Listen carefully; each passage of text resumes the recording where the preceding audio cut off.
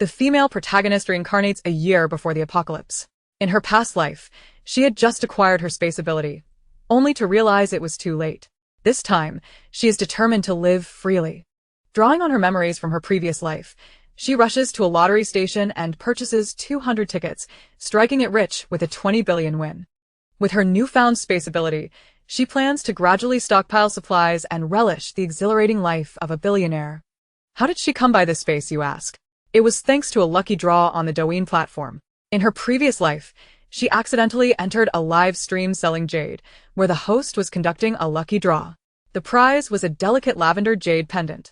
At that moment, she glanced down at the purple cabbage jade around her neck, swiftly took a blood glucose test needle from her drawer, pricked her finger, and let a drop of blood fall onto the jade cabbage. Instantly, a radiant purple light enveloped her, and she found herself transported into the space that belonged to her. As a fan of post-apocalyptic novels, she was not unfamiliar with such occurrences. Before her stood an antiquely styled wooden house, with a well outside emitting swirling white smoke, resembling a fairyland. Understanding the origin of her space, she refrained from hastily upgrading it. Instead, she purchased a grand villa and acquired luxury cars. While buying the villa, she suddenly awakened the spirit of her space artifact, which informed her of treasures hidden within the villa. She immediately decided to acquire 2 villas, embarking on an exciting treasure hunt. The wealth within the villas transformed her from a billionaire with tens of billions into a billionaire with hundreds of billions. With her newfound fortune, she began to exuberantly stockpile supplies in her city, indulging in luxury goods and jewelry that she could only dream of in her past life. One luxury car was not enough, so she bought 2 more, commencing her extravagant stockpiling for the impending apocalypse. Chapter 1. Rebirth a year before the apocalypse. Sue Xiner awoke abruptly from a terrifying nightmare, sitting up suddenly on her soft bed. Wasn't this her bedroom from before the apocalypse? Hadn't she starved to death just 2 years into the apocalypse? The memory of that hunger remained vivid, causing her to break out in a cold sweat. Suddenly, her phone rang, and she stared blankly at the screen, which displayed a call from her boss, Lu Fong. She answered, and Lu Fong's commanding voice came through. Sue Xiner, do you not want to work anymore? You are already an hour late, and you haven't even called. What do you mean by this? Regaining her composure from the shock of her rebirth, she coldly replied, You are right. I am done. Hanging up, she widened her eyes at the time displayed on her phone, May 25th, 2035. She pinched her thigh hard. Ouch. Was this real? Had she truly returned to the day of her birthday, a year before the apocalypse? She had indeed reincarnated. She strived to recall the events of that day. Yes, the space. The space that had only manifested when she was on the brink of starvation. She looked down at the lavender jade cabbage adorning her neck. She hurried to the drawer to retrieve the blood test needle she typically used for acupressure, pricked her finger, and let her blood fall onto the jade cabbage. To her astonishment, the blood vanished, absorbed completely by the jade. In an instant, a purple light enveloped her, and the jade cabbage disappeared. She found herself transported to the familiar, antiquely styled wooden house, with the well outside emitting swirling white smoke, resembling a mystical realm. She recalled that in her previous life, when she obtained the space, there had been little left to gather. She had been so starved that she could barely move. This time, she vowed to make the most of this space. The yard was approximately 300 square meters, with a well in the front, bordered by 2 plots of black soil, each about 50 square meters. The backyard featured a circle of immature fruit trees and a pond nearly 100 square meters in size, crystal clear yet devoid of life. After surveying the entire yard, she entered the wooden house, which spanned 100 square meters, reminiscent of a 3-room apartment. Upon entering, she was greeted by a spacious hall of about 20 square meters, furnished with an elegant round wooden table surrounded by 6 chairs, atop which lay a book. She opened it to find that it described this as an ancient celestial family's mustard seed space. As the spiritual energy was waning, the celestial family had infused all their remaining energy into the jade pendant, creating this mustard seed space within. This space could only be activated with the blood of a truly sincere person, hoping that one day, a destined individual would unlock it and find it beneficial. The space would continue to upgrade in the future, but it required the next generation to explore the methods of advancement. With that, the book vanished. To her left, she noticed a 20 square meter room containing an antiquely styled wooden bed, presumably a modern 1 meter wide bed, alongside a dressing table. The two rooms on the right served as storage spaces, completely empty, each around 30 square meters with a height of about 5 meters. How had she come to possess this jade cabbage? She owed it to the Douyin platform, as she often participated in various lucky draws during live streams, hoping to win something that could supplement her living expenses. One day, she entered a live stream selling jade, where a physical lucky draw was about to take place, with less than 2 minutes until the results were announced. Upon opening the lucky draw, she discovered a lavender jade cabbage pendant, designed to be worn as a necklace. She adored it and eagerly signed up to participate. After silencing her phone, she awaited the results. When the time was up, a dialog box popped up, announcing that she had won. Overjoyed, she quickly confirmed her prize, and a few days later, she received the jade cabbage, finding it truly beautiful and immediately wearing it around her neck. Little did she know, a great surprise awaited her. She resolved to make the most of this space in her new life, living freely and joyfully each day. After exploring the space, she silently wished to return and found herself back in her room. Gazing at the home that once belonged to her in her past life, the only inheritance from her parents, she recalled the 35 square meter apartment, a large room of 15 square meters, a small room of 7 square meters, a 5 square meter bathroom, and a 5 square meter kitchen. Between the two rooms was a tiny 3 square meter living area. Her father had passed away due to illness, and she had continued living here with her mother. Not long after, her mother succumbed to her illness, leaving her an orphan. She had majored in accounting in college and, upon graduation, took a position as a financial assistant in a small company, enduring mistreatment in exchange for a meager salary. Her parents had both succumbed to illness, draining their savings on medical bills, leaving her with significant credit card debt. They could not provide her with any financial cushion. In today's society, finding stable employment is exceedingly difficult. She had no choice but to endure and work for a monthly salary of 5,000 yuan. Thus, when her superior called her earlier, she had responded with irritation, declaring, "I quit." At the age of 26, having worked for 3 years, she disliked flattery and preferred to treat everyone around her with sincerity. Yet, it was this very sincerity and kindness that led to her being hurt in the end. Although she had never uttered those words or committed those acts, she was constantly framed by colleagues adept at flattery, who twisted her words and actions against her. After enduring numerous betrayals, she gradually became withdrawn and taciturn, silently performing her duties without engaging in the world's affairs or seeking conflicts. She could not bring herself to resort to unscrupulous tactics to achieve her goals. Such behavior was simply beyond her moral compass. She found the actions of her sycophantic colleagues repugnant. Her parents had instilled in her the values of sincerity and kindness, teaching her to understand the principles of cause and effect in life. They had made it clear that wrongdoing would inevitably lead to retribution. However, upon entering society, the harsh reality revealed to her just how treacherous and grotesque human nature could be. It is a fallacy to believe that one's sincerity will be reciprocated. There are individuals who, even without provocation, will conspire against you in the workplace. The supervisor who had just called her Lu Fong was a quintessential petty individual. Thus, her experience in this job was fraught with anguish, yet she felt compelled to endure it for the sake of survival. Su Shiner, lost in thought, began to recollect the events of her birthday. Chapter 2. Winning the Lottery, 2 Billion, Part 1. After much effort in reminiscing, Su Shiner finally recalled that on her birthday in her previous life, she had worked late and returned home exhausted. Since the passing of her parents, she had lived in a state of numbness, akin to a walking corpse. Upon her return, she followed her usual routine of washing up and, after cleansing herself, collapsed onto her bed. It was only upon glancing at her phone that she remembered it was her birthday. In her childhood, her mother would rise early on her birthday to prepare 2 boiled eggs and a bowl of nourishing noodle soup for her. In the evening, when she returned home, her mother would lay out a lavish spread to celebrate her birthday, complete with a cake that was an indispensable part of the occasion. Yet now, no one remembered her birthday, and a wave of sorrow washed over her. The thought pierced her heart like a needle. Rising from her bed, she prepared herself a simple bowl of noodles, adding an egg to it. Placing the bowl on the table, she quietly ate alone, attempting to celebrate her own birthday in a modest way.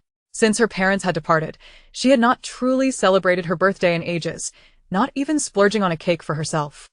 As for friends, she found herself devoid of even a single true companion. Despite her sincere disposition, she was repeatedly taken advantage of and hurt. She had once considered others as confidants, only to discover that they divulged her secrets, leaving her without genuine friends.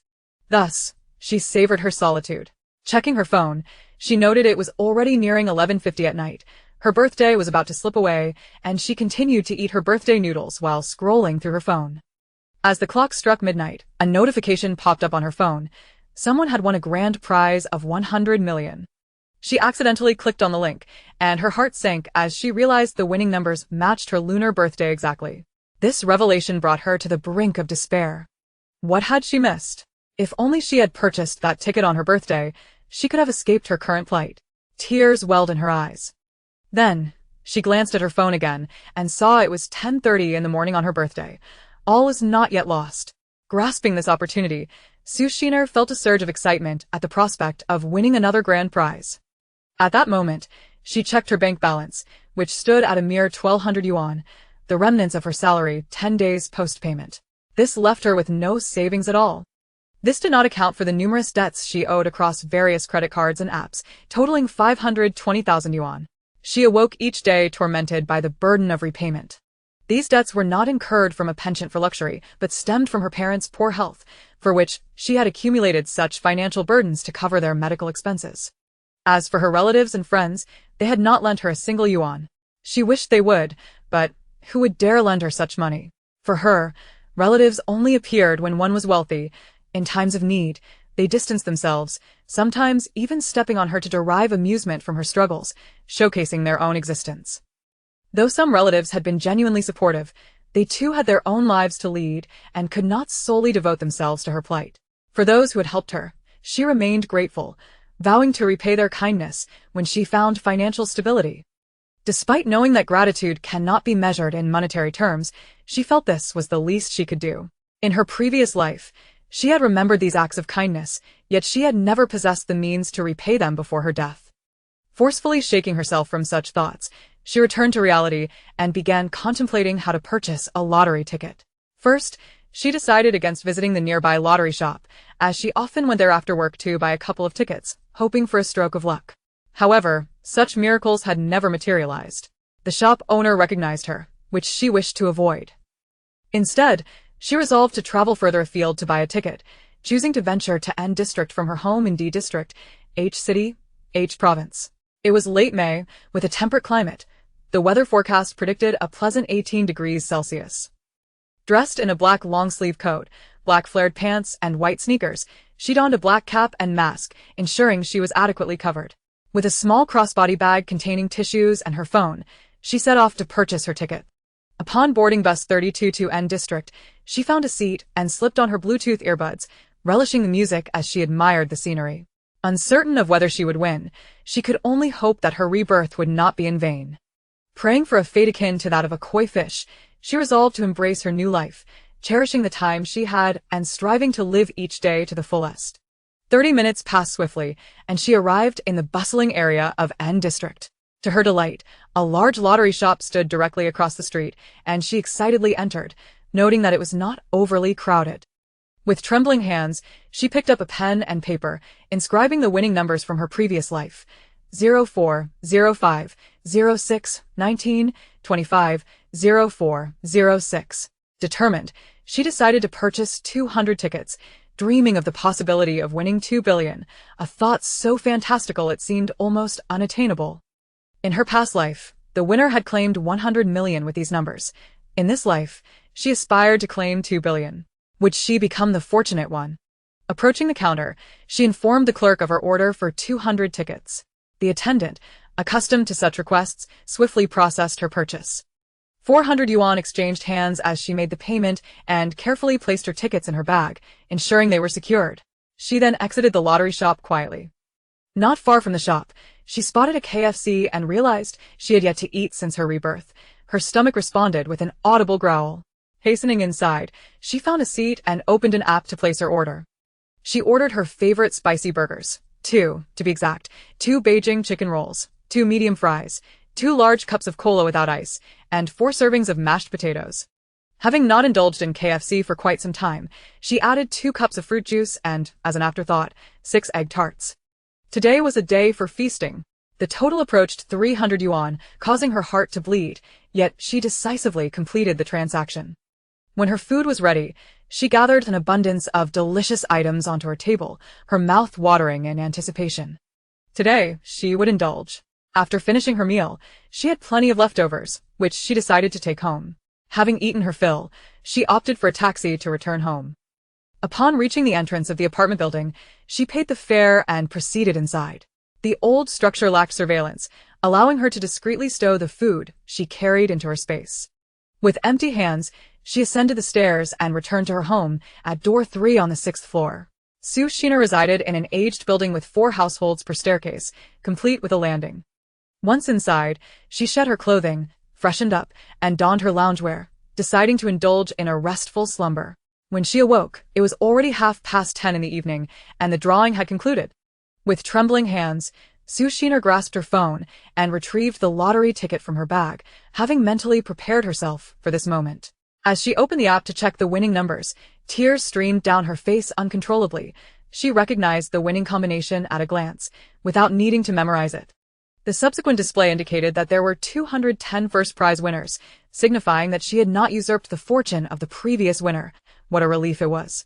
After shedding tears for a considerable time, she composed herself and stepped onto the balcony, gazing silently at the sky. Addressing the heavens, she expressed, "Thank you, dear fate, for granting me this chance to start anew, and for endowing me with this fortunate destiny. Mom, Dad, rest assured, I will live my life to the fullest." Chapter 3, Winning the Lottery of 2 Billion, Part 2, Sushina stood on the balcony, gazing at the sky while articulating a myriad of suppressed thoughts that had long remained unspoken. She felt a profound sense of relief wash over her. Upon returning from the balcony, she locked the door securely from the inside and inserted the key, a habit she had cultivated since she began living alone. She then entered her bedroom, drew the curtains, turned off the main light, and switched on a small night lamp before settling into bed to quietly contemplate her next steps.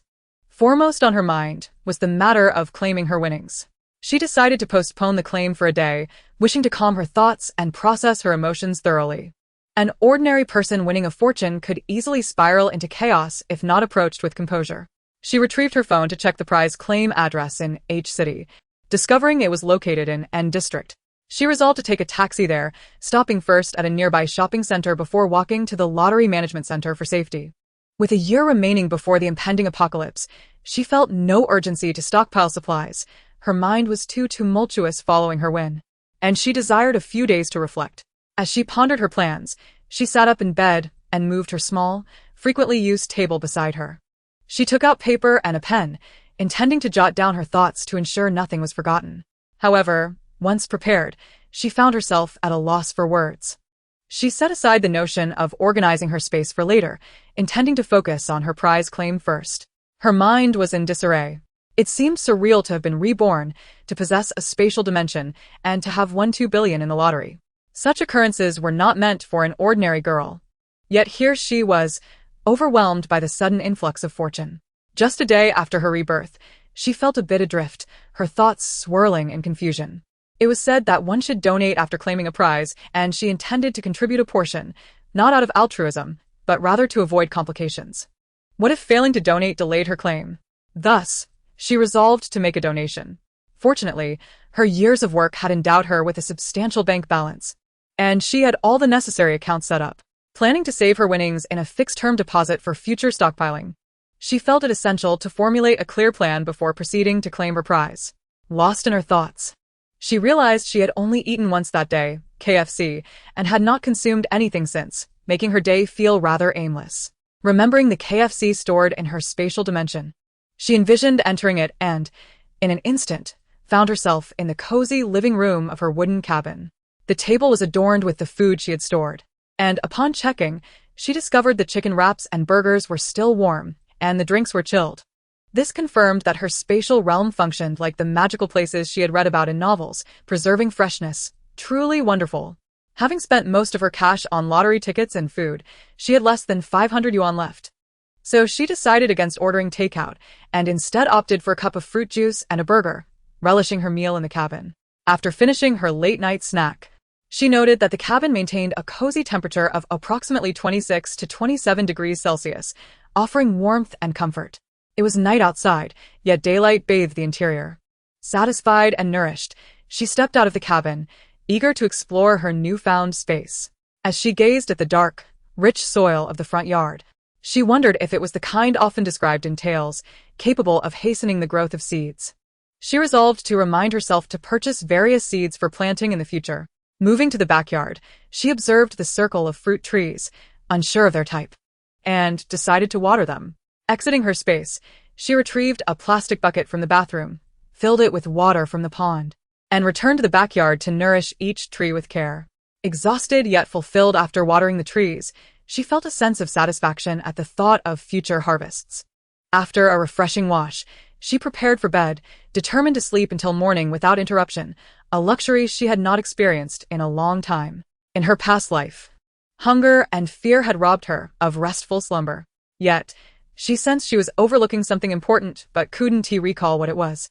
So she set the thought aside and drifted off to sleep. When she awoke, the sun was already high in the sky, and glancing at her phone revealed it was 11 in the morning. Noticing a missed call from her spiteful female boss, she promptly blocked the number, unwilling to let anyone disrupt her newfound happiness. Sue Sheener sought to avoid overburdening her mind, having only contemplated the prize claim processed the previous day while neglecting other matters. She decided her brain needed a break for a few days. Picking up her phone, she pondered what to have for lunch. With less than 500 yuan remaining and the preservation ability of her spatial dimension, she realized she could indulge in good food while stocking up for later convenience. Opening her preferred food delivery app, she located the restaurant she had previously frequented to improve her meals. She knew she could enjoy a satisfying meal for under 50 yuan. Most importantly, their rice was exceptionally delicious, reminiscent of her mother's cooking. Thus, she ordered 10 portions of rice, 2 portions of sweet and sour pork, 2 portions of stir-fried meat, 2 portions of fish-flavored shredded pork, and 2 portions of Northeast-style mixed vegetables. After applying discounts, her total was 358 yuan, leaving her with over 100 yuan, ample for a taxi to the claim center the next day. 50 minutes later, the delivery person knocked on her door, and Sue Sheener hurriedly jogged to receive her order, expressing gratitude and apologizing for the quantity. The delivery person kindly replied that it was no trouble and wished her a pleasant meal. Sue Sheener had always treated delivery workers with respect, believing in the importance of mutual respect in all interactions. She felt a warmth at the thought that her words of thanks might brighten their day. Chapter 4. Winning the Lottery of 2 Billion, Part 2. Upon bringing the takeout inside and placing it on the table, she rushed to the kitchen for 4 small plates to serve herself portions of sweet and sour pork, stir-fried meat, fish-flavored shredded pork, and mixed vegetables. She retrieved a box of rice, while the remaining food was returned to her spatial dimension with a wave of her hand. Sitting cross-legged on her bed, she moved her small dining table in front of her and began to savor her feast. The sweet and sour pork was indeed authentic, and she quickly learned that it was best enjoyed hot. The first bite, however, overwhelmed her with its tangy steam, causing her to cough. Nevertheless, this minor discomfort did not deter her from indulging in the culinary delights. Another bite of the fish-flavored shredded pork, sweet and slightly spicy, made her mouth water with anticipation. After relishing these 2 dishes, she turned to the savory stir-fried meat, which was simply delectable. Mixing the cool, refreshing vegetables, she savored each bite thoroughly. This sumptuous meal left her feeling pleasantly full, her belly content and unable to move. She simply lay on the bed to rest, drifting into a slumber that lasted until she naturally awoke and finished her lunch, and thus, half of the day had passed. While idly reclining on her bed, she picked up her phone to scroll through short videos, yet found nothing of particular significance, merely snippets of mundane life, such as discussions on why wives should refrain from eating Swiss rolls or reports of internal conflicts among certain groups. As she continued scrolling, her lethargy from overreading overcame her, and she fell asleep once more. Upon waking, the darkness of night enveloped her, and glancing at her phone revealed it was already past 7 in the evening. It felt as though she needed to compensate for all the rest she had missed in her previous life, and she chuckled at the thought. Rising from her bed, she went to the bathroom to splash her face with water, and for the first time since her rebirth, she earnestly gazed into the mirror. Her fair skin seemed almost dewy, her large eyes framed by long eyelashes, a feature inherited from her Manchu mother, lending her hair a hint of natural curl. Her shoulder-length hair had gentle waves, easily mistaken for being styled. She truly possessed thick brows, bright eyes, a well-defined nose, and delicate lips, an image that made her quite enamored with her own reflection, indulging in a moment of vanity. The stark contrast to her previous life, where her face had been gaunt and her eyes devoid of spirit, felt surreal. After freshening up, she tidied the plates and items on her bedside table, returning to her bed to ponder what to document. Unsure of where to begin, she decided to outline the essentials: food, clothing, shelter, and transportation. She also recalled her intention to purchase seeds for the fertile land she had envisioned. However, the absence of a vehicle posed a significant challenge for her future plans. During her university days, she had obtained her driver's license over the summer, yet lacked the means to buy a car, leaving her license to gather dust. To facilitate her travels, her primary objective upon receiving her bonus would be to purchase a car. She made a note of this. Another lingering regret weighed heavily on her heart. Due to financial constraints, her parents' ashes remained unburied, stored at the funeral home. She resolved to find a serene and picturesque resting place for them, wishing to finally lay their souls to rest and alleviate the burden of her past life's regrets. The thought brought tears to her eyes, filling her with sorrow. If only her parents were alive. She now had the means to provide them with a life free from financial worries. She forcibly redirected her thoughts to the present and continued her notes. Contemplating her parents' burial, she planned her departure from the city, recognizing that distance would shield her from the chaos of the world. Thus, she decided to head to Kyoto. In her previous life, she had heard of a luxurious residential community called Wanhao-ting, renowned for its safety and military oversight. She contemplated visiting to see if there were any rental properties available or even the possibility of purchasing a unit, despite the staggering starting price of 150 million for a flat. With this in mind, she resolved to retain her parents' house for the time being, as selling it in a second-tier city would yield little profit. Instead, she intended to install high-quality security doors and windows, hoping that one day she could return. She also planned to travel abroad to acquire goods unavailable domestically, such as gasoline and diesel. The specifics of her execution remained unclear, but she intended to stabilize her situation in the country first, stockpiling necessary supplies. Once she secured a property in Kyoto, she anticipated that obtaining her passport would become more manageable. After receiving her award, she planned to remain in H City until late June before departing for Kyoto, using her northern hometown to stockpile supplies. She spent some time sketching and writing, only to realize it was already 10 o'clock at night. Deciding to rest, she scrolled through her phone to rejuvenate her spirits for the next day's award ceremony. Upon opening her phone, a news alert popped up. 20 billion in prize money remained unclaimed, awarded to a resident of H City, urging the winner to come forward. She even saw an interview with a clerk from the store where she had purchased her lottery ticket.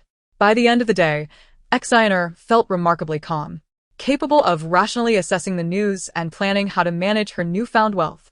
With that, she turned off her phone, dimmed the lights, and drifted into slumber, wishing herself sweet dreams and hoping for a brighter future. Chapter 5. Claiming the prize on May 27, 2035, Xiner rose early. Having checked that the lottery center opened at 9 o'clock. After grooming herself, she donned the same outfit she had worn on the day she purchased her lottery ticket, concealing her face with a black mask and donning the black sunglasses she had bought previously. With a backpack worth less than 100 yuan containing a change of clothes, she stepped out with her phone in hand. Upon exiting, she swiftly hailed a taxi at the intersection, instructing the driver to take her to the Qianxing shopping center in District N. The driver obliged, and as they drove, Xiner occasionally engaged in light conversation with him. She utilized her phone to navigate to the lottery center's address, quietly observing the map until she was approximately 1,000 meters from her destination. As she awaited a suitable moment for the driver to stop, she noticed a traffic light ahead and instructed him to halt at the intersection after passing the light. The driver complied without question, and as soon as they crossed the traffic light, she quickly scanned her payment and exited the vehicle. After stepping out, she saw that the lottery center was still 500 meters away, so she followed the map's guidance toward her destination. Upon reaching the entrance of the lottery center, she took a deep breath, admiring the clean and inviting facade, and checked the time. It was 10 minutes past 9. Due to the excitement surrounding the grand prize, the employees at the center were eager to discover the identity of the winner. Dressed in black with her mask and sunglasses, she immediately became the center of attention as she entered. A striking young woman, approximately 1.7 meters tall, approached her to inquire about her business. Xiner maintained an air of calm as she replied, "I am here to claim my prize." The employee's eyes sparkled with excitement as she exclaimed, Could it be that you are the winner of the grand prize? Exiner smiled and asked, what procedures do I need to follow to claim my prize? The employee promptly instructed her to have her original ID and lottery ticket ready and to follow her for verification. Exiner nodded and followed the employee into a room, producing her ID and ticket. Meanwhile, she retrieved a pencil from her bag and wrote her name and ID number on the white edge on the back of the ticket. The staff member waiting for verification smiled and commented, "You are quite meticulous. Rest assured, we have cameras everywhere. No illicit activity will occur here." Exiner replied with a smile. "I apologize, but I do this not out of distrust for honest individuals, but rather to protect myself from the dishonest." She handed her identification and lottery ticket to the staff for verification. Meanwhile, the young woman hurried out to notify her colleagues that the grand prize winner had arrived. Everyone was eager to see who the winner was, as such occurrences were rare. Bank presidents from partnering institutions were also alerted and rushed to the lottery center, eager to be the first to negotiate a deposit agreement. The sight of their eager smiles and fawning expressions was almost comical. Xena remained silent, patiently awaiting the verification of her ticket. 5 minutes later, the staff, along with the lottery center director, approached her and announced, "Congratulations. We never expected the grand prize winner to be so young." Exiner promptly inquired, "Is there anything else I need to do?" The staff member said, "Ms. Su, the lottery ticket has been verified as authentic. Next, please proceed to our tax department for the tax calculation, and then your prize will be disbursed to you. We will issue a cash check." Su Exiner stood up and followed the staff member to the tax office to handle the payment of personal income tax. Meanwhile, the director of the lottery center spoke softly to Su Exiner, "Congratulations once again on winning the grand prize. Which charitable projects would you like to support?" Su Exiner smiled and replied, "Are there any welfare projects related to orphans? I would like to donate to an orphanage." The director quickly responded, "Indeed. We have a children's rescue foundation and a social welfare institution for children. Which one would you like to support?" After pondering for a moment, Exiner said, "Let us donate to both. 5 million each, totaling 10 million. Does that work for you?" The director beamed with joy, nodding vigorously, "Absolutely. Thank you for your generosity towards charitable causes." Thus, with the donation amount settled, the staff expedited the tax deduction process. After deducting 400 million in personal income tax and the 10 million donation, Su Exiner received a total of 1,590 million. The cash check was promptly prepared. The staff solemnly handed the check to Su Exiner and inquired if she would be willing to accept an interview, which she decisively declined. The staff member thought to himself, who would want acquaintances to know about their grand prize win, thereby inviting unnecessary trouble? Su Exiner then asked the lottery center if it would be possible to borrow a conference room, as she wished to discuss matters with several bank presidents. As time passed, winners of lottery prizes were no longer required to deposit their winnings in the 4 major banks of Hua country. Winners could voluntarily choose which bank to deposit their funds in, prompting the presidents of various banks to employ every strategy to attract these deposits. The director, observing that the young girl was quite astute and had made a generous donation without needing much persuasion, readily agreed to provide her with an empty conference room for her use. Su Exiner expressed her gratitude, stating, "Thank you, an hour will suffice at most. I apologize for the inconvenience." The director smiled and replied, "Not at all, it's a minor effort."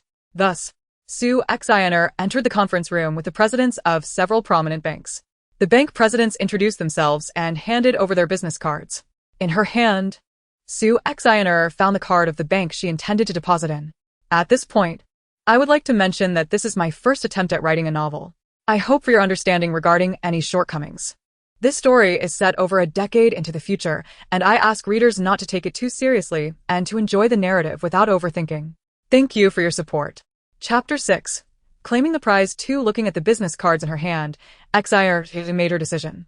However, before proceeding, she needed to present her deposit requirements to the bank presidents to see if they would accommodate her requests. If they agreed, she would choose which bank to deposit her funds in.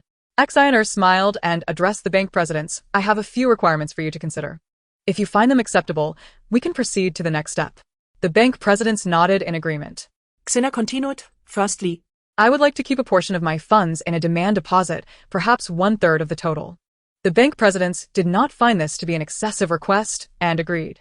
Exiner added, "I will notify you in advance whenever I wish to withdraw funds, and you must ensure that I can access cash without delay, without any excuses preventing my withdrawal." Of course, if I make purchases directly using my card, I will not trouble you for cash. The bank presidents found her initial requests manageable. Exiner then stated, additionally, I require a portion of my funds in cash because, as an ordinary citizen, I feel more secure having cash on hand. The bank presidents readily agreed to this. I currently have a total of $1,590,000,000, and I would like to withdraw $90 million in cash. The demand deposit portion should be $500 million temporarily, as I have many purchases to make, such as cars, houses, etc. I need to ensure I can access cash freely without any limitations imposed by your bank. I would also like you to draft a contract reflecting these terms, as it will provide us with legal assurance. Xin further elaborated. The bank presidents found themselves deep in thought, unperturbed by their deliberation. Exiner continued outlining her requirements. As for the remaining $1 billion, I can consider a fixed deposit for either 3 or 6 months. I will not commit to a long-term deposit, as I have my own plans and circumstances may change. Therefore, I do not need any financial products you may offer. I simply wish to make a deposit. If you can accept these terms, we can continue our discussion. If not, it would be regrettable. After Exiner finished her statements, the bank presidents exchanged glances and whispered among themselves, possibly considering her a challenging client. 10 minutes later, 2 of the bank presidents excused themselves, leaving only 2, President Pu and another president from one of the 4 major banks. The focus shifted to interest rates, with President Li confidently presenting their offer of a 2.8 interest rate, which could not be exceeded. Since Exiner was opting for a demand deposit, President Pu, visibly anxious, stated that their bank could offer a maximum of 2.5 interest, a significant disparity. Considering a $10 billion deposit, the difference in interest amounted to several million. Exiner smiled and declared, I had decided to deposit with President Pu. The president from one of the 4 major banks stormed out in indignation, muttering about Exiner's perceived foolishness. President Wang from Pu Bank looked at Exiner in astonishment and eagerly asked, Why have you chosen our bank despite the lower interest rate? Exiner smiled and recounted her experience with Pu Bank. Years ago, when my father was gravely ill, I overdrawn my credit card with your bank to cover his medical expenses, incurring tens of thousands of debt. After my father was discharged, I was inundated with calls from various banks demanding repayment. Only a representative from your bank helped me connect with a supervisor. During our conversation, I tearfully shared my struggles. He compassionately responded that he understood and asked me to send the necessary documents, including my father's medical records. After reviewing them, he effortlessly granted me a 6-month installment plan without requiring negotiation. In my time of need, your bank was the only one that reached out with kindness. This is why, among all the presidents here, I chose Pu Bank. If you can agree to my terms, it will be my way of repaying that kindness. Upon hearing Exiner's story, President Wang's eyes glistened with emotion. He said he would seek out the representative who had assisted her, emphasizing the importance of valuing such dedicated employees. Exiner smiled and asked, What steps do I need to take to proceed with the deposit? President Wang replied, We have arranged a special vehicle for you. You can follow us directly to our headquarters in H City to complete the transaction. With that, Exiner rose and accompanied President Wang as they departed in the bank's special vehicle, heading straight to the Pu Bank headquarters. Upon arriving at the headquarters, President Wang escorted Su Shiner into the VIP room, where specialized staff were present to personally assist her in creating a bank card. Su Shiner specified that out of the sum of $1,900,000,000, she wished to deposit $1 billion in a fixed-term account for 3 months. Upon maturity, if she did not cancel the term deposit, it would automatically roll over into another 3-month fixed deposit. The remaining $590 million would be kept in a demand deposit for her immediate use, and she requested that $90 million be prepared in cash for her convenience, which she could collect at any time. President Wang readily agreed, assuring her that the cash would be ready for collection within a week, and they would personally notify her by phone when it was prepared. Suddenly, Su Shiner recalled her interest in gold and inquired with President Wang, May I purchase gold bars from you and take them with me? To which he replied, Of course. We can offer you a favorable price of 500 yuan per gram. How many grams would you like for each bar? After contemplating for a moment, Su Shiner responded, In that case, I will take 40 million in cash and purchase gold bars weighing 250 grams each, totaling 400 grams. Does that work for you? President Wang, pleased with such a significant transaction, nodded in agreement and arranged for her to return in 7 days to collect the 40 million in cash and the 400 grams of gold bars. They exchanged contact information, with President Wang initially requesting her phone number. However, Sue Sheener mentioned that she would be changing her number soon and would update him with her new contact details upon her return to the bank the following week. She also informed President Wang of her plans to purchase a property in Kyoto and inquired if he had any acquaintances familiar with the Wanhao Garden development. President Wang confirmed that he indeed knew someone and agreed to reconnect once she arrived in Kyoto. 10 minutes later, the bank cards were ready, a black card representing the 1 billion fixed deposit and a gold card for the 590 million demand deposit. Sue Sheener asked if she could start using the cards immediately, to which President Wang affirmed that she could. He also inquired about her next destination and offered to have his driver take her there, showcasing exceptional service. Sue Sheener expressed her desire to visit the Audi dealership to look for a vehicle. Consequently, President Wang instructed the driver to take her to the Audi showroom. Thus, she joyfully departed the bank, boarding the bank's car en route to the Audi dealership. Chapter 7. New car arrivals upon arrival at the Audi dealership. Sue Sheener thanked the driver and exited the vehicle, signaling for him to leave as President Wang had instructed him to return her home once his business was concluded. As she entered the showroom, she was greeted by a display of luxury vehicles. Although she was not particularly knowledgeable about cars, she had a penchant for SUVs. She recalled seeing an Audi SUV involved in an accident, where the front end had sustained minimal damage while the occupants remained unharmed, clearly demonstrating the vehicle's robustness. This was one of the reasons she had come directly to the Audi showroom after receiving her bonus. The staff, noticing her modest attire, did not regard her as a potential buyer of luxury cars, and thus, she was largely overlooked. Aside from the customary greetings upon entering, she found herself perusing the vehicles in solitude. One model particularly caught her eye, the Audi RS Q8, priced at 168 million yuan. She was enamored by its size and spaciousness, envisioning the convenience it would provide for transporting goods discreetly. Unlike many young women her age who favored colorful cars, she was drawn to the car's sleek black finish, which exuded a sense of stability and sophistication. She felt particularly at ease inside, finding compact cars and sports models somewhat stifling. As she pondered her thoughts, a young man approached her, appearing to be a student, likely an intern. Stammering, he asked, "Hello? Mom. Would you like to know more about this vehicle? I can assist you." Sue Sheener smiled and replied, "No, thank you. I would like to know if you have this car in stock and if I could drive it away immediately upon purchase." The young man stood momentarily speechless. He had noticed her inspecting the car for quite a while and, seeing that none of the seasoned salespeople had approached her, he decided to offer his assistance. Now. He was taken aback by her direct intent to purchase the vehicle. His heart raced at the prospect of making a sale, which could secure his transition to a permanent position, as he had faced exclusion and hesitated to pursue leads. Today seemed fortuitous for him. Regaining his composure, he responded, "Ma'am, you wish to drive it away right now?" Sue Sheener confirmed, "Yes, I intend to buy it outright, provided you have it available." The young man quickly assured her, "Please wait a moment. I will consult with our manager." He hurried off to find his superior. At that moment, a sharp-looking female salesperson, who had been observing from a distance, approached Sue Sheener with a smile. "Ma'am, the young man you spoke with is an intern and may not have the necessary knowledge." "Allow me to assist you," she offered. Sue Sheener replied with a knowing smile, "No, I would prefer to be assisted by that young man. I do not require anyone else." The female salesperson, feeling embarrassed, retreated just as the intern returned with the manager. He caught sight of the earlier interaction and expressed his gratitude to Sue Sheener with a smile, to which she responded with a slight smile of her own. The manager approached with a friendly demeanor, presenting his business card. Hello, Mom. "I am the manager here. You are interested in the available vehicle, correct?" Sue Sheener affirmed, "Yes. I wish to purchase it outright and drive it away immediately. Additionally, could you assist me with the registration and license plates? Rest assured, the service fee will be generous." The manager replied, "Of course, we can expedite the registration process for you, and you will receive the license plates within a week. Until then, we will provide you with a temporary plate for your convenience. This vehicle is entirely imported, and you are fortunate to have arrived just as we received it."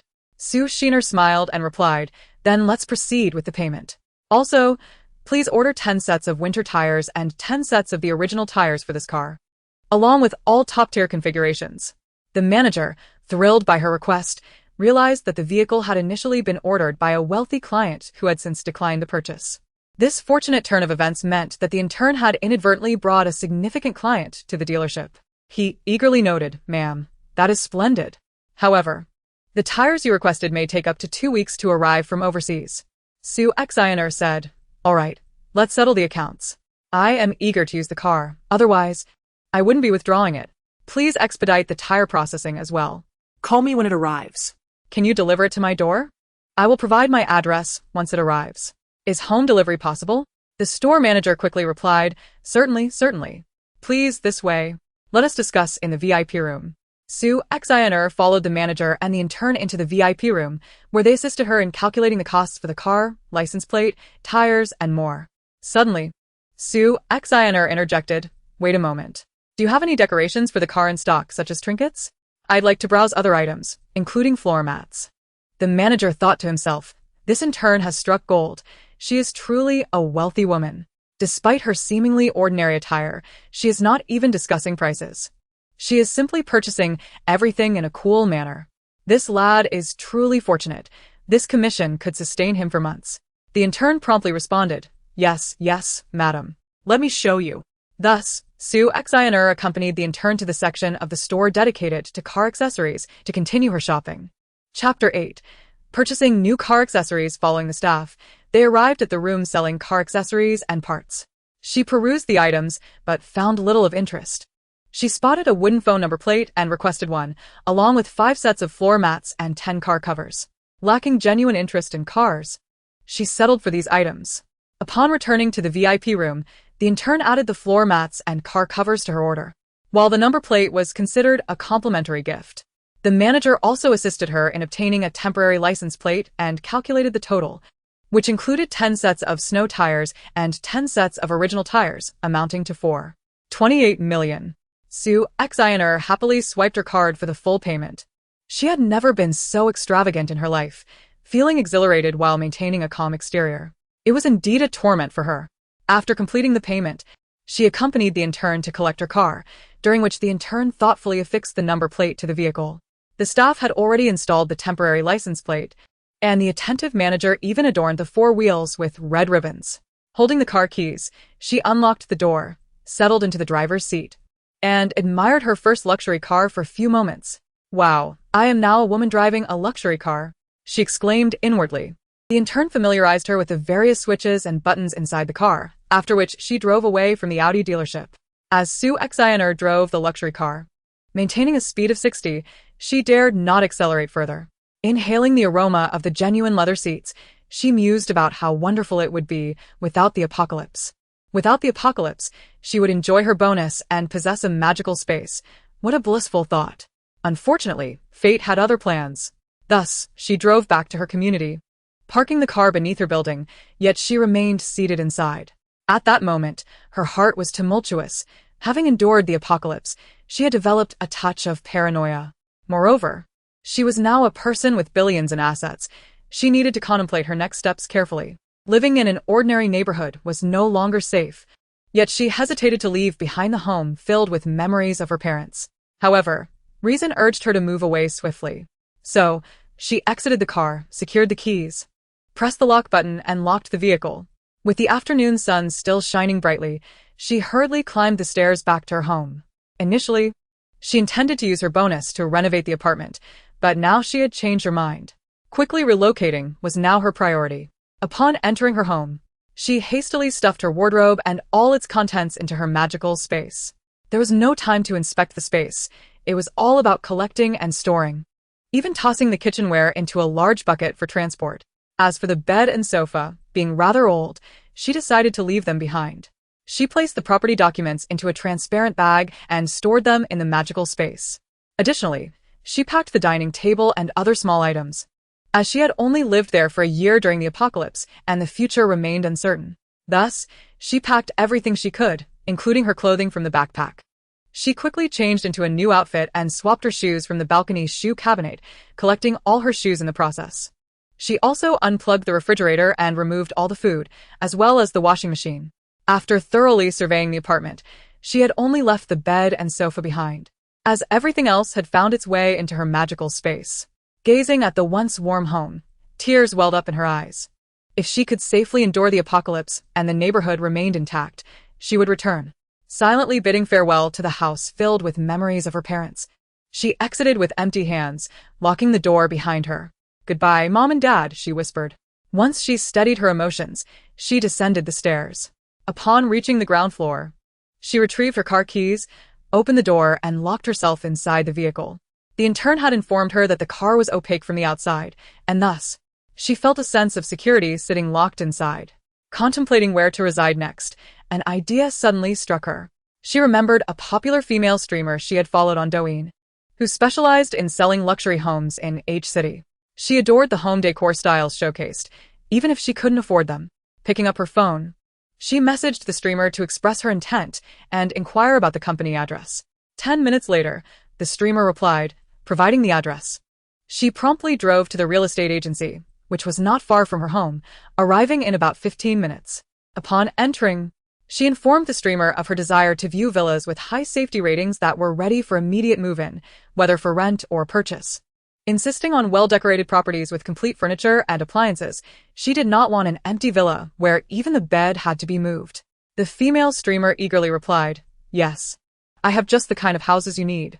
After viewing several video tours, she became interested in 2 standalone villas, each with private yards, ensuring her activities would remain unseen. Moreover, the bedroom windows overlooked a wetland park, providing exceptional privacy, precisely what she desired. Remarkably, these 2 villas were located in the same community, positioned at the far end of the villa area, yet approximately 800 meters apart. The agent explained that both villas belonged to a single owner who had purchased them as renovated properties from another party. The original owner had furnished the houses with imported furniture and appliances, but after completion, they remained unoccupied. For reasons unknown, they had decided to emigrate to Country A and were not planning to return. Everything in the houses was as seen. Should someone wish to purchase both, they could negotiate a better price. The owner had been trying to sell them for 3 years, with one villa measuring 600 square meters across 4 floors, including a semi-basement, listed at 38 million. The other, 510 square meters, also 4 floors with a semi-basement, priced at 30 million. Both had been on the market for a full 3 years without any buyers, incurring significant annual costs. Property fees, heating costs, and the need for regular housekeeping services weigh heavily on the mind. Thus, should someone wish to purchase both properties together, the owner intends to sell them for 60 million. A fixed price with no room for negotiation. Sue Xiner smiled, choosing not to respond immediately. She took a moment to examine the interior decorations of both houses before addressing the social media savvy agent. "Let us first view the properties, and we can discuss the price afterward." Chapter 9. Purchasing the villa. Sue Xiner insisted on viewing the properties first. The agent informed her, "Miss Sue, the owner requires prospective buyers to verify their financial capability. Only clients with assets exceeding 200 million are permitted to view the property." Sue Xiner smiled and replied, "That seems reasonable. One cannot simply approach without any means and expect to be shown around." She retrieved her golden card from her bag and handed it to the agent, who promptly checked the account balance with a card reader. Upon discovering that Sue Xiner possessed 586 million in assets, the agent beamed and eagerly guided her toward the villa. Once inside her car, Sue Xiner instructed the agent, "You lead the way, I shall follow." As they drove toward the villa district, she contemplated whether to purchase the properties or inquire about the possibility of renting instead. Her previous life had not been marked by the cataclysmic events depicted in novels. Rather, she had experienced a devastating year characterized by coastal flooding in southern cities that caught residents unprepared, resulting in countless casualties as sea levels rose dramatically. In her northern city, a plague of locusts engulfed the land, obliterating crops and causing food prices to soar overnight. The populace hoarded supplies frantically, and though she had maintained a habit of stockpiling essentials, she had never anticipated the dire circumstances that would unfold. Despite her prudent accumulation of goods, compressed biscuits, sealed 10-kilogram bags of rice, noodles, and instant meals, she found herself malnourished after a year of frugality. Many others, lacking experience in stockpiling, suffered even more grievously. Although chaos ensued, the order in Huagua remained relatively intact.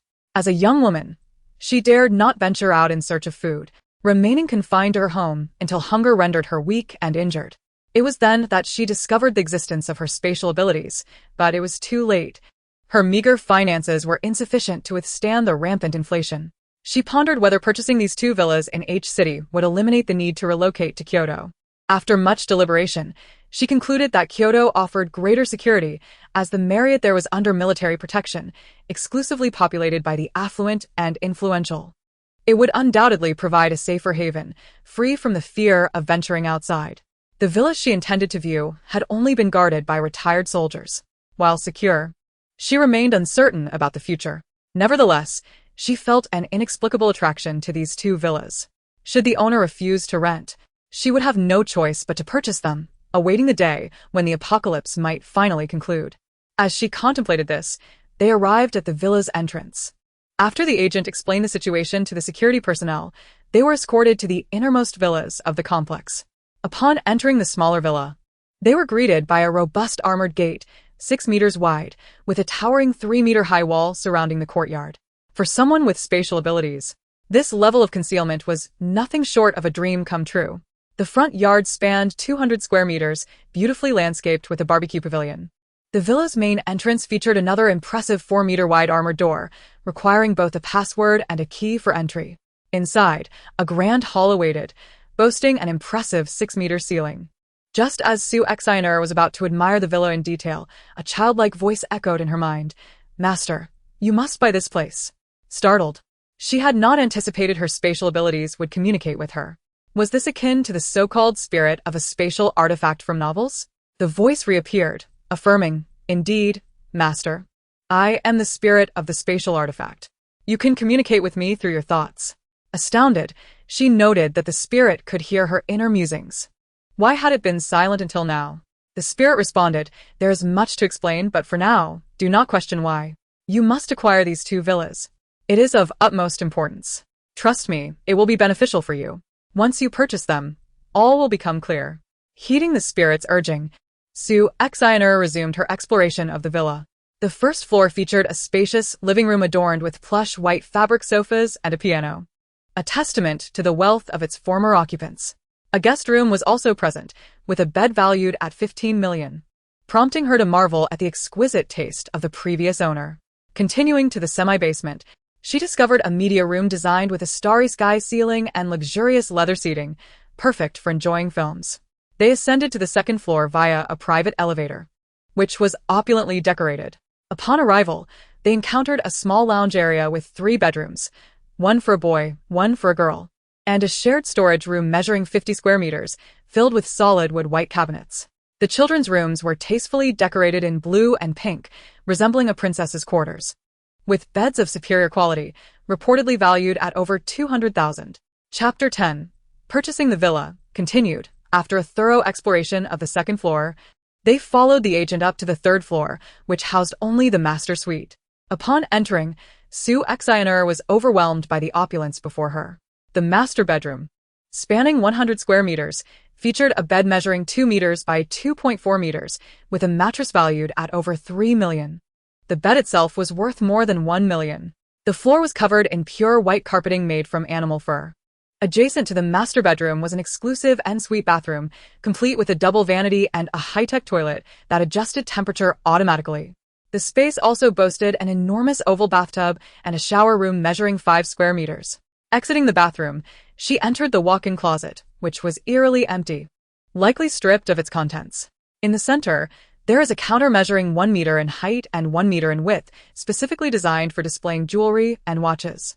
Adjacent to it lies the owner's study, featuring a wall painted in a verdant blue-green hue, reminiscent of a lush forest. The solid wood bookshelf along that wall stands empty, devoid of any books. Opposite it is a grand blue-green desk, adorned with an impressive fruit computer, likely worth several tens of thousands. It is said to have been purchased but never utilized, as the owner's son has resided abroad and only returns to accompany his parents in another villa. Thus, this smaller villa has remained uninhabited, pristine, and untouched. The thought of residing here filled Sue Sheener with delight, and she resolved to claim this abode as her own. Ascending from the third floor to the fourth, she discovered an attic space, one room of which had been transformed into a tatami area approximately 60 centimeters high, measuring 5 meters long and 2.5 meters wide, with an electric mahjong table at its center.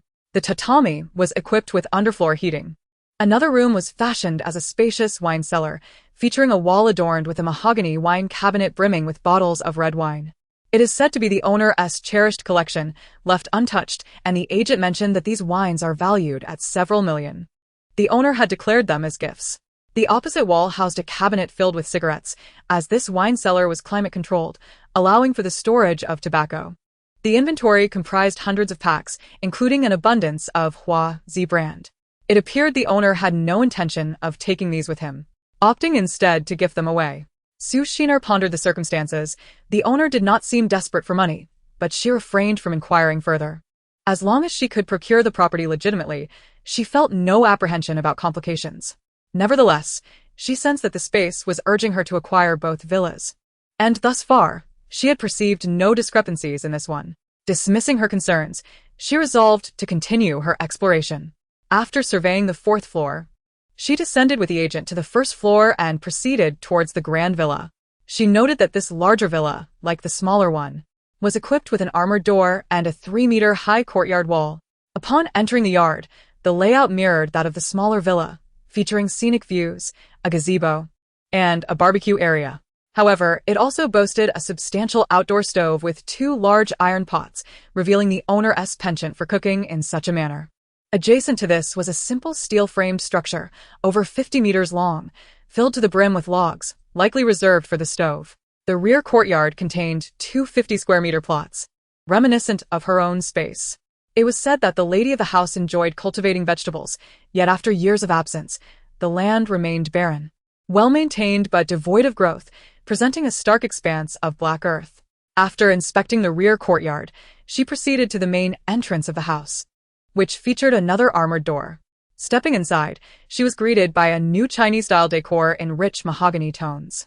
The living room was furnished with a sleek black leather sofa, its surface gleaming, bordered by mahogany accents. The agent revealed that the sofa was valued at $2,800,000, imported from abroad. Before the sofa hung a magnificent 100-inch LCD television, flanked by 2 towering porcelain vases nearly 2 meters high. This home clearly catered to an older demographic, with preferences she found unappealing. To the left, there was a spacious study, approximately 50 square meters, larger than her own home. One wall was lined with empty mahogany bookshelves, suggesting the owner's love for literature, as all books had been removed.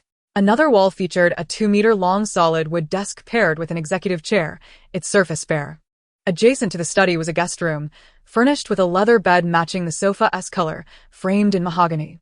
Along the wall stood a custom-made row of mahogany wardrobes. After touring the 1st floor, she proceeded down to the half-basement, curious about its design. Descending, she entered a large reception area, dominated by a 5-meter-long natural wood table surrounded by solid wood chairs. To the left lay a spacious tea room, with some tea leaves left behind, though she paid little attention, as not many young people appreciated the art of tea. The 2-meter tea table was complemented by a decorative rock and flowing water, creating a serene ambience. Opposite the tea room was a long row of solid wood cabinets, topped with glass displays showcasing various tea cakes, white tea, and Longjing tea, with more stored below, all left untouched. To the right of the reception area was an expansive wine cellar, extending nearly 100 meters, filled with numerous bottles of white and red wine, indicating the owner's evident passion for fine spirits. Both villas featured such substantial wine cellars, left brimming, signifying considerable value. Feigning indifference, she cast a cursory glance and ascended to the 2nd floor, where the villa, like the previous one, boasted a lofty 6-meter ceiling, creating an airy atmosphere. From the 2nd floor, she gazed down, feeling slightly dizzy. This level contained 2 bedrooms, one of which was likely the main residence for the owner's son during his visits. It was spacious, measuring over 80 square meters, with a 2-meter 2 by 2-meter 4 bed, the mattress reportedly custom-made at a cost exceeding $300,000. The master bedroom bore the same design as her own villa, featuring a light gold headboard and a 5-meter-long custom blue-green wardrobe, which too was empty. The adjoining bathroom was equipped with a large bathtub, suggesting the owner's son was no less than 6 feet tall. The other smaller bedroom, a guest room, measured 50 square meters, furnished with a 2-meter by 2-meter 2 solid wood bed, akin to the one downstairs. After observing their custom beds, the guest room's furnishings seemed less extravagant. Ascending to the 3rd floor, she was astonished to find that the master bedroom also featured a custom-made bed, measuring 2 meters 2 by 2 meters 4. This time, It was styled similarly to the guest room, with a vertical striped black leather headboard and mahogany framing, the bed legs robust enough to rival a thigh in girth. The solid wood flooring was adorned with a white animal skin rug, mirroring the other master bedroom. The adjoining bathroom was fitted with an oval bathtub and a 5-meter shower area. It seemed that two individuals could comfortably share the space. What a peculiar thought. The dual sink was accompanied by a toilet matching the previous master bedroom. Adjacent to the bathroom was a walk-in closet, crafted from mahogany, encircling a jewelry display measuring 2 meters by 1 meter and standing 1 meter tall. Having completed her tour of the 3rd floor, she made her way to the 4th, which, like the earlier villa, featured tatami flooring with an electric mahjong table at its center. The other room was designated as a storage area, revealing the owner's penchant for hoarding, with 10 sets of 2-meter-tall, 4-meter-wide steel shelving units, each comprising 3 tiers. Against the wall stood a circle of solid wood cabinets, with a shelf placed in the middle. The shelf held little more than a few barrels of olive oil and 2 boxes of wuchang rice, with the rest being empty. After approximately 40 minutes, Sue Sheener had toured both villas. She and the real estate agent took the elevator to the 1st floor and settled into the living room. She initially inquired whether the house was for rent, to which the agent responded that given the exquisite renovations, the owner was unwilling to rent it out and intended to sell instead. Sue Sheener remarked, "Only for sale? But as a young woman, I cannot afford to spend $60 million at once on 2 villas." Noticing the agent still listening, she continued, "While the owner's renovations might seem like a gift, the price is still quite steep. To be frank, for this amount, one could purchase a villa in a first-tier city."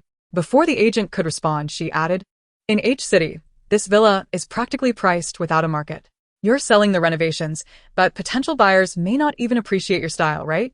I may not lack funds, yet I must spend wisely." The real estate agent smiled awkwardly, acknowledging, "Indeed. The villa prices in H City are comparable to those in first-tier cities, but our renovations are of exceptional quality, designed by renowned foreign designers. Just look at the thoughtfully curated furnishings. It was intended for a lifetime residence. Who could have foreseen such changes in plans?" Susin question. There couldn't be any issues with the property, could there? Otherwise, why would 2 wealthy owners part with it? The agent hastily assured her, "Rest assured, there are no problems. While we are unaware of the reasons behind the first owner's sale, the second owner has lived here for several years without issue. The domestic economic environment is challenging, and the owner's son has grown accustomed to living abroad and is reluctant to return. He has even married a foreign wife, reportedly pregnant, prompting the couple to sell and join their son overseas." Sue Sheener contemplated. "In that case, purchasing both villas is not out of the question. I could live in one and sell the other when the market improves. Perhaps I could even recoup some of my investment." The agent eagerly replied, "Exactly. You are not short on cash, and what a bargain it is to buy both together. The owner is practically offering a giveaway." Susin faigenze luten. "Let us do this. Tell the owner that I don't want the wine and tea left behind. As a young woman, I have no use for those items." She continued, "To be frank, those should not be included in the price. I will offer $45 million for both villas, and I will pay in cash. In this day and age, it is rare to find someone who can pay such a sum in cash." Seeing an opportunity, the agent quickly stated, "Ms. Sue, please hold on. I will contact the owner to discuss this." Sue Sheener replied, "All right, go ahead. Remember to negotiate for me. If this works out, I will ensure you are well compensated." The agent hurried outside to call the owner regarding the price. The owner, understanding the current market conditions, realized the renovations alone were not enough to justify the price. However, he was taken aback by the steep discount proposed. After several negotiations, he begrudgingly declared, "The lowest price is $50 million, and I will not include any items from the villas. If that works for you, I can arrange everything for a swift transfer of ownership, and you will receive the property certificate within 2 weeks." After hanging up, the owner felt a pang of regret, having invested nearly as much as a small fortune in these 2 villas during a peak market period. Alas, he had to accept his misfortune. The annual maintenance costs were substantial, and after 3 years without a sale, he could not afford to delay any longer.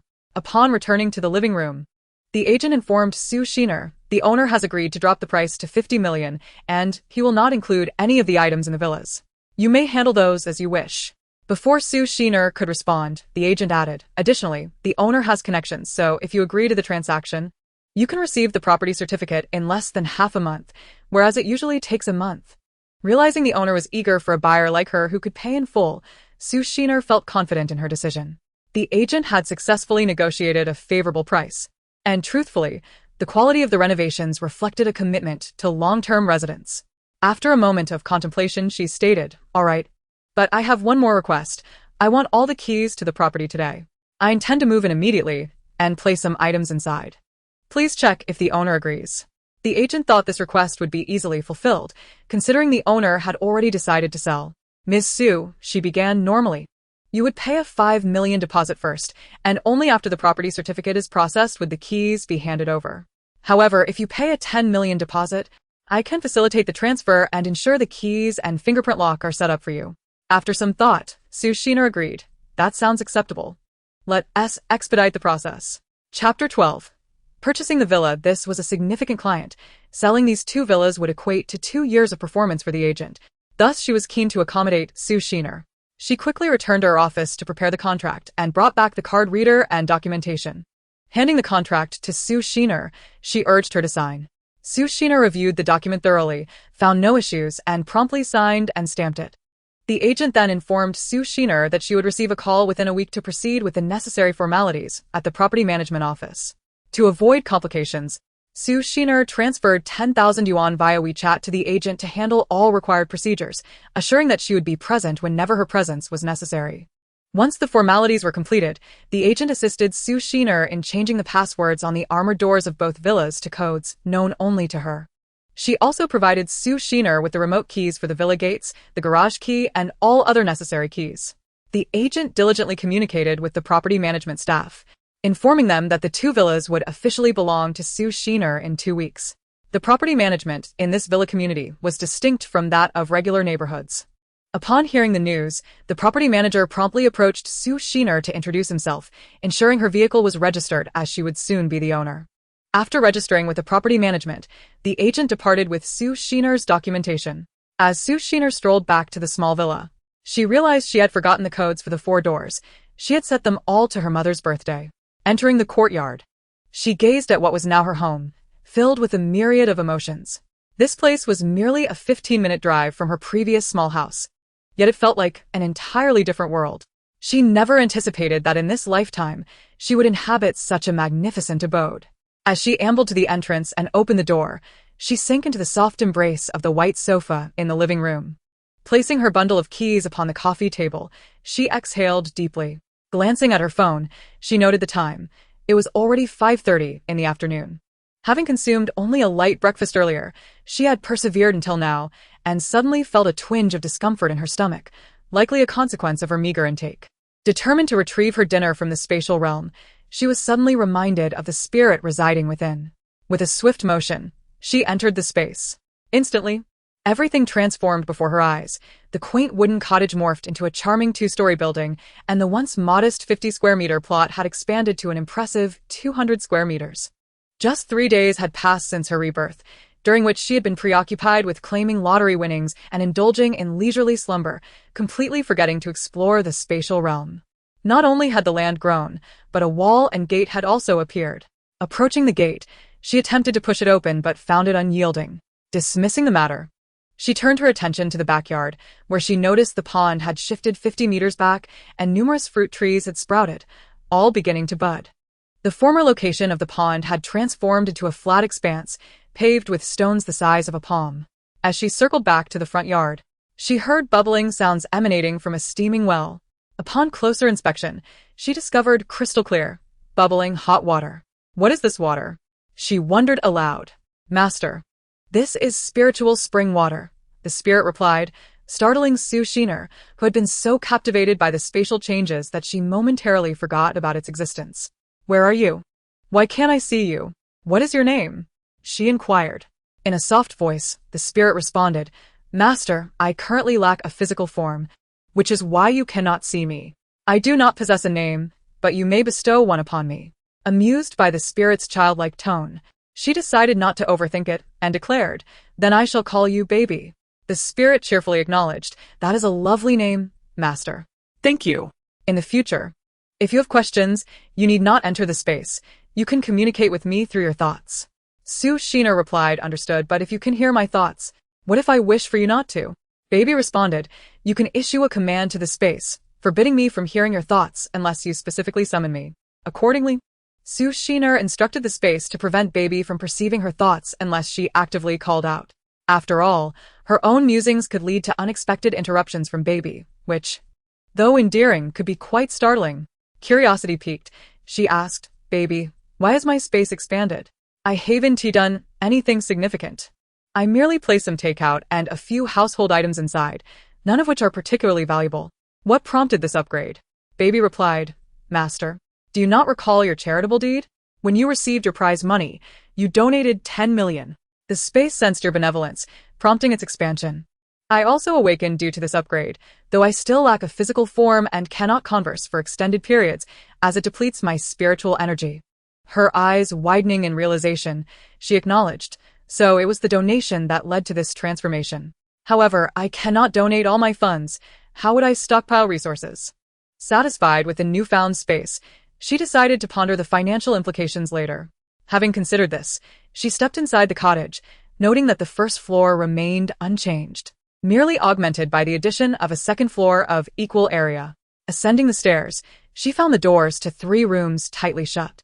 Approaching one, she attempted to push it open but met with resistance. Do these doors require further upgrades to unlock? She inquired. Yes, Master, Baby confirmed. The space awaits your exploration. Noting the closed doors, she returned to the ground floor, where she sat at a round table, unpacking a meal of rice, shredded pork and garlic sauce, and a hearty salad, indulging heartily. After 3 days of sporadic eating, she resolved to better regulate her meal schedule when time allowed. Once satisfied, she exited the wooden cottage, glancing at the well's water, contemplating its mysteries, but decided to investigate Baby's insistence on acquiring the 2 villas later. Chapter 13. The secret of the villas emerging from the space. She settled onto the sofa, reveling in the beauty of the villa. Baby, what makes this villa so special that you insisted I purchase both? She questioned. Baby replied in a cherubic tone, because I sense treasures here, many valuable items. They are merely hidden away by their owner in obscure locations, making them difficult for the average person to discover. Skeptical, Su Shiner asked, is that truly the case? You can sense wealth here? Absolutely. Master, you must trust me, Baby insisted. Relenting, she acknowledged, very well, I believe you. But what else can you sense? Baby elaborated.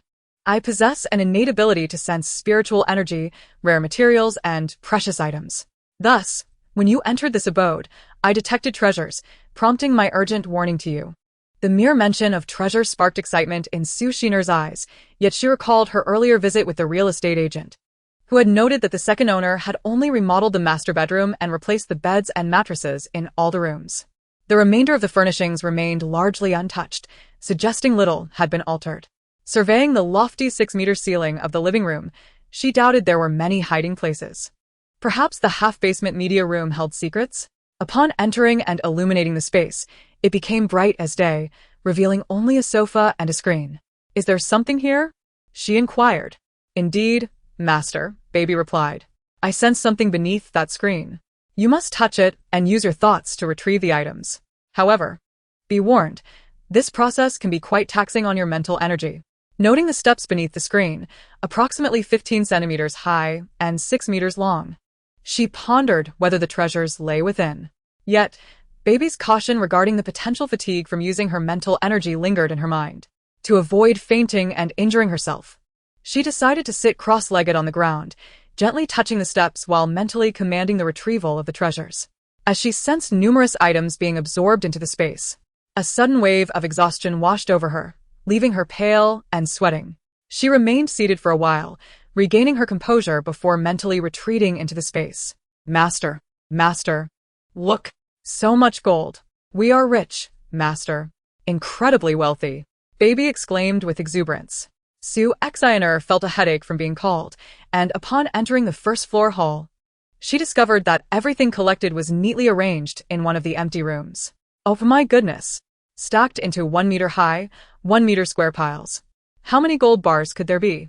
As she held a gold bar in her hand, she noticed it bore no bank insignia, just 3 smooth and polished sides, with 9,999 pure gold engraved on the front. Weighing it in her hand, it seemed to be a pound, with 100 bars per layer. That made 5,000 bars, equating to 5,000 pounds, or 25 tons. She pinched her arm hard, and, oh, it hurt. This was real. She was not dreaming.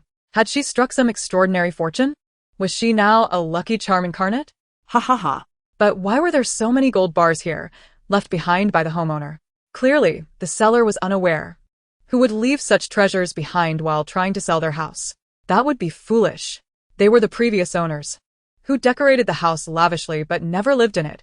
Was this villa merely a vault for gold? It was quite terrifying to think about. However, the current owner had left it vacant for 4 years since the sale. With such a significant stash of gold remaining untouched, taking it should pose no issue, right? Besides, even if they came looking, she had not damaged anything, and they had no proof it was her. Hidden so discreetly, it seemed to be ill-gotten gains. And with that thought, her conscience was clear. Ha ha ha, I must be favored by heaven. Such an opportunity is rare. Gazing at the stack of gold bars, she was overwhelmed with excitement and asked, "Baby, are there more in this villa?"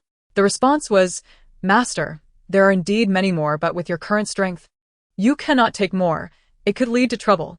These 2 villas are now yours. Rest well, and we can take our time, 1 place a day." Susi na agad?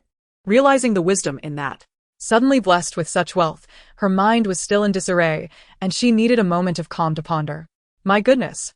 Just 3 days into this rebirth, she had won the lottery, secured a car and a house, and now had countless treasures within, nearly overwhelming her senses. For now, she decided to stop overthinking and exited her space, glancing at her phone. After all the commotion, it was already 8:30 p.m., though she hadn't formally begun stockpiling. The day's intensity had left her utterly exhausted. Dragging her weary body, she entered the indoor elevator, pressing the button for the 3rd floor, heading straight for the master bedroom. Upon entering the master suite, she collapsed onto the grand bed. Ah, it was indeed a mattress worth over 3 million, so incredibly comfortable. The previous owner had arranged for cleaning services every week, so both villas were pristine. Since this villa had never been occupied, she felt no need for hesitation. Simply lying down, and too lazy to even wash up, she closed her eyes and quickly fell asleep. Tomorrow, she would continue searching for the treasures hidden in other places waiting for her. Ha ha ha. Chapter 14. A shopping spree for skincare products on the 4th day of her rebirth. Sue Xiner woke up naturally, glancing at her phone to see it was 9:28 a.m. That sleep was truly delightful. It was no wonder the mattress was worth over 3 million, as it was indescribably comfortable. Rolling over in bed, she reveled in the comfort, reluctant to rise. Yet, recalling her promise to nurture her body, she knew it had to start with a hearty breakfast. Time to get up. Entering the bathroom, she realized she had no toiletries. So, she retrieved her previous items from her space and placed them on the sink to freshen up. After preparing herself, she made her way from the 3rd floor to the 1st, appreciating the beauty of the grand villa, wondering if she would see it again in the future. The 5,000 gold bars she found last night left her a bit disoriented. Calculating their worth based on her bank's prices, she realized they amounted to 1.25 billion. Oh my goodness, that was nearly equivalent to her lottery winnings. And Baby mentioned there were many more, leaving her in suspense. What a delightful prospect. Entering the kitchen, she noticed she hadn't paid much attention to its decor while viewing the house. The kitchen was divided into 2 sections, a Chinese-style U-shaped kitchen featuring an 1.8 meter by 1.2 meter countertop for meal prep, and a Western-style U-shaped kitchen with pale cream cabinets and an electric stove with 4 burners. Both kitchens boasted large refrigerators. After a quick glance, she preferred the Chinese kitchen. Opening the refrigerator's doors, she was amazed to see it still powered on. How opulent. An average household would have lost power by now, but the previous owner maintained it for the cleaning staff and potential buyers. The top shelves brimmed with imported sparkling water and soda, while the lower drawers were empty. This reminded her to venture out soon for daily necessities. Closing the refrigerator, she opened the freezer drawers to find them bare. Naturally, with no one living here, there was no need for food. Taking out a bottle of imported orange juice, she opened it and took a refreshing sip. So delightful. She loved chilled beverages. Even if it exacerbated her menstrual cramps, she was a rebellious spirit. From her space, she retrieved a box of rice and a steaming portion of fish-flavored shredded pork, savoring the delicious meal. After breakfast, she tidied up the kitchen. Stepping into the expansive living room, she approached the floor-to-ceiling windows and gazed at the scenery outside. She made a decision. With nearly a year until the apocalypse, there was no need to rush. With her substantial winnings, she would indulge for a while before focusing on stockpiling. Otherwise, she would feel like she was depriving herself. During this time, she could shop leisurely while gathering a few essentials. She thought to herself, if she didn't allow herself to enjoy this fortuitous life, it would be a waste of her second chance. With such unexpected riches in gold bars, she deserved to revel in it for at least a month or 3 before concentrating on global stockpiling. She hoped her space would upgrade during this time, expanding to accommodate her hoarding plans, making a zero-cost purchase a possibility. Ha ha ha. Today, I shall indulge in a delightful shopping spree at the extravagant shopping center frequented by the affluent in City H. Without further ado, I seize the car keys from the coffee table and step outside into the courtyard where my vehicle was parked yesterday during my house viewing. The space is ample, and although there is a garage, I paid it no mind since the keys were handed to me during the transfer and there was nothing of particular interest inside. I open the courtyard gate and drive out, using the remote to close it behind me.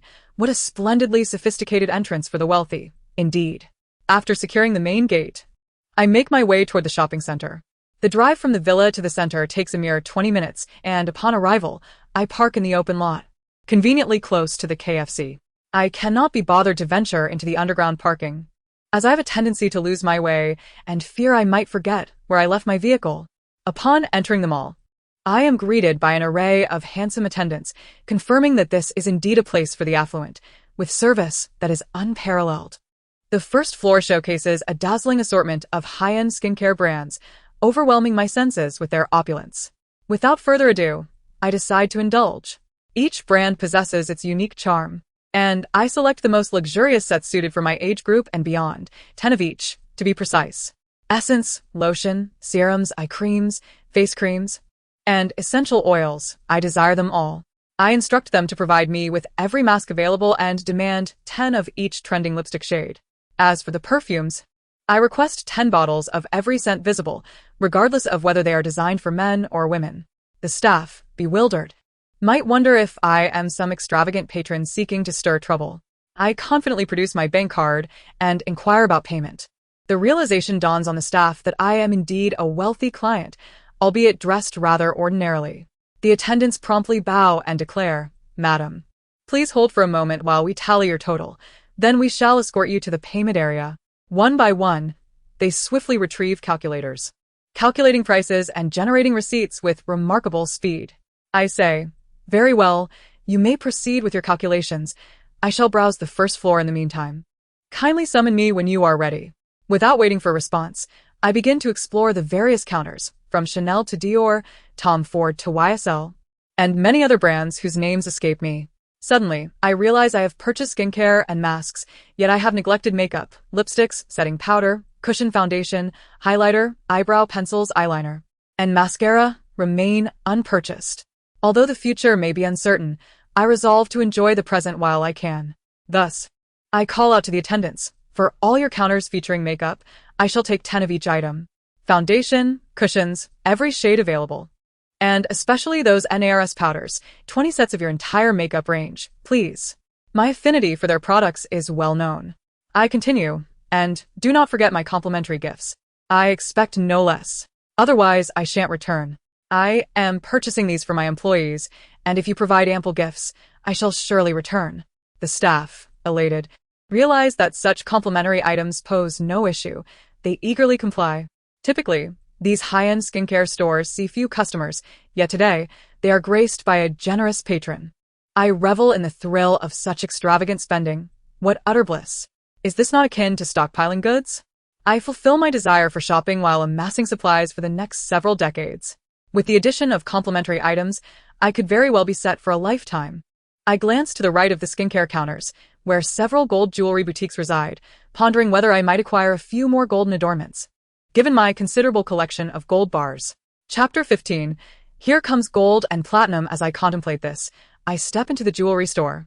The skincare attendants, observing my shift in focus, return to their calculations. I peruse the selection, captivated by a stunning necklace, a lovely bracelet, and an exquisite bangle.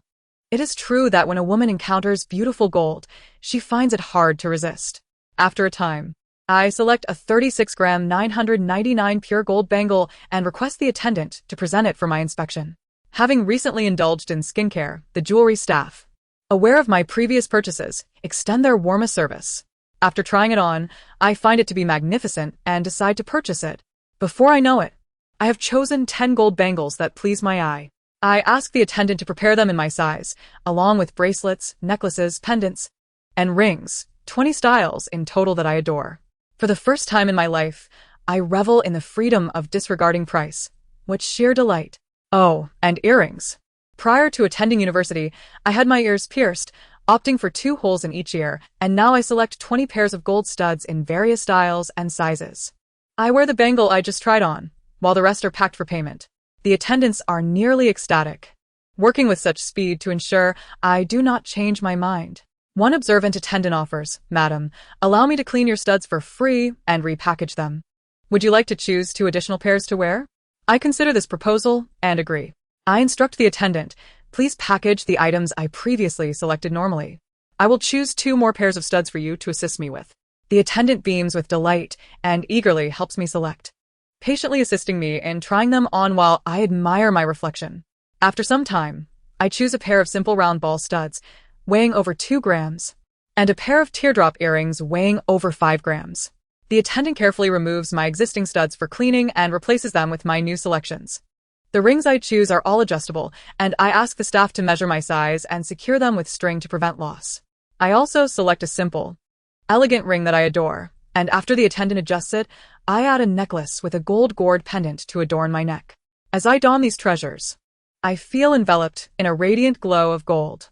Even if some deem my taste gaudy, I am unperturbed. After all, gold is said to ward off evil.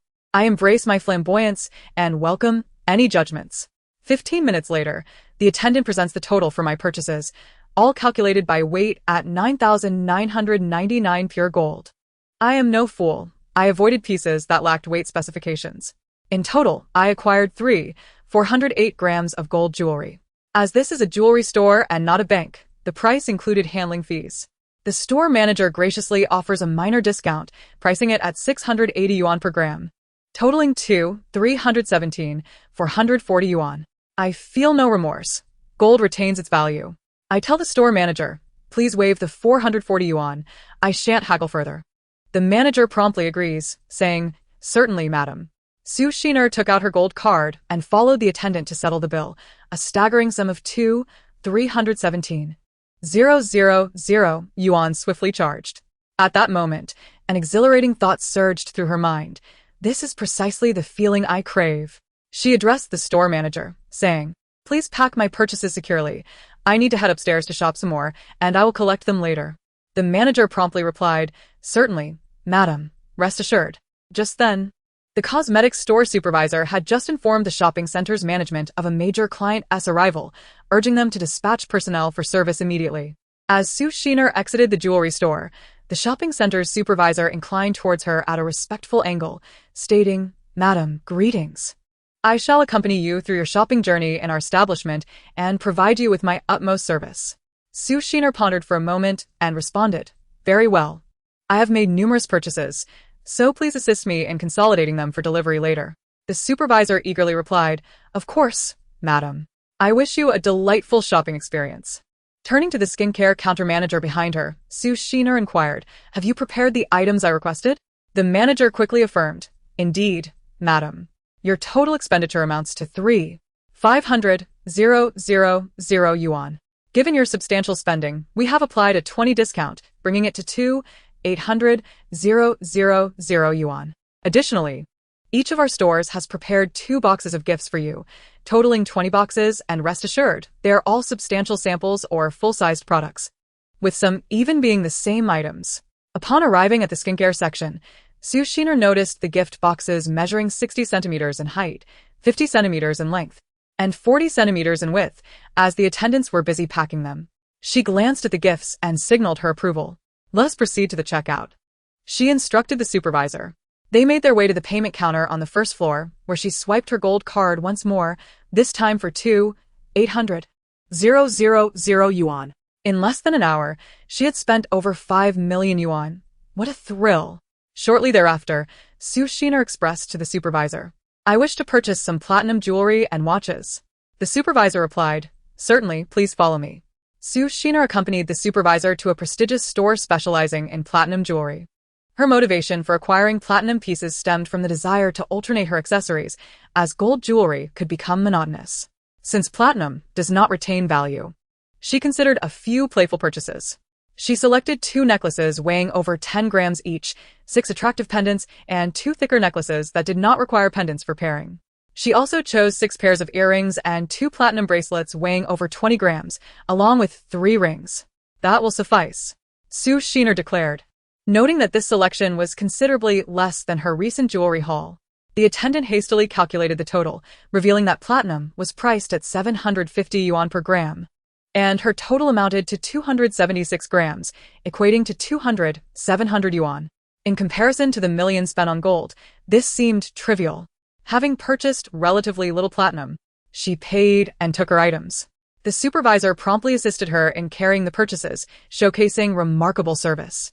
After concluding her platinum shopping, the supervisor led her towards the luxury watch store. Midway there, Su Shiner abruptly halted and said to the supervisor, "Pardon me, let us return to the platinum store. I forgot to buy a diamond ring." Women have an innate weakness for sparkling treasures. As the impending apocalypse loomed, she felt justified in treating herself to a few diamond rings. This indulgence would affirm that her life had not been in vain. Thus, they retraced their steps to select diamond rings. Su Shiner was decisive, never one to linger over choices, especially now that she had the means to indulge. She selected a 3.66-carat round diamond ring and another 4.18-carat pear-shaped diamond ring, spending an additional 260,000 yuan. After completing the transaction, she adorned her finger with the 3.66-carat diamond ring and wrapped the other for later. Just as she was about to head to the watch store, she suddenly sensed a connection with the ethereal realm from her surroundings. "Master, there is spiritual energy here. Please look to your right." Raising her gaze, she noticed a display of jade and emerald jewelry.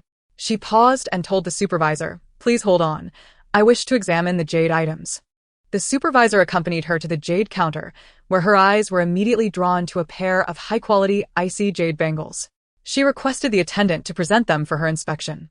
The clarity of the bangles was stunning, with exquisite snowflake patterns within. In her mind, she queried, "Are these the bangles?" The response was affirmative. "Yes, master. Purchase them. They will absorb the spiritual energy and your space will upgrade, bringing you closer to manifesting a physical form." Feigning further contemplation, she inquired, "What is the price of these bangles?" The attendant replied, "Madam, this pair is priced at 6.8 million. Su Shiner was taken aback internally, thinking, that is exorbitant. However, for the sake of her space's enhancement, she decided to bite the bullet. The skincare products she had just acquired were far less expensive than this. Meanwhile, she silently asked, "Are there any other items with spiritual energy?" The reply was negative, "No. The other items possess negligible energy and are unnecessary." Deciding not to linger further, she instructed the attendant to prepare the bangles for purchase. After settling the bill, she personally carried the 2 packaged bangles, refusing to let anyone else assist her. 6.8 million yuan was quite a sum. In total, she had spent over 10 million yuan on the first floor. She then proceeded with the supervisor to the luxury watch store, which she quickly recognized as a renowned international brand. Upon entering, the staff perked up, recognizing the importance of the client accompanying the supervisor. Su Shiner surveyed the selection and chose a lady's watch with a black leather strap priced at 1,280,000 yuan. She also selected a stainless steel watch adorned with 12 small diamonds, valued at 1,800,000 yuan, and another understated, larger stainless steel watch priced at 680,000 yuan. After finalizing her choices, she instructed the attendant to prepare the items for purchase. She swiftly acquired the 3 watches, totaling 3,760,000 yuan. To a connoisseur of luxury timepieces, this expenditure might seem modest, but for the average person, these brands represented a lifetime of savings. With these 3 watches, she could wear them freely before the impending apocalypse, while afterward, the understated one would suffice in Kyoto. For places like Wanhuating, these watches would merely be a trifle. Having completed her purchase of exquisite watches, she felt a sense of fulfillment for this chapter of her rebirth, affirming that her life had not been in vain.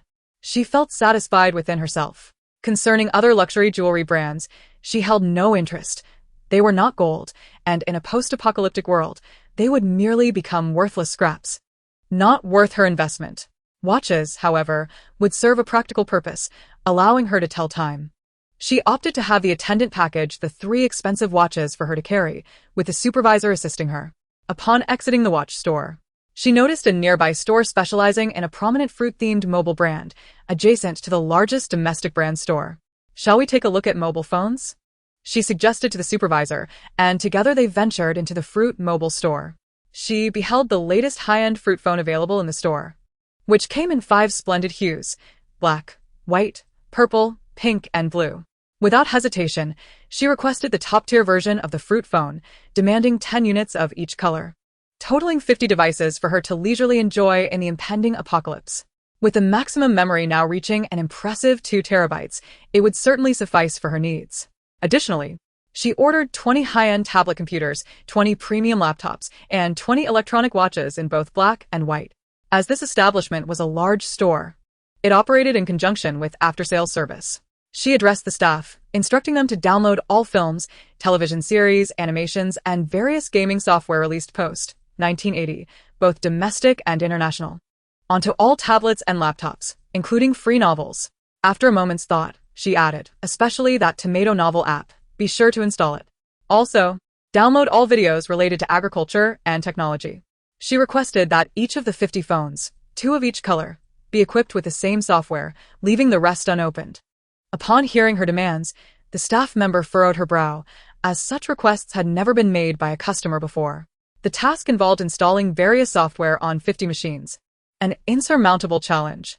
However, noticing the staff's unease, Sue Sheener decided to wield her ultimate weapon, her monetary prowess. She was determined to believe that no problem could evade resolution through the power of money. She proposed to the staff, for the remaining 40 phones, have them prepared for me directly and handed over to the mall supervisor. As for the 50 machines requiring installation, I don't care how many personnel you enlist. I will pay you an additional 20,000 yuan per machine for the installation. Can that facilitate the process? If not, I shall seek installation elsewhere. Upon hearing the substantial installation fee that amounted to 1 million yuan for the 50 devices, the staff rushed to consult the store manager.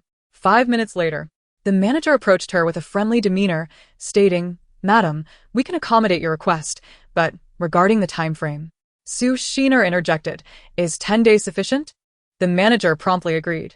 Next, as the sales associate prepared to assist her with the checkout, Sue Sheener exclaimed, "Wait, I have more items to purchase. Please take notes." The employee's eyes sparkled with excitement, recognizing that this transaction could equate to her annual sales volume, truly a stroke of fortune. She hastily procured paper and pen, eagerly accompanying Sue Sheener to the accessories section.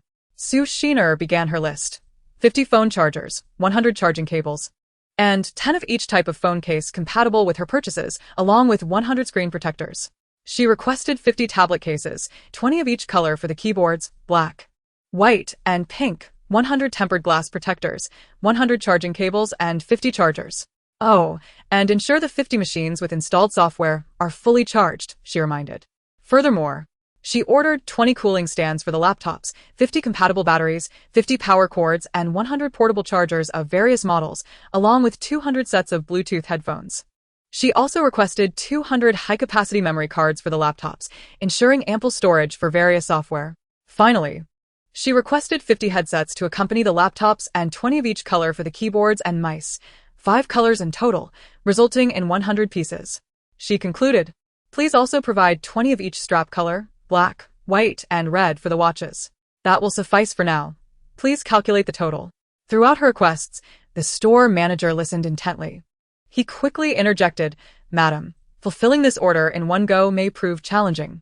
Without allowing him to finish, Sue Sheener replied, "Could you deliver these accessories along with the installed phones, tablets, and laptops to my doorstep in 10 days? The manager, realizing that such a time frame was feasible with all the stores in H City collaborating, nodded in agreement. Susinna Institute. Please calculate the price now and ensure the 40 phones are packaged for the mall supervisor. The remaining items should be delivered to my home in 10 days. I expect thorough downloading of all requested materials. Otherwise, I shall not compensate you for your efforts. The manager assured her, rest assured. We will meticulously install all software as per your specifications. Sue Sheener continued. Now, please calculate the total and package the phones. I will take a moment to peruse the domestic phones specialty store nearby. After I review their offerings, I shall return, and you should have the pricing ready. Regarding the installation fees, I will provide a deposit of 200,000 yuan, and upon delivery and verification of the items, I will settle the remaining balance. Please remember to bring the POS machine. Is that agreeable? The manager, already familiar with her spending habits on the first floor, had no concerns regarding potential defaults. He promptly responded, certainly, madam. Please proceed with your errands. We will prepare your phones for you. Satisfied with the manager's assurance, she departed with the supervisor towards the domestic phone store. Upon entering, she gravitated towards the newly released foldable phones, available in 4 colors: brown leather, black, red, and white. Given the steep price of 35,999 yuan for the 1 terabyte model, she decided to purchase 5 units of each color, amounting to 20 devices. She also requested 50 sets of compatible chargers and data cables, 50 screen protectors, and 20 cases in each of the 4 colors, totaling 80 cases. Additionally, she ordered 50 Bluetooth headphones and 50 high-capacity portable chargers. Moreover, she acquired the newly released 90 Pro top-tier phones in 3 colors, 5 of each, which were significantly less expensive than the foldable variant. She requested 50 sets of associated charging cables and chargers, 60 phone cases in a single color, 100 tempered glass protectors, and 10 pure steel phone stands and tablet stands, concluding her shopping spree. With this, she believed she had adequately equipped herself with electronic devices, at least for her own standards. Do not question her motives for purchasing numerous phones. As a Gemini girl, she possessed a penchant for collecting and indulging in her favorite items in abundance, relishing the variety of colors. Now that she had the means, she felt entitled to such whims. Uncertain of how long the apocalypse would last, she, a quintessential homebody, found solace in acquiring ample electronic devices for her peace of mind. This way, she could immerse herself in movies, television series, animations, and novels from the comfort of her home without concern for battery life. Her total expenditure at the domestic phone store amounted to 980,000 yuan, which she settled with a card for the order. She promptly returned to the fruit phone store, where the manager greeted her, stating, "Madam, we have completed the calculations. Your total expenditure is 351 million yuan, excluding the fees for the software installations." Su xin tiếp lít. Very well, with the additional 200,000 yuan deposit, that brings the total to 371 million yuan. Please process the payment. The manager escorted her to the checkout, where she completed the transaction and received a receipt. With her purchases from the first floor now fulfilled, she calculated the software installation fees, ultimately spending 20,006,000 yuan, a considerable sum indeed. The supervisor trailing behind her felt a surge of emotions, although this was a luxury goods store. Encountering a customer of such spending capacity in a single day was unprecedented in her lifetime. As Sue Sheener descended through the 5 floors, one could only imagine the staggering total she would accumulate. It was a sight to behold. Sue Xiner took out her old mobile phone, worth 2,199 yuan. To check the time, it was 2 in the afternoon. Shopping could indeed be quite exhausting. Her body felt weary, and her mind was equally fatigued from the overwhelming task of purchasing so many items. She felt a throbbing in her head, worried she might forget something. It was truly tiring. Reflecting on her past life, she realized that this was the most expensive phone she had ever owned, just a little over 2,000 yuan. Throughout her life, she had never used such an expensive device. Thus, when it came to buying a phone today, she lost control, viewing it as a form of compensation for herself. Enough of such unhappy thoughts. She noticed a Western restaurant on the far left of the first floor and decided to step inside for a bite to eat, hoping to recharge her energy. She instructed the manager, "Please place my purchases in the car, and then take a break. Come to this Western restaurant in an hour, and we shall continue shopping upstairs." The manager replied, "Certainly, madam. May I ask your surname for convenience?" Su xin Ponde, mi Tsunami Su. The manager said, "Very well. I shall refer to you as Miss Sue. Where is your car parked? I will accompany you to store the items." Su xin tiếp lít. My car is in the open parking lot. Please follow me. Together, they walked towards the parking area. Upon arrival, Sue Xiner opened the passenger door, signaling the manager to place the items on the seat. There were not many items, just some platinum jewelry, a pair of bracelets, and 3 watches. The manager efficiently arranged the items before returning to take a break. Sue Xiner then closed the passenger door, made her way around to the driver's side, and smoothly entered the vehicle, shutting the door behind her. Immediately, she called out to her companion, "Baby, can I directly store the bracelets in the space now? While the space absorbs their spiritual energy, can I still store items from the outside? Will the bracelets disappear like my jade cabbage after absorbing the energy?" She bombarded Baby with 3 questions in quick succession. Baby patiently responded, "Master, once the bracelets are stored in the space, it will gradually absorb their spiritual energy. During this process, you cannot enter the space, but you can continue to store items from outside and use your thoughts to retrieve things from within. You just cannot enter. This time is different from the last activation. After the space absorbs the energy, the bracelets will not disappear. If you wish to wear them, you may continue to do so." Hearing this, Sue Xiner felt immense joy. How wonderful that they would not vanish. She could still wear them later, which eased her heart. It would be such a pity if those beautiful bracelets disappeared. The ability to store and retrieve items, while not being able to enter, was incredibly convenient. This space was truly accommodating. Thus, Sue Xiner concentrated and stored the platinum jewelry, watches, and bracelets in the space. The car was once again devoid of any items, as she could not leave valuable possessions unattended in the vehicle. She exited the car and walked towards the Western restaurant. Chapter 18. Let us enjoy a Western meal. Upon entering the restaurant, Sue Xiner found a quiet table by the window and settled in. The staff promptly approached her with a menu, inviting her to place her order. As she was not particularly hungry, merely fatigued from the day's exertions, she opted for fruit salad, a glass of juice, and a warm chicken and mushroom soup. "That will be all," she told the server. After inputting her order, the server informed her, "Your total is 128 yuan. Will you be paying via WeChat or Alipay?" Su xin đợi tiếp lít, WeChat. After completing the payment on her phone, the server took the order slip and departed.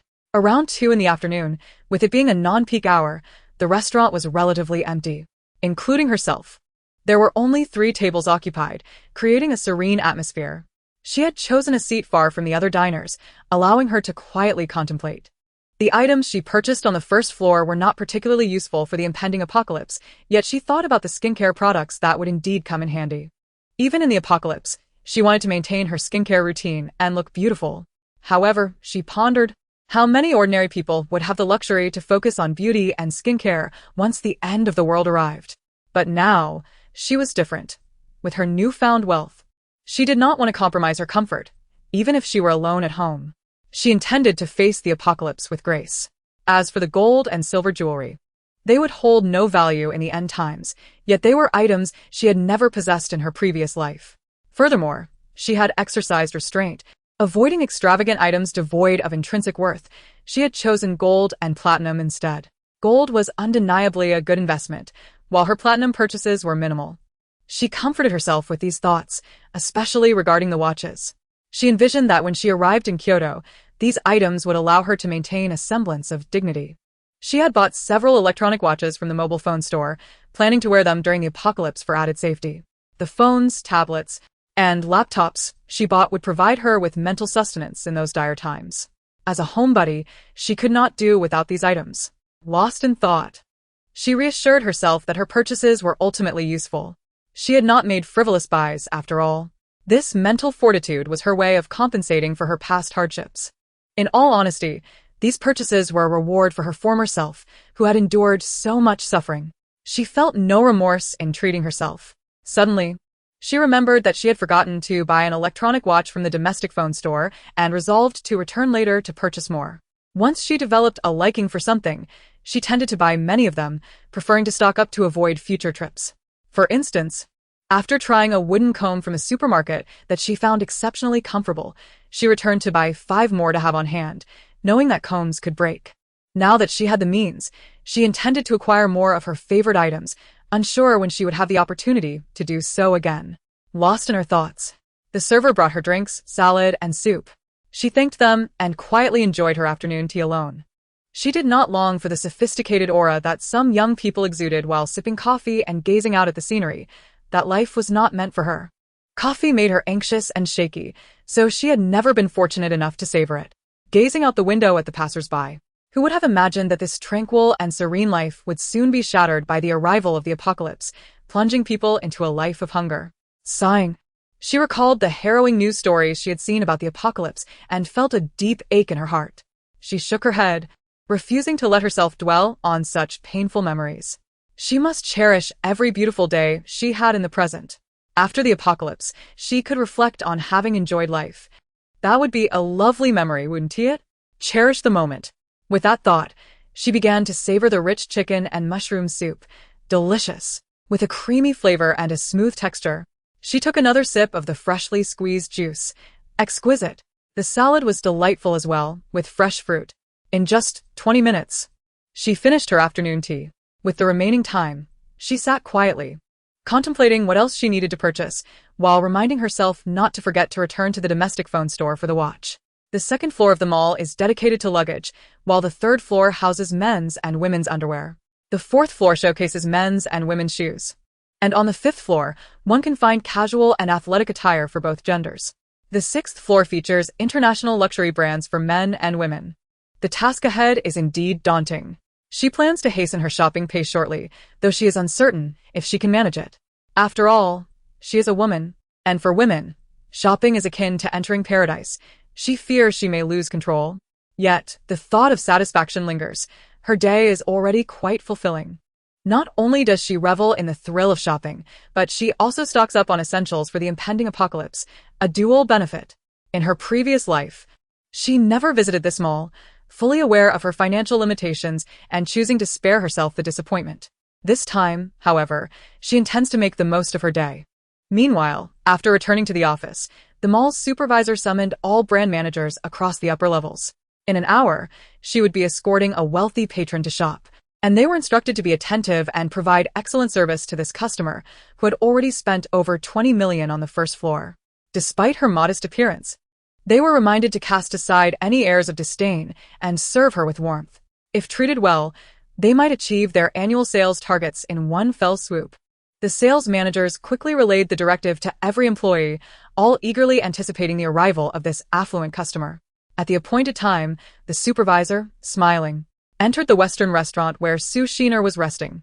She approached Sue and inquired, "Ms. Sue, have you had enough rest? Shall we continue shopping?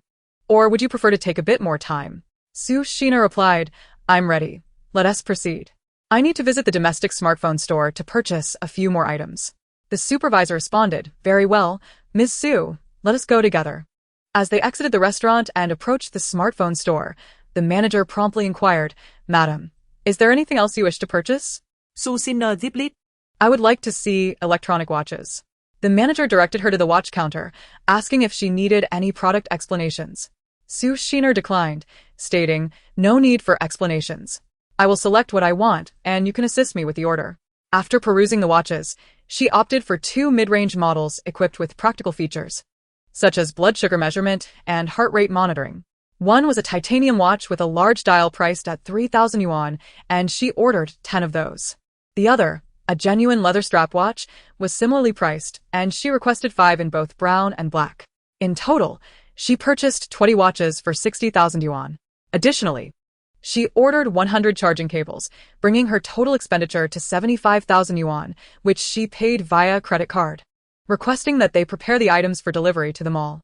Remembering that she had forgotten to buy charging cables for the watches at the fruit store, she visited it and spent 17,900 yuan on 100 specialized charging cables.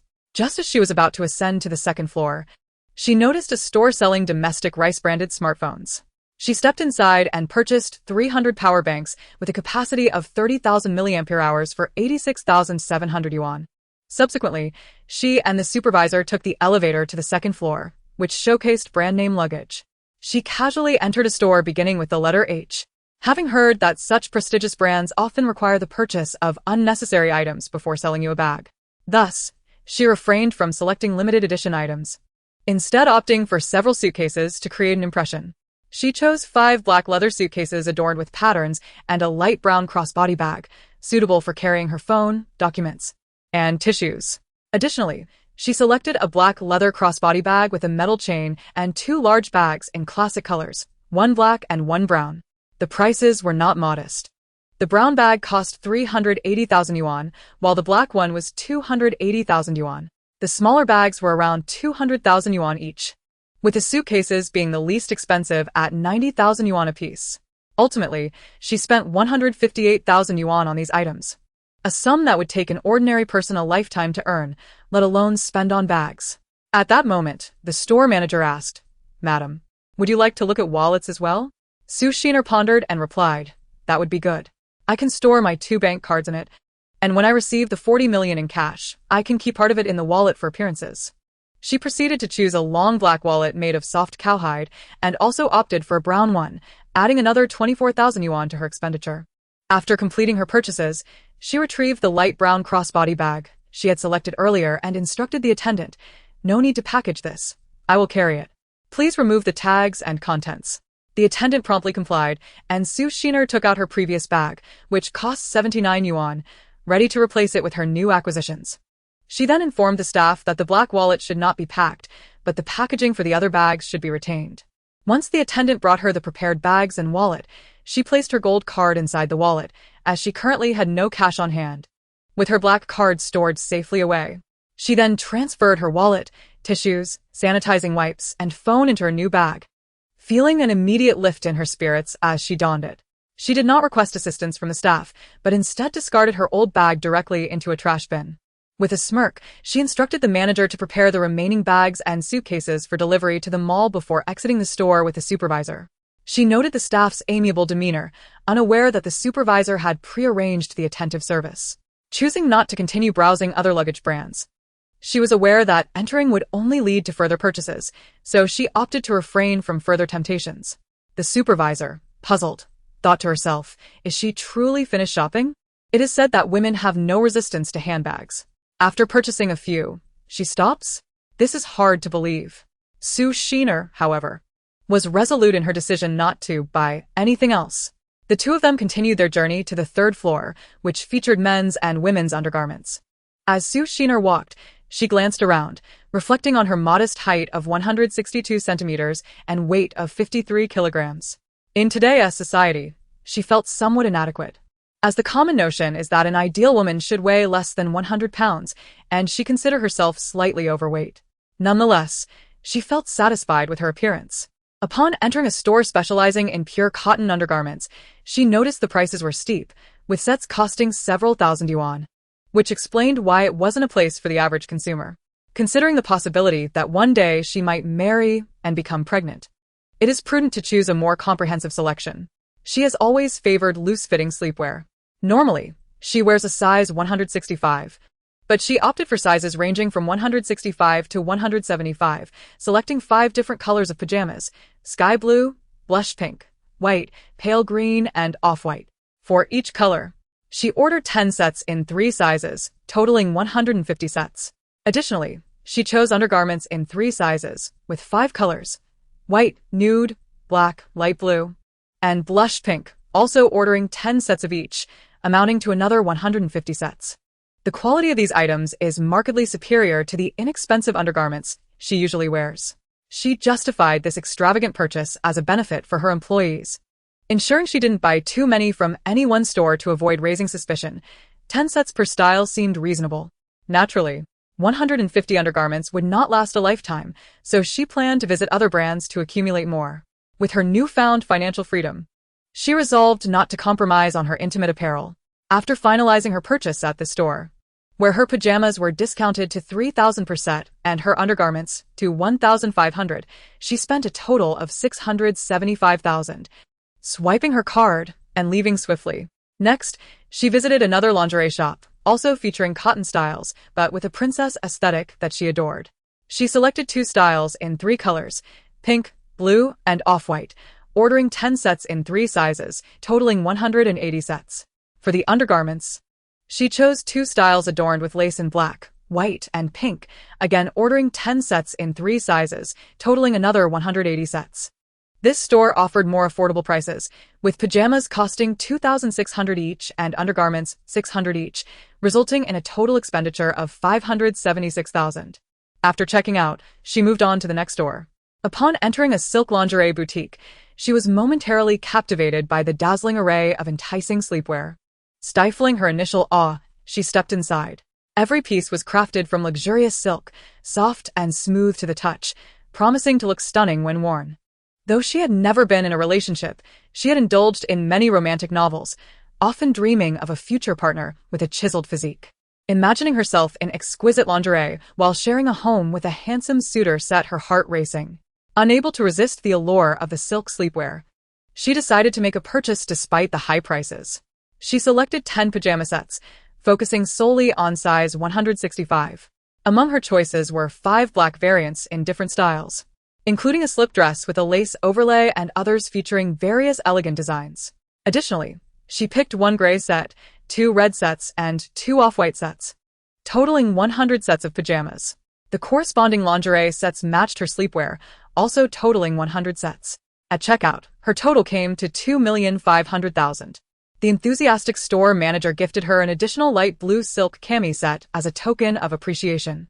After completing her purchase, she recalled that she had neglected to choose short-sleeve options at the previous 2 cotton pajama shops. In a hurry, she returned to each store to select 100 sets of different styles featuring short sleeves and cropped pants for summer wear. To her delight, both stores unexpectedly offered her 2 pajama sets each as complimentary gifts, along with 2 sets of lingerie, proving to be considerate merchants. The total expenditure at these 2 stores amounted to $500,000.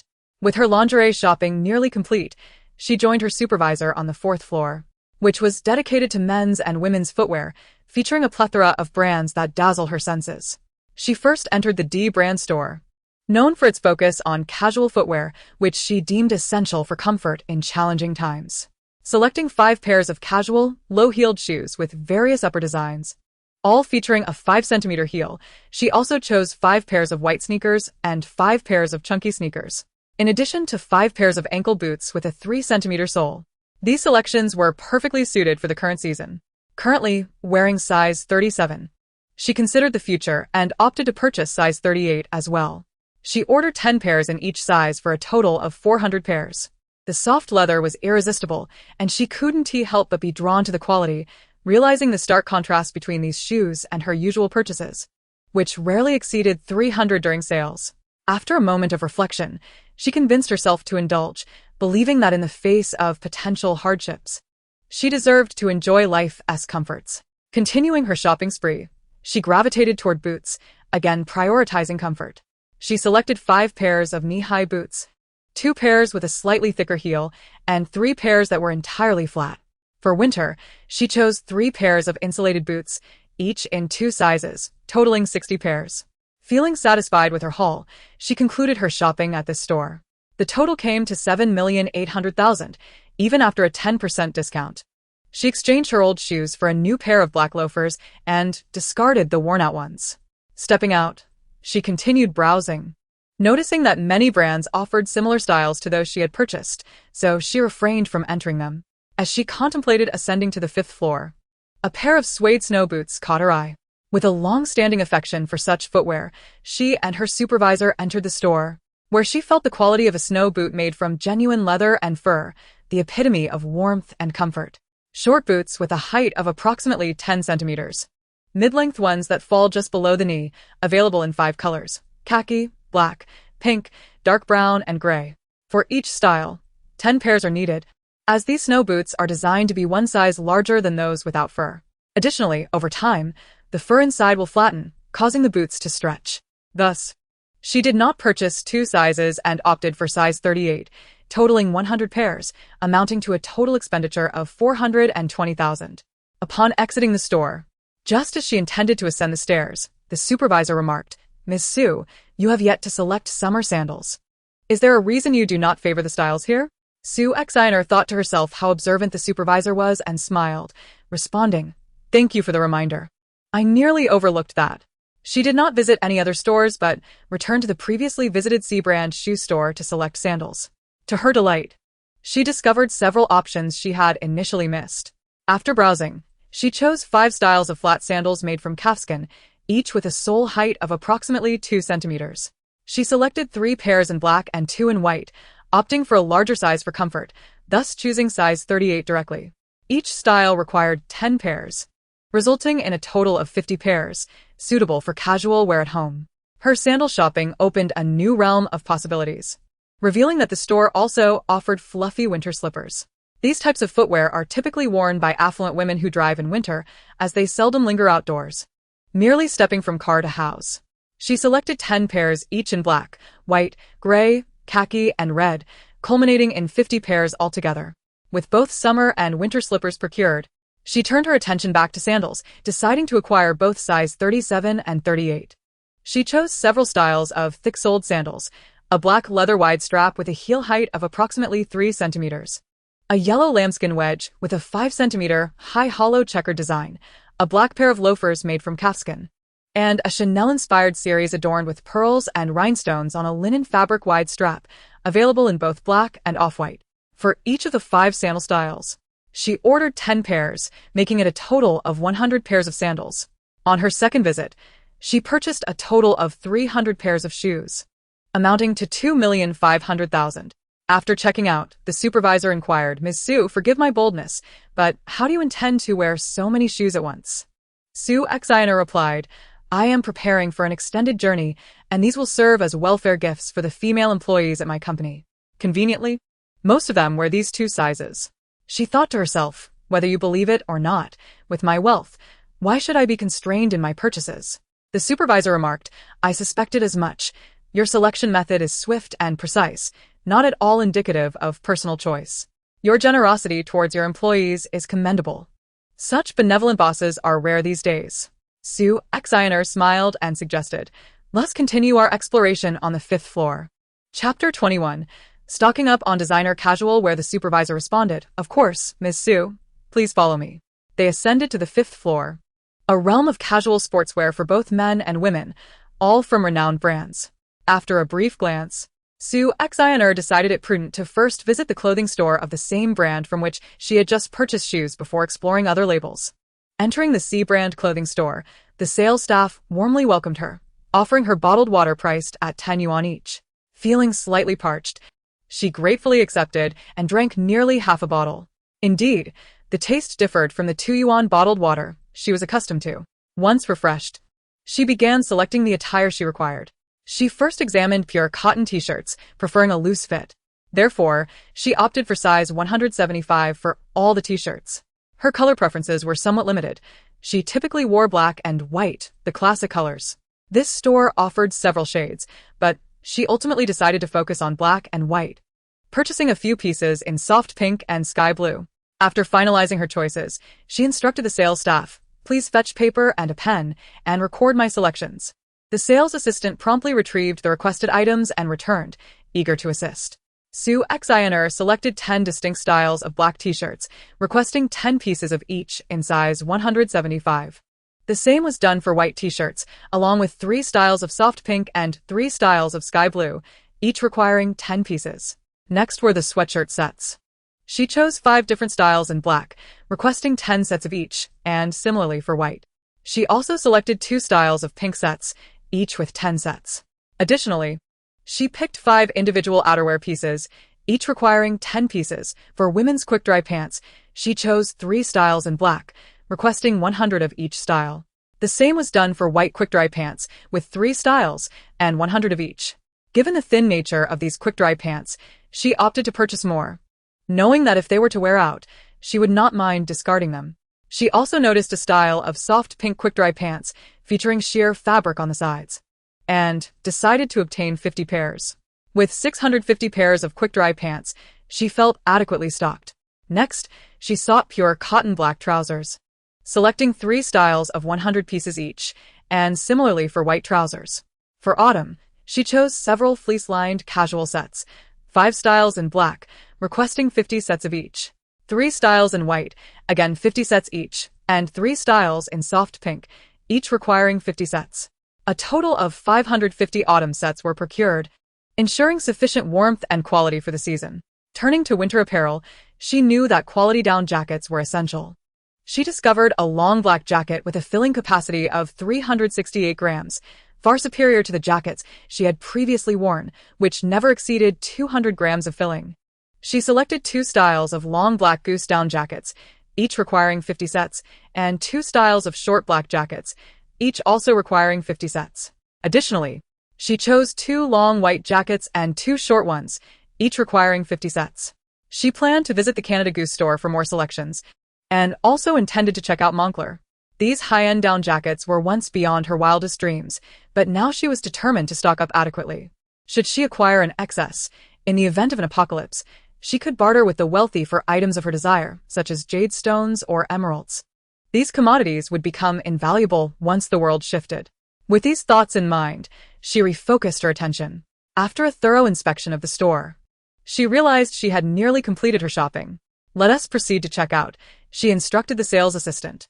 The young salesgirl, trembling with excitement, mused about the affluent customer who had come to wholesale luxury goods.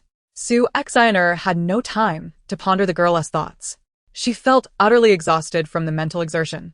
Quickly, she settled into a seat to rest. The staff promptly moved to the checkout counter, entering the clothing codes into the system. 20 minutes later, a staff member approached her with a POS machine, announcing, "Madam, your total expenditure is $11,285,000, with a discount bringing it to $120,000. Sue Xiner paid with her card and instructed them to prepare her order for delivery to the department supervisor. She then exited the store with the supervisor, heading straight to the Canada Goose shop, where she began selecting jackets without delay, entrusting the communication with the sales staff to her supervisor. Canada Goose's long jackets boasted even higher filling capacities than the previous store, living up to their reputation. Being from the north, she instinctively chose black for its durability. She selected 2 styles of long black jackets, each requiring 10 pieces. For short black jackets, she opted for 2 styles, each also requiring 10 pieces. Select 2 long white coats and 2 short ones, 10 pieces of each, now that conditions permit. I am willing to indulge in white garments, and if they get dirty, I can simply discard them. I have also discovered a deep blue long camouflage coat. Let us procure 10 sets of that. The size remains at 175. Always opt for larger rather than smaller. This brand's down jackets will conclude here, as I have already purchased a total of 90 sets from them. Please proceed with the checkout. My total expenditure at their store amounts to $3.15 million, after which I will head directly to Meng's down jackets. Upon entering Meng's, without further ado, I selected 2 styles of long black coats, 20 pieces each, as I am particularly fond of their shiny black fabric. Additionally, I chose 3 styles of short black coats, 10 pieces of each, making a total of 30 pieces. I instructed the salesperson to finalize the payment. The total came to $1.26 million, which I promptly settled with my card. After that, I accompanied my supervisor to the 6th floor. I am curious about how much I will spend on the 6th floor, as I already spent quite a bit on the 5th floor. Chapter 22. Dining at a Chinese restaurant. Ascending to the 6th floor with my supervisor, I observed that this area specializes in high-end formal attire. The women's clothing here is tailored for those who earn at least $1 million a year. After perusing the selection, I found a beautiful pure wool sweater adorned with numerous sparkling crystals, priced at an astonishing $180,000 per piece, with only 2 pieces available in each size, as it is a limited edition. After a moment of deliberation, I resolved to purchase one in gray, black, white, and soft pink, totaling 4 sweaters at $720,000. Though it pained me slightly, I justified the purchase as the winter chill necessitates quality warmth. I recalled the frigid winters of my past life, where temperatures in H City plummeted to a staggering -48 degrees Celsius. Thus, I realized the importance of investing in quality winter wear. The previously mentioned sweater was fitted, but I also found a more relaxed version, suitable for layering beneath a down jacket, its length perfectly covering the backside. Priced at $88,000 each.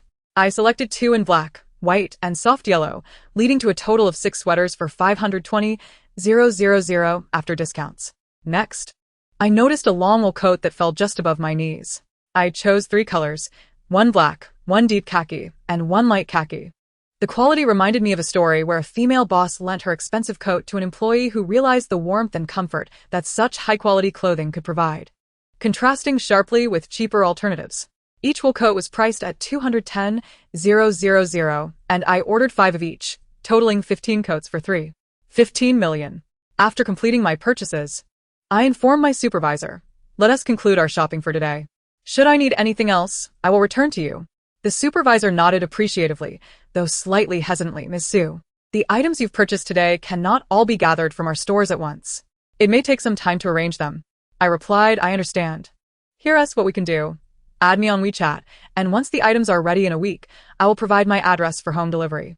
The supervisor expressed gratitude for my understanding, assuring me that they would expedite the shipping via air. "Excellent, let us proceed with that. By the way, what else on the 7th floor?" I inquired. "Ms. Su, our 7th floor features an upscale Chinese restaurant, as well as a Michelin 3-star Western restaurant."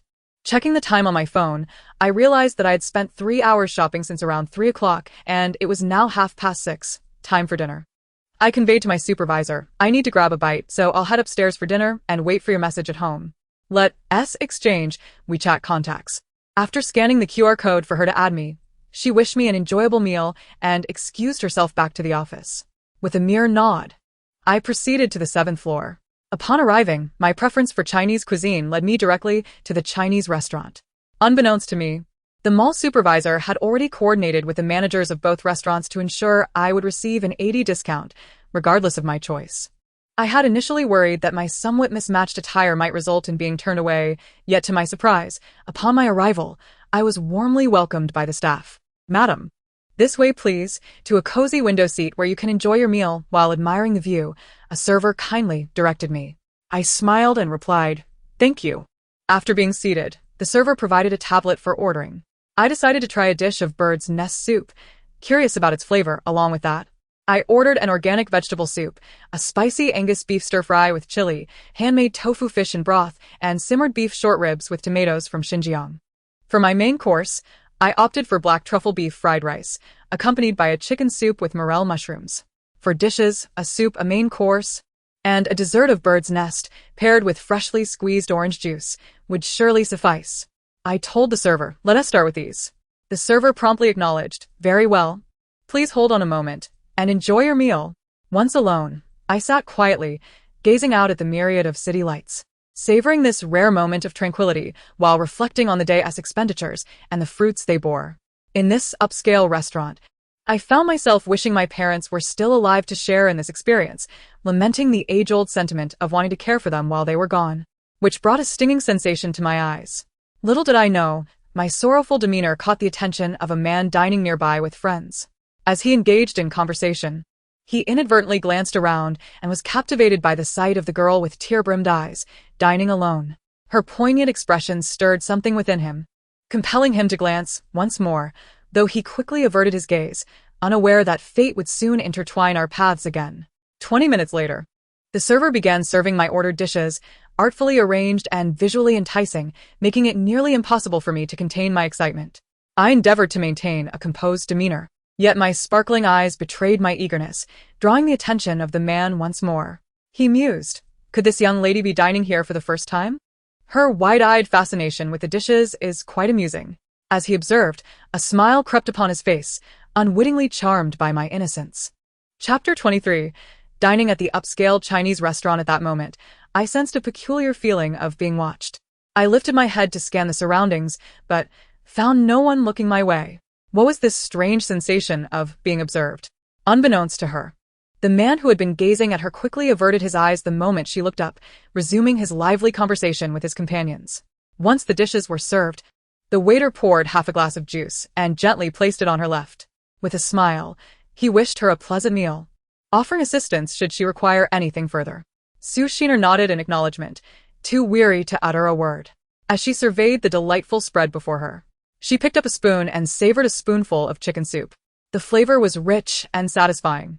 Next, she grabbed her chopsticks to taste some organic vegetables, which were delightfully crisp. A bite of rice confirmed her thoughts. The grains were undoubtedly authentic northeastern rice from Huaga. Delicious. She internally praised the establishment, realizing that this upscale restaurant was truly worth the visit. It was now time for her to indulge in the feast. Meanwhile, the man who had been captivated by her watched her eat, reminiscent of a little squirrel eagerly stuffing its cheeks. He found himself questioning his taste buds, wondering why he did not find the food as delectable as she seemed to. One of his close friends, Chen Yuza, remarked, "Junming, what are you staring at? We traveled all the way from Kyoto together, yet you seem distracted." Zhao Junming replied, "I'm not looking at anything. Let us continue our conversation." 30 minutes later, Su Shiner had satisfied her hunger, her stomach pleasantly round. The bird's nest was delectable, and the dishes exquisite. She contemplated ordering more to take home, storing them in her space for leisurely enjoyment. She raised her head to search for a waiter, who promptly approached her upon noticing her gaze. Mom? "How may I assist you?" Su Shiner inquired. "Is it possible to pack your dishes? I would like to order a few more to take with me." The waiter responded, "Certainly, ma'am. We offer a takeout service, although our packaging is rather expensive and incurs an additional fee." Su Shiner replied, "That's fine. The packaging fee is inconsequential. Please pack 5 additional portions of each dish I ordered tonight, excluding the juice, and prepare them for takeout. I intend to bring them back to my employees." Such boastfulness was amusing. She thought it prudent not to order excessively to avoid unnecessary complications. Caution is the mother of safety. The waiter promptly acknowledged, "Understood, ma'am. I will place your order right away, but it may take a while. Is that acceptable?" Su Shiner nodded. "That is fine." "Please proceed with the order and settle the bill afterward. Also, for the main dishes, I would like to order 20 portions separately and ensure I have all necessary utensils." The waiter confirmed, "Very well, ma'am. Your order has been placed." Su Shiner then instructed, "Let us settle the bill now." The waiter replied, "Certainly, ma'am. Your total comes to 16,800 yuan. Su Shiner handed over her gold card for payment, leaving a substantial amount of food uneaten on the table. She then began to savor her meal slowly, relishing the experience, knowing she had ample time.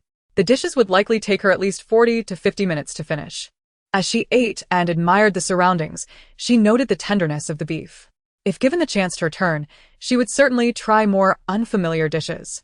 Having ordered 5 portions of each of 20 dishes, along with 5 soups and 5 servings of bird's nest, she realized this bounty would suffice for at least 10 meals, allowing her to enjoy 1 or 2 dishes at a time. She made a note in her phone as memo to visit her favorite northeastern restaurant in a few days to stock up on more food for her space, ensuring she could savor her hometown flavors in the future. The thought of possibly never returning after the apocalypse stirred a bittersweet longing within her. As she contemplated her upcoming departure from the city, a mix of reluctance and nostalgia washed over her. Taking a sip of juice, she sought to sweeten her bittersweet feelings. She then downed a serving of bird's nest in one gulp, determined to procure items that would evoke memories of her hometown before leaving. She envisioned stockpiling local delicacies, especially her favorites like braised intestines, stir-fried meat, sweet and sour ribs, and various regional vegetables. The mere thought made her mouth water. She realized that her desire to gather food was rooted in nostalgia, transforming her into a true foodie since acquiring wealth. After all, one must indulge their palate during this fleeting life, right? With ample food and drink, the prospect of scarcity in the days ahead loomed as a distant dream. Exhausted from the day and feeling quite full, she found herself growing drowsy. Initially intending to visit the supermarket in the mall for some essentials, she now lacked the energy for it. Perhaps she would revisit the idea after a good rest. As she waited, time passed, and soon 3 waiters approached her, carrying takeout boxes. No wonder the waiter had mentioned the high packaging fee. They were using those exquisite wooden boxes reminiscent of ancient dramas. However, she realized she could not carry them all by herself. Just as this thought crossed her mind, the waiter inquired, "Ma'am, did you drive here? We can deliver it to your car." This was fortuitous. She quickly replied, "Yes, I drove. My car is parked in the outdoor lot." "Let us go." She organized her belongings, retrieved her car keys, and accompanied the 3 waiters outside. At that moment, unbeknownst to her, a man's gaze lingered on her as she exited the restaurant. Chapter 24. Returning home to seek treasure. Observing the girl leave the restaurant with the staff, Zhao Junming withdrew his gaze and rejoined the conversation with his friends, burying this fleeting moment in his thoughts, convincing himself it was merely curiosity. Meanwhile, Su Shiner led the waiters to the first floor, approaching her car. After opening the trunk and allowing the staff to place the boxes inside, she expressed her gratitude and bid them farewell. Once she closed the car door and settled into the driver's seat, she effortlessly summoned the 5 boxes into her space with her thoughts. Sitting in her car, she drifted into a moment of reverie. She glanced at her phone and saw that it was already 8:30 in the evening. The day had truly flown by. Feeling a bit drowsy, she decided against driving immediately and instead sat quietly in her car for a moment. Today was May 28th, marking the 4th day since her rebirth. On the first day, she activated her space and purchased lottery tickets. The second day was dedicated to relaxation, while the third involved claiming her winnings, visiting the bank, and buying a car. After waking up naturally today, she indulged herself in a shopping spree at the premier shopping venue in H City. Having suffered from poor health since childhood, she had only rested one day during these 4 days since her rebirth, which was already pushing her body into overdrive. She contemplated that in the coming days, she should stock up every other day, enjoying life while accumulating supplies, as she did not wish to miss out on the beauty of her current existence. After all, when the apocalypse arrives, her opportunities to relish life would be scarce, even if she could remain sheltered at home without worries about food. However, she would miss the outside world, especially the coastal areas, and she intended to feel the sea breeze whenever possible.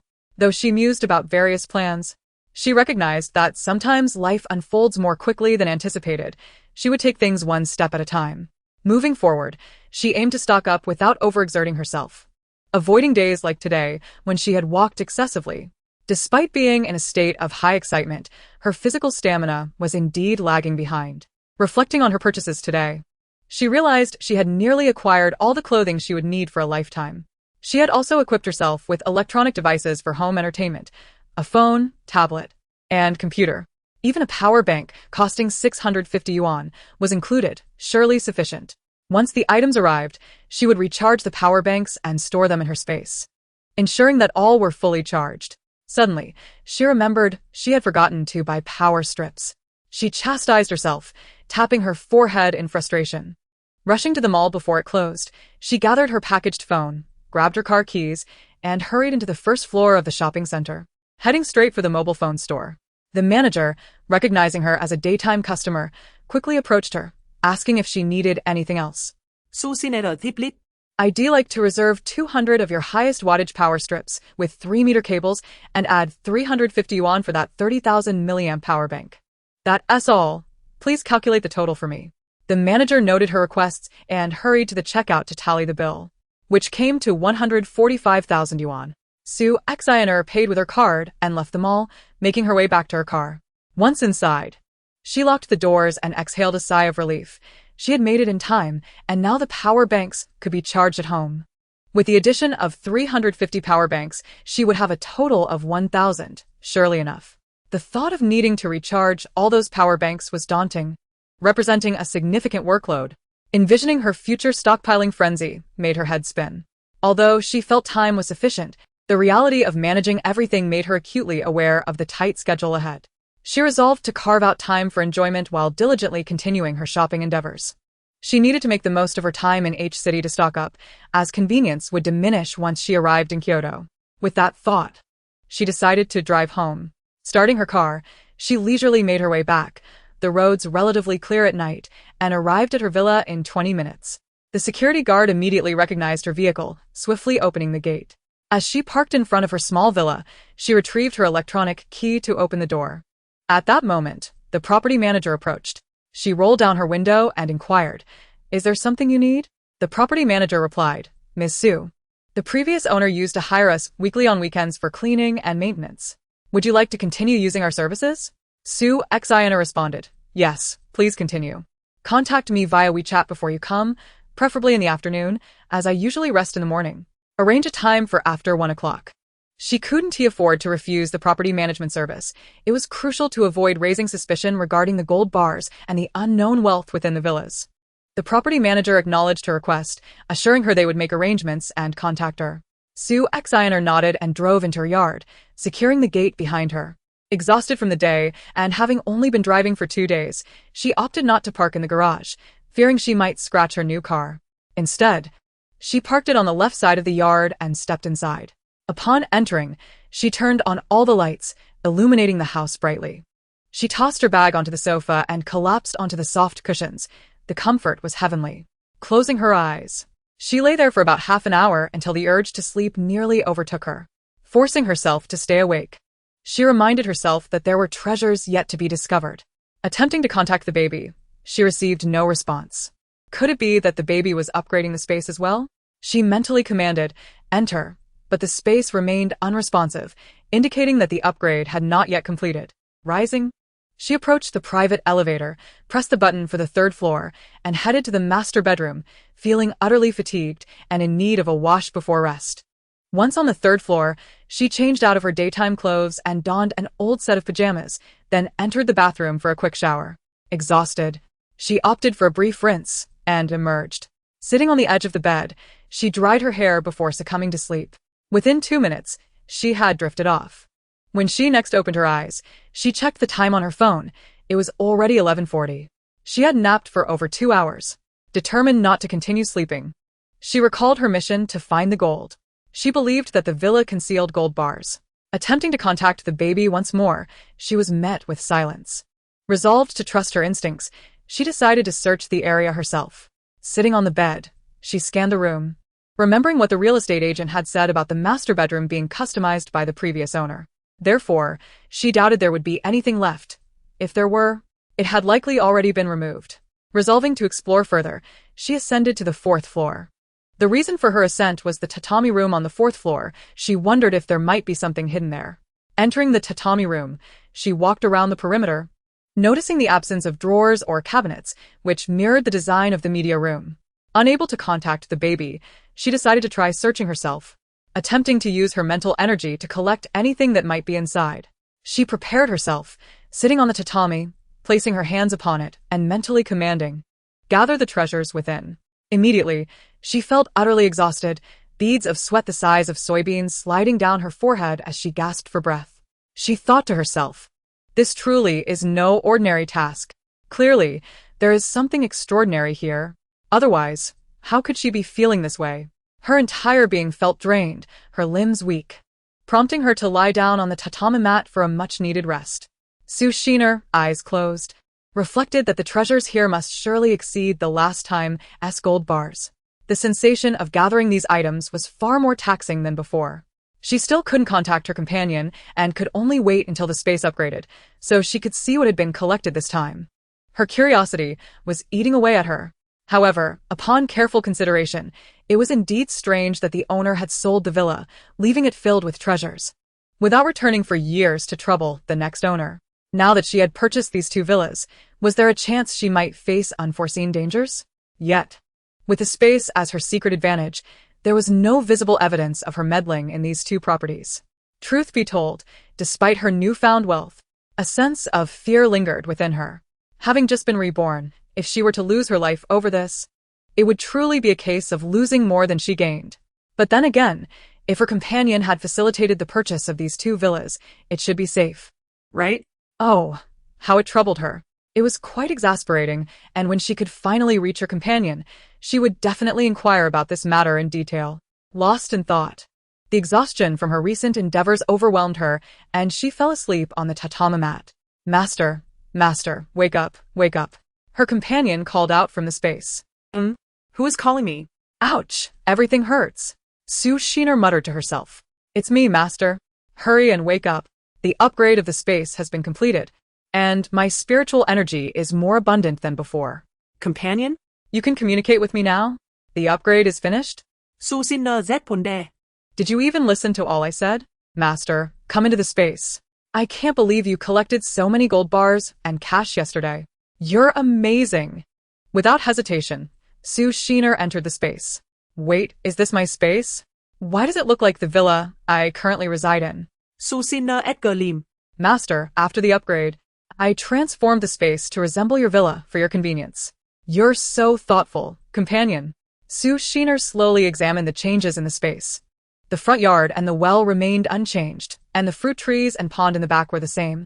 But the quaint wooden house had morphed into a 4.5-story villa. Upon entering the villa, she noticed that the distance from the coffee table to the television in the living room was 7 meters. And there lay the gold bars and cash she had collected the night before, neatly spread out on the floor. The cash stacked up to 50 centimeters high, and atop it were 2 layers of gold bars, each weighing a pound, just like the previous collection. "How much is all this worth?" 수신너 무못. "Master, it totals $200 million and 100 million in gold bars. You can see that now?" Su Shiner asked. Yes, master. I can now clearly discern the quantities of items collected in the space. That's wonderful. So, the rooms upstairs can be open now. What's inside? Are they treasures provided by the space? Yes, you can open them now. There's nothing inside, just the ability to infinitely compress the items you collect with no restrictions. Upon hearing this, Su Shiner realized that even without any treasures, the capacity for infinite storage was a tremendous boon. She wouldn't have to worry about how to fit everything in the future. It was fantastic. This is simply marvelous. Thank you, companion. No need to mention it, master. Her companion shyly replied. By the way, where is the original owner of this wealth now? I've purchased these 2 villas and taken this fortune. Will I be in danger? You need not worry, master. The previous owner is no longer around, and this wealth is known to no one. No longer around? Has something happened to them? Yes, master. You can safely store the contents of these villas in the space. No one will come looking for you. As long as there is no danger, I'm relieved. I just fear that having been reborn and acquired such wealth, I might find myself in peril because of these villas, which would be unfortunate. Now you can rest easy, master. Yes, I feel much more at ease. But how should I spend such a large sum? The gold bars can wait until the apocalypse to barter for goods, and no one would care where they originated. But this vast amount of cash, what should I do with it? Once the apocalypse strikes, all currency will gradually become worthless. You need not fret, master. When the time comes, you can disguise yourself and use it abroad. That's a splendid idea. But how would I go about disguising myself? Can you do that, companion? Don't worry, master. These are merely minor spells. You can leave it all to me. My goodness, companion. You're simply incredible, even mastering spells. I've truly found a treasure in you. I love you, companion. Thank you for your praise, master. The companion shyly responded. Su Shiner continued, companion, when will I be able to see your true form? I eagerly anticipate the day we meet. Not yet. I still require a significant amount of spiritual energy to materialize. Master, you must strive to gather it. I believe you can do it. Indeed, companion, rest assured. Once I wrap up matters in H City and secure the house I'll be living in Kyoto, I'll immediately seek out spiritually infused jade for you. We will surely meet. Yes, master, we will meet. I will also help you in the search. By the way, companion, using my mental energy to collect these riches is exhausting and painful. Do you have any remedy for this?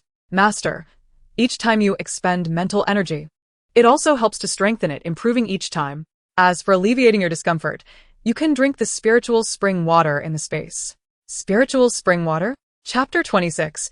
Drinking spiritual spring water. Suddenly, Su Shiner realized why she always felt as though she had forgotten something upon entering the space. The root of the problem lay here. She had completely forgotten about the spiritual spring water. Each time she entered, she would see the well, yet she never remembered to drink from it. She truly felt foolish for overlooking such an essential element. Having read so many apocalyptic novels, she understood how vital spiritual springs were, yet here she was completely neglecting it. But would the water from this well possess the ability to wash and refine her meridians? Would drinking it cause her immense pain? She felt quite anxious. Therefore, she inquired, companion, what effects does the spiritual spring water have? Is there any danger in drinking it? Master, the spiritual spring water has the ability to wash and refine your meridians. Drinking it will thoroughly cleanse your body, but it will indeed be quite painful. However, there is no need for you to fear. As you consume the sacred spring water in this space, my dear will provide protection for you. Su Shiner, it will be quite painful, won't it? Will it be like some novels describe, with a terrible stench and a body covered in filth? My dear, master, you are quite perceptive. Indeed, it is so. This process will assist in expelling all harmful substances from your body, and naturally, impurities will emerge. Su Shiner glanced at her attire, which consisted of her old pajamas, the elastic waist of her pants frayed and worn. She had not found it in her heart to purchase new ones. Well, if these pajamas become dirty, she could simply discard them without regret. She decided to wear them while drinking the sacred spring water. She then dashed to the kitchen to fetch a cup, approaching the spring. My dear, master, simply use your thoughts to infuse the water into the cup. Su Shiner. All right, I understand, my dear. She promptly focused her thoughts and infused the sacred spring water into the cup, lifting it to take a small sip. It was refreshingly cool, with a delightful sweetness. Without a moment's hesitation, she gulped down the entire contents of the cup. Now, she awaited the onset of pain, and suddenly, she felt a warmth spreading in her abdomen. The sensation grew increasingly intense, transforming from warmth to pain, a degree of discomfort surpassing that of her menstrual cramps. The agony forced her to crouch down, hastily placing the cup on the ground to avoid shattering it. Sweat poured down her forehead as she weakly exclaimed to my dear, it hurts so much. Am I going to die? It's unbearable. She struggled to suppress her urge to writhe in agony. My dear, master, do not fear. I am here, and I will ensure your safety. Endure this moment. It will soon pass. Su Shiner thought to herself, how can I endure this? The pain is excruciating. This torment is not yours to bear.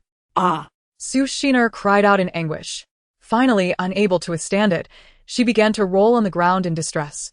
If there had been a mirror, she would have seen her face contorted in pain, turning a shade of purple. She could not hold on any longer and fainted from the pain.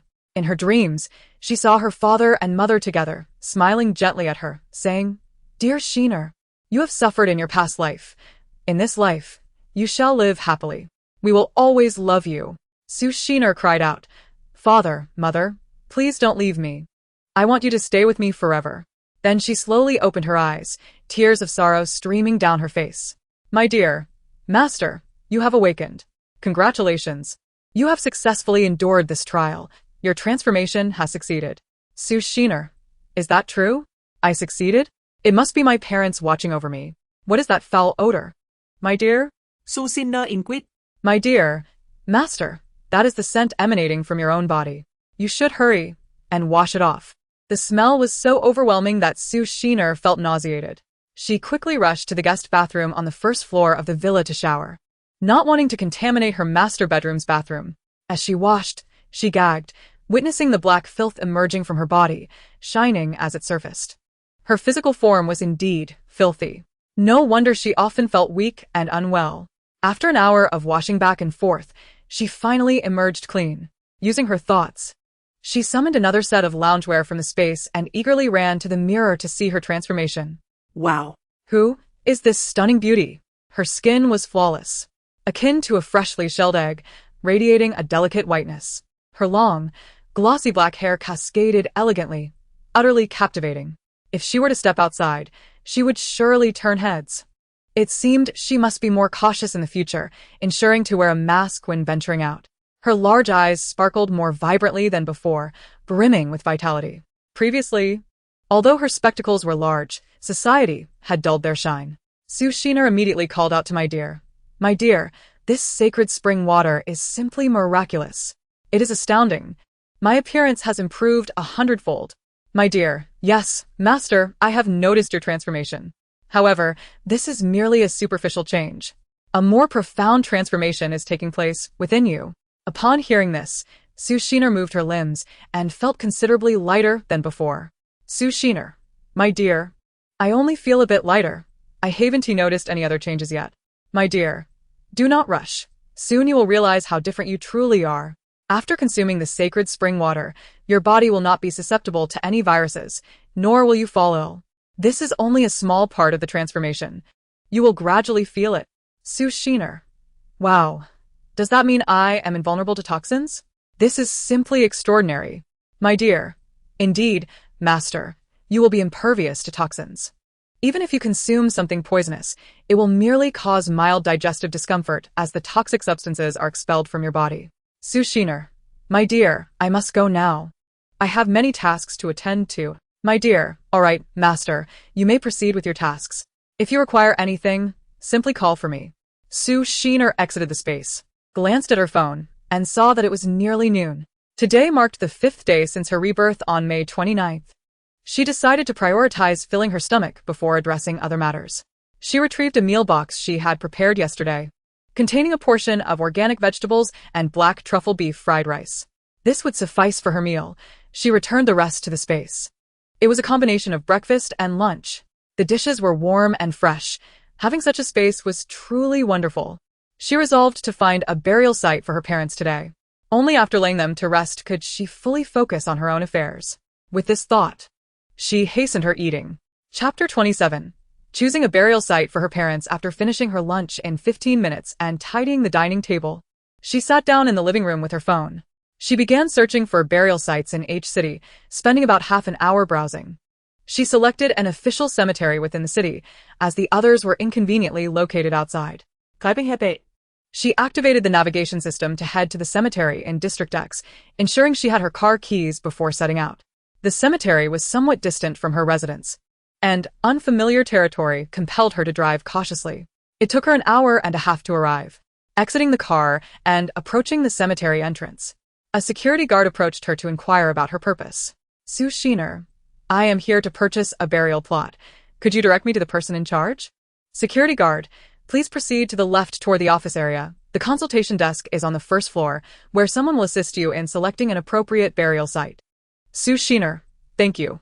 With a heavy heart, she made her way to the office. Perhaps the guard had already contacted the office, for a woman in a tailored suit, with a name badge, approached her with a warm smile. The staff member politely addressed her. Good day, ma'am. How may I assist you? Sue Sheener, I wish to select a burial plot for my parents. Their ashes are currently stored at the funeral home. Staff member, you will need to choose a joint burial plot for couples. These plots start at a price of 58,000 yuan. What price range are you considering? Sue Xiner, the price is not my primary concern. What I seek is auspicious feng shui. Could you provide me with a master who understands these principles?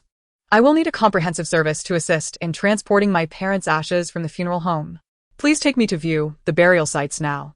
Staff, certainly, madam. Please follow me. Sue Xiner followed the staff directly to the burial site and was pleased to find a spacious and well-lit area that was easy to locate. The staff informed her, Madam, these burial plots are nestled against a rockery and face our artificial lake. The environment is exceptional, ranking among the finest for couples burial plots. Sue Xiner, are you able to summon a master right now to help me choose the best plot? Let us proceed with the paperwork immediately. The staff promptly replied, Yes. Madam, please hold on for a moment while I arrange for the master to come over. 10 minutes later, the master arrived, greeting her. Good day, madam. I will assist you in selecting the most favorable location. The master chose a central plot according to his expertise, after which the staff explained, Madam, this plot is priced at 18 million for a 20-year lease. After 20 years, you may renew or opt for a direct payment. The service fee is available at two options, 20,000 or 50,000. Which do you prefer? Sue Xiner, I will choose the 50,000 option. Please take me to make the payment. Additionally, I will increase the fee. I would like the gravestone to be completed today. The cost is not an issue. I will also provide you with an extra 50,000 as a token of appreciation since I may be relocating and unable to visit for memorial services. Please assist with purchasing offerings during the relevant festivals. The staff, maintaining a cordial demeanor, assured her that it could be arranged. Upon entering the lobby, she swiftly completed the payment, opting to extend the lease for an additional 60 years, totaling 54 million, along with a 50,000 service fee, which covered the comprehensive assistance from the master. Sue Xiner added the master as a friend on WeChat and discreetly transferred a red envelope containing 18,888 yuan. Knowing this would ensure the master would diligently attend to her needs. The master nodded appreciatively upon receiving the transfer, calculating the best dates for the gravestone's completion, confirming that either tomorrow or the day after would be suitable. Sue Xiner decided to proceed the next day, arranging to meet the master at the funeral home at 8 in the morning. Fortunately, she had kept her parents' paperwork and keys in her personal space. Feigning to reach into her bag, she actually summoned the documents from her space and handed them to the master, who reassured her that she need not worry about purchasing offerings, as he would take care of everything. Sue Xiner, by the way, I wish to select new urns for them. Do you have any available? The master promptly led her to another room, where she selected two solid wood urns priced at 38,000 each. After completing her payments, the master instructed her to be at the funeral home at 8 in the morning to proceed with the necessary arrangements, assuring her that no further preparations were required on her part. The staff kindly escorted her out, and as she entered her car, she felt a weight lift from her heart. She exhaled deeply, driving home leisurely. An hour and a half later, she arrived home, tossing her bag, phone, and keys onto the coffee table before collapsing onto the sofa to rest. After driving for over 3 hours, she felt exhausted. Using her mental focus, she summoned a cup of spiritual spring water from her space, drinking it all in one go, feeling instantly rejuvenated and comfortable. Now drinking the spiritual water brought her no discomfort, which was wonderful. However, she needed to clear her mind. Reclining on the sofa, she reflected on how she had resolved her inner turmoil, anticipating that the weight on her heart would be fully lifted the next day. She felt no need to inform any relatives. As the saying goes, one should not disclose wealth. It was unnecessary for anyone she knew to learn of her parents' burial plot selection. Besides, aside from herself, no one else seemed to care about her parents' resting place. All her relatives would prefer that she not disturb their peaceful lives, especially given her humble circumstances. Checking her phone, she noted the time was already 6:30 in the evening, dinner time. Having accomplished a significant task today, she had no desire to engage in further activities. A good meal followed by an early night's rest was all she craved. She simply loved to sleep. After all, as a mutable air sign, she always felt she could use more rest, never fully satisfied. With little appetite, she retrieved the lunch container from earlier, bringing out some chicken soup and bird's nest while returning the rest to the fridge. Enjoying the warmth of the soup and the nourishing benefits of the bird's nest, she finished her meal and tidied the dining area. Approaching the four-door refrigerator, she opened it and took out a can of soda, popping it open and savoring it, refreshingly delightful. After washing up, she planned for an early night, as important matters awaited her the next day, ensuring she would be well rested. Chapter 28. A final resting place for her parents. She awoke from a restless sleep at 4:30 in the morning. Today was May 30th, 2035, the 6th day since her rebirth. It was a day of great significance, and her subconscious had compelled her to awaken early, fearing oversleeping or tardiness. Now that she was awake, she decided to remain up. After freshening up, she realized her clothes were still stored in her space. She made her way to the third-floor wardrobe, retrieving her garments. Due to time constraints, she simply placed them on the jewelry cabinet without organizing them. Choosing a black athletic outfit and pairing it with the black loafers she had purchased 2 days prior. Grabbing her bag, she packed her phone, tissues, and other essentials before heading downstairs. Standing before the 6-meter-high window on the first floor, she noticed the sky had brightened. Setting her bag on the coffee table, she ventured into the kitchen to prepare breakfast. With her mind preoccupied, she lacked appetite. Opting to take a portion of the leftover rice from the takeout and pairing it with a serving of organic vegetables from a high-end restaurant, settling down at the dining table to eat. 10 minutes later, having finished breakfast, she checked the time on her phone. It was 6 o'clock. It was still too early to leave, so she lounged on the sofa, scrolling through her phone and glancing at the news. To her dismay, there was nothing concerning the apocalypse. Only trivial entertainment gossip filled the headlines, which she soon lost interest in. She wandered around the living room, reflecting on her 6 days since rebirth, realizing she had not taken the time to appreciate the villa's living area. Approaching the piano, she lifted the lid and curiously pressed a key, but no sound emerged. Is this piano broken? She mused aloud. Baby, master, you truly are remarkable. You found the treasure at once. Startled by baby's sudden voice, she exclaimed, You scared me. Why did you speak out of nowhere? Baby, I apologize, master. I was merely anxious, fearing that you might miss out. Sue Sheener. You mentioned there is treasure within the piano? What could it possibly be? Baby, master. Simply touch the piano, and you shall directly collect what lies within. The contents of the space will reveal themselves. Oh. Is this little creature upset because I just mentioned it? She pressed her hand against the piano and effortlessly gathered its contents with her thoughts. This time, however, she felt no discomfort. Could it be related to the spirit water she had consumed? Or perhaps her mental fortitude had improved from gathering more. Yet, considering baby's little temper, she refrained from asking. Upon entering the space, she discovered a pile of cash on the coffee table. Approaching it, she counted and was astonished to find 1 million yuan concealed within the piano. Who would have imagined? Realizing baby was sulking, she exclaimed, Our baby is truly remarkable. If it weren't for you, who would have thought there could be so much cash hidden here? People would only assume the piano was broken. Baby, now do you understand my prowess, master? Sue Sheener. Indeed, baby, you are the most impressive, and I adore you dearly. Phew, I believe that has placated him. Sue Sheener. Baby, could you help me organize all this wealth into one room? From now on, after I collect items in this space, I would like you to manage and categorize them for me, if you please. Baby. Certainly, master.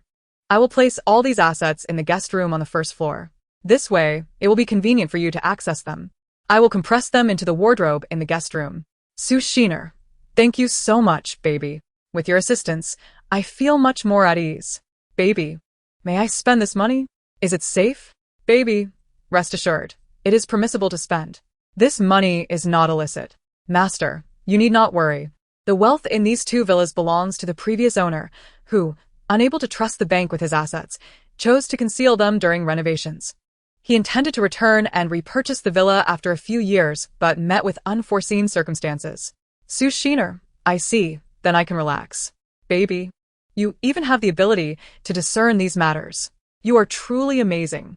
Baby, naturally, I am exceptional. This is merely a drop in the ocean. Sushiner juga inwali. Amused by how few compliments made him proud. Sushiner, baby, I must step out now. I have matters to attend to. I won't keep you any longer. Baby, very well, master. Do take care. Call upon me if needed.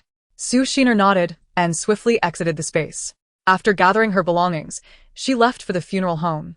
Arriving by 7:30 a.m., she surveyed the area, noting that the master had yet to arrive, and returned to her vehicle to rest. 10 minutes later, the master from yesterday knocked on her window, and Sushiner hurriedly exited her car, saying, "You arrived quite early, master." The master replied, "I wanted to avoid traffic. So I came early. Miss Sue, I brought 4 people to assist. Since we are early, let us begin." Sushiner agreed.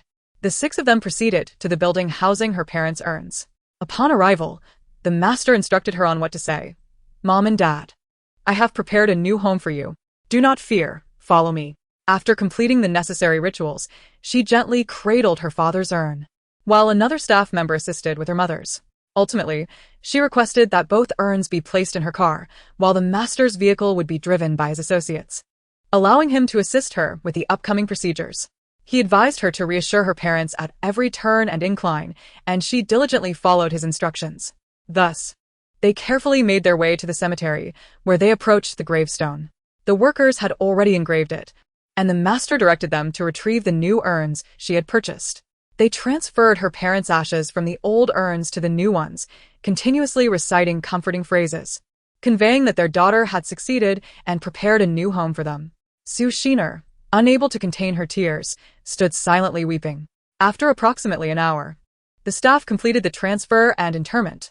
Once the gravestone was sealed, the ceremony concluded. She lit a stick of incense, bowed thrice before the gravestone, and knelt there, quietly expressing, "Mom and Dad, your unfilial daughter has secured you a new home. You may rest in peace now. I must prepare for the impending challenges of the world. I may not be able to visit you often. Do not worry about me. I have found success and will live well. I love you both." After the incense burned out, she followed the master to a designated area to burn paper money for her parents. Everything went smoothly and efficiently. Sushiner discreetly retrieved the cash she had found that morning from the space, while concealed by the car door. She presented 10,000 yuan to the master, saying, "Master, thank you for your hard work today. No good deed goes unrewarded. Please accept this as a token of appreciation for your assistance in carrying the urns." The master gratefully accepted the money, thinking to himself that despite her youth, she demonstrated proper etiquette. He had assumed she had already sent him a red envelope via WeChat and would not offer anything further, yet here she was, presenting him with 10,000 yuan post-ceremony. Such a considerate employer was truly rare. The master replied, "Thank you for your generous tip." Sushiner added, "Master, I may not visit this place often in the future. Please continue to look after my parents here. Rest assured, I will not let your efforts go unrewarded." The master assured her, "You need not worry. I will take good care of your parents." Sushiner, "If there is nothing else, I shall take my leave now. Thank you for your help." The master replied, "All tasks have been completed for today. You may attend to your affairs." Sushiner got in her car and drove away. Glancing at the time, she noted it was already 11 a.m. Today, she had successfully laid her parents to rest, relieving a heavy burden from her heart. Feeling emotionally drained, she had no desire to engage in any further activities and decided to return home. Chapter 29. Returning home to rest after more than an hour, she arrived home, tossed her backpack and keys onto the coffee table, and collapsed onto the sofa, sobbing uncontrollably. In both this life and the last, she carried numerous regrets and frustrations. The most profound regret was not having laid her parents to rest sooner. Now that she had the means, regardless of its utility, she had given them the best. She had fulfilled her own regret.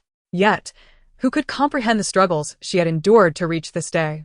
No one could fathom the bitterness she had suffered to achieve this moment. Finally, she was free to weep openly. Life had been exhausting. In this life, she would no longer allow anyone to witness her trials or mock her. When her tears ran dry, she retrieved a cup of spirit water from the space and drank deeply. Much better. The weight on her chest finally lifted, and her mindset relaxed significantly. Checking her phone, she saw it was already 2:30 p.m. and she had missed lunch, yet she felt no appetite. On the 6th day of her rebirth, she finally experienced a true sense of relaxation this afternoon. She reassured herself that from now on, she would cherish every single day that belonged to her. She was confident in her ability to achieve this. After much contemplation, she found herself devoid of any desire to step outside. Instead, she longed to remain in the comfort of her home. However, she recognized the importance of keeping herself occupied, lest she squander the precious hours of the afternoon. She recalled how her child had transformed the wooden cottage in their space into a villa, yet many items within that space remained unutilized. She resolved to return all unnecessary belongings to their original positions in the villa, thus alleviating any future inconvenience when she departed. By the time she left, she would only need to gather her essential items, such as those from her bedroom and kitchen, which she intended to leave untouched for now. Venturing into the semi-basement media room, she began to store everything within the space, and suddenly, a brief headache struck her, only to dissipate just as quickly. She realized it was a consequence of having consumed the spiritual spring water, and her spirits soared with delight. She proceeded to the guest room and study, collecting the bed, wardrobe, bookshelf, and desk, all without much effort, as the items were few in number. Having cleared all the children's rooms on the 2nd floor, including their wardrobes, and the study on the 3rd floor, only the 4th floor remained. Ascending to the 4th floor, she entered the tatami room and, through sheer will, stored both the tatami and mahjong table into the villa. Next door, she completely gathered the wine cellar, leaving no stone unturned. It seemed she had discovered all the treasures within the space. After collecting so many rooms, she had not encountered any hidden safes or valuables. With the belongings removed, the once furnished rooms stood bare, leaving only 4 walls, an undeniably desolate sight. To date, aside from her master bedroom, wardrobe, kitchen, and living room, every other area of the villa had been stored away. Only then did fatigue begin to wash over her, prompting her to quickly drink a cup of spiritual spring water from the space, which revitalized her considerably. Checking her phone, she noted it was already 4 in the afternoon. She decided to head downstairs to her bedroom for a nap before contemplating dinner. After changing into comfortable loungewear in the wardrobe, she flopped onto her bed and closed her eyes. Exhausted, she fell asleep in less than a minute. When she finally awoke, she noticed it was dark outside, though not entirely devoid of light. Glancing at her phone, she saw it was 7:30 in the evening. After resolving some personal matters in the restroom and washing her face, she grabbed her phone and made her way downstairs. In the living room, she sank into the sofa, pondering what to eat for dinner. She had lost interest in the food stored in her space and, with ample time on her hands, decided to order takeout instead. To avoid raising suspicion, she resolved to order takeout daily until her departure, thus indirectly stocking up on food supplies. Perusing the enticing array of takeout options on her phone, she suddenly craved fruits. She selected a nearby supermarket and ordered 5 portions each of apples, grapes, green grapes, and giant peach grapes, as well as 2 boxes each of red and white strawberries, along with 2 5-kilogram boxes of cherries. Such an abundance of fruit would suffice. She would have hesitated to order so much if the supermarket were to deliver it themselves. Next, she switched to another supermarket to order daily necessities, requesting 5 tubes each of her favorite toothpaste flavors, strawberry, apple, and cantaloupe, all from brands she adored. After placing her order, the supermarket promptly called to confirm that she hadn't made an error in her extensive order. She assured them there was no mistake, and they proceeded with the delivery. Realizing she had initially intended to order dinner, she refocused her attention back to the takeout menu. As she browsed, she found herself momentarily at a loss for what to select. However, she remembered her go-to strategy. When in doubt, she would always opt for noodles, a guaranteed choice. Thus, she found a familiar chain noodle shop located within the basement of a shopping mall. Occasionally, while grocery shopping, She would indulge in a bowl of beef noodle soup or sesame noodles from this establishment, both of which were among her favorites, along with their spicy noodle soup. Although she occasionally ordered shredded chicken noodle soup, she felt it did not quite suit her palate. Deciding to order from this noodle shop, she placed an order for 5 bowls of beef noodle soup, 5 bowls of sesame noodles, 5 bowls of spicy noodle soup, 5 servings of spinach with nuts, 5 servings of spicy bean sprouts, 5 portions of cold, spicy cucumber strips, and 10 marinated eggs. The total came to an astonishing 600 yuan, a stark contrast to her previous visits when she would spend only 20 yuan on a single bowl of beef noodle soup, which she considered a treat. Now, Her order had ballooned into the hundreds, a testament to her newfound abundance. To avoid any discontent from the delivery driver, she added an extra 50 yuan as a tip during checkout.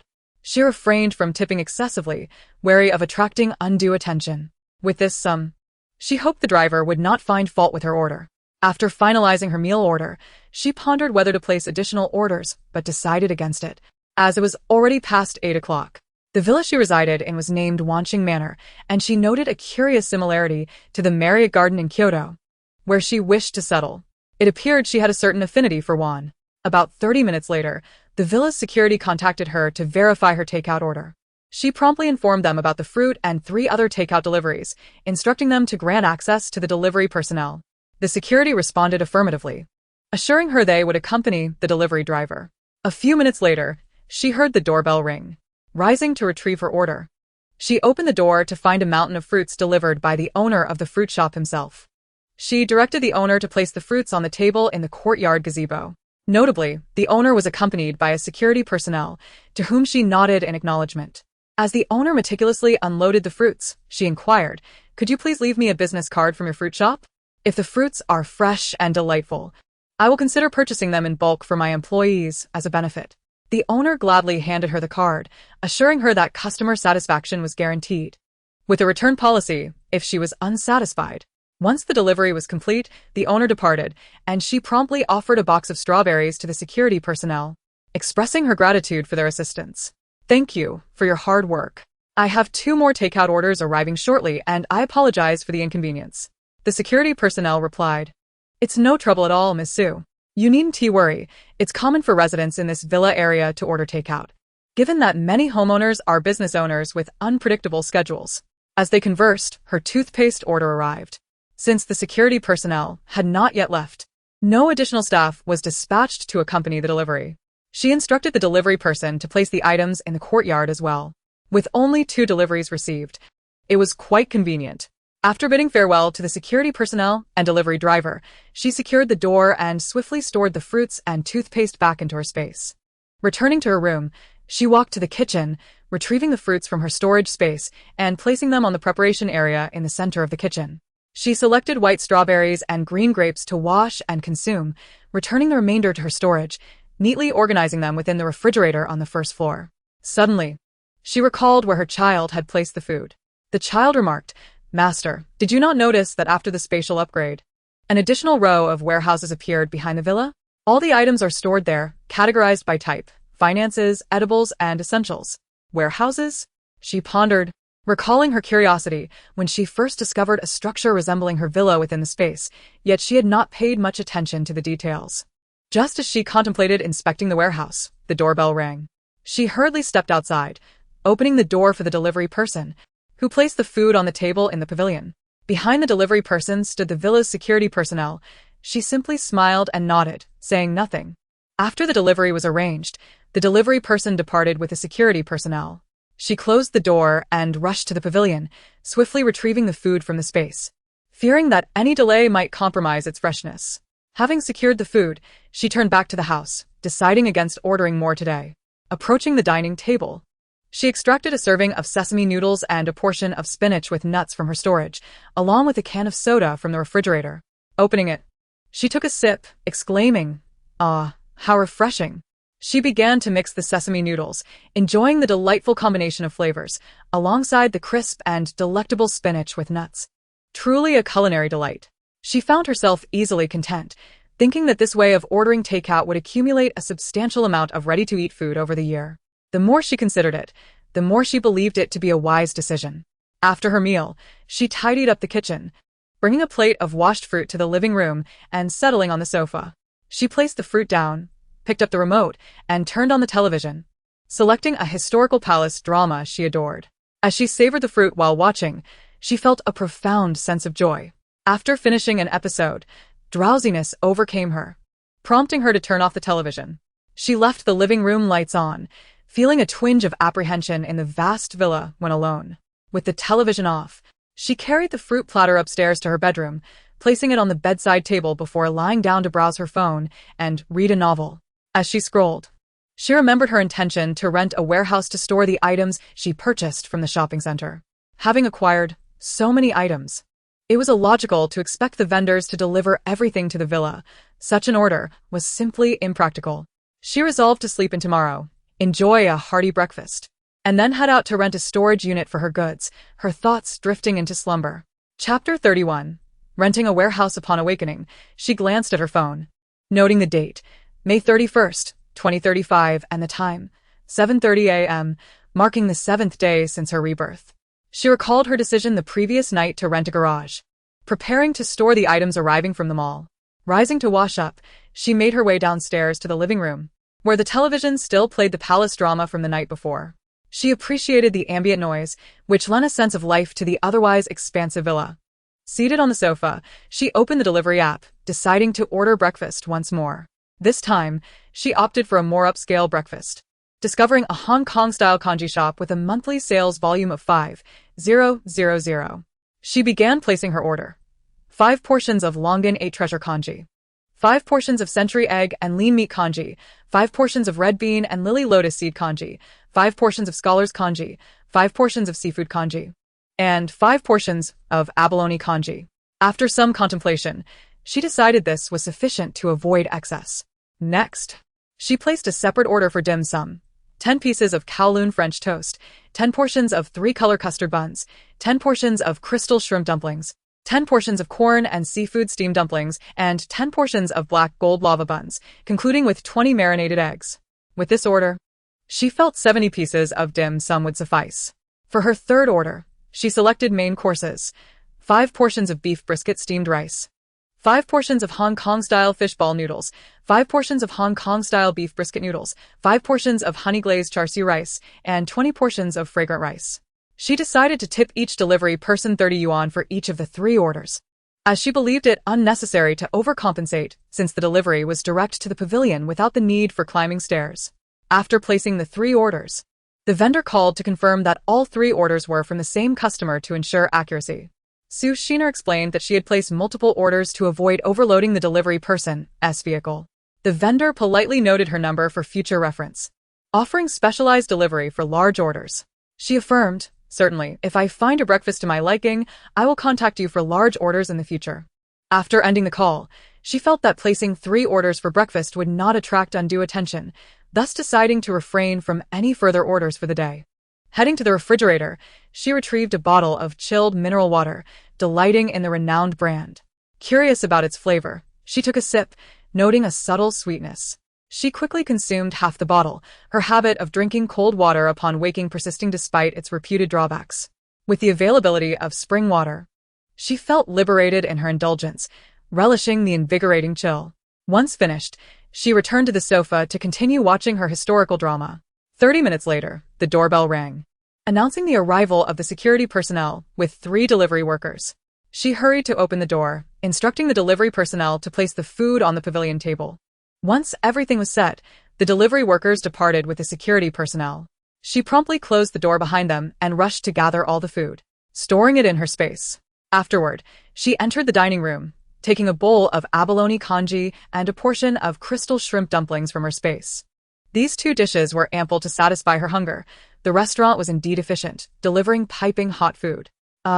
This abalone kanji is exquisite, she mused, recalling that she had never tasted it before, despite her fondness for seafood. She had never thought to ask her mother to prepare abalone kanji for her. Such a luxury had been beyond her reach. Previously, her breakfast had cost around 10 yuan, consisting of items like fried cakes and tofu pudding or soup dumplings priced at 11 or 12 yuan per serving. Yet now, this single breakfast was worth a week's worth of her former meals. From this moment on, her life had transformed for the better. She would no longer live a life of counting every morsel.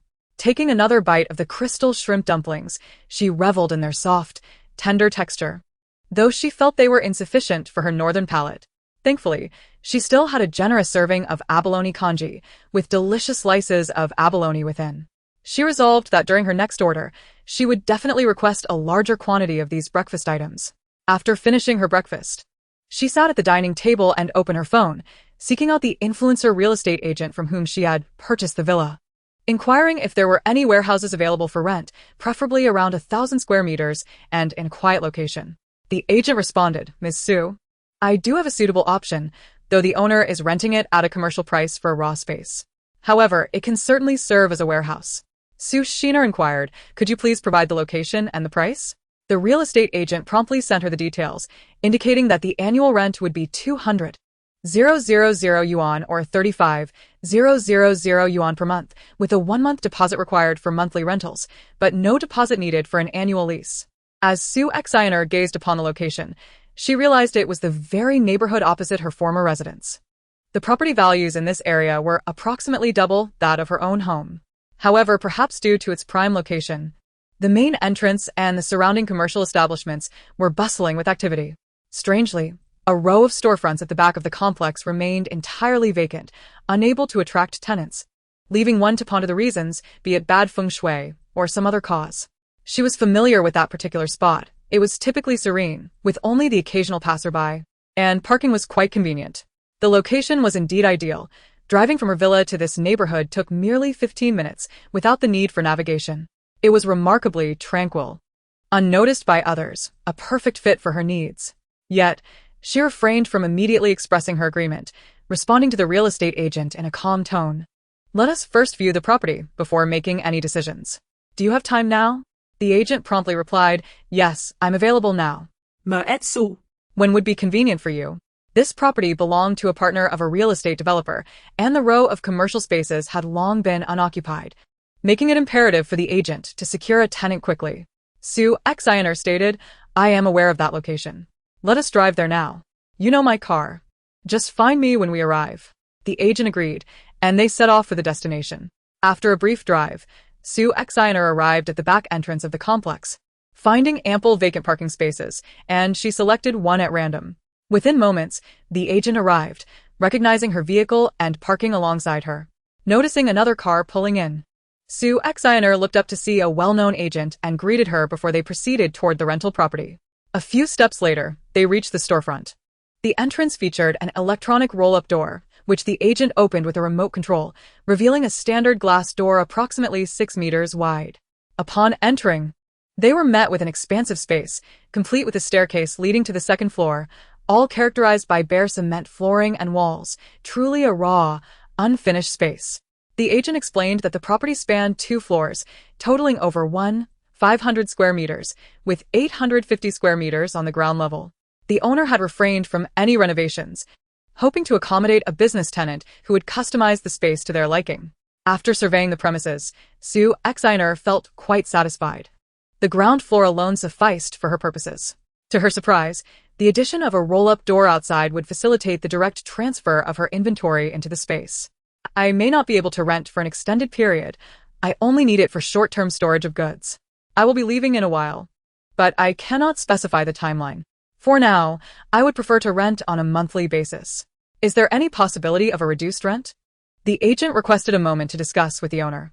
After 5 minutes, she returned with the information. "The owner has stated the minimum rent is 32,000 yuan per month, with a 1-month deposit required. What do you think?" Su Xiner replied, "All right, let us proceed with the contract." Thus, the agent drove them to the agency's office, where the owner was also en route with the property deed. In just an hour, the rental arrangement was finalized, and she received all the keys. Su Xiner then drove back to the warehouse, unlocked the roll-up door, and inspected the interior once more, feeling quite pleased. She envisioned all her goods being stored there directly. Across the street from the warehouse was a locksmith, where she spent 200 yuan to have the roll-up door key replaced and purchased a large padlock to change the lock on the glass door as well. Afterwards, she glanced at the time. It was already 11 o'clock in the morning. Locking up the warehouse, She prepared to head home when she noticed a chain mobile phone store across the street, where she could obtain a new SIM card. She entered the shop and acquired a new phone number to serve as a secondary line, while the new SIM would be her primary contact. She resolved to sever ties with unnecessary contacts, deciding to initiate a fresh start. Once the card was activated, she returned to her car and drove home. Grateful for the close proximity of the warehouse to her villa, making it convenient for future storage needs. Upon arriving back at the villa, she sat on the sofa, lost in thought, sensing that there were unresolved matters lingering in her mind, yet unable to pinpoint them. Just then, her phone chimed with a text notification. Upon opening it, she discovered a payment reminder, and she realized that in the midst of her recent busyness, she had neglected her debts. Feeling exasperated with herself, she quickly accessed her banking apps and began clearing her outstanding credit card balances, followed by settling debts with various lending platforms. Watching her debts diminish one by one stirred her emotions, and tears welled up in her eyes. It was astonishing how effortlessly she could eliminate her debts now. Unlike her previous life, where she had juggled payments, leading to an ever-growing financial hole. Under immense pressure, yet with no one to confide in, her so-called relatives merely awaited her downfall. She had swallowed her anguish, often crying alone in the night, plagued by insomnia. Grateful for a second chance, she appreciated that she could resolve her 520,000 yuan debt without struggle. Regaining her composure, she picked up her phone and called each bank to cancel her credit cards before retrieving them from her storage and destroying them. Completing this task brought her a profound sense of relief. She reflected on her past debts, particularly recalling the times during her university years when her father's ill health prevented him from affording her tuition. Each semester, he would borrow money from relatives, riding his bicycle to ensure she could continue her studies, while she sought to support herself through part-time work, which barely covered her living expenses. Throughout her 4 years in university, her tuition was contingent upon her father's negotiations, while her living costs were managed independently. Attending a local university, she opted not to stay in dorms to save money, commuting daily instead. Only she understood the hardships of those years, enduring the ridicule of relatives during family gatherings. Tears streamed down her cheeks as she recalled the painful struggles of her past life, living cautiously and meticulously planning every expense. She shook her head, dismissing such thoughts, recognizing they served no purpose other than to dampen her spirits. Every financial assistance from relatives had been meticulously recorded in a small notebook. Thus, she retrieved 200,000 yuan from her storage, sufficient to repay them with some left over, considering it a gesture of gratitude. She concocted an excuse about winning a second prize in a lottery ticket she had purchased by chance, and proceeded to settle her debts with them. She retrieved an insulated bag for takeout from her space, placed 200,000 inside, picked up her car keys and phone, and drove out. Upon arriving near her second aunt's house, who had been the sister that contributed the most to her father, she parked the car, took the bag, and walked towards the entrance of her aunt's building. Her aunt's residence was on the second floor, and she soon found herself at the door. Taking a deep breath, she knocked. "Who is it?" her aunt inquired. "It's me, Sheener," she replied. Her aunt came to the door, welcomed her inside, and invited her to sit in the living room. Her aunt asked, "Why do you come over sometimes?" After the passing of her parents, Sheener had not been in contact with her family for over 2 years. Reflecting on this, she said, "Aunt, I was quite busy with work and my health wasn't great, so I didn't visit." "Is that so? Are you feeling better now?" her aunt asked. "Yes, much better, Aunt," Sheener affirmed. She had initially wanted to mention her lottery win, but the exchange of pleasantries led her to abandon that pretext. Instead, she stated directly, "Aunt, I came today to return the money you lent our family over the years." She opened the takeout bag and placed 200,000 on the table. Her aunt was taken aback, exclaiming, "Where did you get this money? Your salary is only a few thousand a month. How could you suddenly produce such a large sum?" "Aunt, I sold the house my parents left me for 320,000. I brought this 200,000 to repay you," Sheener explained. "We never expected you to pay us back for your school fees, and why would you sell the house? Besides, we didn't lend you that much," her aunt responded, puzzled. Upon hearing her aunt's remark that they had never expected repayment, Sheener felt a pang of discomfort, yet she urged herself to remain calm. "Aunt, repaying debts is a fundamental principle. I didn't bring it up before because I lacked the means to repay such a substantial amount. Now that I have the funds, I must fulfill my obligation. But if you've sold the house, where will you live? Why didn't you consult us before making such a decision?" Her aunt asked, concerned. Aunt, you needn't worry about me. I've been working at the company for several years, and my boss has treated me well. The company is opening a branch in Kyoto, and I've been transferred there. I sold the house because I do not plan to return. Once in Kyoto, the company will provide me with meals and accommodation, and my salary will be significantly higher. I don't have urgent financial needs, so I brought this money to repay you. But how could you have such a large amount? Her aunt questioned. Aunt, this money is primarily to repay the school fees you lent me, and the excess is to express gratitude for your family's support over the years. I understand that gratitude cannot be repaid with money. However, this is all I can offer, Sheener articulated. How will you manage the repayment? Her aunt asked. This sum is from my 4 sisters, my eldest aunt's eldest daughter, second daughter, and third daughter, along with you, my second aunt. Please help me distribute 30,000 to each of them, and the remaining 80,000 is for you, aunt, for all the care you've provided our family over the years. I am aware of your kindness, but I had no means to repay it then, and I didn't want to utter empty words, Sheener explained. Her aunt's eyes welled with tears as she responded, You've given them too much. I cannot accept this from you. It is enough that you are aware of your debts. Hearing her aunt's words, Sheener also felt emotional, but she insisted her aunt accept the money. Aunt, I will be heading to Kyoto soon, and my phone card has been deactivated. I'll contact you once I arrive and get a new card. You plan to leave just like that? Her aunt asked. Sheener stood up, saying, Yes, I won't linger. Please take care, and I'll not call each sister individually. You can handle the money distribution. I am leaving now, and you needn't see me off. She swiftly descended the stairs, walked to the parking lot across from her aunt's building, and drove away. Sheener's change of heart regarding the lottery excuse stemmed from her desire to sever ties. Having repaid her debts, she felt no regrets. After over 2 years of no contact, her relatives had not reached out, likely out of fear of her financial state. She had no one to blame but herself for her past poverty. The spontaneous decision to sell her house was also made to ensure no further entanglements with them. With the house sold, they could not locate her. Moreover, she indicated her phone card was no longer in use, eliminating their chances of contacting her. From what she understood of her relatives, especially her opportunistic 4th aunt, if she learned of Sheener's sudden wealth, she would undoubtedly come seeking her. While she could remain indifferent to their troubles, a financial windfall would surely attract their insincere flattery.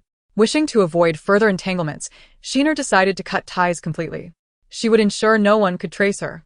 In H City, who would have imagined that the one driving a luxury car was her, let alone residing in a villa?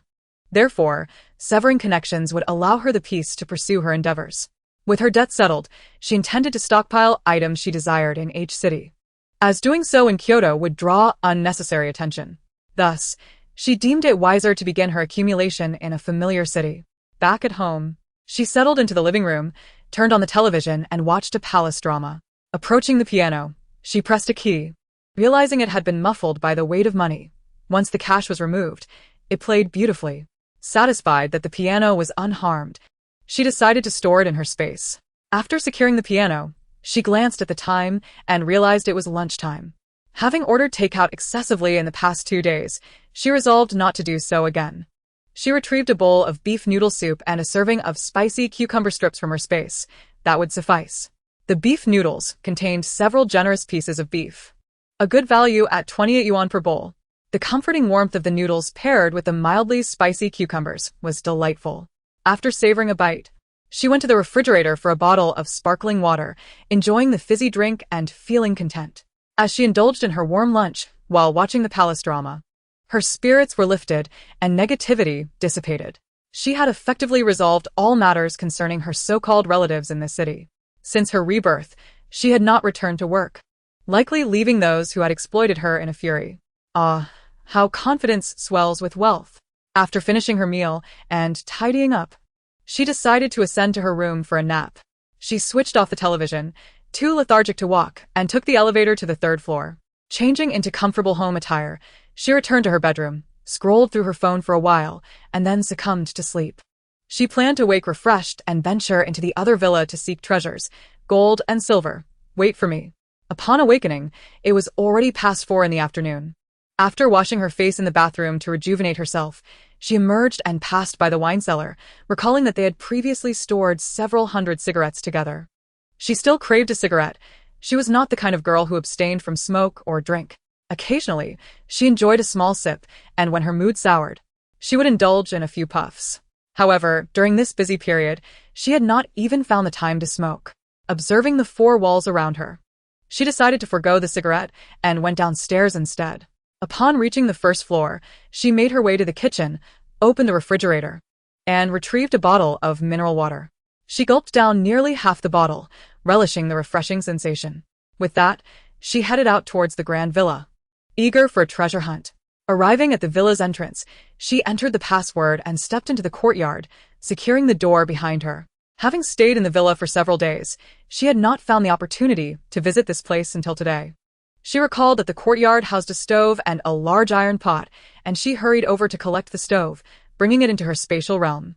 Alongside it, she also retrieved a simple steel-structured shed and the firewood within. To her surprise, she discovered an underground passage beneath the shed. Approaching it, she noted the lack of ventilation and decided to investigate later. Taking a seat in the pavilion while she waited, she reached out with her mind to contact the baby in her space. "Baby, does this underground passage contain any treasures? Can you sense it for me?" Master.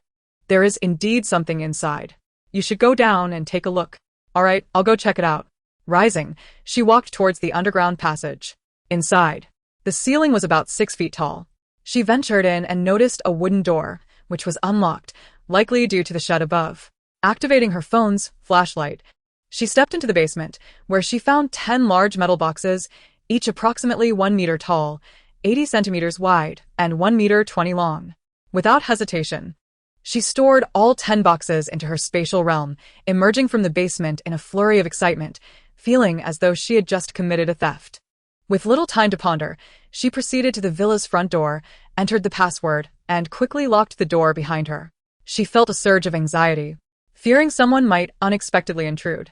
Stepping into the living room, she was struck by the stark contrast between this villa's decor and the one she had been residing in. This villa exuded a sophisticated ambience, dominated by dark, solid wood. She settled onto a genuine leather sofa, which, while less soft than the fabric sofas of her smaller villa, was still quite comfortable. Opening the coffee table drawer, she retrieved the remote control and turned on the television, casually browsing for a cartoon to watch. As she sat there, acclimatizing herself to the villa's atmosphere, she noticed 2 tall ceramic vases flanking the television. For reasons she could not quite explain, perhaps a sixth sense typical of a Gemini, she had initially noted these vases during her first visit and was drawn to them again. "Baby, do these vases possess any spiritual energy? Is there something within them?" They seem peculiar to me. "Master, you are quite perceptive. While these vases lack spiritual energy and are merely decorative, there is indeed something inside them. If you store them in your space, you will discover what it is." Thus, Sushiner began to touch the vases one by one, using her mind to store their contents in her spatial realm. She felt a subtle acknowledgement of the items being collected, but chose not to explore further, intending to examine everything once she returned to her own villa, as the element of surprise would be even greater. Suppressing her curiosity, she made her way to the half-basement's reception area. She adored the large solid wood table there and decided to store it in her space, envisioning its utility in a potential apocalypse. Without hesitation, she gathered all the tables and chairs from the reception area, then moved to the tea room, collecting the entire wooden cabinet that held tea leaves as well. Noticing the decorative rockery nearby, she inquired, "Is there any treasure here?" "Master, there are treasures within the base and inside the rockery," replied the baby. Without delay, she stored them in her space. Unlike her smaller villa, this one had a wine cellar in the half-basement. After finishing with the tea room, she headed straight to the wine cellar, collecting both the wine and the wine cabinet into her spatial realm. She chuckled at the thought that she would never again have to worry about running out of drinks. Combined, the 2 villas contained nearly 200 bottles of red wine and an ample supply of white spirits. After clearing out the half-basement, she returned to the first floor, nearly forgetting to store the study and guest room. She swiftly collected the bed and wardrobe from the guest room, as well as the bookshelf and large desk from the study. Ascending to the second floor, she entered the master-son-'s bedroom, promptly storing the luxurious mattress and bed, followed by the wardrobe. She moved to the second-floor guest room, gathering the bed and wardrobe as well, and took the sofa, coffee table, and rug from the small living room. She was determined to leave no trace behind. Next, she ventured to the third-floor master bedroom, admiring the robust leather bed, Without a second thought, she stored it and retrieved the animal hide rug beneath. Regrettably, the large bathtubs in the bathrooms could not be taken. She quickly contacted the baby again. Can you replicate this villa exactly in my space? The previous villa had its bathrooms and amenities copied, but I had to furnish it myself. Can you arrange this one as well? The baby hesitated but replied, Master. Whether that can happen depends on your ability to upgrade the space in the future. If you can find treasures with significant spiritual energy, I can absorb them, and an upgrade would be possible. But for now, it cannot be done. Su Shiner felt a pang of disappointment. It seemed she needed to seek out treasures. Having heard that Province Y was rich in jade, she resolved to seize the opportunity to explore it. As someone who had only traveled outside her province once during a company outing, the thought of venturing further, even internationally, filled her with trepidation. Perhaps due to her impoverished past, she exuded confidence outwardly, yet deep down, she wrestled with insecurity, carefully concealing it from others. How did I stray off topic? She thought, quickly addressing the baby. All right, I'll strive to find treasures. I hope today brings me great fortune in this villa. Rest assured, Master. Among the 10 large boxes you just stored, there are treasures capable of enhancing the space as value. However, I need your consent to absorb their spiritual energy, which is why I have remained silent until now. Chapter 35. The treasure hunt in the villa continues. Hearing this, Su Shiner was overwhelmed with excitement. She had not anticipated such a delightful surprise within those 10 boxes. She had assumed they merely contained money or gold bars. To think there might be jade. Furthermore, the fact that her space and the baby required her permission to absorb spiritual energy was a refreshing departure from the novels she had read, where treasures were absorbed upon storage, leaving the Durun bewildered upon entering the space. This spatial realm was indeed remarkably user-friendly. Baby, I intend to finish gathering everything from this villa before returning to the smaller one to examine what I have collected. Can you be patient with me? Baby, all right, Master. I'm not in a hurry. Take your time. Just summon me if you need anything. Su Shiner. Yes, thank you, baby. Please rest for now. I will continue organizing over here. Baby, sure, Master. You carry on. After noticing that she had finished tidying up the master bedroom, Su Shiner proceeded to the adjacent cloakroom, where she collected all the cabinets into her space, including the central jewelry display case. To her surprise, she discovered a safe, nearly her height, concealed behind the left side cloakroom cabinet. She felt an overwhelming urge to jump for joy. It seemed that aside from the second floor, which had been remodeled for the previous owner's son, the rest of the house remained untouched, maintaining a consistent style. Had the former owner completely redecorated the villa, she would have never found such treasures. Who would have thought a large safe lay hidden behind the wardrobe? Excited, she rubbed her hands together and began to spin in circles. However, when she glanced at the safe, she remembered that she had no password. It was one of those safes requiring both a password and fingerprint for access. What should she do? Then, she smacked her forehead, realizing she had been collecting furniture by merely touching it with her hands, yet she had forgotten she could use her thoughts to retrieve items directly from the safe. How foolish of her! Quickly, she rubbed her hands together and slowly reached out to touch the safe, focusing her mind on retrieving its contents. In an instant, a debilitating headache forced her to sit down on the floor, beads of sweat cascading down her face. What in the world was happening? Why such a strong reaction? Ever since she had bathed in the spiritual spring water, she had never encountered anything like this when collecting items. Hurriedly, she summoned a large cup of spiritual spring water from her space and drank it all in one go, feeling somewhat better. After sitting on the floor for over 10 minutes, she finally recovered, her heart racing with anticipation about what extraordinary items lay within.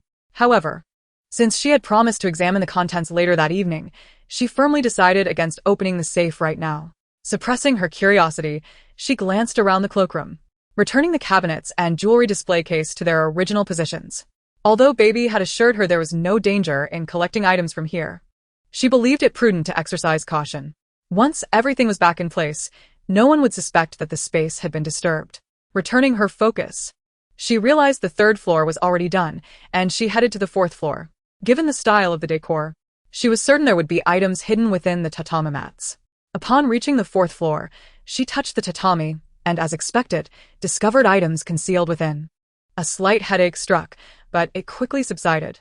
Next, she moved to the storage room, retrieving all 10 shelves along with the rice and oil stored on them. She looked around at the surrounding cabinets, opening doors one by one, finding them all empty. Unwilling to leave anything behind, she used her mind to collect everything into her space. Having thoroughly emptied the fourth floor, she felt utterly exhausted and took the elevator down to the first floor.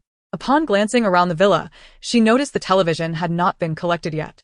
She walked over, unplugged it, and promptly stored it away. Next, she rushed to the kitchen, unplugging both four-door refrigerators. Afterward, she remembered to open the refrigerator doors and found them stocked with various beverages, just like her small villa. Without hesitation, she collected everything into her space. She opened all the cupboard doors and discovered 4 large boxes of unsealed tableware. After inspecting them, she realized they were of exceptional quality, likely worth thousands for a complete set. The rest were used utensils, which did not interest her.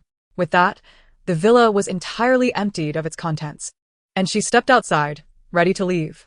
Just as she exited the villa, she spotted the property manager standing at her small villa's door, ringing the bell. Locking the main door, she approached and asked, "Is there something you need?" "Property manager, Ms. Sue. Didn't you mention that the maintenance crew would come to attend to the villa in the afternoon? I'm here to confirm if tomorrow afternoon works for you." She pondered for a moment and replied, "Oh, tomorrow afternoon works, but I only need you to clean the yard of the small villa. I'll handle the interior myself, as I have a cleanliness obsession and prefer not to have anyone in my room. I apologize. As for the large villa, there's no need for cleaning since I'm not living there currently. I plan to sell it soon, and I just need it cleaned once before that." "Property manager, no problem at all, Ms. Sue. We'll send a gardener and cleaning staff tomorrow to tidy up the yard. Just remember to have someone at home, Ms. Sue. Sue Sheener." "All right, I understand." After their conversation, she opened the door to return to the yard of the small villa, locked it securely, and then hurried inside. Locking the door behind her, she swiftly made her way to the kitchen and grabbed a bottle of cold water, drinking nearly half of it in one go. Sighing in relief, she was utterly exhausted. She quickly walked to the living room and collapsed onto the sofa, feeling utterly spent. This treasure hunt had been exhilarating yet frightening. Never mind. She decided to take a short break before checking her space to see what remarkable treasures she had collected. Chapter 36. Admiring the treasures in the space after resting for about 20 minutes, her anxious emotions began to settle. She sat up from the sofa, swiftly entering her space, and asked, "Baby, where are the treasures I collected today?" "Baby, master, all the treasures are laid out on the flat ground in the backyard, and once you're done looking, I'll store them all in the warehouse." "Sue Sheener. All right, I'll go check it out." She hurried around to the backyard, and upon seeing the sight before her, she gasped in astonishment.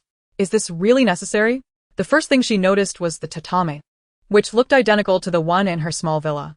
Did that mean she had gained an additional $200 million and $100 million in gold bars? She was nearly drooling, exclaiming to Baby, "Baby, the cash and gold bars from the tatami, are they the same amount as the last time?" "Baby, master, you are truly clever. It is indeed the same amount."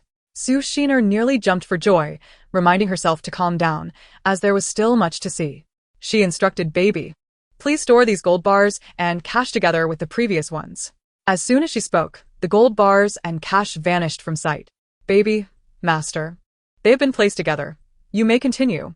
Sue Sheener approached the 10 large boxes and asked, "How do I open these?" "I don't have any tools." "Baby, master, you are the most powerful in this space. You can open them with your mind." "Oh my goodness.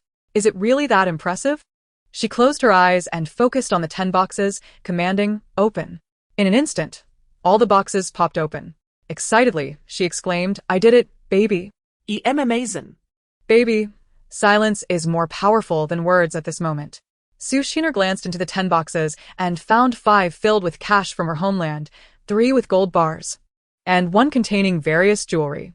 Half of the jewelry was gold, including necklaces for both men and women, rings, gold bracelets, gold chains, and assorted gold pendants, such as gold pichio. My goodness! These items could easily fill the display cases of a jewelry store. The other half consists of an array of platinum diamond necklaces, rings for both men and women, diamond earrings, bracelets for both genders, and men's necklaces, surpassing what she had seen in the mall that day. Each piece seemed to be an exquisite representation of feminine elegance. She found herself increasingly astonished, particularly by the size of some diamond rings. One in particular was as large as a coin. There was even a pink diamond ring that resembled a 1 yuan coin in size, accompanied by matching pink diamond earrings and a necklace. As she continued to explore, she exclaimed in disbelief upon discovering a set in sky blue. The sheer volume of treasures before her could easily be worth a fortune, perhaps even $1 billion. She firmly believed that no one would conceal counterfeit items in such a discreet location, thus they must be genuine. Despite her salivating gaze, she turned to her companion and asked, "Are you truly certain that bringing these items into my space poses no danger to me? This is utterly terrifying. Who would hide such wealth within these 2 villas and sell the properties without a second thought? Can you guarantee my safety?" Her companion reassured her, "Rest assured, my dear master, it is absolutely safe. Since you appear so uneasy, allow me to elaborate. The previous owners of this villa were an elderly couple, successful merchants who returned from overseas. They secretly smuggled back the jewels and gold bars they had collected over the years, unbeknownst to their children. Wherever they went, they ensured these treasures were well hidden until they purchased these 2 villas, which they adored. During the renovations, they discreetly stashed their wealth away. They intended for their descendants to inherit their fortune when they could no longer care for themselves." "Wait a moment," she interrupted. "If they had help bringing these items back, wouldn't those individuals be aware of their existence? They concealed everything so expertly that it appeared merely as decorative materials for the villas, thus no one suspected a thing." Her companion replied, "Ah, that's a relief. Please continue," she urged. Her companion, amused by her timidity, thought to himself, "Why didn't you inquire about this before? Now, After the fact, you are filled with questions." He continued, "After hiding their treasures, the couple resided in the larger villa, while the smaller one was intended for their grandchildren when they returned from abroad. However, fate intervened when the grandfather met with an accident while out for breakfast, leading to his untimely demise. The grandmother, unable to bear the loss, soon followed. Thus, their treasures remained undiscovered, and when their children returned to settle their affairs, they deemed the villas cursed and sold them to your previous landlord, who saw the lavish renovations as a cost-saving opportunity. He had no idea about the hidden wealth. now, You can rest easy, right?" "Yes, I feel much more at ease now. I was so worried that after my rebirth, I might be pursued for these inexplicable riches," she admitted. "Are you truly that timid?" her companion inquired. "Well, wouldn't anyone be cautious in such circumstances?" she replied with a chuckle. "By the way, how do you know all these details?" "When you discovered the gold bars, I sensed the previous owner's essence lingering on them," her companion explained. wow, "You are truly remarkable, a genius." she praised. "Not at all, just fulfilling my duty," he humbly responded. She grinned at his modesty and said, "Now I can confidently embrace this newfound wealth." "Thank you. You're welcome, my master. Now take a look after you do. Only upon your command will the space absorb the treasure's spiritual energy and evolve," he encouraged. "Very well, I shall inspect it now." Upon examining the box of jewelry, she noticed a collection of pearls. She had seen various brands of pearls while scrolling through social media, but had never afforded them. This collection was abundant, featuring sets of lustrous, round, and exquisite pearls, clearly of collectible quality, including earrings, rings, necklaces, and bracelets. To her astonishment, there were even black pearls. She recalled a live stream where a host mentioned that harvesting black pearls was prohibited in her homeland. Here, however, were 5 sets. Along with 10 sets of white pearl jewelry of various sizes, she realized she had stumbled upon a fortune. As she dug deeper, she uncovered a box filled with Hetien jade jewelry, bracelets, pendants, amulets, and necklaces, all in deep green jade. She had learned about these items from her time spent watching live streams. There were 5 complete sets of this striking green jade. Continuing her search, she came across 5 sets of milky white Hetien jade jewelry, likely known as sheep fat jade, with thick, substantial bangles. As she pressed on, she discovered 5 sets of yellow jade, which she recognized from a host's description as honey yellow. How much wealth had been amassed here? Additionally, there were 5 sets of sugar jade. All the Hetien jade was from Xinjiang, totaling 20 sets, some adorned with diamond-inlaid amulets. Both round and rectangular, truly exquisite pieces. As she gazed at the stunning Hetien jade, her mouth watered at the thought of showcasing such exquisite bangles, which would undoubtedly captivate anyone with even a modicum of knowledge. Turning to her companion, she asked, "Is it only the Hetien jade that the space can absorb for spiritual energy? What about the diamonds?" "Indeed, my master. Only the Hetien jade possesses spiritual energy. The others do not," he confirmed. She carefully set aside all the Hetien jade, only to realize that she hadn't finished exploring the box. There was still a portion filled with gold jewelry. The sheer volume was overwhelming, and she mused that their previous owner might have run a gold shop. The gold jewelry was plentiful and exquisitely designed, not at all out of style. Among them were numerous hairpins, including Hetian jade ones, though she had no knowledge of how to wear them. Resolutely, she decided to set aside all the Hetian jade pieces. Next, she turned her attention to two towering porcelain vases filled with small heaps of gold bars, nothing particularly surprising. Indeed, this was a treasure trove of antiquities and gold, a legacy intended for future generations. Unfortunately, they had not enjoyed their wealth, and it had come to light through her discovery. Finally, her gaze fell upon a large safe. Her curiosity piqued about the treasures it contained, which had her head spinning. Approaching it, she found nearly 100 jewelry boxes, both large and small. Selecting a larger box, she was eager to unveil its contents, suspecting it to be a necklace. Upon opening it, she found herself sitting on the floor, stunned by the sight of an enormous, vibrant green bead necklace. Was this truly the fabled imperial green? The color was rich and deep. She quickly checked her phone for confirmation, and it was unmistakably imperial green. Opening another box that resembled one meant for bangles, she found a bangle matching the same rich green color. She gasped in disbelief. All are imperial greens. No wonder she experiences such excruciating headaches. Continuing to unbox, she discovers another rectangular tablet, adorned with a diamond shaped like a droplet, roughly the size of a 1 jiao coin. It seems this diamond cannot overshadow the brilliance of the imperial green. It is also an heirloom. The previous bead strand was already the size of a 50-cent coin. After unboxing so much, her hands grew weary. Among the treasures were 3 pairs of bangles, one pair wide like tires, another pair plump and round, and yet another pair in a classic shape. However, the tires here are nothing like the bangles available in contemporary markets. Their thickness and width are incomparable. She found 4 strands of necklaces, 2 long sweater chains, 1 medium length and 1 shorter. There were 6 tablets, 3 round bangle cores and 3 rectangular ones. Additionally, there was a pair of men's signet rings. The sight was simply drool-worthy. She also unearthed 3 sets of wood and snowflake cotton, all of glass-grade quality, along with 3 sets of blue water, old blue water, and sky blue, each consisting of a pair of bangles and various bead strands, accompanied by tablets. Suddenly, she realized that the collector of these treasures shared her obsession. Upon encountering something they liked, they would purchase in abundance. The completeness of this collection was astonishing. Continuing with the unboxing, she found 3 grand sets of high ice with floating blue flowers. Each set generally includes a pair of bangles, a pair of bangle cores, and short, medium, and long necklaces, and I shall refrain from repeating this in detail, hoping for your understanding. She particularly adored the high ice floating blue flower design, believing it to be perfectly suited to her age, as it appeared both translucent and refreshing. She favored various, nearly transparent styles of bangles, including the wood and snowflake cotton variety, and also the blue water. Despite the imperial green being the most expensive, she felt that such a color was beyond her capacity to carry at her age. As she continued to unbox, her excitement grew. She discovered that the collector shared her taste, preferring tire bangles, plump round, and classic-shaped ones, neglecting to collect items like the concubine or tinkling bangles. Their tastes were aligned.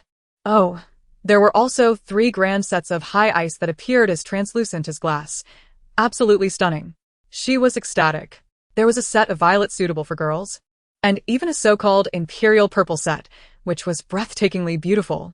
The richness of the purple was overwhelming. Additionally, there were 2 sets of eggplant purple and 2 sets of light purple. She uncovered 2 sets of high ice rock candy pears. The color so enticing it felt almost lickable. 3 sets of high translucent blue, 3 sets of ice yang green, and 2 sets of the 3 colors of Fu Lu Shou were also revealed, along with 3 sets of high ice white moonlight. She was overwhelmed with excitement, nearly brought to tears. There were also 2 more ordinary, but still quite translucent sets, referred to as the Purple Mist Immortal, with a delicate lavender that was truly beautiful. Even if valued at hundreds of thousands, it was beyond her previous life as means. What is this small square box? Approximately 6 centimeters in height and 20 centimeters in width? It doesn't resemble a jewelry box. Upon opening, she discovered various unmounted diamond raw stones in different colors, round, hexagonal, and teardrop-shaped, none small, the smallest at least 6 carats. A total of 20 pieces. Finally finished unboxing, she understood why there were so many boxes, far too many. Thankfully, the space merely absorbed the spiritual energy within while maintaining its original state. However, she felt a reluctance to let her beloved treasures be absorbed. Perhaps wearing them would also nourish her. Alas, she felt as if wearing them was akin to donning glass. What to do? Suddenly torn, she spoke directly to her companion. Darling, here we cherish jade and gemstones as they are nourishing for us. If I allow these jades, and Hatian jade, to be absorbed by the space, would it render my wearing them meaningless, akin to wearing glass? Her companion sensed her inner conflict and replied, Master, the spiritual energy in Hatian jade and gemstones cannot be absorbed by you humans. Wearing them for a lifetime only grants you superficial benefits. If you wish to keep these ornaments from being absorbed, I understand. We can seek raw stones in the future. I comprehend that you girls have no resistance against such gems. Su Shiner, I understand, darling. But I feel that allowing the space to absorb them before I wear them strips away their significance. Will you be upset if I do not let the space absorb these ornaments? Darling, not at all, master. You are my master in this life. How could I be upset? We can still seek raw stones as you mentioned before. Su Shiner. Then I shall keep these jades for now. If we cannot find raw stones before the apocalypse, I will allow the space to absorb them. As for the Hatian jade, I am not particularly fond of it. So please let the space absorb those. Thank you for understanding me, darling. Darling. Understood, master. I will take the Hatian jade for absorption to enhance the space's energy. As for the jade, gems, and diamonds, I will store them safely in the warehouse. Su Shiner. Wait a moment, darling. She walked over and took one of the tire bangles from the Purple Mist Immortal set and placed it on her left wrist. It was stunning. The ethereal aura combined with the ancient gold bangle made her hands appear even fairer and more delicate. Happily, she said to her companion, Darling, you may now use the Hatian jade to enhance the space's energy. I shall go out. Chapter 38. Dinner time. Emerging from the space. She admired the Purple Mist Immortal bangle on her wrist. It was truly beautiful, and remarkably, it fit her perfectly. Previously, when she purchased gold bangles, the sales assistant had measured her wrist, noting her size as 56. This one fit her exactly. What a delight. She recalled seeing other bangles in the space that seemed slightly larger. It appeared that this color of bangle was meant for her, perhaps intended by its original owner for future generations of girls to wear. She chose the Purple Mist Immortal because its subtle lavender hue was less conspicuous. An untrained eye might mistake it for an agate bangle. She found herself increasingly enamored with it. Suddenly, she thought of the Hatian jade. While indeed beautiful, it did not align with her taste, so she planned to sell some when the opportunity arose. For safety, she decided against using the original packaging for resale, in case someone recognized it. Taking out her phone, she browsed an online platform and selected several styles of packaging boxes for bangles and tablets, purchasing 10 sets of each for future use. After completing her order, she glanced at the time on her phone. It was already past 6 in the evening. How swiftly the day had passed. It was time to consider dinner. Today, she decided against consuming the stored food from the space and opted instead for takeout. After deliberating, she spotted the dumpling restaurant she adored and made her decision. Tonight, it would be dumplings.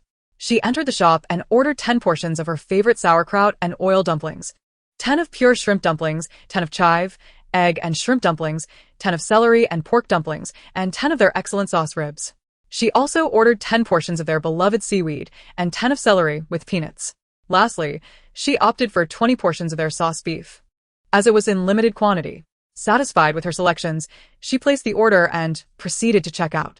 Just as she completed the payment, the restaurant called to confirm, asking, Madam, are you sure about your order? It seems quite extensive. Su Shiner. Yes, I am certain. Please proceed. Server. Very well. We shall begin preparing your order. Due to the large quantity, we will deliver it ourselves. Su Shiner. That sounds good. After hanging up, she reclined on the sofa, picked up the remote, and turned on the television, tuning into her usual palace drama, closing her eyes to listen. Su Shiner pondered how exhausting this day had been. She wondered when she would finally resolve all matters in H City so she could continue with her next plans. Currently, there is a need to withdraw cash and gold bars from the bank, as well as to complete the transfer of property and receive items purchased from the mall. Upon reflection, Tomorrow coincides with the prearranged time at the bank. If the mall is efficient, the delivery should also arrive by tomorrow, allowing it to be sent directly to her rented warehouse. She is also contemplating a bulk order of fruits, rice, flour, and cooking oil. However, ordering a large quantity of rice at this time means acquiring last year's stock, as new rice is not yet available. With June approaching, it would be wise to purchase only a small amount now and return for a larger order in October when the new harvest arrives. Suddenly, she recalls the necessity to stockpile bedding essentials, such as comforters and bed sets. She plans to custom order some handmade cotton comforters and acquire a few high-end ones as well, along with pillows. Given the uncertainty of the future, especially in a potential apocalyptic scenario, it is prudent to accumulate sufficient supplies to last a lifetime. While lost in thought, the doorbell unexpectedly rings. Rising to see who it is, she discovers that the security and her food delivery have arrived with remarkable speed. She hastily steps outside to open the gate, allowing the delivery person to place the food in the pavilion. After the delivery is completed, the delivery person departs. The security guard casually inquires, "Miss Sue, why the sudden abundance of takeout?" Sushina replies, "It's dinner time, and I thought of ordering takeout since the employees of the company are working late. I plan to deliver it to them after I finish my meal." The security guard responds, "You are truly a considerate boss. Enjoy your meal. I shall take my leave." Sushina nods in acknowledgement and promptly secures the gate before retrieving the takeout. Entering the house, she approaches the dining table and unpacks the food. To her surprise, the restaurant has generously included a large jar of garlic sauce, sufficient for many meals. She selects a portion of shrimp dumplings, a serving of seaweed, and a helping of braised beef, preparing the vinegar and soy sauce for dipping while placing the rest back into storage.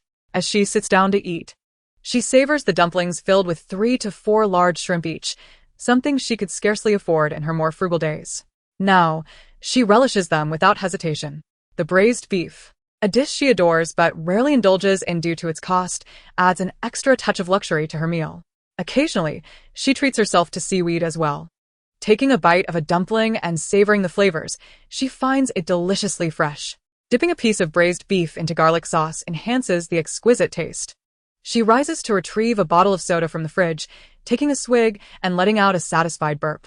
What a delightful experience. If only the impending apocalypse could be avoided altogether. Another bite of seaweed reveals a strong mustard flavor, a delightful treat. After finishing her dinner in about 20 minutes, feeling quite satisfied, she tidies the dining table. Remembering her earlier conversation with the security guard about delivering food to the company, she gathers her phone, bag, and keys. Suddenly recalling that the sofa and coffee table in the living room of her large villa have yet to be cleared away. She takes the electronic key for the villa's gate, steps outside, and drives to the villa. Once inside the yard, she locks the gate behind her, enters the house, and switches on the lights, promptly transporting the sofa and coffee table into storage. Afterward, she exits, drives out, and, now nearing 8 o'clock in the evening, decides to take a stroll by the river. Upon reaching the entrance, the security guard permits her to pass, and she heads towards the riverbank, arriving in about 10 minutes. After finding a parking spot, she steps out and walks towards the riverside, where soothing music fills the air, providing a sense of relaxation. On the riverside path, she observes night joggers, cyclists, and groups of people leisurely strolling, all enjoying the tranquil evening. It is a serene scene, yet it stirs a sense of melancholy within her as she contemplates the possibility that such moments may soon be lost forever. Feeling increasingly unsettled, she decides to return to her car. Once inside, she takes a moment to sit quietly, reflecting on her thoughts. After glancing at her phone and noting that she has been out for 30 minutes, she resolves to head home. On her way back, she spots a Lanshow noodle shop and decides to park. She orders 10 servings of spicy noodles, requesting extra bean sprouts and another 10 servings of beef soup noodles, ensuring they are made with 3-edged noodles and also requesting additional bean sprouts, even offering to pay extra for the additions. After placing her order and paying via a QR code, she informs the owner that she will wait in her car. Settling into her vehicle, she contemplates the convenience of this outing, as she has also managed to stockpile 20 servings of noodles. In the event of an apocalypse, these noodles could sustain her for 10 days, assuming 2 meals a day. Although she had initially ordered from a regular noodle shop, the noodles there were machine-made, while the Lanshow noodles are made by hand, offering a distinct texture. Having always been fond of noodles, she feels compelled to buy more for storage. About 20 minutes later, The owner emerges with the noodles, and she quickly opens the trunk, instructing him to place them inside. After he does so, she closes the trunk and mentally stores the noodles in her space. With this trip proving fruitful, she heads home. Upon reaching the villa area, the security guard grants her passage, and she drives into the villa yard, opting not to park in the garage but rather stopping in the yard. She exits the car and hurries inside. Feeling somewhat fatigued, she locks the door behind her and ascends to the third floor to wash up before collapsing onto her bed. Eager to rest. Tomorrow, she must retrieve her cash and gold bars from the bank. Chapter 39. Sue Sheener prepares for delivery's awakening from a restful night's sleep. She glances at the clock and realizes it is already 8 in the morning. She has enjoyed a dreamless night. Today marks the 1st of June, the 7th day since her rebirth. Time has flown by. Aside from clothing and electronic devices, she has nearly completed her stockpiling efforts. Although she has not yet accumulated substantial food supplies, most of her nourishment has come from takeout. And she has discovered an effective method. Whenever she passes by a promising eatery, she can simply stop and purchase several servings. This strategy is excellent, and she intends to maintain it moving forward. After getting up and tidying herself, she heads downstairs for breakfast. Upon entering the kitchen, she approaches the fridge, opens it, and retrieves a bottle of sparkling water imported from France. While it is merely satisfactory, she drinks nearly half the bottle. With tasks awaiting her, she decides against ordering takeout today. Instead, she selects a serving of abalone porridge from her stockpile, pairing it with a seaweed purchased last night. The combination proves delightful. As she enjoys her meal, a voice call rings through her green bubble app. She answers, and a polite voice on the other end says, "Miss Sue, hello. I am the bank manager from Puhong. Today is the day you arranged to withdraw cash and gold bars. We have everything prepared on our end. Please let us know when you can come by." Sue Sheener replies, "Thank you, I understand. I will arrive at the bank between 9 and 9:30. After hanging up, she resumes savoring her delicious breakfast. Eating light meals in the morning feels incredibly refreshing. The warm porridge paired with the crisp side dish brings her immense joy. Once breakfast is finished, she tidies the dining table and gathers the previous night's trash to dispose of it outside. Entering the living room, she grabs her backpack and keys, then heads out to her car. Off she goes to withdraw her funds. To be honest, had she known there was so much cash in her villa, she would not have needed to initiate a withdrawal of several million from the bank. As for the gold bars, they are nameless, merely marked with a purity of 9,999, rendering them somewhat unsafe to carry around. A year before the apocalypse, she would not have dared to use these gold bars in Huagua. After a journey of over 40 minutes, she arrived at the entrance of the bank, found a parking space, and stepped inside. The bank manager had been waiting for her, and as soon as she entered, he greeted her with a warm smile. "Miss Sue, welcome. Let's head to the VIP room." Sue Sheener replied, "All right, let's go." Upon entering the VIP room, she noticed 4 large leather suitcases and a slightly smaller one, presumably containing the gold bars. Just as she was pondering this, the bank staff opened the suitcases for her to inspect. The manager announced, "Ms. Sue, this is the cash you requested. There are 4 suitcases in total, each containing 10 million in cash, amounting to 40 million altogether. Additionally, here are 250 gold bars, each weighing 250 grams. Please take a look, and we will proceed with the formalities." Sue Sheener promptly retrieved her gold card from her bag and handed it to the manager, saying, "Let's complete the transaction now. By the way, I've changed my phone number. Please add it so we can communicate more conveniently in the future."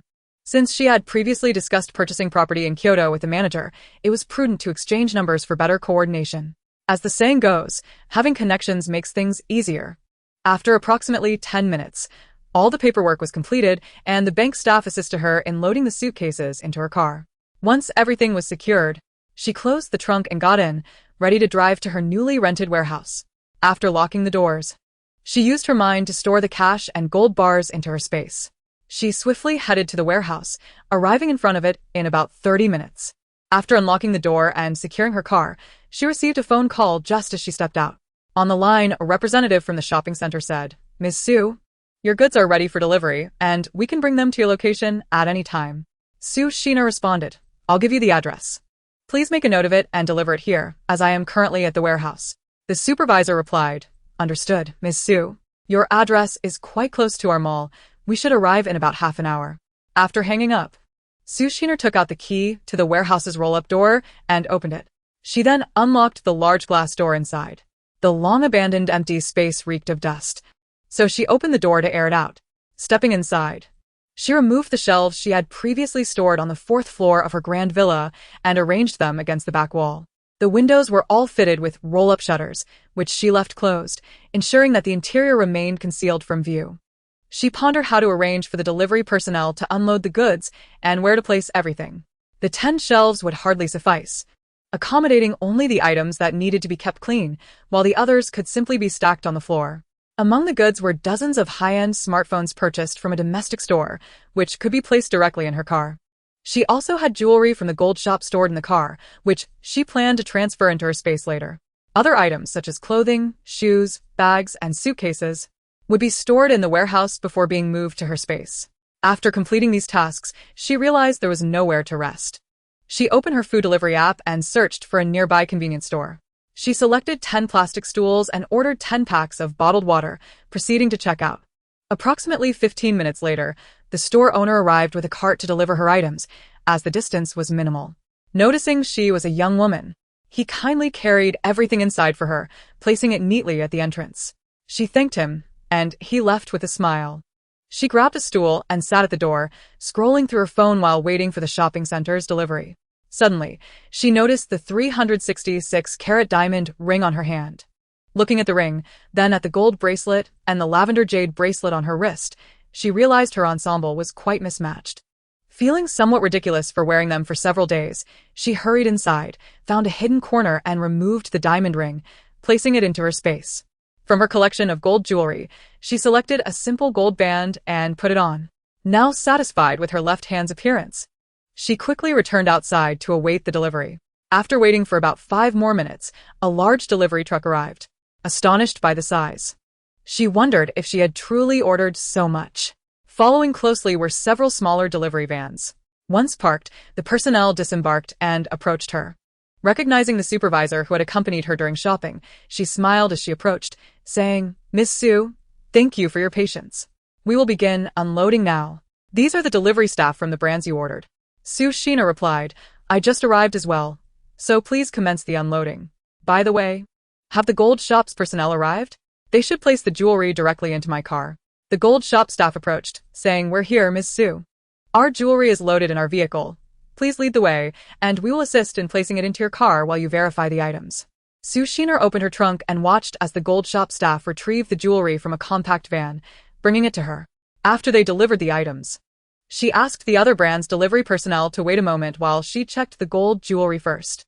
They all agreed to wait patiently, allowing her to quickly verify the items. Once confirmed, she signed the delivery receipt for the gold items, pleased with her order.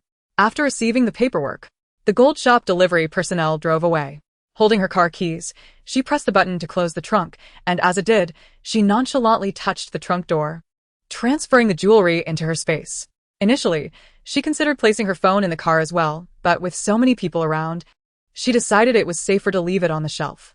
She then walked to the warehouse door and said to the supervisor, "Now we can begin unloading the other deliveries one by one. First, I would like the fruit delivery personnel and the smartphone delivery personnel to place the phones on the shelves." She observed as the fruit and smartphone delivery staff moved towards their respective vehicles, carefully retrieving the items. Notably, their vehicles contained only the phones and a collection of electronic watches, while the bulk of the accessories remained in the large truck. The remaining 40 high-end smartphones and 40 electronic watches, which had not yet been installed with software, were finally all in place. She instructed them to simply place the phones and watches on the lowest shelf, while the rest of the accessories could be piled on the floor. She noticed that the phones and watches were still wrapped in plastic packaging, so she refrained from inspecting each one, trusting that they wouldn't dare to deceive her after such a large purchase. As the delivery personnel arranged the items on the shelves, she casually checked the weight of several boxes. As long as they weren't empty, she was satisfied. Following this, she received 20 foldable domestic phones and 15 90 Pros, along with another 20 electronic watches, all similarly sealed in plastic. After weighing a few boxes to ensure their contents were intact, she directed them to place these items on the shelves as well. While they busily organized the products, she stepped outside to inform the supervisor, "You may now open the delivery truck's doors. We can verify the items while arranging them. Please handle everything with care, and I appreciate your assistance in organizing everything neatly. Today has been a laborious day for everyone. Later, I will send each of you a 500 yuan red envelope via WeChat as a small token of appreciation for your hard work. The reason for this gesture was that the products she purchased at this mall, once considered luxuries to her ordinary self, deserved careful handling to avoid damage during the process. Upon hearing about the 500 yuan bonus, the delivery personnel smiled broadly, eagerly cooperating with her subsequent verification and arrangement of the goods. As the truck's rear door opened, coincidentally, the outermost items were from the 3 mobile phone stores. With the aid of financial means, everyone contributed to carrying the goods inside. Once inside, employees from each store were responsible for unpacking the boxes for her inspection. After a while, all the electronic products were verified and signed off. Next came the skincare products. Perfumes, masks, and cosmetics she had purchased on the first floor. She opened a few boxes to check for broken or damp packaging. It appeared that everyone had been quite careful during loading, as there were no damages, and it took over half an hour to complete the inspection of all skincare items. Following that, she inspected the luggage and the remaining 3 backpacks and 1 wallet she had bought from each store. She recognized the merchandise immediately due to the distinct yellow box. She instructed the workers to place the luggage in the warehouse and to hand her the backpacks and wallet directly. As she took the backpacks and wallet, she walked to the passenger seat of her car, opened the door, and placed the bags inside. With only a few bags, she didn't bother to organize them further and simply closed the door. Back in the warehouse, she asked each store employees to open the luggage for inspection. Once confirmed with no issues, she signed off on the delivery. She instructed them to place the packaging of the small crossbody bag and wallet she had retained on top of the luggage. Continuing with the delivery, next came the cotton pajama sets, lingerie, princess-style nightwear, and some alluring lingerie that made it difficult for her to move. Each store had neatly packed 5 boxes, totaling 15 boxes of goods. She merely glanced at the contents, as she preferred not to inspect intimate items in front of a group of men, and signed off on the delivery. To prevent damage to the pajamas, she requested the workers to place them on the upper shelves. With just a few items left, she felt slightly overwhelmed. While they were moving the pajamas, she noticed hundreds of shoes from the Big C store in the back. It was time to begin the inspection. She feared the effort would leave her exhausted. Though the arrival of the goods brought her joy, the verification process was taxing. Resolutely, she sat on a chair at the entrance and informed everyone they could take a break. She had bought some water, encouraging them to help themselves without hesitation. After a 10-minute respite, they resumed unloading shoes, starting with the loafers from Big C, which she was currently wearing. The softness of the soles and the quality of the leather were unquestionable. However, being leather shoes, prolonged wear could lead to swelling and discomfort. She planned to switch to a pair of casual shoes soon. Feeling too fatigued to move, she decided to remain seated at the warehouse entrance for the inspections. While the workers placed the shoe boxes at her feet, she opened the boxes, simply verifying if each contained a pair of shoes. If so, she directed the delivery personnel to place them in the warehouse. Lacking the patience to inspect each for defects, she knew that this method would waste an entire day. After examining the loafers, she moved on to the McQueen shoes, which never went out of style. While checking, she pulled out a pair with a khaki diamond pattern and switched shoes. Feeling much more comfortable, she stored the removed loafers in the McQueen shoe box beside her. After completing the inspection of the McQueen shoes, she proceeded to check 60 pairs of boots and 50 pairs of slippers, along with various styles of sandals. Finally, she sighed in relief, having verified all the shoes from Big C. However, she was surprised to find more shoe boxes. It wasn't until a delivery person opened a box that she remembered she had ordered 100 pairs of suede snow boots. She quickly completed the inspection and signed off. Next, they brought down casual t-shirts, quick-dry pants, and matching sweatshirt sets she had purchased from Big C. Additionally, she had chosen 400 down jackets from the store. This was overwhelming. She opted for a rapid verification method. After efficiently reviewing the clothing, she was finally done with Big C's orders. Exhausted, she could hardly sit still and stood up to continue inspecting. The next items were down jackets from Canada Goose, which were easy to verify, totaling 90 pieces. She swiftly completed the inspection and signed off. Following that were 70 down jackets from Moncler, which she also quickly checked for any damages, and everything was in perfect condition. Finally, there were 10 sweaters and 15 wool coats, each costing thousands. She meticulously examined them and found no issues, instructing the delivery personnel to place them on the upper shelves. At last, she had completed the verification of all items, and the receipt was signed. She instructed all delivery personnel to line up and take out their phones to scan her payment code. Initially, she intended to give each person a 500 yuan bonus for their efforts, but after this exhausting day, she realized they worked even harder than she did. Thus, when she scanned for payment, she filled in 1,000 yuan instead. The first recipient of the payment was surprised, thinking she had made a mistake, reminding her to check the amount. Observing the earnest simplicity of these diligent workers filled her heart with an inexplicable sadness. She smiled and addressed everyone. Today has been tough for all of you, so I've increased the bonus to 1,000 yuan. Each individual beamed with joy, and she felt she could not bear to look at them any longer, fearing tears would spill. She proceeded to complete the payments for everyone, including the supervisor, as the presence of the department supervisor indicated that they valued her as a customer and showed her respect. As they received their bonuses, smiles adorned their faces as they drove away. She promptly collected the stool placed at the entrance along with the shoebox she had just discarded and carried them inside.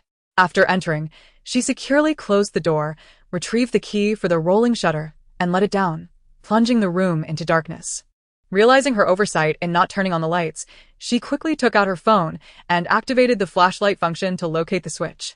She first approached the shelf, retrieved a red trifold phone box, unwrapped it, and took out the phone. The tactile sensation was exquisite. This was a red trifold phone that would have been unattainable in her previous life. This model was one typically reserved for affluent business professionals. After powering it on, she extracted the SIM card from her old phone using a pin and installed it into her new device. The old SIM card would be transferred to her new Fruit phone once it was delivered with the necessary software installed. Once the new phone was folded and placed into her bag, she tucked her old phone into her clothing pocket and began methodically touching everything in the room, transporting each item into her space. As she sorted through her belongings, she reflected that her collection of down jackets was sufficient for a lifetime, while she felt her other clothing and shoes were lacking. After all, women often feel they have nothing to wear when opening their wardrobes, especially someone like her, a billionaire.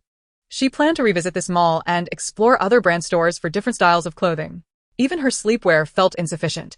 Had her savings still been in the billions, she would have felt confident in her future frugality. However, she had recently discovered a substantial amount of cash in the villa, RMB, USD, and even gold bars. This revelation sparked a desire within her to indulge in further shopping. As she surveyed her shoes, she mused that acquiring several hundred more pairs would not be excessive. After gathering everything, she decided to leave the shelves as they were for future deliveries, but realized they were too few. She intended to customize more shelves for organized storage, ensuring easy access in the future. Her obsessive-compulsive nature demanded that everything be arranged neatly. She envisioned ordering at least 5,000 of these large shelves, satisfied with the current design. Retrieving her trifold phone, she began searching for local manufacturers who could create these shelves, determined to finalize the arrangement today. Chapter 42.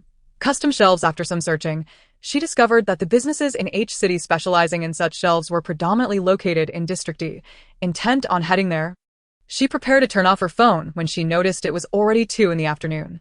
Having only had breakfast that morning, she realized she had yet to eat. If she stopped for a meal now, it would delay her arrival in District D, where businesses might be closing. Deciding to endure her hunger for the moment, she took the key to the rolling shutter, opened it, exited, locked the glass door behind her, and lowered the shutter again. Climbing into her vehicle, she immediately placed her bag from the passenger seat into her space. Driving towards District D, she was fortunate to avoid heavy traffic during this time. Reaching her destination in just over 30 minutes, she sought a spacious parking spot, mindful of her vehicle size, and exited to stroll down the street lined with steel processing shops. She chose a small family-run business, run by a middle-aged couple, drawn by their amiable demeanor. One was working diligently, while the other managed the accounts. As she entered, the shopkeeper greeted her with a warm smile. "Hello, young lady. What can I assist you with today?" Sue Xiana replied, "I would like to custom order a batch of shelves, made entirely of thick steel, not iron, and using reinforced steel pipes. Is that possible?" The shopkeeper responded, "We can certainly do that, but why not use iron? It would be considerably cheaper." So xin the diplit. "I dislike iron shelves, they rust." "Very well, my dear," the shopkeeper said. "What dimensions and spacing do you require? Provide me with the measurements, and I will calculate the cost." Sue Xiana continued, "You will need to see my warehouse to measure the specifics." I currently have shelves that are 2 meters high and 4 meters long. I need 5,000 of them. Can you manage that? The shopkeeper's eyes widened in disbelief. Did you say 5,000? Yes, 5,000 shelves, Sue Xiner confirmed with a smile. The shopkeeper joyfully exclaimed to her husband, Honey, we have a big order here. Come quickly. The husband hurried over, rubbing his hands together. I heard. You're ordering this many? Just be careful if you overproduce. It might go to waste. Hearing this genuine concern was refreshing. It was rare to encounter such honesty in business. Sue Xiner assured him, I am certain. Trust me, they will all be useful. Please calculate the cost based on my specifications, and I will provide a deposit. The shopkeeper quickly instructed his wife to fetch a calculator. He turned to Sue Xiner. For such a large order, I can offer you a discount. 2,000 each, using 304 stainless steel. How does that sound? Sue Xiner replied, That's acceptable. I 1T haggle. I simply hope you maintain quality and timeliness. The shopkeeper's wife chimed in, At 2,000 each, your total comes to 10 million. You only need to pay a 30 deposit. That works, Sue Xiner replied. Please bring the POS machine. I'll pay by card. The shopkeeper's wife hurriedly fetched the machine, her hands trembling as she entered the amount, double-checking the zeros before handing it to Sue Xiner. She confirmed the amount on the screen and processed a payment of 3 million. Now, could you accompany me to my warehouse? You can see the shelves and measure the precise dimensions so we can commence work promptly, Sue Xiner suggested. Of course, he replied. Give me a moment to change and gather my tools. Take your time. I'm in no rush, she reassured him. While waiting, she perused the shop, considering any additional custom items she might need. She discovered various large pots for cooking congee and spicy hot pots, as well as griddles for outdoor cooking. To her surprise, she also stumbled upon stoves suitable for indoor installation, including those designed for rural homes that vent smoke outside. This is a delightful surprise. If she hadn't taken a careful look around, she might have forgotten about this item entirely. She had only survived for a year in the apocalypse, during which the country had exerted every effort to maintain heating in the northern winters, yet the temperature barely reached a comfortable 17 to 18 degrees Celsius, just enough to prevent freezing. Should the nation become incapable of providing such comforts in the future, and if everyone needed to burn firewood indoors for warmth, it would be disastrous if she hadn't prepared a stove. At that moment, the shopkeeper approached and said, Miss, I'm ready. Shall we go? Wait a moment, boss. I just remembered that I need to customize a batch of indoor and outdoor stoves, along with flues. I'll need 200 indoor stoves and 200 matching flues, all made from pure, thick stainless steel, for meters in length, with the elbows properly fitted. For the outdoor stoves, I require 200 complete sets, including large iron pots, and another 200 sets of the double burner stoves. The shopkeeper, grinning from ear to ear at her substantial order, responded, all right, miss.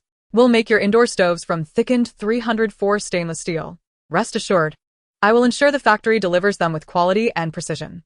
The indoor stove sets, including the flue, will cost you 200 for the entire set.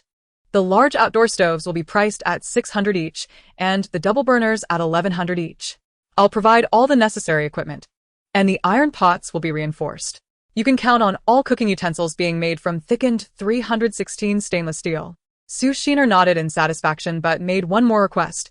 She wanted the pots for the 400 outdoor stove sets to be prepped, as she could not tolerate the smell of them being opened.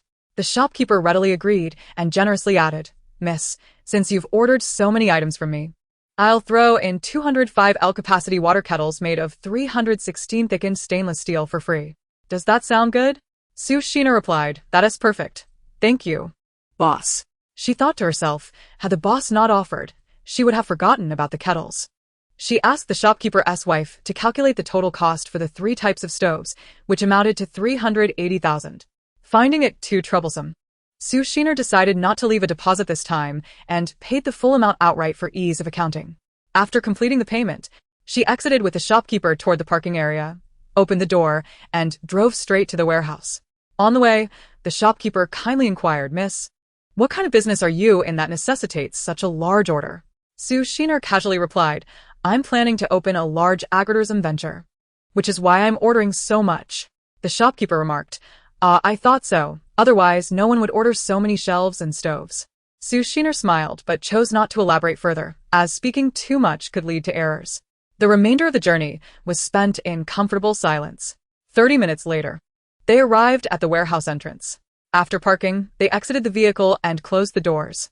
She took out her keys to open the roll-up door and the glass door inside, then turned on the lights for the shopkeeper to measure the shelves. Once inside, the shopkeeper took out paper, a pen, and a tape measure, and she assisted in quickly measuring the dimensions. During the measurement, she decided to add 5-layer shelves to her order without the shopkeeper increasing the price, which made her think highly of his business acumen.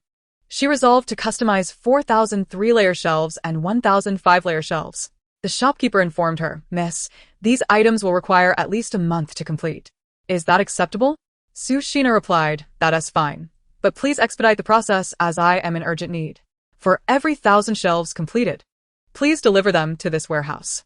Bring enough workers to install them for me. And make sure the outdoor stoves are installed as well, alright? Don't worry. I will compensate your workers fairly. Just let me know the daily rate, and I will pay them for each installation." The shopkeeper promptly agreed, saying, "I'll give you my phone number, so you can reach me when I deliver the goods."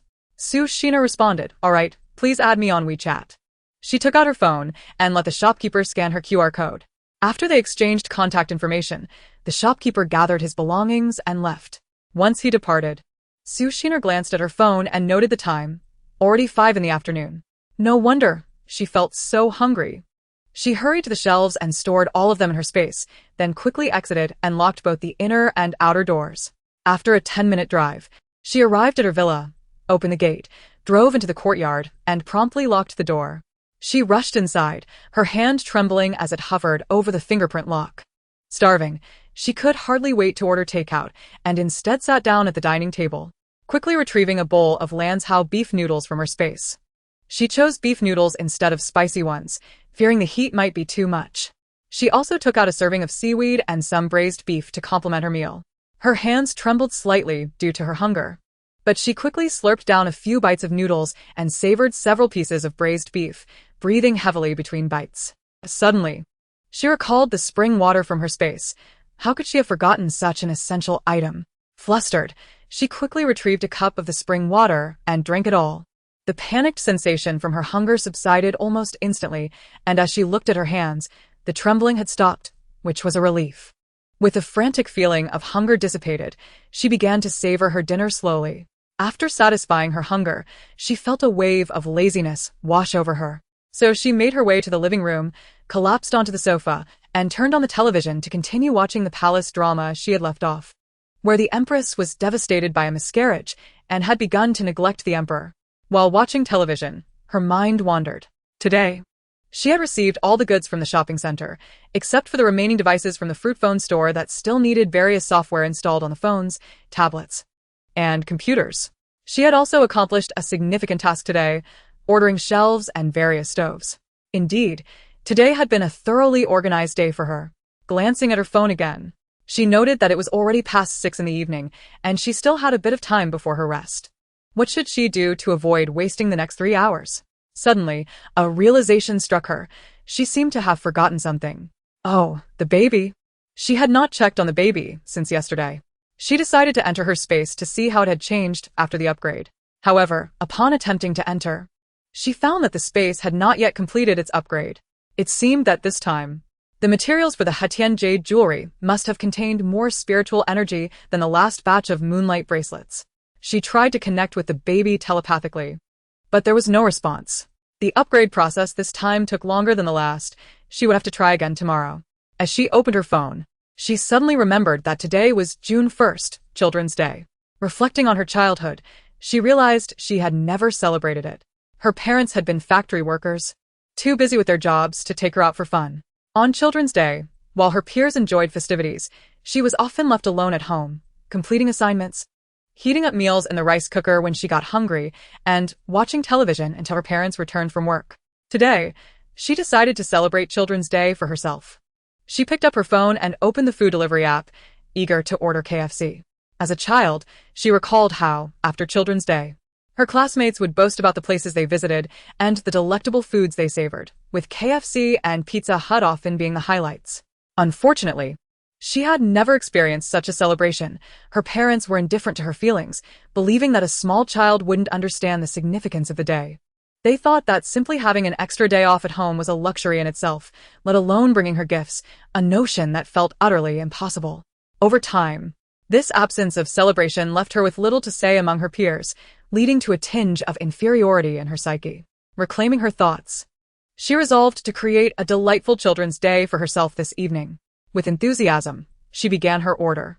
Entering the KFC menu, she selected her favorite dishes, ensuring to add extra items to savor later. She started with 5 spicy burgers, 5 crispy burgers, 5 Orleans burgers, 10 Beijing chicken wraps, 10 servings of her beloved chicken leg rice, and 10 buckets of spicy wings and Orleans grilled wings, a perfect companion for her upcoming binge-watching sessions.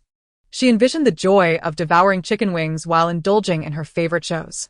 She ordered 10 boxes of 6 egg tarts, as desserts always lifted her spirits. 20 large servings of fries and mashed potatoes, along with 10 large servings of crispy chicken popcorn, followed. Next, she perused the beverages, opting for 20 large cups of cola and 20 cups of non-iced fruit juice. She also chose 10 strawberry sundaes and 10 chocolate sundaes. All these were her favorites. Continuing her order at Pizza Hut, she aimed solely for her happiness tonight, undeterred by the quantity. Joy was her priority. As soon as she entered Pizza Hut, her phone buzzed. KFC staff were confirming her order. She assured them that there were no errors, and they could proceed. Moving on to Pizza Hut's menu, she selected 10 servings of her favorite pasta. When she dined at Pizza Hut, she often settled for just one pasta meal. So it was the first thing that came to mind. Then she added 10 servings of Mediterranean cream bacon pasta, 10 servings of New Orleans-style chicken pasta, and 10 servings of spicy crayfish pasta, all the pasta she could desire. Her love for cheesy pizzas led her to order 10 seafood supreme pizzas, 10 supreme pizzas, 10 durian pizzas, and 10 explosive durian coconut pizzas, as well as 10 durian multi-pizza varieties. She had heard her former colleagues rave about the deliciousness of durian, and although she adored its flavor, she had never indulged in buying it for herself due to its high cost in the north. She had only tasted it once when a colleague treated the finance office to durian.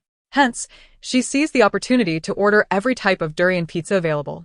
She also added 10 servings of Wagyu Supreme Pizza and 10 servings of Fruit Supreme Pizza, all of which belonged to the Grand Cheese Rolled category. In total, she ordered 70 pizzas, ensuring she would have plenty to last. She also placed orders for 10 signature roasted chicken leg burgers, 10 spicy roasted chicken leg burgers, and 10 cheese Wagyu Supreme burgers. Additionally, she included 10 servings of Neapolitan meat sauce sausage baked rice and 10 servings of Angus beef sauce baked rice. She indulged in 10 servings of Provence-style steak, 10 servings of charcoal grilled steak, 10 servings of sirloin steak, and 10 servings of ribeye steak, all the steaks she could desire, showcasing her lavishness. Continuing through the menu, she spotted 20 servings of cheesy baked golden sweet corn and 10 boxes of chicken wings and shrimp. She ordered 20 boxes of KFC's egg tarts, noting they also offered egg tarts at 15 yuan for 2, and placed an order for 10 servings. She loved chicken mushroom soup, ordering 20 servings of it and added another 20 servings of fries. She refrained from ordering more drinks, as she had already ordered sufficient beverages from KFC. After finalizing her order, she exited the page, and, unsurprisingly, her phone rang again. This time Pizza Hut staff were confirming her order. After assuring them there were no issues, she hung up the call. What a thrilling experience it was to place such a grand order. She rubbed her hands together in anticipation of the sumptuous feast to come, already salivating at the thought. Remembering the fruits she had bought from the market, she retrieved cherries, strawberries, and green grapes from her storage, washed them in the kitchen, and arranged them on the coffee table in the living room to enjoy as dessert. As she munched on the fruits while watching television, she suddenly recalled the new clothes she had received from the C family. With her new wardrobe now available, there was no need to wear those off-brand clothes when going out. After browsing for a while, she ventured into the laundry room. Having never utilized the laundry facilities in her newly acquired villa, she had no intention of keeping her old clothes, so she simply tossed them into the upstairs wardrobe after wearing them. Previously, when collecting items from the villa, she had opted not to take the washing machines left by the former owner, despite there being high-end imported washer-dryer combos, as her innate cleanliness made her hesitant to use them. Upon entering the laundry room, she was astonished to find a stacked set of 4 identical washing machines, likely provided for the staff in such a large villa. They appeared brand new, still unplugged. After plugging them in, she realized she was unfamiliar with their operation. Searching for a video tutorial on how to use the brand, she chuckled at herself, a child of humble beginnings, only accustomed to using simple, inexpensive automatic machines. Once she learned how to operate them, she explored the 2 sets of 4-door cabinets in the room. She discovered 10 barrels of laundry detergent, all with pleasant, branded fragrances, along with 10 barrels of fabric softener and 20 boxes of various laundry pods. The previous owner had clearly prepared for their son's new home, anticipating the need for many laundry supplies. Upon inspecting the other cabinet, she found 100 high-quality no-mark hangers, 100 clips for pants, and 100 specialized clips for hanging underwear and socks. This was clearly a thoughtful mother, providing everything in abundance, sparing her the need to purchase these items. Without further ado, she began her task. As early June in the north was still mild, she felt comfortable wearing black clothes outdoors without fear of sunburn. She summoned all her black t-shirts and placed 2 of each style into the washing machine, starting the cycle. The remaining items were returned to storage, as she could not remember all the styles she had purchased. Using the same method, she retrieved 10 white t-shirts and placed them in another washing machine. She also pulled out 3 sets of sportswear for a separate wash and selected 10 cotton sets of underwear, washing them in a dedicated machine. She decided to save her pajamas for later. Once everything was in order, she returned to the living room to continue watching her show and enjoying her fruits. About an hour later, the doorbell rang. She dashed to the door and was pleasantly surprised to find both KFC and Pizza Hut had arrived simultaneously, accompanied by a security guard from the community, the same one she had treated with fruits previously. Upon seeing her, the security guard smiled and said, "Miss Sue, are you ordering takeout for your employees again? You truly are a wonderful boss." Grateful for his assistance in crafting an excuse, she decided to play along, smiling as she replied, "Indeed. Once I finish eating, I shall deliver it to them. I appreciate your help." She quickly instructed the delivery person to place the food in the gazebo within the courtyard. Once the delivery was complete and the delivery person had departed, she swiftly grabbed 2 boxes of pizza and 6 cups of beverages, presenting them to the security guard with a cheerful, "Here's a little something for everyone. Thank you for your hard work." The guard accepted the offerings with a smile, expressed his gratitude, and departed. She promptly locked the courtyard gate, gathered the takeout into her space to prevent it from cooling, and upon returning to the house, secured the door. Approaching the coffee table in the living room, she retrieved a box of seafood pizza, a cup of 9 Treasure juice, 2 egg tarts, and 2 pairs of Orleans-style chicken wings, arranging them neatly before rushing to the kitchen to wash her hands. Returning, she settled cross-legged on the blanket spread on the floor and began her meal. Chapter 45. Reveling in the joy of Children's Day, she started with a slice of pizza. It was still warm, soft, and the cheese delectable. She adored this kind of pizza. The pan-fried variety was too hard for her liking, causing discomfort to her teeth. "Delicious," she exclaimed, sipping on the 9 Treasure juice. Wow. Even without ice, it's wonderfully refreshing. This must be the source of joy for children. Being taken out by parents for delicious food on June 1st was indeed blissful. As she continued to eat, a sense of discomfort began to settle in her heart. Was she reminiscing about the little girl who sat at home doing homework years ago? Tears threatened to spill forth, but she held them back. Living in a grand villa, driving a fine car, and enjoying delightful food should bring her happiness. No tears allowed. She raised her gaze to the ceiling, managing to stifle her tears. After finishing a slice of pizza, she sampled the egg tarts from Pizza Hut, which instantly alleviated her gloomy mood with their sweet flavor. She resolved that whenever she felt down, indulging in sweet treats would surely help her spirits. Having already had dinner, after consuming a slice of pizza, 2 egg tarts, and a small portion of juice, she felt sufficiently full. "That's enough for now. I'll take a break," she thought, remembering she had to feign delivering meals to her so-called employees. Living in a villa made ordering takeout quite inconvenient. She reminded herself to exercise restraint and minimize her takeout orders in the future. If it weren't for the sudden realization that it was Children's Day, she wouldn't have lost control and indulged in such a frenzy of eating. Glancing at her phone, she noted it was already past 8 in the evening. She realized she had forgotten to register her new number on WeChat, so she hurriedly created a new account named Little Fortune, a fitting title for her current self. This new account was linked to her bank card for convenient spending. After registering, she grabbed her new phone, car keys, and the electronic key to the courtyard, then stepped out. Upon entering her car, she drove through the courtyard gate and headed towards the community exit. This time, she had no intention of merely seeking solace. She drove directly to the Lanzhou ramen restaurant from her last visit, arriving in less than 10 minutes. After parking, she entered the restaurant. Since it was past 8, the dinner rush had subsided, and the owner recognized her immediately, greeting her with a smile. "Young lady, will you be dining in or taking it to go this time?" Su Xiner replied with a grin. "I'll take it to go. 20 portions of spicy noodles with extra bean sprouts and 20 portions of beef noodles with extra bean sprouts. This time, I want the thin noodles." The owner chuckled. "You certainly know your noodles." Su Xiner smiled, but remained silent. She had ordered thicker noodles last time and wanted to try the thin ones this time, saving the others for later. The owner calculated the total to be 560 yuan, which she promptly paid via WeChat, informing the owner that she would wait in her car. She stepped outside, settled in, and played some soothing music, closing her eyes to relax.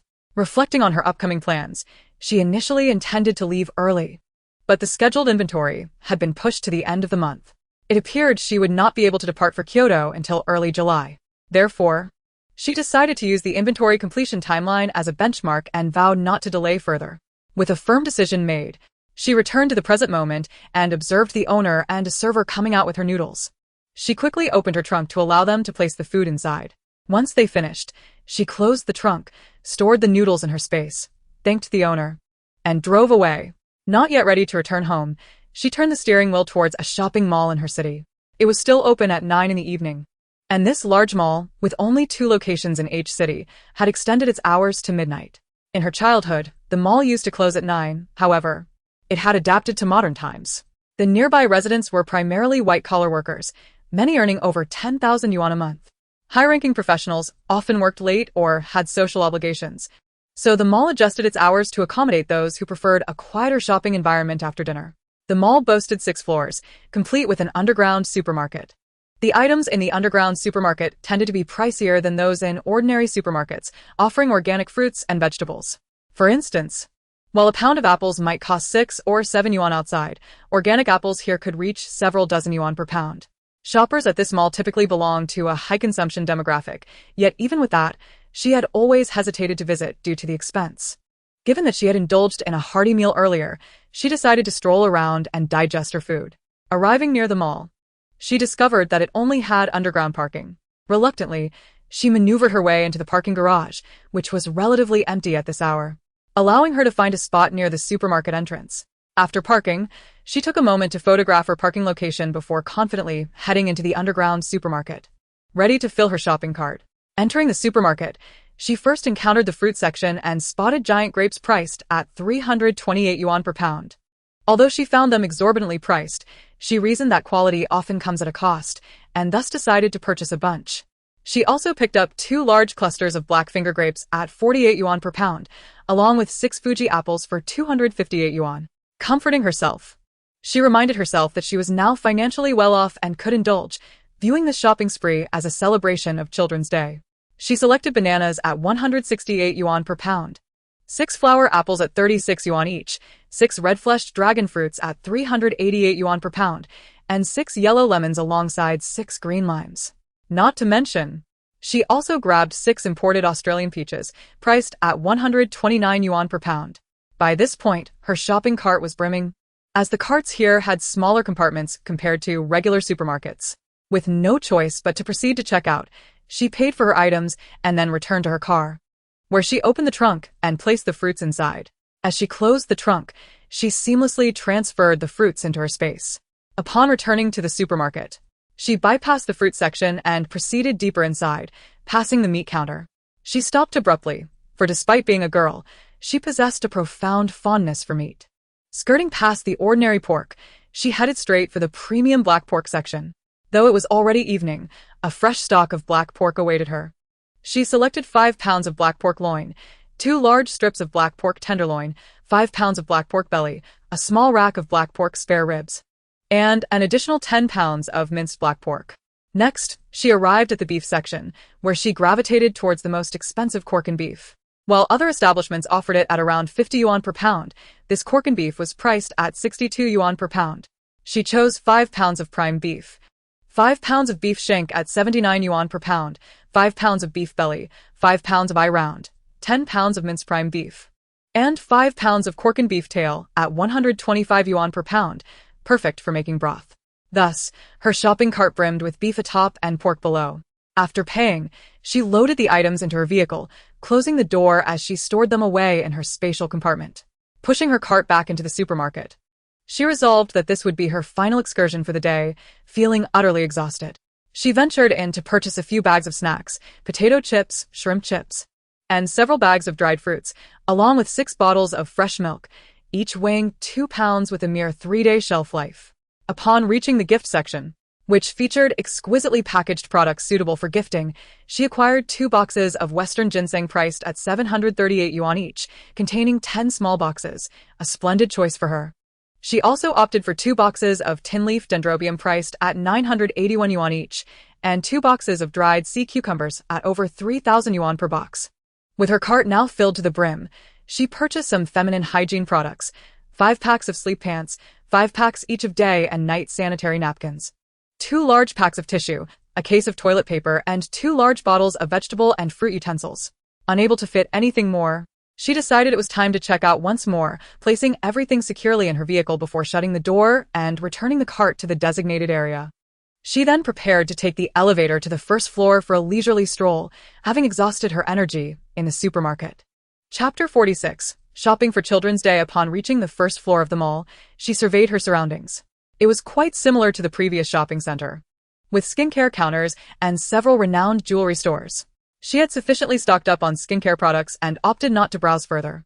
As for gold, she spotted a store known for its exquisite and stylish pieces, Zhou Xiaofu. With thoughts of purchasing gold, she entered the store, believing that accumulating gold is always a prudent decision. Inside, she began to explore, realizing that her previous purchases were primarily simple designs. Today, however, she discovered several intricate styles that truly captivated her. What was there to ponder? She decided to make a purchase. Although their gold was priced at over 800 yuan per gram, such unique designs were hard to find elsewhere. While contemplating her choices, a sales associate approached her, inquiring, "Madam, which style do you fancy? I can assist you in trying some on." She smiled and responded, "Yes. Please bring me the traditional dragon and fortune pendant." She was enamored with its design, reminiscent of a round piece pendant, intricately carved with exquisite patterns. The sales associate fetched the item, revealing a price tag of 17,400 yuan for a weight of 196 grams. She promptly requested the sales associate to package it. "Please wrap this up for me and note the price. I wish to purchase some additional gold jewelry." The sales associate, elated at the prospect of a wealthy customer, promptly took note and began wrapping the desired pieces, ensuring they were set aside to avoid any mix-up with other customers. Once everything was prepared, the sales associate encouraged her, "Madam, please continue to select. I will keep track of your choices and package them accordingly." With a discerning eye, she recognized the antique bracelet and the exquisite purple haze pendant adorning the lady's wrist, realizing this customer was serious about her purchases. With great enthusiasm, Su Shiner continued selecting her preferred styles, choosing a pendant that depicted the auspicious lotus, weighing just over 15 grams, with a stunning hollow design that immediately caught her eye. She then opted for an 18-gram treasure compass and noticed a hollow carved phoenix perched on a parasol, weighing over 51 grams and priced at over 45,000 yuan. Ideal for a sweater chain. She also selected a hollow carved golden gourd pendant weighing over 21 grams. Moving on to bracelets, she discovered a golden gourd bead bracelet weighing 26 grams for 23,000 yuan, capable of wrapping around her wrist 3 times. She also chose a gold bead bracelet with an 18-gram weight priced at over 16,000 yuan, another beaded bracelet weighing 20 grams for over 17,000 yuan, and finally, the fabled golden walnut bracelet weighing 90 grams at 75,000 yuan. The sales associate remarked that these walnuts were solid, making them irresistible. She purchased them, intending to enjoy the walnut as a pastime at home. Having selected these 4 distinctive bracelets, she decided against any further options and turned her attention to rings. However, after perusing the selection, she found nothing appealing and chose not to buy any, as she had already acquired several rings in previous shopping outings.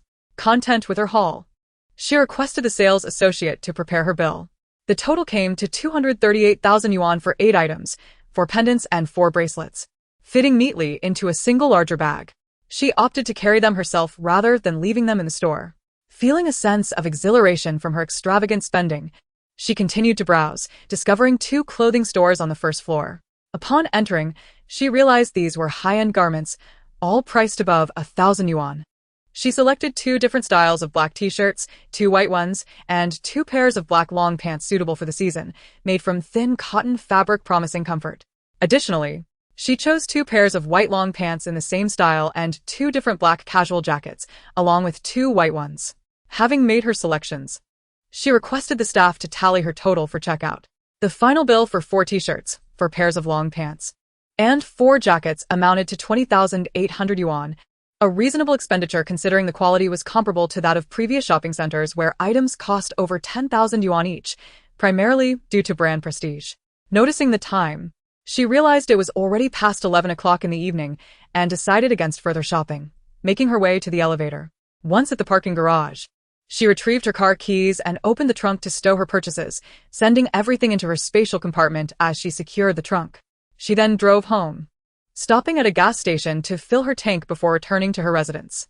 After locking the yard gate and securing the main door, she placed her keys and phone on the coffee table and sank onto the sofa, feeling utterly worn out from her day of shopping, especially after the exhaustive trips to the supermarket, laden with substantial purchases. After lying down for 10 minutes, she suddenly remembered the clothes she had washed in the laundry room. She quickly got up to retrieve them, taking out a pile of garments from the cabinet and hanging them neatly. Once all the clothes were hung, she gathered them in her arms and carried them to the living room. Turning back to the laundry room, she placed the black t-shirt, black pants, and black jacket she had purchased that evening into one washing machine, while putting the white items in another. She also retrieved 3 sets of pure cotton pajamas and 3 princess-style nightgowns, tossing them into yet another washing machine. Not wanting to think about it any longer, she decided to collect everything in the morning.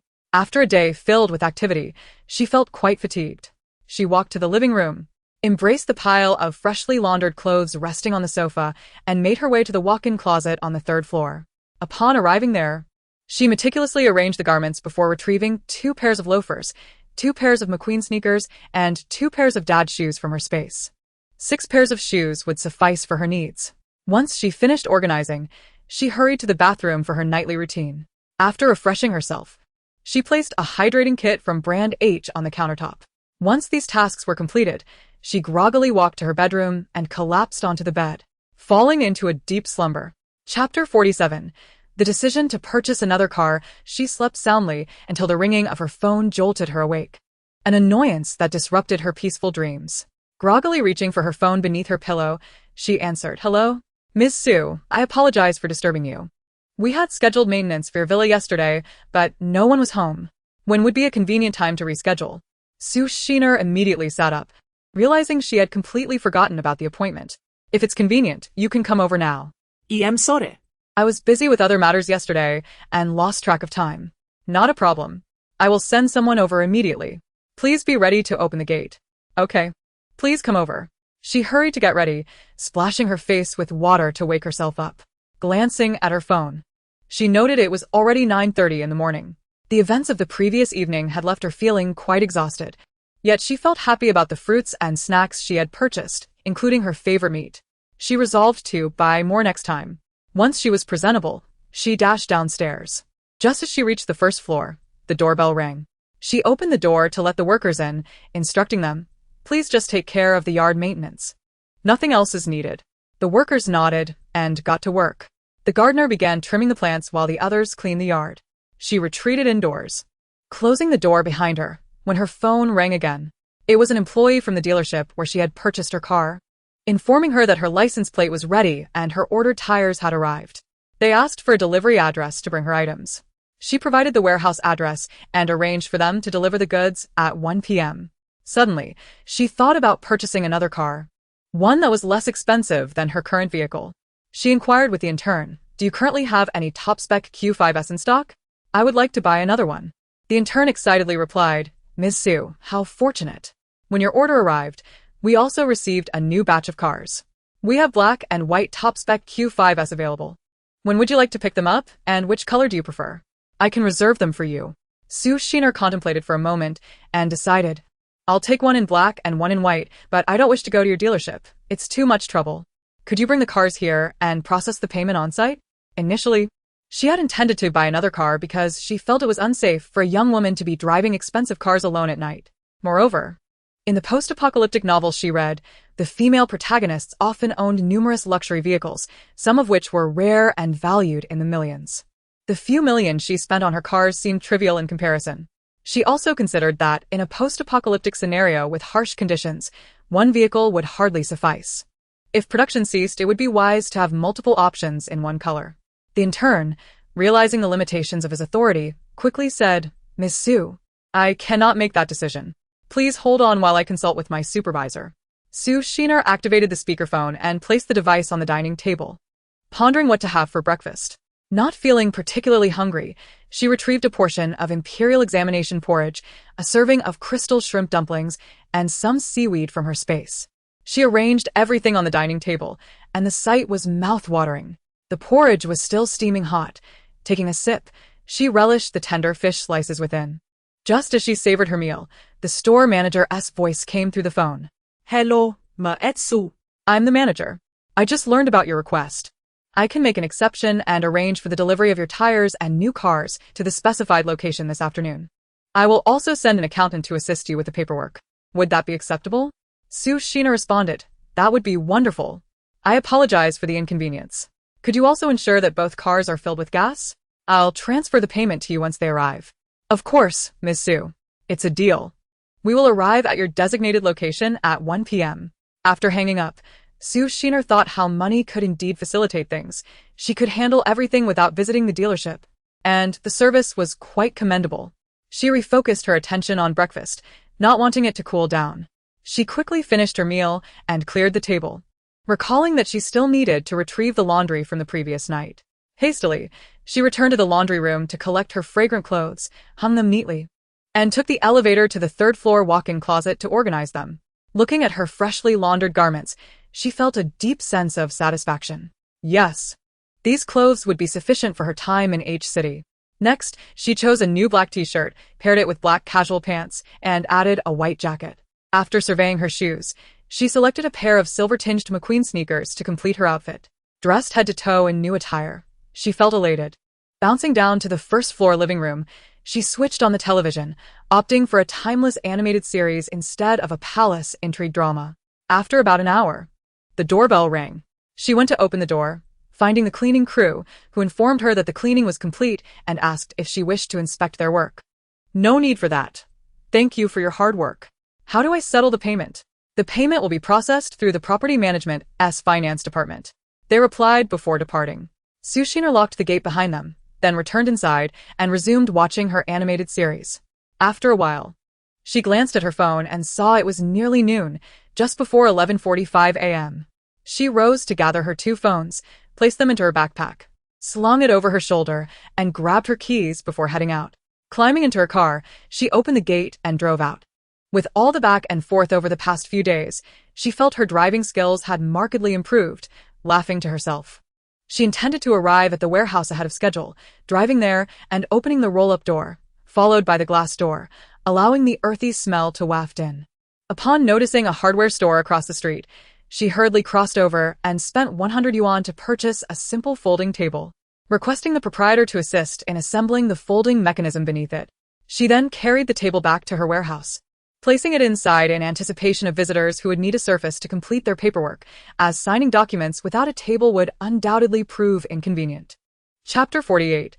The joy of acquiring two new vehicles. 30 minutes later, as Sue Sheener awaited outside, she spotted 4 vehicles approaching in the distance, among which were 2 Q5s, one black and one white. This must be the staff from the 4S dealership. They parked their cars not far from the entrance of her warehouse.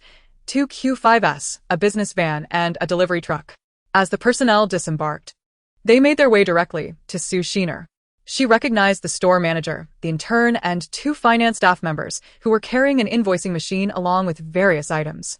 The manager approached her first, extending a handshake and saying, "Miss Sue, greetings. Thank you for your trust and support of our brand. We are grateful that you have chosen our vehicles once again." Sue Sheener thought to herself that such formality was unnecessary. She merely sought convenience. And it was fortunate they had contacted her, otherwise, she might have purchased from another dealer. Despite her internal musings, she replied, "You are too kind."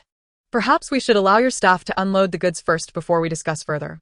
Of course, Ms. Sue, the manager responded, signaling to the employees to commence unloading, which they promptly did. Meanwhile, the intern expressed his gratitude, saying, "Sister, thank you for your support." Sue Sheener nodded in acknowledgement, refraining from engaging in excessive pleasantries, as she was truly unaccustomed to such social maneuvering. Within a matter of minutes, all items were unloaded, and after inspecting them for any issues, she confirmed receipt by signing the delivery.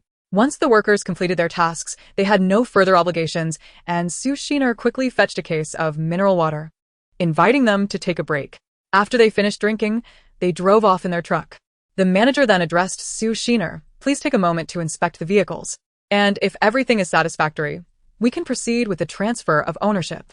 After circling the two vehicles to check for any scratches or dents, she opened the doors to inspect the interiors. In truth, as a layperson, she could discern no flaws. It was merely for show. After her inspection, she remarked, "Everything seems fine. Let us move inside to finalize the paperwork." They all proceeded into the building, taking their seats around the table. The manager informed her, "Ms. Sue, the full price for the top-tier Q5 model is $480,000 per unit.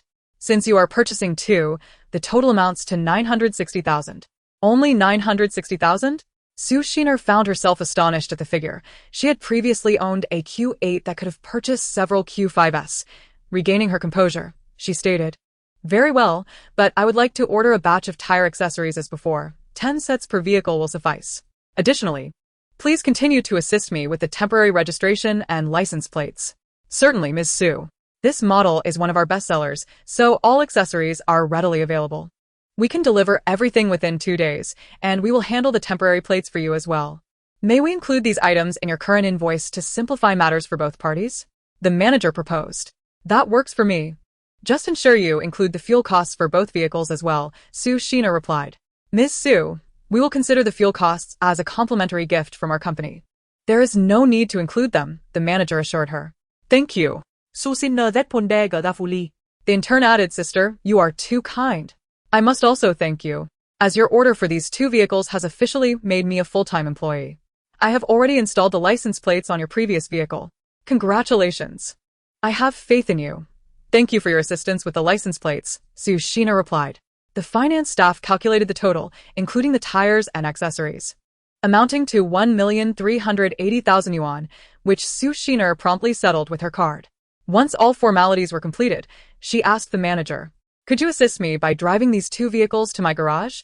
My residence is quite close, just a 10-minute journey." "Of course, Ms. Sue. Please lead the way, and we will follow behind you," the manager replied. As they exited, Sue Sheener locked the warehouse doors and climbed into her vehicle to guide them. After a brief drive, they arrived at the entrance of her villa. Sue Sheener exited her car, coordinated with the security personnel to log the newly acquired vehicles, and then granted them permission to enter. They all proceeded to the villa, where she unlocked the gate and parked her vehicle neatly in the yard, followed by the manager and intern who parked in succession. She gestured for them to stop in the yard, indicating that there was no need to enter the garage. After handing her the keys, the manager and intern departed in their business van. Once they were gone, Sue Sheener secured the yard gate and approached her Audi RS-Q8. After retrieving her bag from inside, she parked the vehicle in the designated space, glancing back at the two new cars before deciding to drive the white Q5 for the time being, while the black Q5 was stored away. Both vehicles were filled with gasoline, ensuring convenience during the impending apocalypse. Yet, she mused that such fuel might only last a few days, prompting her to consider how to procure more, as regulations in Hua country were exceedingly strict, making it difficult for ordinary individuals to acquire sufficient gasoline. After securing the cars, she took the keys to the white Q5, entered, and parked it to the side before locking it and heading indoors. Upon entering, she settled onto the sofa in the living room to rest for a moment, realizing she felt a bit hungry. Checking the time on her phone, she noted it was 3 in the afternoon. No wonder she was feeling peckish after having eaten breakfast around 9. Just as she contemplated what to eat, the doorbell rang. Approaching the door, she found the community security officer holding a package. "Ms. Sue, your delivery," he said. "Thank you." "I appreciate your effort," she replied, taking the box inside. She couldn't recall what she had ordered, but having passed through the security check, it must be safe. Upon opening it, she discovered it was a jewelry box she had purchased online, having completely forgotten about it amidst her busy schedule. Without hesitation, she placed it in her storage space. After washing her hands in the restroom, she returned to the living room, pondering what to eat. An idea struck her. She retrieved a portion of handmade tofu fish from her storage, alongside a box of rice and some organic vegetables. A delightful balance of protein and greens, complemented by a bowl of chicken soup with morel mushrooms, she thought, preparing for a late yet sumptuous lunch. Or perhaps a Chinese-style afternoon tea.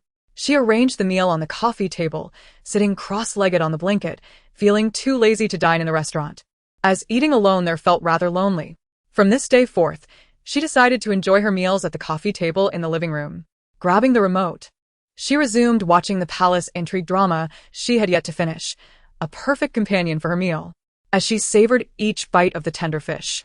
Then relished the crisp organic vegetables, and finally sipped the flavorful chicken soup. A wave of comfort washed over her, instantly dispelling the day's fatigue. After her meal, which stretched past 4 in the afternoon, she felt slightly overindulged. She noticed that since drinking the spiritual spring water, her appetite had notably increased, and her capacity for food seemed boundless. Upon contemplating the essence of the spiritual spring water, she attempted to connect with her baby through thought once more. Yet there was still no response. The duration of this upgrade seemed interminable. Reflecting upon the day's endeavors, she had successfully registered the first vehicle's license plate, collected the accompanying goods for the initial car, and even acquired 2 additional vehicles. And the property management had also attended to the courtyard's cleanliness today. Overall, her workload for the day could be deemed, at best, passably satisfactory. Glancing at the time, she felt it was still early, having eaten her fill. A wave of drowsiness washed over her, prompting her to ascend to her room for a brief slumber. With a thought, she set about to act on it. Rising promptly, she neglected to tidy her desk, heading upstairs instead. Upon reaching the upper floor, she first visited the wardrobe to change into a freshly laundered, fragrant cotton pajama set, before returning to her bedroom to lie down. She planned to awaken later that night and, taking advantage of the reduced foot traffic outside, visit the grain and oil store in her old neighborhood. It was prudent to stock up on rice, flour, and cooking oil, as plans could change swiftly. What if she could not return in October to procure fresh provisions? Lost in her thoughts, she soon drifted into sleep. Chapter 49. Stocking up on supplies upon awakening. She glanced at her phone to find it was already 7:30 in the evening. Rising to wash her face in the bathroom, she sought to refresh herself. The early June evenings in the north still held a chill, so she chose a cozy sweatshirt ensemble from the C brand in her wardrobe, pairing it with the same pair of McQueen shoes she had worn during the day. Noticing the purple fairy bracelet on her left wrist and the ancient gold bangle, she felt uneasy about wearing them out at night. Thus, she opted for a digital watch purchased from a local electronic shop, powered it on, and ensured it was connected to her phone before heading downstairs. Upon reaching the living room on the ground floor, she spotted leftover items on the coffee table but decided to ignore them for now, promising herself to tidy up upon her return later that night. Grabbing her backpack, phone, and keys, she stepped outside. Approaching her white Q5, she opened the door and settled into the car, noting a slight distinction in comfort compared to the Q8. Nonetheless, possessing such a high-end Q5 was a mark of middle-class status for an ordinary citizen. One must learn to appreciate what they have. She adjusted her seat to a comfortable position before driving towards the grain and oil store.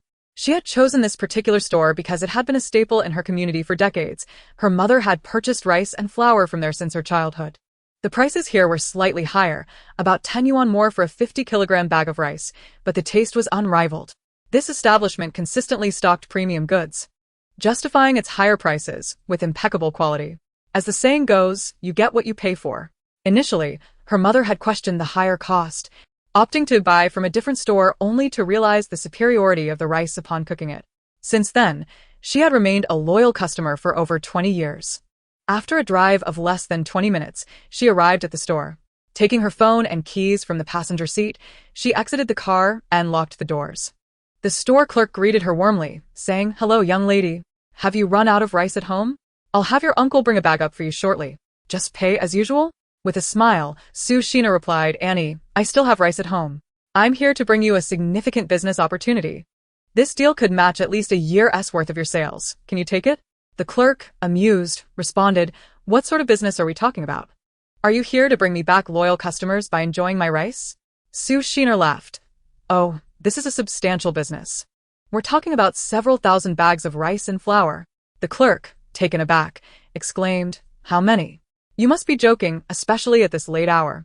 Shaking her head, Su Shiner assured her, "I'm quite serious, at least a few thousand bags. Part of it will be donated to impoverished mountainous areas. And the rest is for our company's partners in the south. Please grab a pen and paper. I'll tell you the specifics, and we can calculate the total together." Seeing the sincerity in her eyes, the clerk eagerly fetched a pen and paper, returning to say, "I'm writing this down. You'd better not be pulling my leg." Su Shiner chuckled heartily. "Write it down. I assure you, my superiors have entrusted me with full purchasing authority and have transferred the funds to me." Typically, Su Shiner's family consumed rice priced 10 yuan higher than the most basic variety, costing 170 yuan for a 50-kilogram bag. She inquired about the various price points for rice. The clerk informed her of options priced at 160, 190, 220, 230, and the most expensive at 300 per bag. After contemplating, Su Shiner recognized that she typically consumed one bag of rice over 6 months. Thus, purchasing 1,000 bags would last her 500 years. However, she still desired to buy more, uncertain of future trends. Consequently, she instructed the clerk, "Andy, since I'm buying in bulk, you must ensure the quality and quantity. Otherwise, my livelihood depends on it." The clerk reassured her, "Rest assured, we don't engage in one-time sales. We guarantee quality."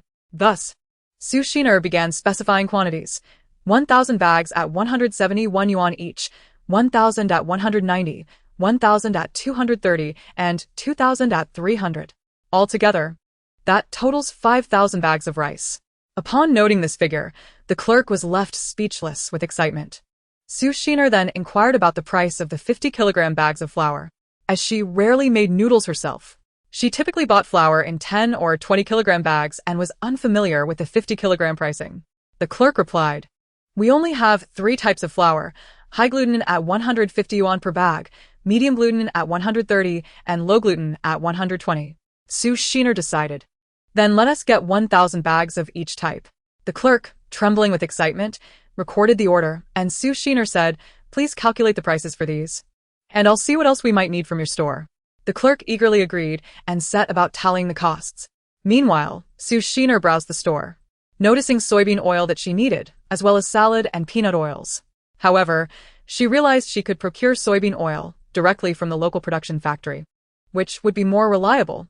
Deciding against the soybean oil for now, she turned her attention to grains and legumes, instructing the clerk, "Auntie, please note, 2,000 jin of red beans, 2,000 jin of large red beans, 1,000 jin of black beans, 1,000 jin of yellow beans, 2,000 jin of millet, and 2,000 jin of cornmeal. For black rice, I want the finest quality, 2,000 jin." Preferring to stock up on what she enjoyed and merely having enough of what she didn't eat, she noticed boxes of rice and 20-kilogram bags that appeared more premium compared to what she had just purchased. She inquired, "Auntie, what kind of rice is in those 2 options? Is it tastier than the 300 yuan bags?" The clerk replied, "Certainly. These are the best of the best. The boxed ones contain bricks of rice, 5 pounds each, totaling 5 pieces. The 20-kilogram bag is long-grain fragrant rice, which makes for exceptionally aromatic cooked rice." After inspecting the options, she decided, "I'll take 2,000 bags of the 20-kilogram rice and 2,000 boxes of the rice bricks." With money in hand, one should treat oneself well. Why settle for cheaper alternatives? The clerk remarked, "The boxed rice is priced at 900 per box, while we sell it for over 1,000 to outside customers. A bag of 20 pounds of rice is offered to you at 300, while we usually sell it for 350. Su Shiner deeply thanks you, Oni. Rest assured, if the customers find it delicious, I will return to purchase more when the new rice arrives." She continued, "I will take these for now. Please calculate the total." The aunt, delighted, picked up the calculator and excitedly tapped away, repeating the calculations several times, wary of any errors. After about 10 minutes, she informed her that the total was 3,826,000. Su Shiner said, "Andy, I will pay you in advance of 1,826,000, and we can settle the remaining 2 million after the delivery is completed. Does that work for you?" The aunt quickly agreed, eager to accept such a significant deposit. She hurriedly brought over the POS machine for Su Shiner to swipe her card. Su Shiner complied, and after the transaction, she requested a receipt, arranging for delivery in 10 days. They exchanged contact information, and as she was about to leave, the delivery uncle returned. The aunt excitedly told him, "Dear, I just secured a large order worth millions." The uncle replied, "You must be joking. Are you still dreaming?" The aunt insisted, "Look, she is right here. I just collected an advance of over 1.8 million. How could it be fake?"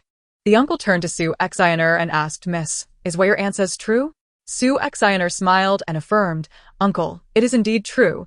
She is not deceiving you. I will take my leave now. Please call me when the delivery arrives, and I will provide you with the address." Chapter 50. To the soybean oil manufacturer. Upon exiting the grain and oil store, Sue Xiner entered her car. Instead of heading home, she drove to the Landshau Noodle restaurant. After all, it was not her style to leave without stocking up on food. 15 minutes later, she arrived at the restaurant, parked, and walked inside. The owner, upon seeing her, greeted her with a warm smile and asked, "Miss, would you like some thin noodles this time?" Susina diplit, no. "I would like all medium noodles this time. 20 bowls of spicy noodles and 20 bowls of beef soup noodles with bean sprouts as usual." After finishing her order, she scanned the QR code to pay and then went outside to wait in her car. She turned on the car radio, searched for news but found none. So she switched to soft music. While listening, she reflected on the purchase process at the grain and oil store, anxious not to overlook any details. This habit of reviewing might be related to her Gemini nature. Previously, after work, she would lie in bed with her eyes closed, replaying scenes from her day. This gradually developed into a penchant for reviewing her actions at least once. After her contemplation, she recalled that the flour she purchased at the grain and oil store was the same brand her mother often bought when she was alive. After her mother's passing, she had mostly relied on takeout from the supermarket, ordering 10 or 20-pound bags of the Dali brand. Occasionally, she would make dumplings, and the flour produced excellent, chewy results. Thus, she took out her phone and searched the Taobao shopping site for the official flagship store of Dali flour. Once inside, she contacted customer service to inquire about purchasing several thousand 20-pound bags and any potential discounts, as well as how deliveries for bulk purchases were handled. The customer service representative informed her that they needed to consult a supervisor and asked her to wait. 5 minutes later, they replied, "If you complete your order, do not finalize payment at the last step. For large purchases, the supervisor will apply a 10% discount. Deliveries of this volume will be handled directly by our shipping department." Sue Xiner acknowledged this and proceeded to place her order, exiting the chat and returning to the flagship store's homepage to select her items. Overwhelmed by the variety of flour options, 8-star, 7-star, 5-star, and even sand flour, she decided not to deliberate and simply ordered 1,000 bags of each type, totaling 7,000 bags across 7 varieties. She finalized her order and, upon returning to the customer service chat, requested the discount. After the discount was applied, the total came to $369,900, a price she deemed quite reasonable. Consequently, she placed the order again and completed the payment, anticipating the delivery. With the 3,050-pound bags from the grain and oil store, she had enough supplies to last her a lifetime. Her diet primarily consisted of rice, complemented by various noodle dishes from restaurants, and flour was a means of diversifying her meals. Occasionally, she would prepare tomato soup or make dumplings and wontons for breakfast, ensuring her flour supply was more than adequate. Just as she completed her flour purchase, the restaurant owner and a server came out with her noodles. She opened her trunk for them to place the food inside before closing it and driving home. Upon returning, she attempted once more to summon her baby, but was unsuccessful. Sitting on the living room sofa, she noticed the leftover boiled fish on the coffee table and thought she could indulge a little more. Rising, she took the dish to the kitchen to reheat it. Opening the cabinet, she was pleased to find it stocked with high-quality, unopened cookware. After cleaning the large spoon and spatula, she lit the stove to heat the dish. This was her first time cooking since moving in. She remembered that when people move to a new home, they often hold a ceremony to inaugurate the kitchen, inviting friends and family for a lively hot pot gathering. However, her newfound wealth did not lend itself to hosting anyone, so she decided to relish the experience alone. After reheating the boiled fish, she placed it on the coffee table, sat cross-legged, and began to eat. The reheated fish was even more flavorful, delicious indeed. She quickly turned on the television to watch her favorite show while enjoying her meal. Once satisfied, she felt too lazy to tidy up. Glancing at the time, she realized it was already 10:30 in the evening and decided to head upstairs to sleep. For tomorrow held daunting tasks ahead. She ascended the stairs, choosing a princess-style pajama set from her wardrobe.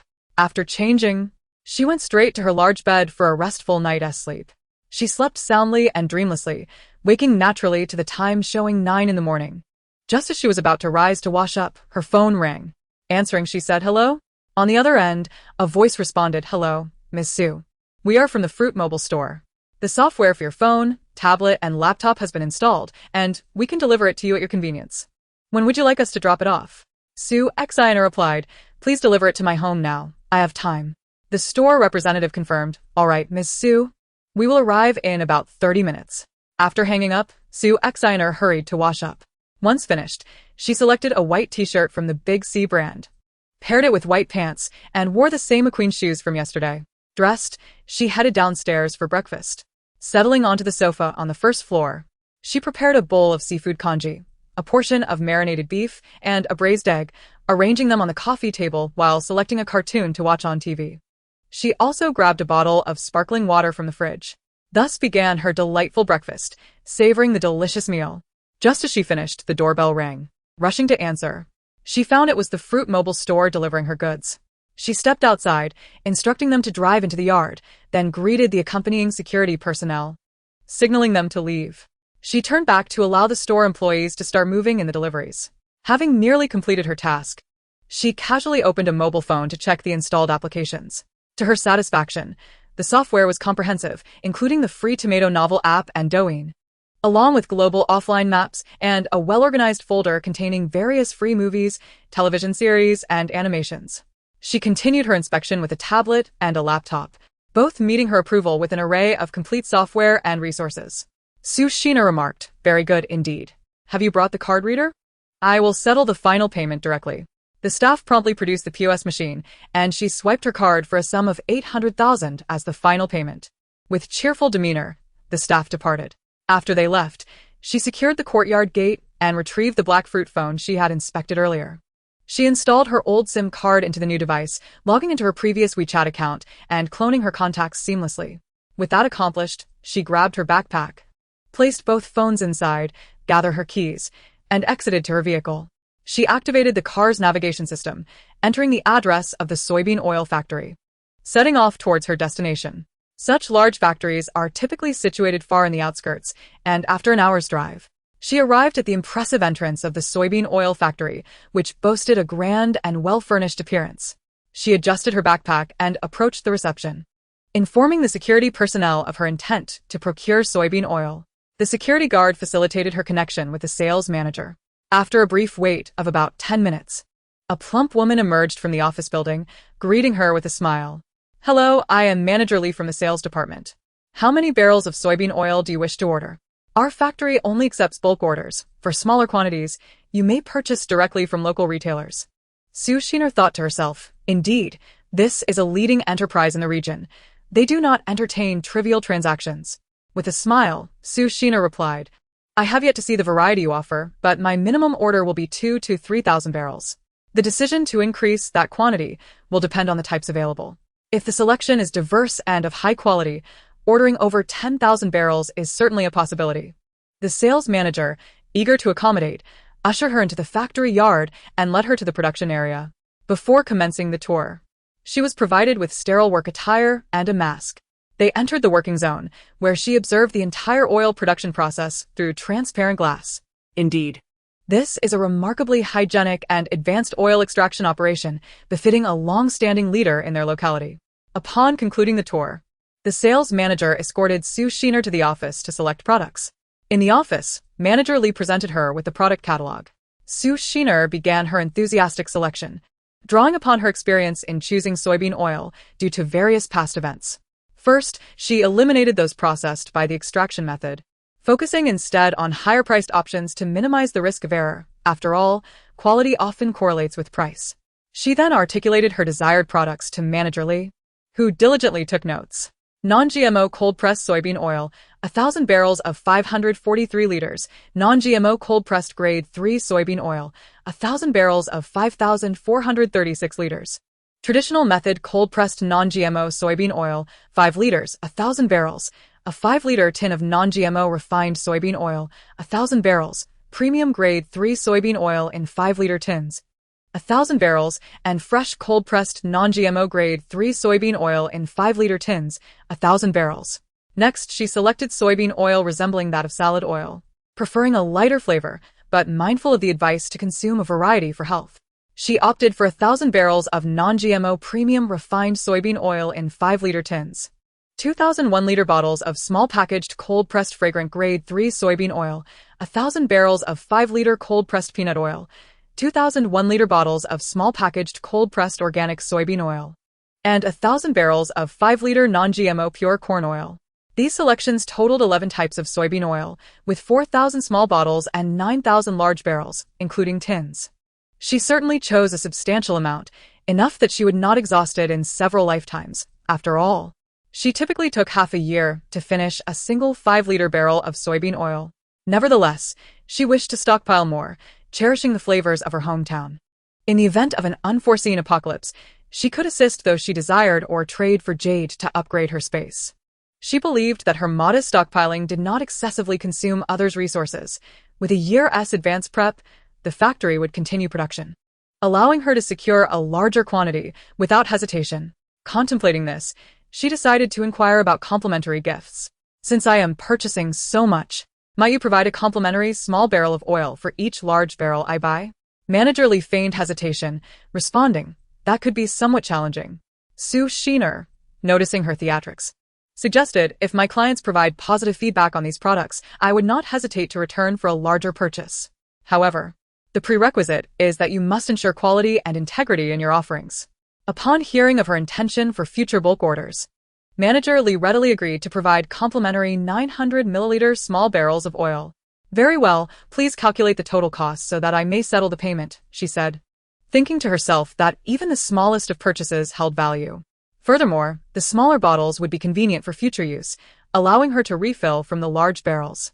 It would be impractical to carry large containers during an apocalyptic scenario. The small bottles offered security and subtlety. Manager Lee departed to consult with the finance team, returning in 10 minutes with a total of 1,100,000 yuan. As a leading enterprise, they required full payment up front without the notion of a deposit. Sue Sheener made no objections, promptly settling the entire amount via card. The finance team also prepared the necessary invoices, noting the warehouse address and her phone number, agreeing to deliver in 3 days before she left the soybean oil factory. Upon entering her car and glancing at the time, she noted it was already nearing 2 in the afternoon. She proceeded directly to the warehouse, recalling that due to the large crowd the previous day, she had not received various items such as tires and mats into her space. After a drive of nearly 50 minutes, she arrived at the warehouse entrance. Retrieving the keys for the rolling shutter and the inner glass door, exiting her vehicle, she opened the rolling shutter, followed by the glass door, ensuring to secure them as she entered. Once inside, she closed the glass door and lowered the rolling shutter, activating the lights before moving towards a pile of tires, promptly transferring them into her space. Afterward, she checked her phone again and noted it was past 3 o'clock. Although not particularly hungry, she had already decided what to eat. Revealing her true foodie nature, she yearned for the northeastern home-style restaurant she frequently visited, not wishing to dwell on it too long, as it would make her salivate. She locked up the warehouse and drove directly to the restaurant. It was conveniently close, and within 10 minutes, she arrived at the front of the establishment. Parking her vehicle, she gathered the 2 new phones and her backpack before stepping out towards the restaurant. At 3 o'clock, the lunch rush had not yet begun, so the dining area was relatively quiet. She approached the front desk attendant, expressing her desire to place a large order with the manager. The attendant quickly contacted the manager via intercom. The manager emerged from the office with a welcoming smile, addressing Sue Sheener. Good afternoon, I am the supervising manager here. How many dishes do you require? Sue Sheener requested. Could you arrange for a private room where we can sit and discuss? The manager quickly expressed his apologies and promptly escorted her to a smaller private room, inviting her to take a seat. He instructed a waiter to serve her a pot of brown sugar water. After she expressed her gratitude, she requested the menu, eager to select her dishes.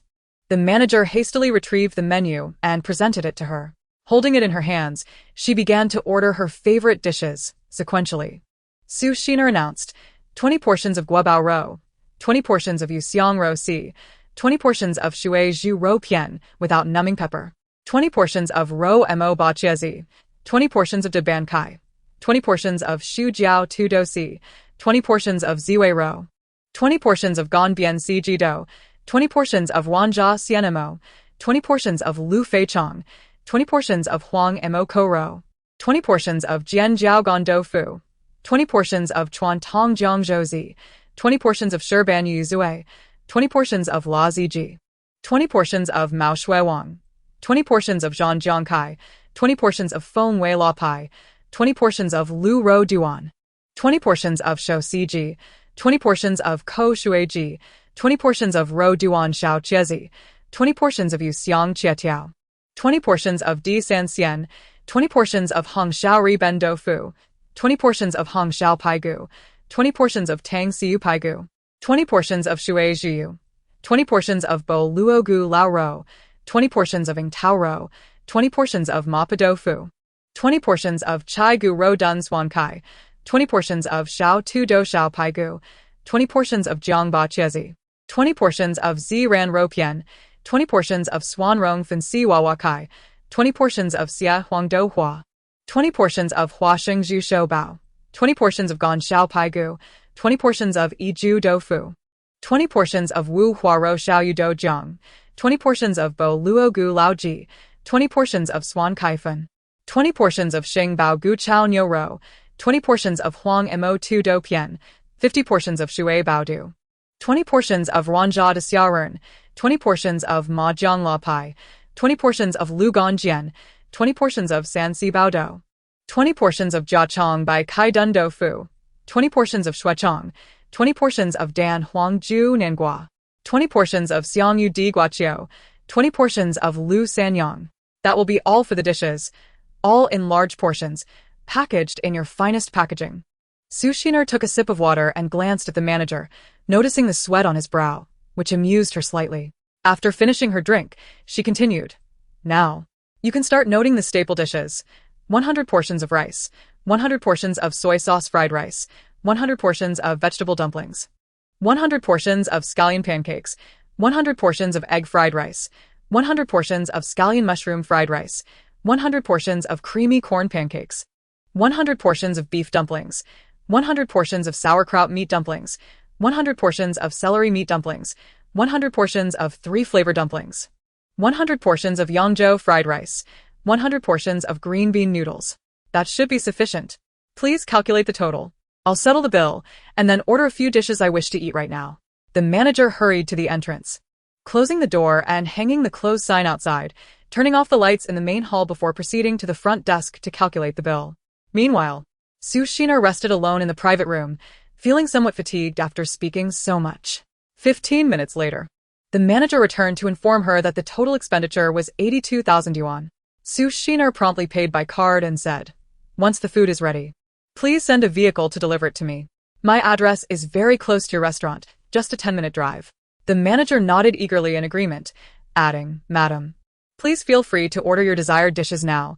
This meal is on the house, and you need not pay separately." Su Shiner replied, "Thank you very much. I won't be modest. I would like 1 portion of guabao ro, 1 portion of lu fei chong, 1 portion of ban kai, 1 portion of bai kai dun do fu, and a bowl of rice. That will be all. By the way, please keep my menu for today. I plan to return in a few days, and it would be much easier to prepare the same dishes without having to reorder everything again. Let us exchange contact information, and I'll call you an hour in advance before my next visit."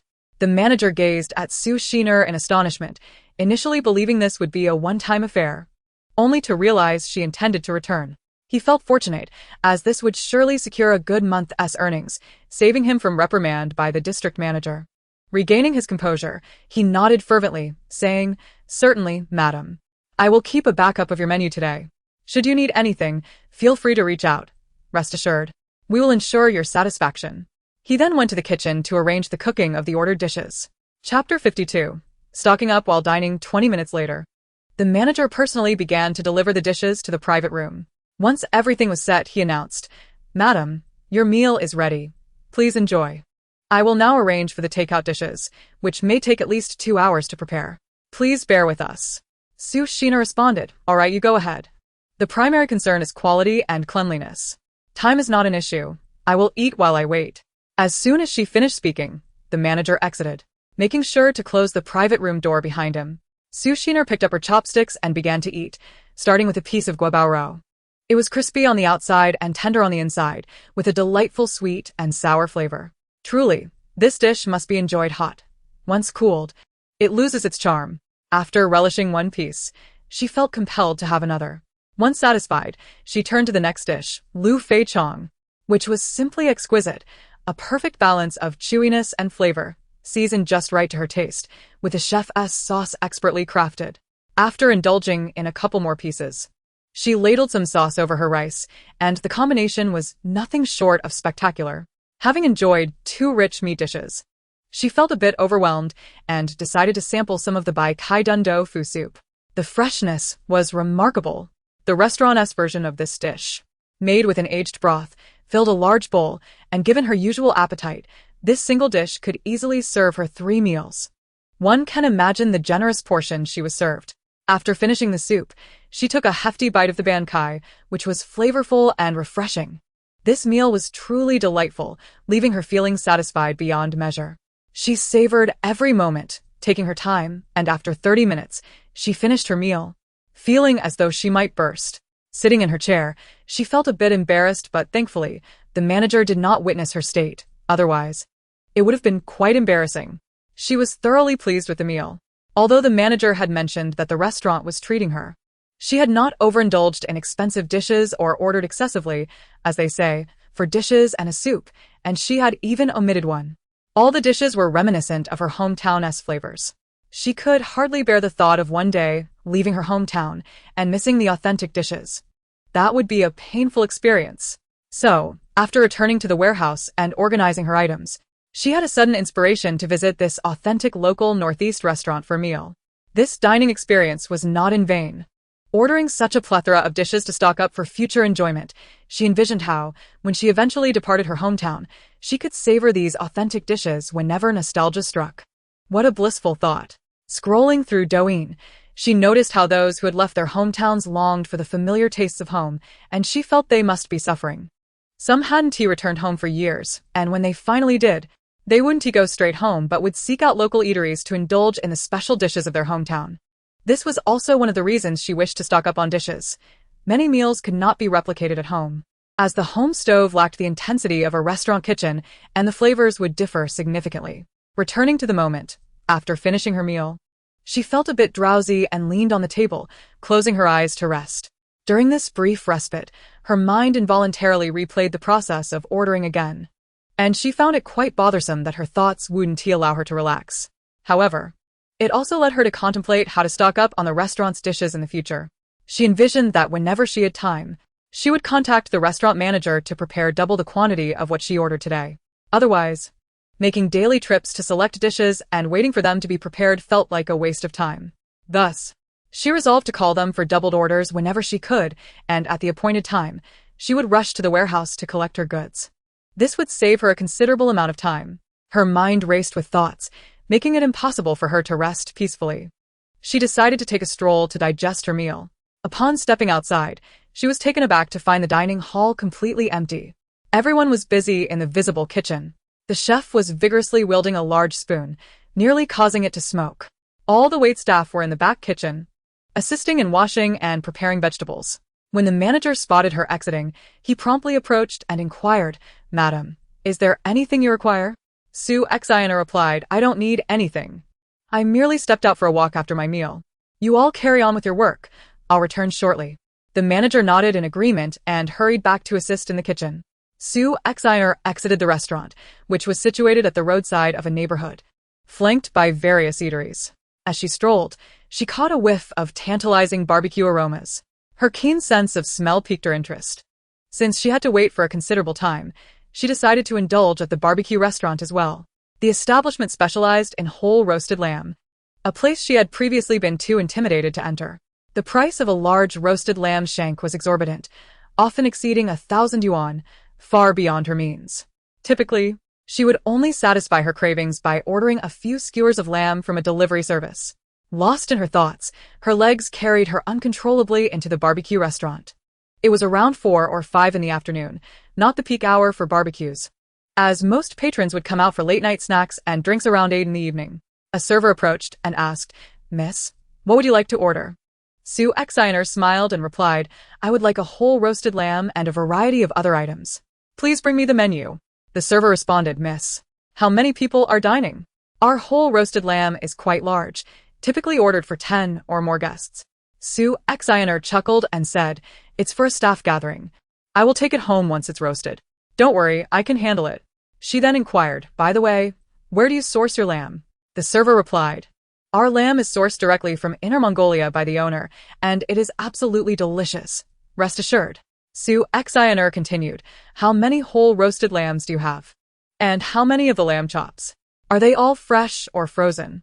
The server explained, "We generally keep 5 whole roasts in stock, and we have about 50 lamb chops and legs, all fresh meat. You can see for yourself that we cook on large outdoor grills." Succinct noted. I am placing a substantial order, so please ensure you wrap everything in aluminum foil properly to maintain warmth. Otherwise, the taste will suffer. The server assured her, "You need not worry. We will package everything to keep it hot and ready for you." Sue Exiner said, "That's great. Please bring me the menu so I can begin ordering. Remember, it's all for takeout. I suggest you close the restaurant while there are no customers. Otherwise, I fear you might become overwhelmed." Hearing this, the staff promptly sought the owner's approval on whether to close the restaurant. The owner approached with a smile and asked, "Young lady, it depends on how much you plan to order today, then we will decide whether to close." Sue Exiner, not wanting to elaborate further, smiled and picked up the menu, telling the server, "I am ready to order now. Please note that I want all the whole roasted lamb, lamb chops, and lamb legs you mentioned." The owner widened his eyes in astonishment and exclaimed, "Young lady, do you realize how heavy a whole roasted lamb is? Are you here to cause us trouble?" Sue Exiner sighed, "I am not causing trouble. I genuinely wish to place this order. If you are doubtful, I can pay for the whole lamb and the lamb chops and legs right now." The owner, still skeptical, replied, "Let's settle the payment first, and then you can continue ordering. We must be cautious of potential fraudsters in our line of work." Sue Exiner, unperturbed, smiled and agreed, "Fine. Let us settle the bill first, and then I will continue with my order." The server hurried to the front desk to process the payment, returning within a few minutes to inform her the total for the 3 items is 29,000 yuan. Here is the WeChat payment code. Sue Exiner promptly scanned the code, and upon hearing the notification of the payment, the owner directed the server to hang the close sign, as Sue Exiner had effectively purchased all their signature barbecued dishes. Sue Exiner teased, "Now you believe I am not a fraudster, right? I would like to continue ordering." The owner, smiling, replied, "We believe you now. Please, continue with your order. I will arrange for the chef to expedite your request." Sue Exiner instructed the server, "Please take note. I want 500 skewers of large lamb skewers, 500 beef skewers, 500 beef tendon skewers, 500 grilled hearts, 100 honey-glazed chicken wings, 200 charcoal grilled fatty beef slices, 500 honey-glazed pork, 100 secret recipe chicken gizzards, 500 secret recipe pork ribs, 200 grilled chicken necks, 100 grilled sausages, 200 grilled dried tofu rolls, 200 grilled prawns, 100 grilled lamb kidneys, 100 grilled beef kidneys, 100 garlic enoki mushrooms, 100 portions of 6 garlic oysters, 100 servings of cucumber salad, and 100 spicy stir-fried clams. That should be all. Please calculate the total, so I can settle the payment." The server rushed to calculate, returning with a payment code, stating, "The total comes to 29,500 yuan." Sue Exiner scanned the code again and requested a receipt, then provided the warehouse address for delivery, as she intended to head directly there. Bypassing the restaurant, once the stir-fried dishes were ready, she would wait at the warehouse instead. After receiving her receipt, she exited the barbecue restaurant and walked towards the dining establishment. Upon arrival, she noticed the restaurant staff had begun loading dishes onto the warming delivery truck. Perhaps they were concerned that waiting too long to load everything would compromise the temperature of the food. She entered the restaurant, and the manager greeted her with a smile and a nod. As she approached and inquired, "How much longer until everything is ready?" The manager replied, "We just have a few dishes left that are sensitive to temperature. We need to finish those last to ensure they remain palatable. Currently, we are loading salads and other items that are not temperature sensitive." Feeling impatient, Sue Exiner directly told the manager, "I will give you the address. Once everything is ready, please send it there. I have other matters to attend to, so I will leave now." After exchanging WeChat contacts, she sent him the address and drove directly to the warehouse. 10 minutes later, she arrived at the warehouse, found a parking spot, and organized her belongings, folding her backpack. Holding her phone and keys in hand, she exited the vehicle. After locking the car, she opened both the inner and outer doors of the warehouse, turned on the lights, and surveyed the empty space, which contained only a table and 10 plastic stools. With all the food soon to arrive, she realized there would be nowhere to place it. She couldn't bear the thought of leaving all the food on the floor. She suddenly remembered her intention to purchase 10 large square tables from the hardware store across the street. Without hesitation, she exited the warehouse and made her way to the shop. Upon entering, she directly informed the owner of her request and pointed out the location of her warehouse for convenience in delivery and setup. After promptly paying 1,000 yuan with her card, the owner hurriedly went to the back to retrieve the tabletops. He asked her to watch the shop for a moment while he carried the tabletops across the street to her warehouse. As Sue Sheener stood in the hardware store, she marveled at the straightforwardness of Northeasterners. It was remarkable how a shopkeeper would trust a stranger to oversee the store. The owner made 3 trips to transport all the items before returning with the necessary installation tools and components. Together, they commenced the assembly of the tables, which took less than 20 minutes. The owner cheerfully remarked, "Young lady, everything is set up. If you need anything else, feel free to come to me." Su xin tiếp lít. "Sure, I will come to bother you if I need anything, uncle." With a smile, the owner departed. Noticing the table's lack of cleanliness, Sue Sheener quickly opened a food delivery app and ordered cleaning cloths, a plastic basin, and 2 large bottles of detergent from the nearest convenience store.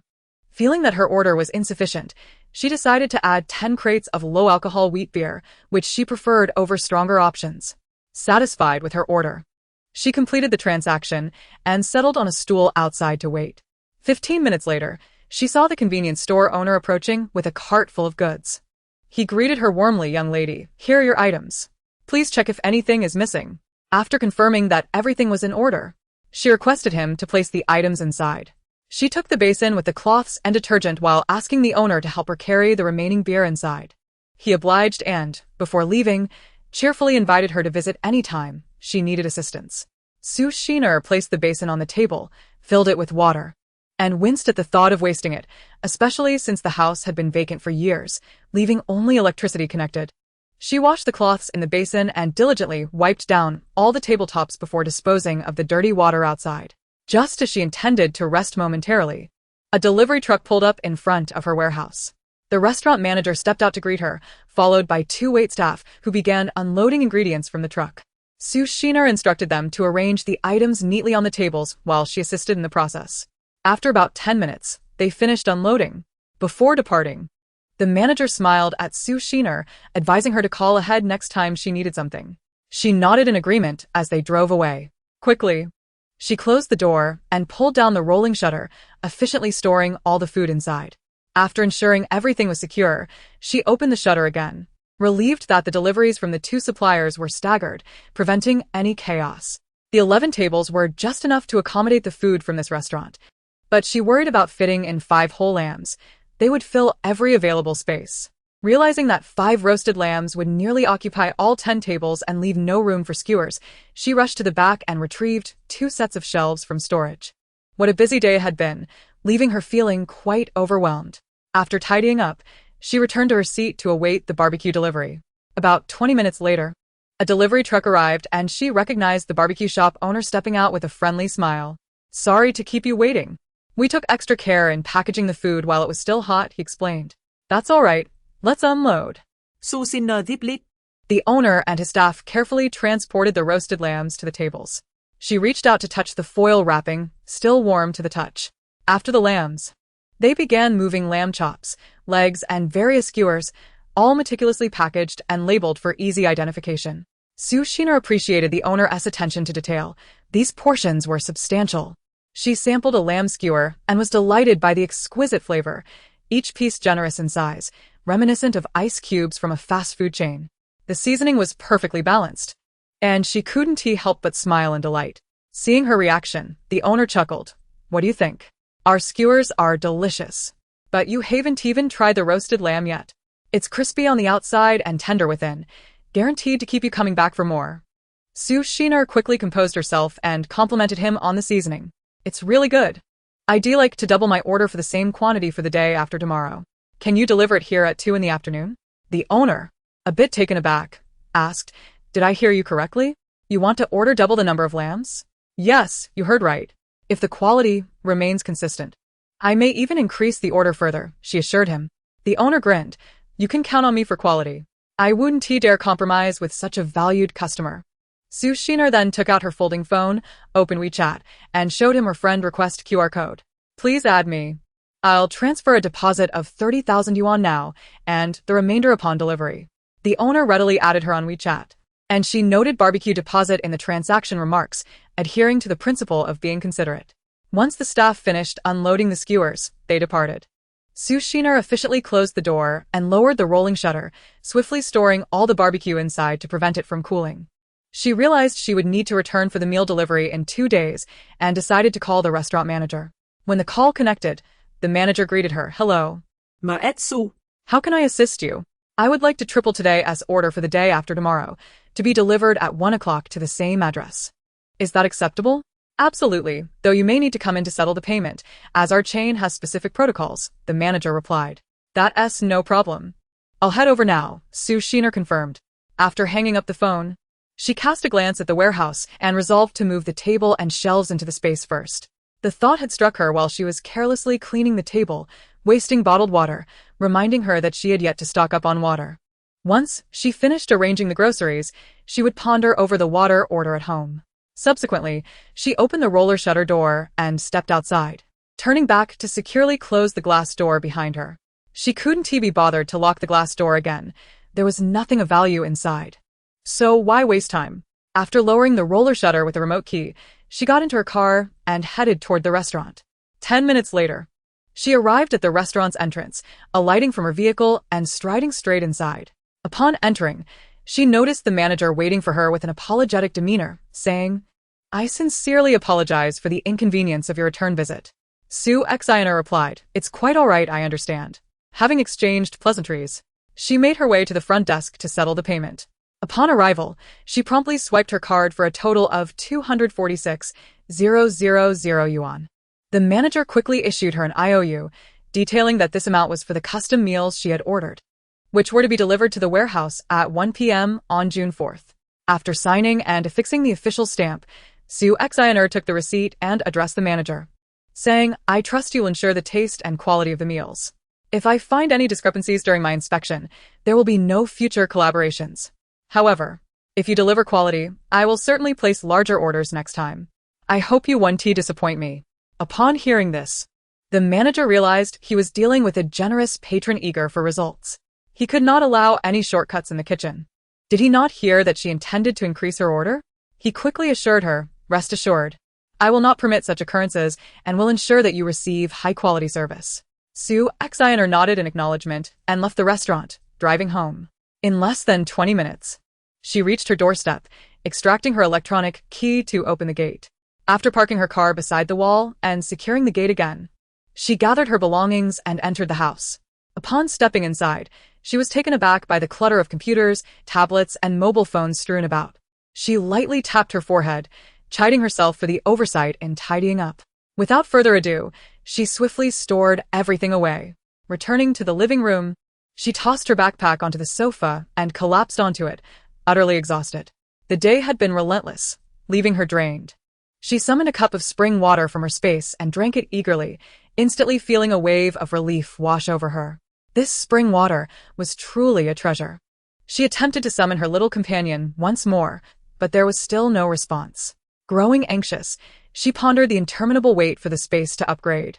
Recalling her need to order large barrels of water, she recognized that although she possessed spring water, it was only suitable for solitary moments.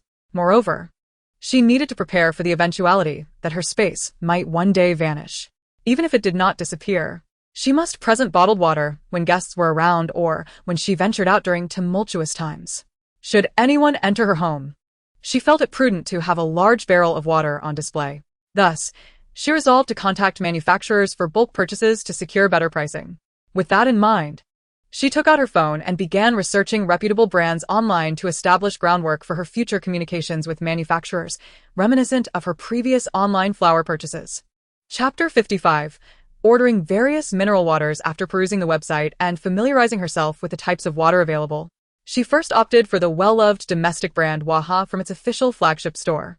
Upon entering the page, she sought to communicate with customer service about her intention to purchase water in bulk, at least several thousand cases. She requested that they enable her order capacity to facilitate the purchase, inquiring whether discounts could be applied. The customer service representative responded, "Please hold on for a moment while I consult with my supervisor." Sue Xiner remained on the chat page, waiting for 5 minutes before receiving a reply. "Ma'am, the backend has been adjusted, and you may proceed with your purchase. My supervisor has approved a 10% discount on the total price at checkout. Sourcing a deep leak. Got it? I will place the order now and notify you once completed." Exiting the chat, she entered the product page of the flagship store to begin her selections. She ordered 10,000 cases of Wahaha's custom pure water in 550 milliliters packs, 10,000 cases of 350 milliliters packs, 10,000 cases of 596 milliliters packs, 10,000 cases of AD calcium milk in 220g packs, 10,000 cases of Longan Lotus Seed 8 Treasure Porridge in 360g packs, 10,000 cases of the same porridge with xylitol, 10,000 cases of 100 milliliters lactobacillus in 40 bottle packs, and 10,000 cases of each flavor of the 500 milliliters nutritional fast line in 15 bottle packs. After nearing the end of the order process, she exited to contact customer service for the discount. Once the discount was applied, she completed the purchase, leaving her warehouse address for delivery. The customer service representative confirmed they would connect with local distributors to arrange delivery to her warehouse address. After finalizing her order, Sue Xiner logged out of the online shopping platform and reflected on her purchases.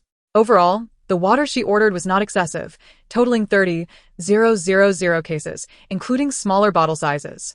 She had also purchased lactobacillus and AD calcium milk, 2 beverages her mother had mentioned as fond childhood memories. She felt particularly pleased with the 2,000 cases of 8 Treasure Porridge, which was originally produced for wartime preparation, boasting a packaging lifespan of 20 years. Thus, it was of paramount importance. However, she hesitated to order too much for fear of arousing suspicion. Ordering 1,000 cases of each of the 2 types of porridge would suffice to avoid unnecessary complications. Prudence was the best course of action. Still feeling her water supply insufficient, she opted for a second domestic brand, Qianchuiquan, a local product from Northeast China. Following the same steps as with Watt, she contacted customer service to request an increase in order capacity and negotiated a 10% discount. After exiting the chat, she navigated to the main page to select more products.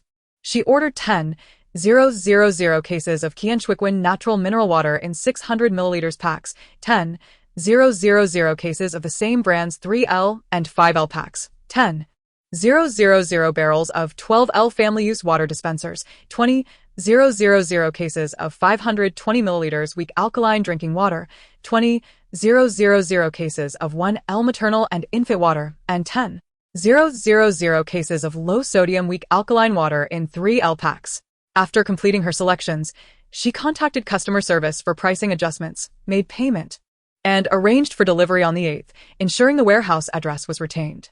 Next, she sought out a premium domestic mineral water brand, Farong Natural Mineral Water. Following the same procedure, she engaged with customer service and began her selection. She ordered 20,000 cases of 500 milliliters weak alkaline high-end water, 20,000 cases of imported Norwegian sparkling water in 375 milliliters glass bottles, 10,000 cases of each flavor of sparkling fruit water, and 20,000 cases of 330 milliliters weak alkaline mineral water. After completing her order, she contacted customer service for a price adjustment and finalized her payment, scheduling delivery for the 8th before exiting the page. She contemplated acquiring another premium water brand for leisurely consumption in the future. As she continued her shopping spree, her collecting obsession flared up once more.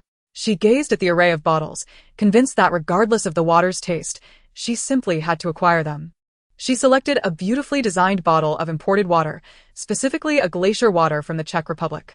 This was a store specializing in imported water from Eastern Europe.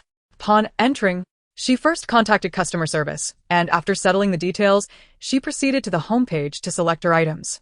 The prices were staggering, 1,000 cases of 1,000 milliliters plastic bottles for 10,000, 12 bottles of 500 milliliters for the same price, 6 bottles of 1,500 milliliters for 10,000, 6 bottles of 750 milliliters glass bottles for 10,000, and for the Czech imported baby water, 5 bottles of 1L for 20,000 cases. She decided to purchase these, calculated the total with customer service, and arranged for delivery on the 10th, before exiting the shopping site without any further purchases. Next, she navigated to a delivery platform, seeking a well-reviewed service for bulk water delivery. After locating their contact number, she called to inquire about purchasing large quantities of water. The owner suggested adding their WeChat, so she hung up and promptly did so. The owner shared the store's address for a face-to-face discussion and even sent a photo of their sign and door number. Upon reviewing the address, she realized it was quite close and without hesitation, grabbed her phone and bag and set off for the water station.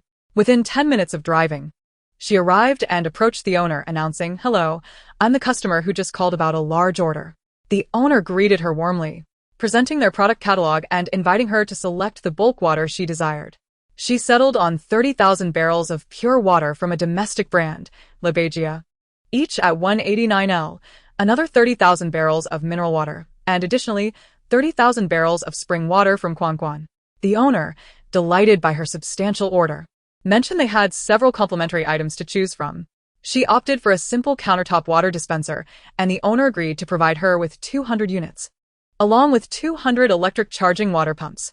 These items were not particularly valuable, so the owner did not hesitate to offer them. After paying a 50% deposit and requesting a receipt, the owner informed her that due to the large quantity, they would deliver in 3 installments, starting with 30,000 barrels. She agreed, stating that they could coordinate the delivery time as it was nearby, and she would send the address shortly. With everything settled, she departed and drove home. After about 10 minutes, she arrived at her doorstep, opened the yard gate, and parked her car. Instead of immediately exiting, she chose to sit in the car for a moment of respite. The day had been overwhelmingly busy, leaving her feeling somewhat suffocated. The fruit phone store had delivered her order promptly that morning, which barely took any time. She had then rushed to stock up on soy oil and, during mealtime, hastily acquired a plethora of dishes. Not to mention, she had indulged in extravagant barbecued lamb while out. After dinner, she hurried back to the warehouse to purchase tables from the hardware store before beginning to receive her shipments. The day had been a whirlwind of activity. Finally back home, she resumed her online shopping for mineral water, purchasing a significant quantity, and then went out again to acquire large barrels of water, leaving her perplexed by her own frenzied pace. She had initially planned to relish the life of a wealthy individual, but found herself unexpectedly caught up in a whirlwind of errands. Exhausted, she reflected on her day's endeavors, realizing that she had amassed enough food staples and mineral water to last multiple lifetimes. She had also gathered sufficient clothing and equipped herself with various electronic devices. She recalled the 2 vehicles she had purchased yesterday, along with the necessary spare parts and tires, all of which required her attention. It dawned on her that she would need several days to manage the incoming deliveries, giving her a headache. Determined to slow down her stocking process, she resolved to focus on receiving her recent purchases before contemplating future acquisitions. Although the mystical spring water had enhanced her vitality, the busyness of the past few days had left her mentally drained, despite her physical well-being. Suddenly, she remembered that her house purchase was not yet finalized. How could she have forgotten such an important matter? This meant she needed to refrain from running around aimlessly, as the real estate agent could call at any moment, necessitating her presence at the housing authority to finalize the transaction. With her thoughts swirling, she decided to tidy up her home. Perhaps tiring her body a little would allow her mind to rest. After nearly an hour spent cleaning the first floor, she dragged her weary body to the 3rd floor, first visiting the bathroom to freshen up, and then changing into a set of pajamas in her dressing room. As she passed the bathroom on her way to the bedroom, she spotted the large bathtub and decided to indulge in a bath, just like the heroines of her favorite dramas. She approached the tub, rinsed it with warm water, and as she drained it, she suddenly remembered the spring water. Drawing it from her space, she filled the tub halfway before adding hot water, testing the temperature with her hand. It was perfect. Submerging herself in the bath infused with the spring water was an extraordinary experience. She felt a warm energy enveloping her, penetrating every pore of her body. Closing her eyes, she surrendered to the blissful moment. She could confidently say she had never felt such comfort in her life. as if cradled in a warm embrace that continuously replenished her strength. Just then, a voice from her space interrupted her reverie. Master, the upgrade of the space is complete. You may now tour our realm. Excitedly, Sue Exiner sat up in the tub, exclaiming, finally, I can communicate with you. Do you know how much I've missed you and worried about you these past few days? The voice responded, I am aware, Master. I sensed your calls and heard you. However, I was unable to respond during the upgrade. Sue Exiner lamented, you have no idea how anxious I've been. You're all I have now. And the space can only store and retrieve items. I cannot enter, and it leaves me feeling helpless. As she spoke, tears began to flow down her cheeks. The voice quickly reassured her, please do not cry, Master. Your tears cause me pain. The upgrade is a positive development. I will be fine. Susie deeply. I understand now. Wipe away your tears, take a look at your current self, and hastily step out of the bathtub, drying yourself and donning your night clothes. Without a moment's hesitation, she swiftly entered the space. Upon entering, she was greeted by the sight of the grand villa she had once mentioned to her companion, wishing to replicate it within this realm. Now, it stood a mere 30 meters to the right of the small villa. She exclaimed with delight, Wow, my dear. You did it. You truly manifested the grand villa. Her companion, feeling bashful, replied, You're welcome, my master. I've meticulously arranged everything you collected from the grand villa into the new one. Sue Exiner responded, You are incredibly thoughtful. I love you, dear. With that, she continued her exploration of the space. The land in the front yard had transformed into 2 plots of fertile black soil, each spanning 500 acres. And the well of spiritual spring water had expanded significantly. She excitedly moved to the backyard, where the fruit trees that once stood close to the villa were now over 5,000 meters away.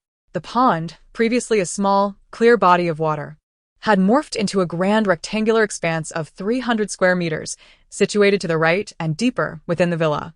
Adjacent to the pond was a vast cement area of 4,700 square meters, where her 2 cars appeared diminutive in comparison. Beyond the pond lay a long row of warehouses. How grand they were, 5 spacious warehouses, all meticulously organized by her companion to store her collected items.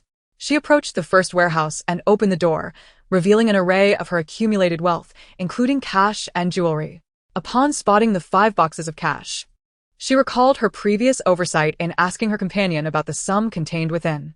My dear, how much is the total amount in these 5 boxes of cash? She inquired. Master, each box contains 20 million, totaling 100 million, her companion replied. Sue Exiner gasped, What? 100 million? Then my cash in this space amounts to over 140 million now. She had not forgotten the 1 million cash she retrieved from the piano. She exited the first warehouse and headed straight for the second. Upon reaching the door, she opened it to find a stockpile of all her food, including barbecues, KFC, Pizza Hut, and dozens of bowls of noodles, alongside her hoarded fruits and snacks. She noticed her thoughtful companion had utilized several shelves to organize the food. However, she realized that the pork and beef she had previously purchased were conspicuously absent. My dear, do you understand the principle of keeping raw and cooked food separate? She asked. Of course, Master. Raw meat carries a bloody odor. It would be improper to store it alongside cooked food. Am I not clever? Her companion replied. Yes, indeed. My dear is the cleverest. Now, I shall check the third warehouse. Opening the third warehouse, she naturally found the raw meats they had just spoken of, neatly arranged upon a shelf. She proceeded to the fourth warehouse, where all her clothing, shoes, cosmetics, and electronic devices were stored. This space could also accommodate daily necessities in the future. Upon opening the fifth warehouse, she discovered it housed her stockpiled car tires and other parts. She pondered aloud.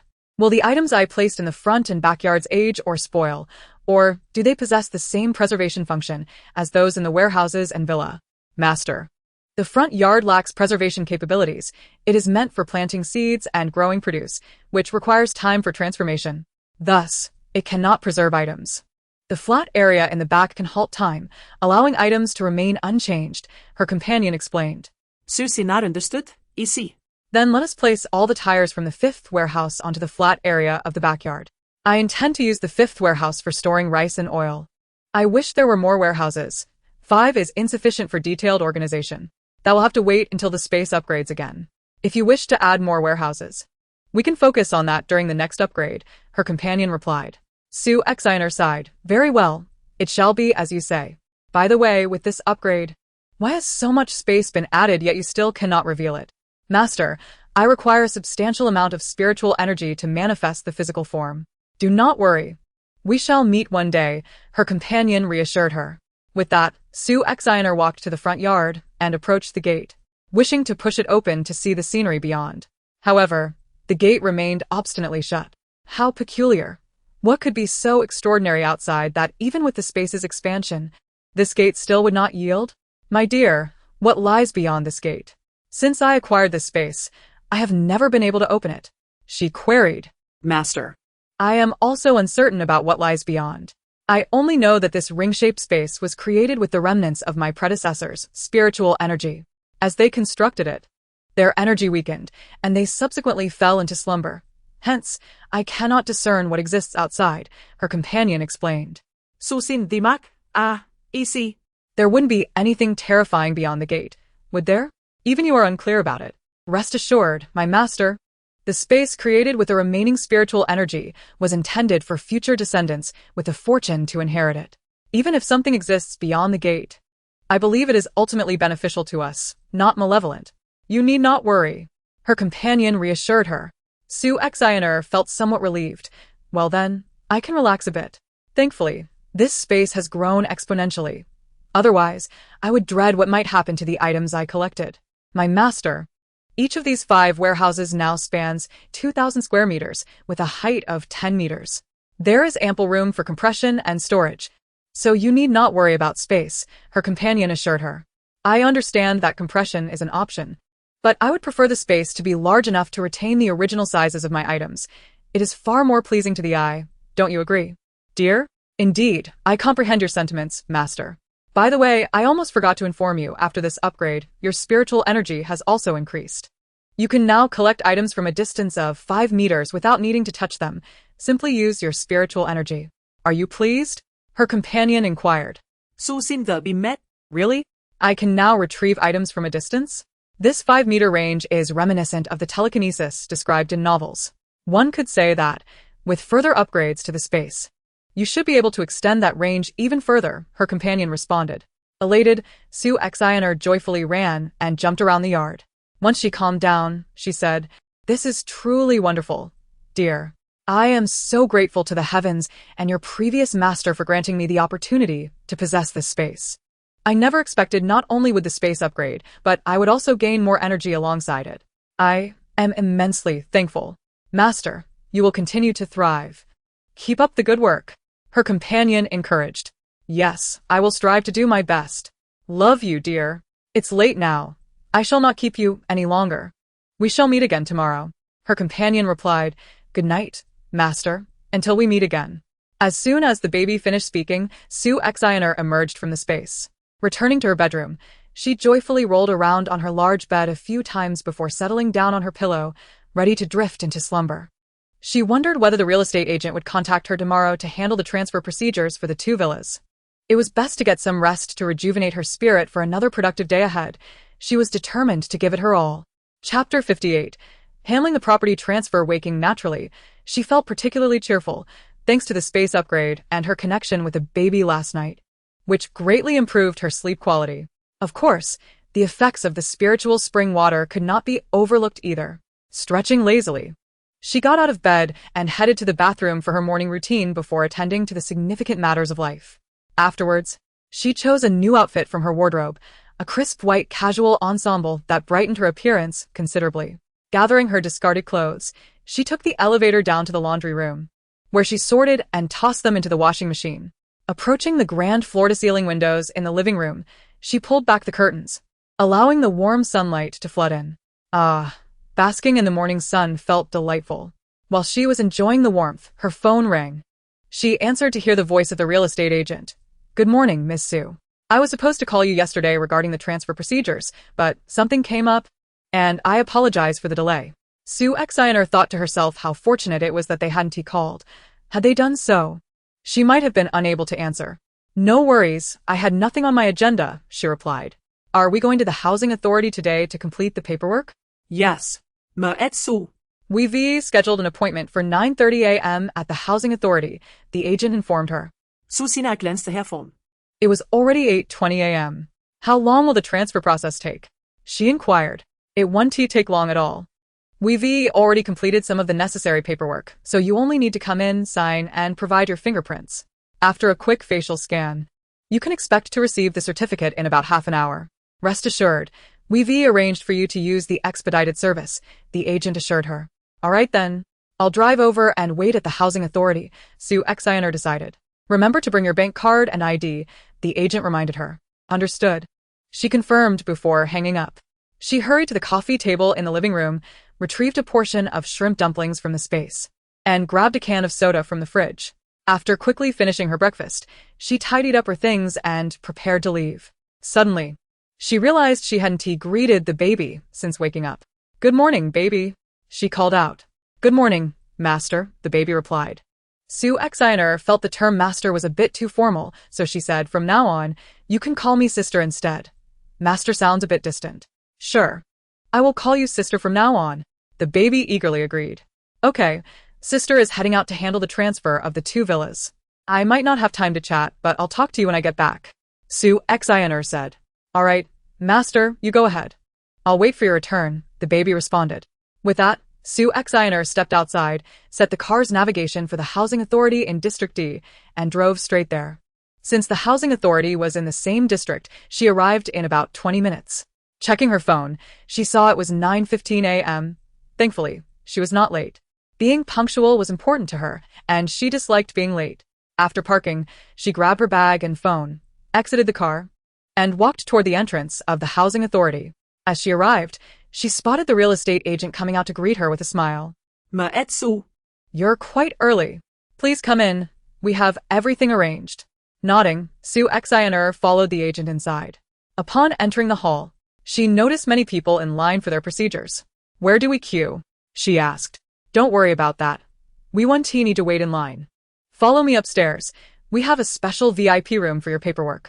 Any property transaction over 20 million can access the VIP channel, the agent explained. Oh, I see. No wonder you said it wouldn't take too long. Susinga Edgalim. They proceeded upstairs, where the agent asked her to take out her ID for various photocopies, and she cooperated with signatures and fingerprints. After about 20 minutes, they reached the final step, payment. Once the final payment was made, the staff began issuing various receipts, which took about 5 minutes to complete. After finishing all the paperwork on the second floor, the real estate agent escorted her to the 4th floor to obtain the property titles. Upon entering the room for processing the property certificates, Sue Exiner noticed it was quite empty. The agent handed all her documents to the staff, who glanced them over and, perhaps due to the 2 villas or the transaction amount, exhibited a noticeably different demeanor. Sue Exiner remained unfazed. Everything had been smooth thus far, and there was no reason for complications now. As anticipated, the staff quickly input all the data into the computer and asked her to sit in front of the camera for a facial scan. Since there were 2 property titles, she underwent the scan twice. After about 15 minutes, 2 vibrant red property certificates, the size of A4 paper, were handed to her. The real estate agent smiled and said, Congratin, Maetsu. You are now the official owner of these 2 villas. With a keen eye, she produced a transparent file to hold the certificates and receipts before handing it to Sue Exiner. Sue Exiner accepted the file and smiled back. Thank you. I truly appreciate your efforts in handling this process. I can only imagine how much running around you've done. Oh, it's nothing. This is my job. And since you paid the handling fee, how could it be a burden? It's truly a pleasure to assist such a straightforward client like you. If you need anything else regarding real estate, please don't hesitate to reach out, the agent replied. Sue Exiner thought to herself how sweetly the agent spoke, with a charm that felt like honey. Indeed, it was true that while money may not be everything, lacking it was certainly a substantial limitation. She took out her phone and sent the agent a red envelope of 888 yuan, smiling as she said, just a small token of appreciation. Please don't think it's too little. Thank you for your hard work. I'll take my leave now. The agent smiled and replied, You're too kind. There's nothing more to address, so you may go on with your other errands. Sue Exiner, holding the file, walked to her car, opened the door, and placed her bag and the file on the passenger seat before driving straight to the home that now truly belonged to her. Chapter 59. Let us celebrate with a feast. After about 20 minutes, she arrived home. Locking the gate behind her, she grabbed her bag and the file and stepped inside. Rushing to the living room, she tossed her bag onto the sofa and excitedly retrieved the vibrant red property certificates, showering them with kisses. She had never imagined that one day she would become the owner of 2 grand villas, and her hands trembled with excitement. Baby, I am officially the owner of these 2 villas. I love you so much. The baby exclaimed, Congratulations, dear master. I love you too, moi. Susinner lauget, that ling, ha ha. Baby, you're just too adorable. After saying this, she placed the property deed into a document bag and headed into the small study within her villa. Glancing at her phone, she noticed it was already 11 in the morning. How swiftly time had passed. Suddenly, she recalled the laundry she had set to wash earlier in the morning. Rising, she made her way to the laundry room to retrieve the freshly laundered clothes, turning to hang them all back in the closet before cradling the garments and taking the elevator upstairs. Upon reaching the 3rd floor dressing room, she neatly hung up the clothes and decided to change into a set of pajamas. She intended to rest in her bedroom for a while, lying down beside the grand bed. Ah, how comfortable, she sighed. I think I'll take a nap. I had a hearty breakfast, so I shall skip lunch. She planned to save her appetite for a lavish dinner at the upscale Chinese restaurant she had visited last time, eager to celebrate and perhaps stock up on their delicious dishes. Lost in thought, she soon drifted off to sleep. When she awoke, she checked her phone to find it was already past 3 in the afternoon. She had enjoyed a deep slumber. Feeling slightly hungry, she hurried to the washroom to freshen up. Looking in the mirror, she admired her reflection, exclaiming, Wow, I look stunning even without makeup. What a delightful feeling. After completing her grooming, she changed into a black outfit, opting for a pair of loafers from the luxury brand C. She chose darker attire to avoid any potential stains during dinner. Feeling exhilarated, she descended the stairs, grabbed her backpack, stuffed her phone inside, and snatched her keys before heading out. She drove directly to the upscale Chinese restaurant, reaching it in just over 10 minutes and opting for the outdoor parking lot. After exiting her vehicle, she entered the shopping mall but bypassed any shopping. Her hunger took precedence, as a true food lover prioritizes culinary delights. She took the elevator straight to the 7th floor, where the restaurant was located. It was not peak dining hours, and there were only a couple of tables occupied. The waiter greeted her with a smile and guided her to her chosen seat by the window. She inquired, This seat isn't reserved, is it? The waiter assured her, No. It's available. Our main dining area is rarely reserved. Most bookings are for private rooms. Su Shiner asked, Do the private rooms have a minimum spending requirement or any specific conditions for dining? Upon learning about the private rooms, she felt an urge to dine in one for a more serene atmosphere. The waiter informed her, Madam, we currently have 3 luxurious VIP rooms available. The minimum spending for the smallest room is 888 yuan. Would you like to dine in a private room? Su Shiner clarified, So, as long as I meet that spending threshold, it's fine? I can order takeout as well, right? I intend to enjoy some dishes here and take the rest to go. The waiter smiled, Of course. As long as your total exceeds 888 yuan. You can enjoy your meal here, or take it away as you please.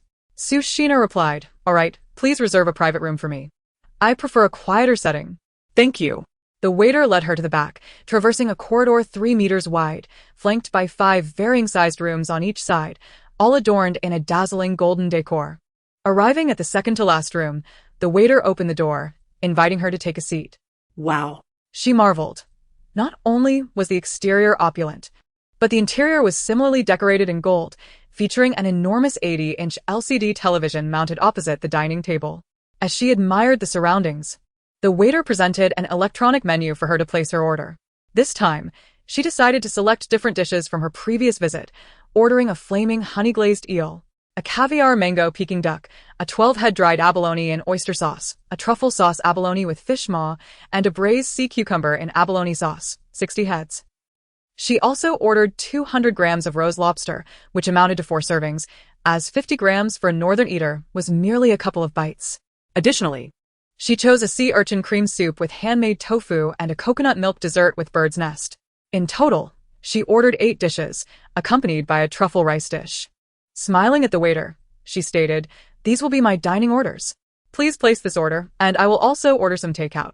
The waiter replied, Certainly, madam. How many are dining with you? I need to prepare the utensils. Sushiner chuckled. Just myself. The takeout will be for my staff's dinner. The waiter mused internally, wondering if one person could truly consume 7 dishes, a soup, and a main course. After placing her order, the waiter informed Sushiner, your dining selections total to 936 yuan, and you will need to spend around 6,000 yuan more to meet the private room dining requirement.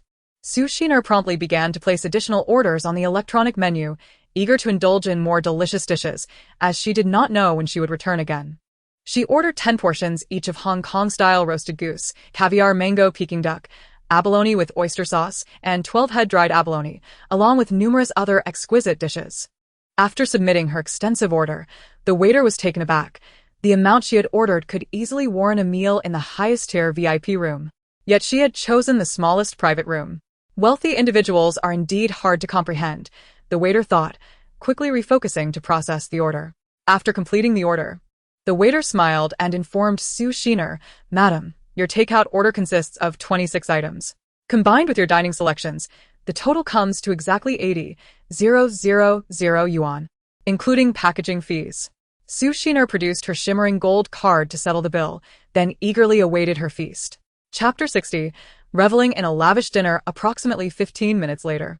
The restaurant staff began to serve her dishes in the private room. Once everything was set, the waiter announced, your meal is ready. Enjoy your dining experience. And please do not hesitate to contact our staff outside if you need anything. Sushiner responded, thank you. The staff exited, gently closing the door behind them. Sushiner couldn't help but marvel at the exceptional caliber of service provided by the staff at this upscale restaurant. However, just as she was about to indulge in her dinner, a knock echoed from the door. Please come in, she said. Upon opening the door, the waiter was followed by a smiling gentleman who appeared to be a manager. He entered and courteously addressed Sushiner. Good evening, madam.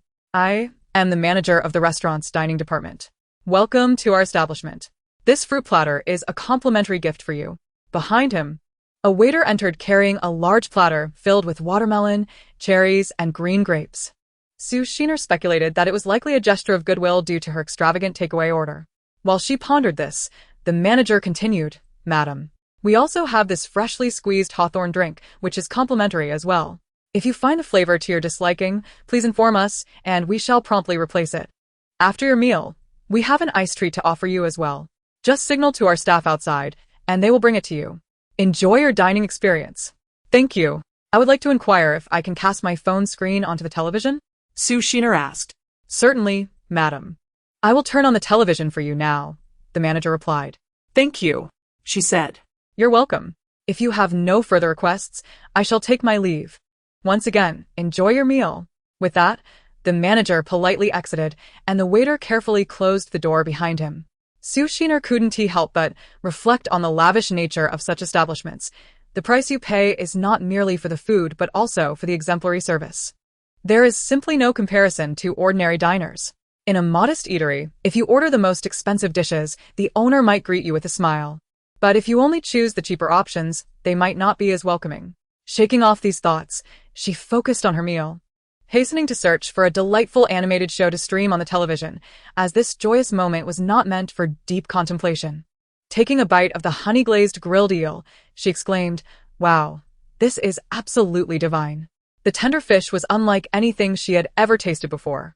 Although she had seen it featured in various South Korean shows, she had never indulged in eel, which was reputed to be nourishing, particularly for men. Pairing it with rice, she savored the flavors, reminiscent of the exquisite descriptions found in novels. Afterward, she tried the caviar with sliced Peking duck. Sampling the caviar, she found it pleasantly salty, though not particularly remarkable, despite its popularity among the affluent. She relished a piece of duck, which was perfectly seasoned, making it an ideal dish for leisurely snacking. Next, she indulged in the most extravagant dish, the 12-head dried abalone, which was nearly the size of an egg and priced at 788 yuan. The waiter seemed concerned she might not finish it, but she chuckled, knowing she could manage, carefully cutting a thick slice. She was delighted by the rich flavor and freshness of the abalone, which was both chewy and tender. However, she felt the price was somewhat exorbitant. The delicious brown sauce prompted her to mix the abalone with rice, relishing the meal, without concern for decorum.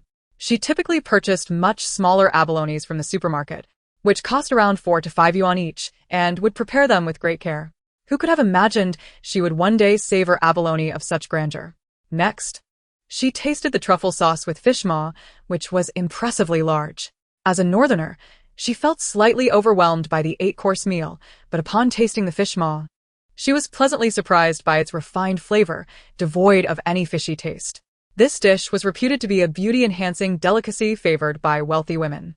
Continuing her feast, she sampled the abalone sauce with sea cucumber, which was humorously just a single sea cucumber drizzled with abalone sauce. The texture was delightfully chewy, though she realized one was sufficient for a serving. Next came the rose lobster, which was tender and flavorful, albeit quite pricey. Finally, she tasted the only vegetarian dish, the sea urchin soup with handmade tofu.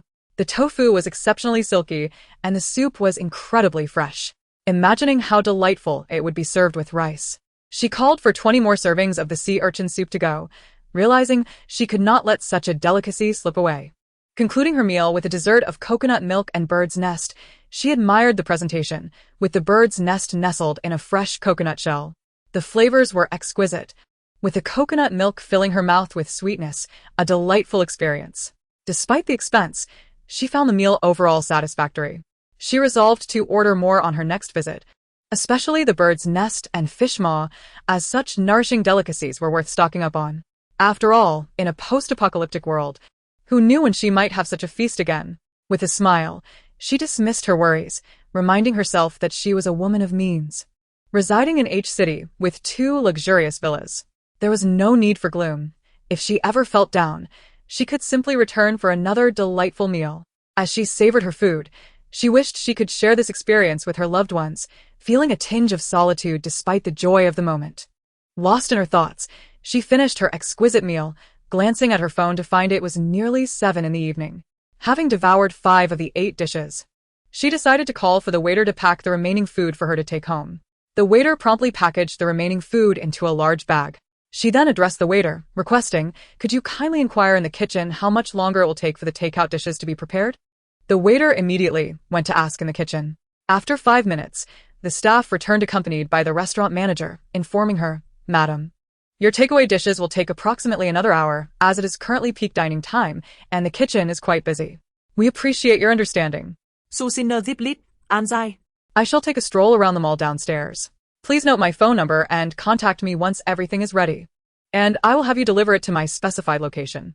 The manager nodded repeatedly in agreement, expressing gratitude for her understanding.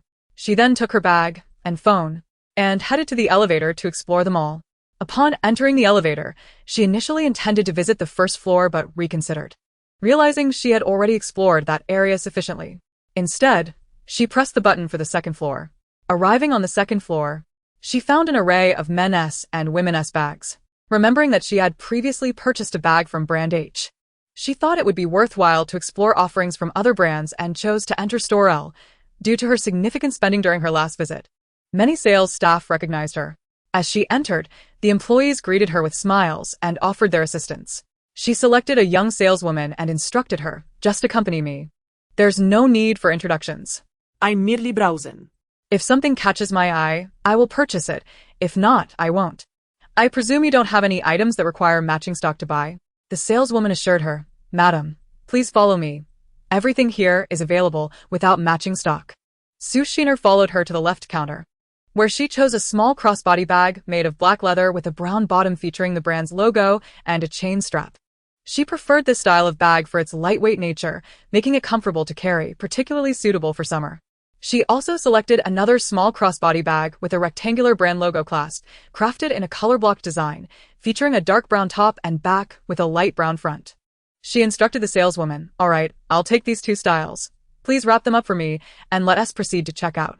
She approached the counter and paid with her card, spending a total of 58,000 yuan. After receiving the packaged bags, she exited the store and took the elevator to the 3rd floor. Disinterested in sleepwear, she decided to explore shoe brands on the 4th floor instead. Upon reaching the 4th floor, she entered the Brand B store and immediately spotted a pair of pink dad sneakers. She requested the staff to bring her both size 37 and 38. Additionally, she chose a pair of light beige casual shoes with thin laces, also in sizes 37 and 38. After selecting 4 pairs of casual shoes from Brand B, She proceeded to the checkout, spending just under 40,000 yuan. As she swiped her card, a thoughtful staff member notified the mall manager who had assisted her previously. The manager approached her with a smile, saying, "Miss Su, welcome back to our mall." Su Shiner was taken aback. She had intended to shop discreetly this time, avoiding extravagant spending like her last visit.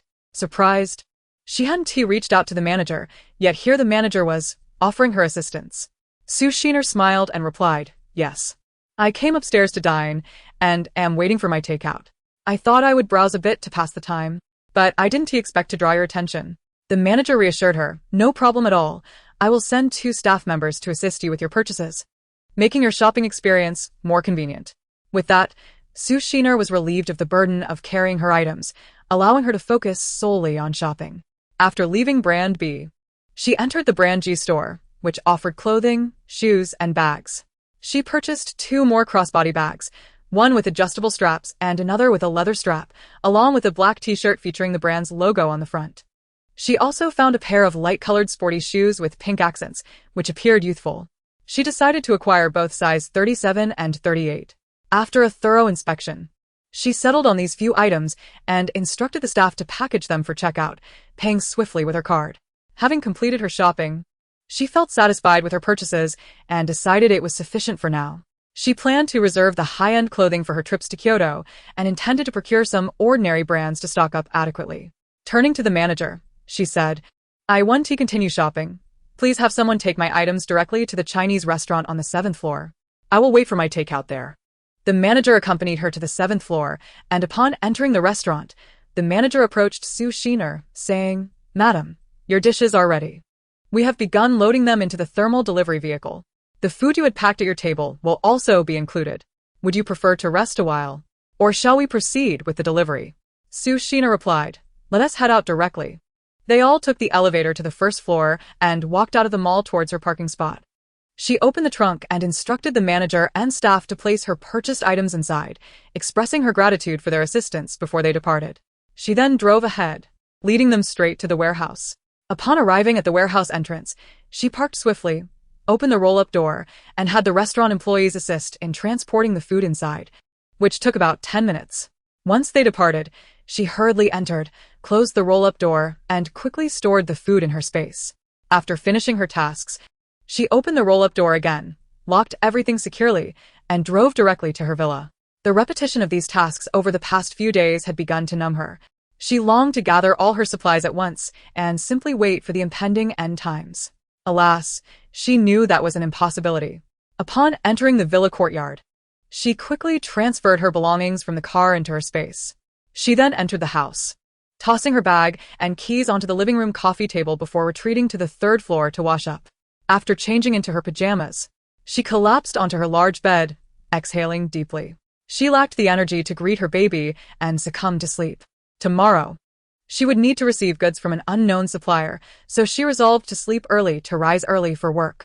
Chapter 62. The acceleration of receiving goods. She awoke from a deep slumber, stirred by the ringing of her phone. Grabbing it, she answered, "Hello, who is this?" Su. Good day. "This is the 4S store. The tires and other parts you ordered have arrived. When would it be convenient for us to deliver them?" The employee awaited her response. Su Shiner sat upright in bed, responding, "This morning would be fine. Could you please connect me to your manager? I have a matter to discuss with him." The employee agreed and said she would find the manager for her. As she waited, Su Shiner hurriedly got out of bed, pressed the speakerphone button, and walked to the bathroom to wash her face and brush her teeth. 5 minutes later, while she was brushing her teeth, the manager's voice came through the phone. "Hello, Miss Su. I hear you wish to speak with me. How may I assist you?" Su Shiner at line. "I just realized that while I purchased the parts, I forgot to buy the antifreeze, lubricating oil, and windshield washer fluid for all 3 vehicles. Do you have those in stock? If so, please send me all that you have. I do prefer to avoid making additional purchases later." After listening, the manager remarked, "We do have it, but Ms. Su, this product has an expiration date. If you purchase so much, it might expire before you use it." Su Shiner deeply. "You needn't to worry about that. I can allocate it for my employees' vehicles. My main concern is purchasing counterfeit products. Acquiring it directly from your dealership would provide me with peace of mind." The manager responded, "Please hold on. I will check our inventory right away." Sue Xiner waited for his update while brushing her teeth. Before long, the manager informed her, Miss Sue, we have 1,000 boxes of each of the 3 types in stock, but we need to reserve 100 boxes of each for the next shipment. Would 900 boxes of each be acceptable to you? Sue Xiner agreed. Yes, please deliver them along with the vehicles. And bring a payment machine as you did last time. I will make the payment after inspecting the goods. The dealership manager promptly consented, scheduling the delivery for 2 hours later. After hanging up, Sue Xiner hastened her morning routine. Once finished, she proceeded to her wardrobe to choose her outfit for the day. Anticipating a messy day of receiving goods, she opted for black attire. After donning a black outfit and a pair of chunky sneakers, she headed downstairs. Upon reaching the first floor, she sat cross-legged on the living room rug, quickly enjoying a bowl of beef noodle soup and a portion of braised beef for breakfast. After 20 minutes, she communicated with her baby. Good morning, dear. I apologize for returning home too exhausted last night and going straight to bed. Please don't hold it against me for not paying you any attention. The baby replied, It's all right, sister. How could I blame you? I understand you are busy with important matters. Just call on me whenever you need assistance, and don't force yourself if you're too overwhelmed. The baby's words deeply touched Sue Xiner. Thank you for your understanding, dear. I may be quite busy for the next few days and won't have time to chat, but I promise I will reach out once I'm free. The baby responded, All right, focus on your work. They both realized their conversation had come to a standstill, unsure how to continue. At that moment, her phone rang again. Picking it up, she heard, Miss Sue, I am the manager from the restaurant where you ordered food. I wanted to confirm if we should deliver it at 1 o'clock this afternoon. If there are no changes, we will begin preparation. Sue Xiner replied, No changes. Proceed as planned. I will be waiting for you at the warehouse. After hanging up, another call came through from the barbecue restaurant owner inquiring about the delivery schedule. She assured him there were no issues and ended the call. It seemed she had a demanding day ahead, needing to collect numerous items. After preparing her belongings, she switched to the small bag she had purchased yesterday, ensuring her phone and essentials were packed. Indeed, a girl's mood improves with a new handbag. Joyfully, she departed, driving straight to the warehouse. Upon arrival, she parked and opened the roll-up door, allowing the aroma to waft out while she took a seat outside. The air outside was refreshing, and gazing at the azure sky uplifted her spirits. As she sat, she heard the sound of approaching vehicles. Astonished by the swift delivery, she noticed 2 trucks seeking parking near her warehouse, followed by a business vehicle. Once parked, the manager and in turn disembarked alongside the delivery workers. The manager courteously greeted Sue Xiner. Miss Sue, you arrived quite early. We aim to reach ahead of schedule to avoid keeping you waiting, yet you beat us here. I hope we didn't keep you for long? Sue Xiner replied, Not at all. I just arrived and opened the door. Please proceed with unloading the goods. With that, everyone began to hustle. She stepped aside to observe, as the large quantity of goods stirred up considerable dust. After approximately 30 minutes, the workers finished unloading, and she discreetly retrieved 10,000 yuan in cash from her vehicle, personally distributing a 1,000 yuan red envelope to each worker. Having once experienced life at the bottom, she understood their hardships. Thus, within her means, she didn't mind offering them a small token of appreciation to provide some comfort after their hard labor. She felt this was a form of kindness within her capability. Seeing the workers, drenched in perspiration from their efforts, stirred a pang of sympathy within Sue Xiner. Who were these individuals' sons, husbands, fathers? She quickly dismissed the thought, fearing tears would well up. She had felt similarly during her last experience receiving goods from a shopping mall. She never intended to be so sentimental, but it was in her nature. Perhaps being an ordinary person allowed her to empathize more deeply. Witnessing the workers' genuine smiles upon receiving their money filled her with warmth. She cheerfully addressed them. Thank you all for your hard work. Consider this small amount a token of appreciation. The manager responded, Miss Sue, you are too kind. On behalf of everyone, I thank you. susunod tiplit. No need to mention it. Now that the goods are unloaded, let us settle the bill. The manager promptly presented the invoice and Sue Xiner had no objections, paying via card, totaling 489,000 yuan. The manager added that this shipment contained the highest quality goods, with windshield washer fluids specifically designed for northern climates, capable of withstanding temperatures as low as -40 degrees, ensuring robust antifreeze properties. Sue Xiner thought, Dear sir, I may not comprehend all of this, but I am simply here to purchase. Nevertheless, his detailed description provided her with greater assurance. After courteously bidding them farewell, she glanced at her phone and noted it was nearly 11 o'clock. She needed to rest briefly, as she still had more food to receive in the afternoon. Chapter 63. Receiving culinary delights. Just as she settled down to relax, she glanced at the mountain of goods and smacked her forehead in realization. What kind of rusty brain do I have? With all this merchandise here, how can I rest? Where will I store the incoming delicacies? She felt foolish. Before the food arrived, she poured a bottle of mineral water into a basin, sprinkling it evenly on the ground to settle the dust stirred up during unloading. Afterward, she retrieved the keys to lower the roll-up door and began preparing for the new arrivals. Recalling the baby's words about her enhanced receiving abilities due to the upgrade of her space, she realized she could now directly collect items within a 5-meter radius using her mental power. Closing her eyes, she focused and murmured collect. When she opened her eyes, she was astonished to find everything had indeed been gathered. This is fantastic, she exclaimed. Swiftly stepping into her space, she exclaimed to the baby, "Did you see that? I can truly retrieve items from a distance." The baby replied, "I saw it, sister. I placed the goods directly in the open area of the backyard." Sue Xiner said, Great. "Thank you, dear. I'll head out to get busy now. Bye. Emerging from her space, she took the basin to sprinkle water in the area where the goods had been placed. Then, she reopened the roll-up door. Glancing at the clock, it was only 11:20. Still early for the delivery. Not wanting to waste time, she decided to securely lock the door and drive to the ramen shop to stock up on noodles. Upon her arrival, she entered the establishment and promptly informed the proprietress of her intention to take away food. This time, she opted against ordering noodle soup, instead requesting 10 servings of scallion oil noodles, 10 bowls of beef vermicelli soup, 10 portions of spicy beef stir-fried noodles, 10 servings of beef fried hand-pulled noodles, 10 beef-filled buns, and a complete assortment of the boss's signature braised beef. The total expenditure amounted to 1,000 yuan. When she reached into her bag to retrieve cash, she discreetly pulled out a bundle of bills from her spatial storage. Selecting 1,000 yuan, she handed it directly to the proprietress. She resolved to gradually deplete her cash reserves from this point onward. After completing the transaction, she requested the proprietress to pack extra chili oil separately before heading out to wait in her car. As the dinner rush approached, she preferred to avoid crowds and opted to remain in her vehicle. Once inside, she played soft music, closed her eyes, and took a moment to rest. Nearly 30 minutes slipped by before the proprietress and a server knocked on her car door, prompting her to quickly open the trunk for them to place the food inside. She noticed the proprietress had filled a large container with chili oil, likely over a pound, floating with a sea of red oil. This ample supply of chili oil would last her an entire year. Although she was not particularly fond of spicy food, she found that a modest addition of chili oil enhanced the flavor of her dishes significantly. Hence, she always added a spoonful of chili oil to her noodles, resulting in an exquisite taste. Closing the trunk, she effortlessly transferred the takeaway into her spatial storage.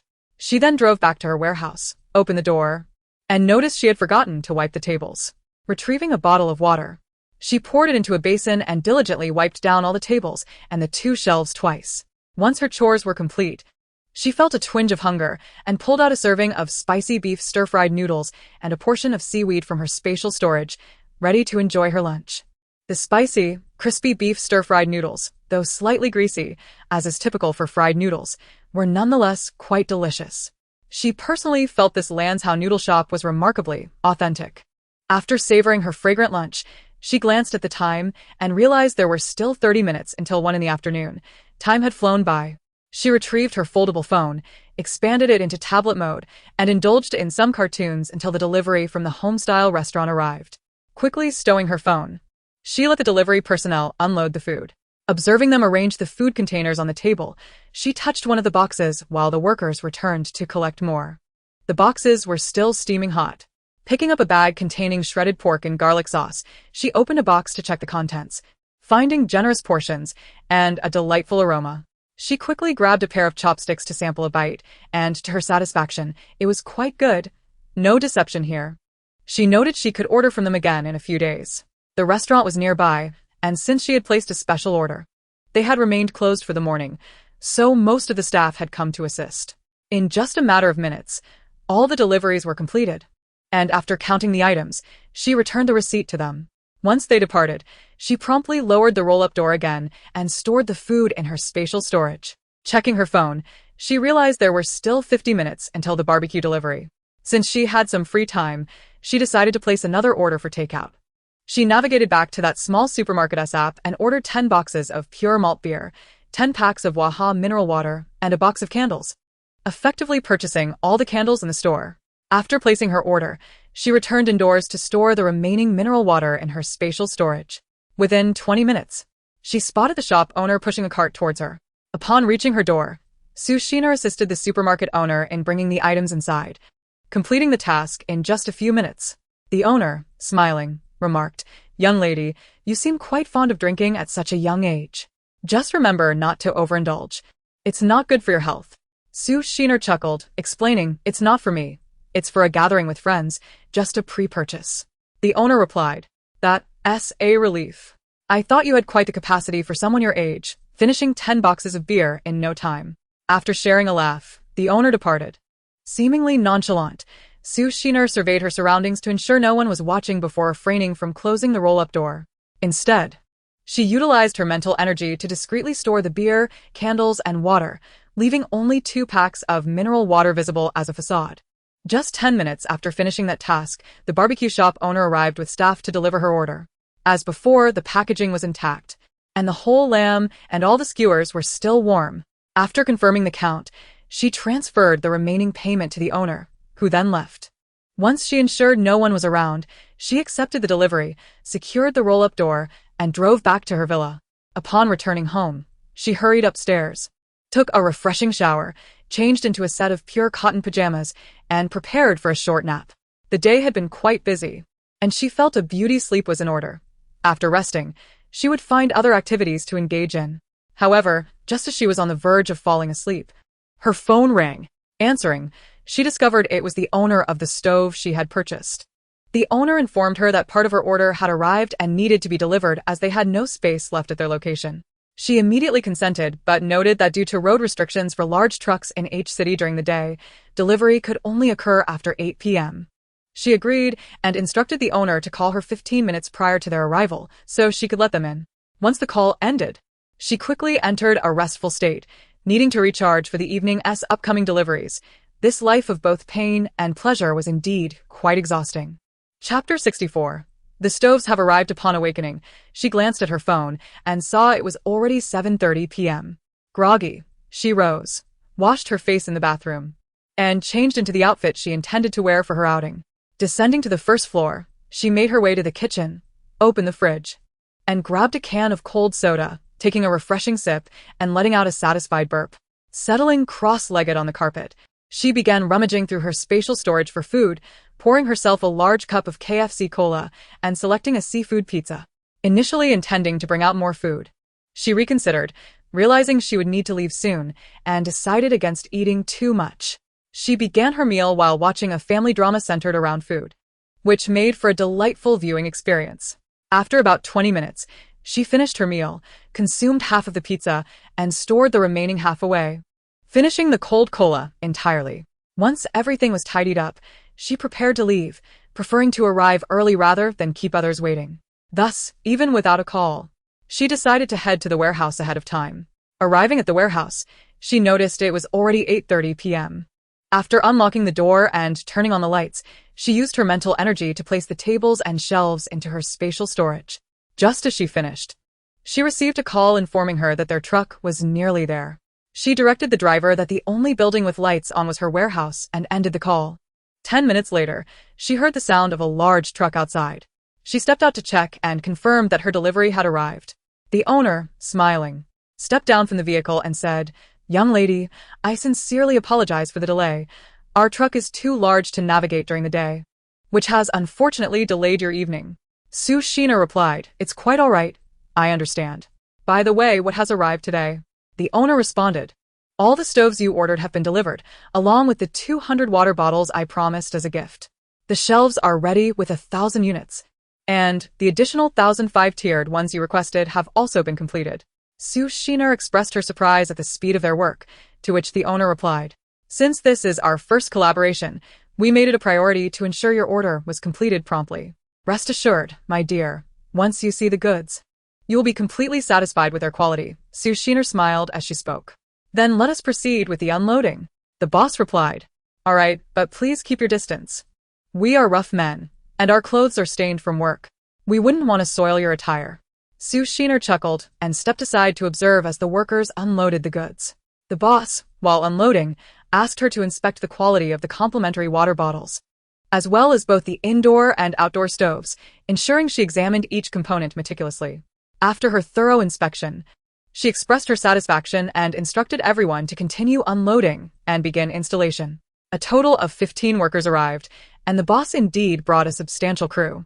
As the saying goes, when there's money to be made, everyone profits. This indicated the boss's generosity.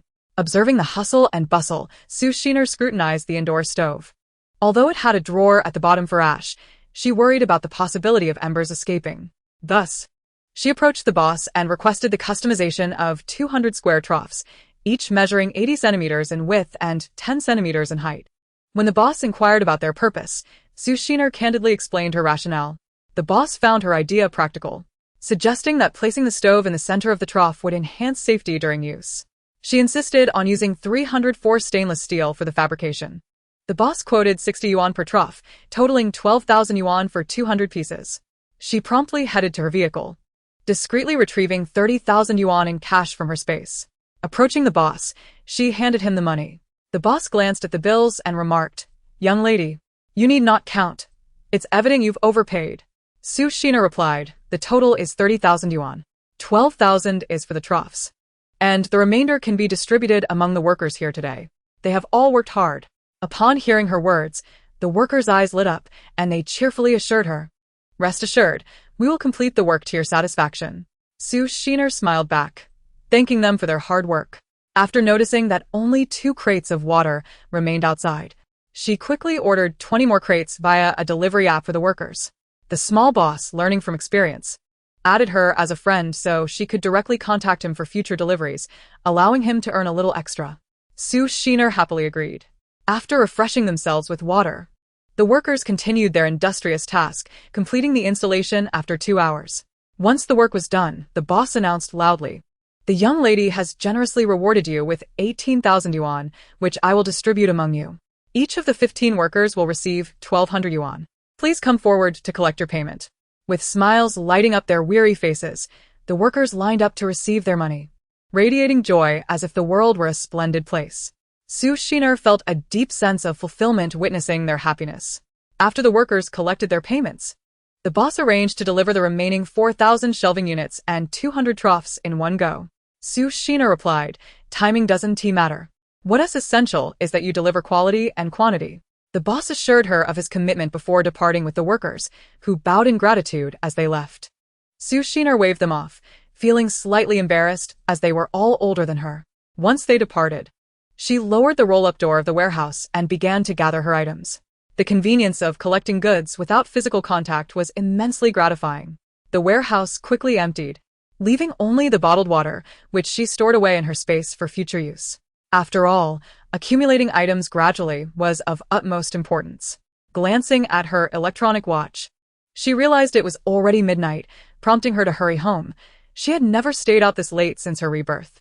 Upon opening the roll-up door, she was struck by the darkness surrounding her warehouse, eerily quiet with no signs of movement. She dashed to her vehicle, quickly locked the doors, and lowered the roll-up door with her key. Driving away, she felt a rush of adrenaline.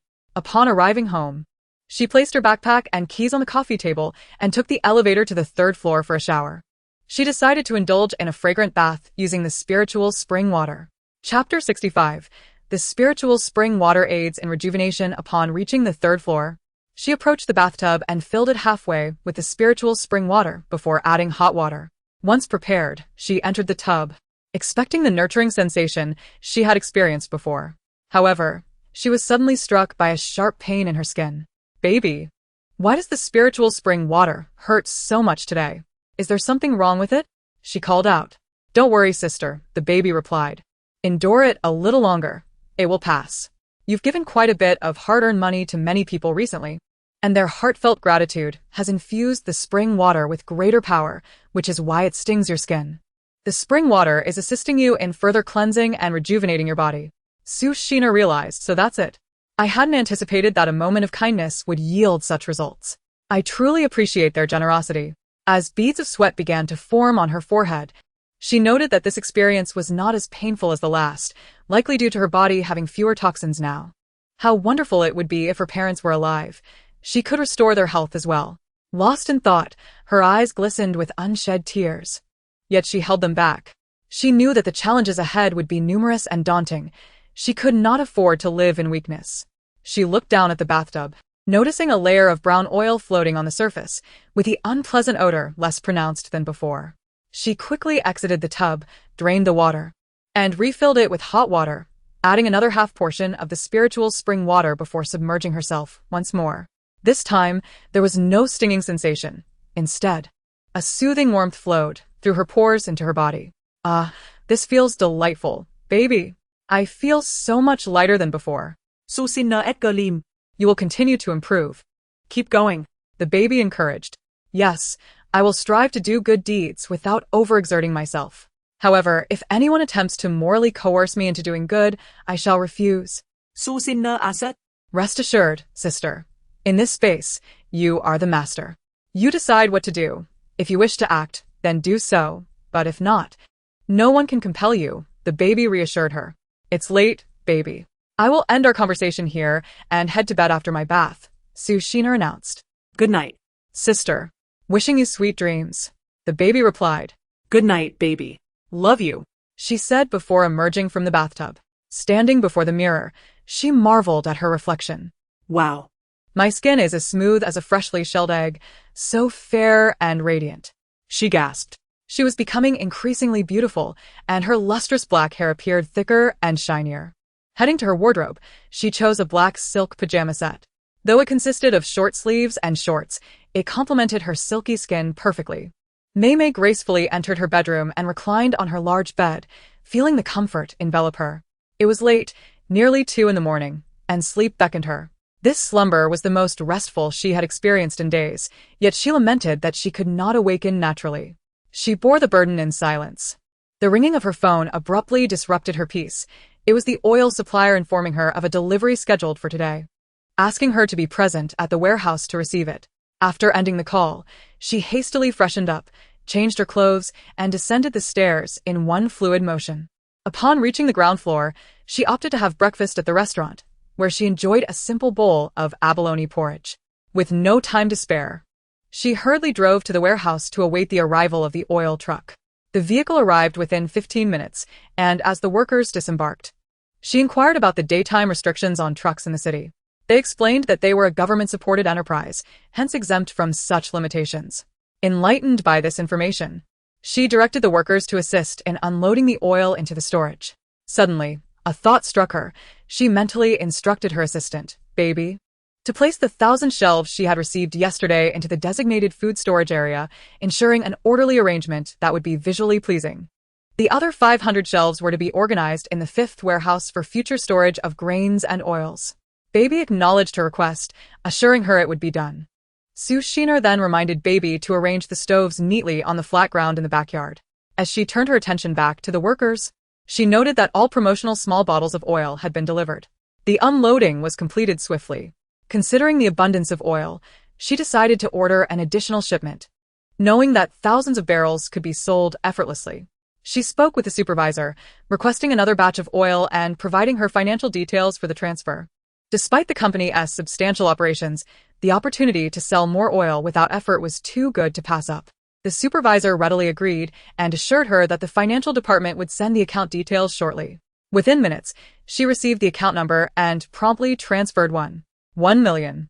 Confident in the integrity of the transaction, she instructed the supervisor to ensure that the small promotional bottles would be included in the next delivery as well.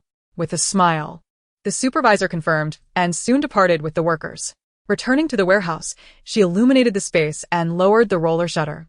Standing among the thousands of barrels of oil, she felt a profound sense of security. In a world where resources were dwindling, possessing such supplies would prove invaluable. A barrel of oil could one day equate to a vehicle.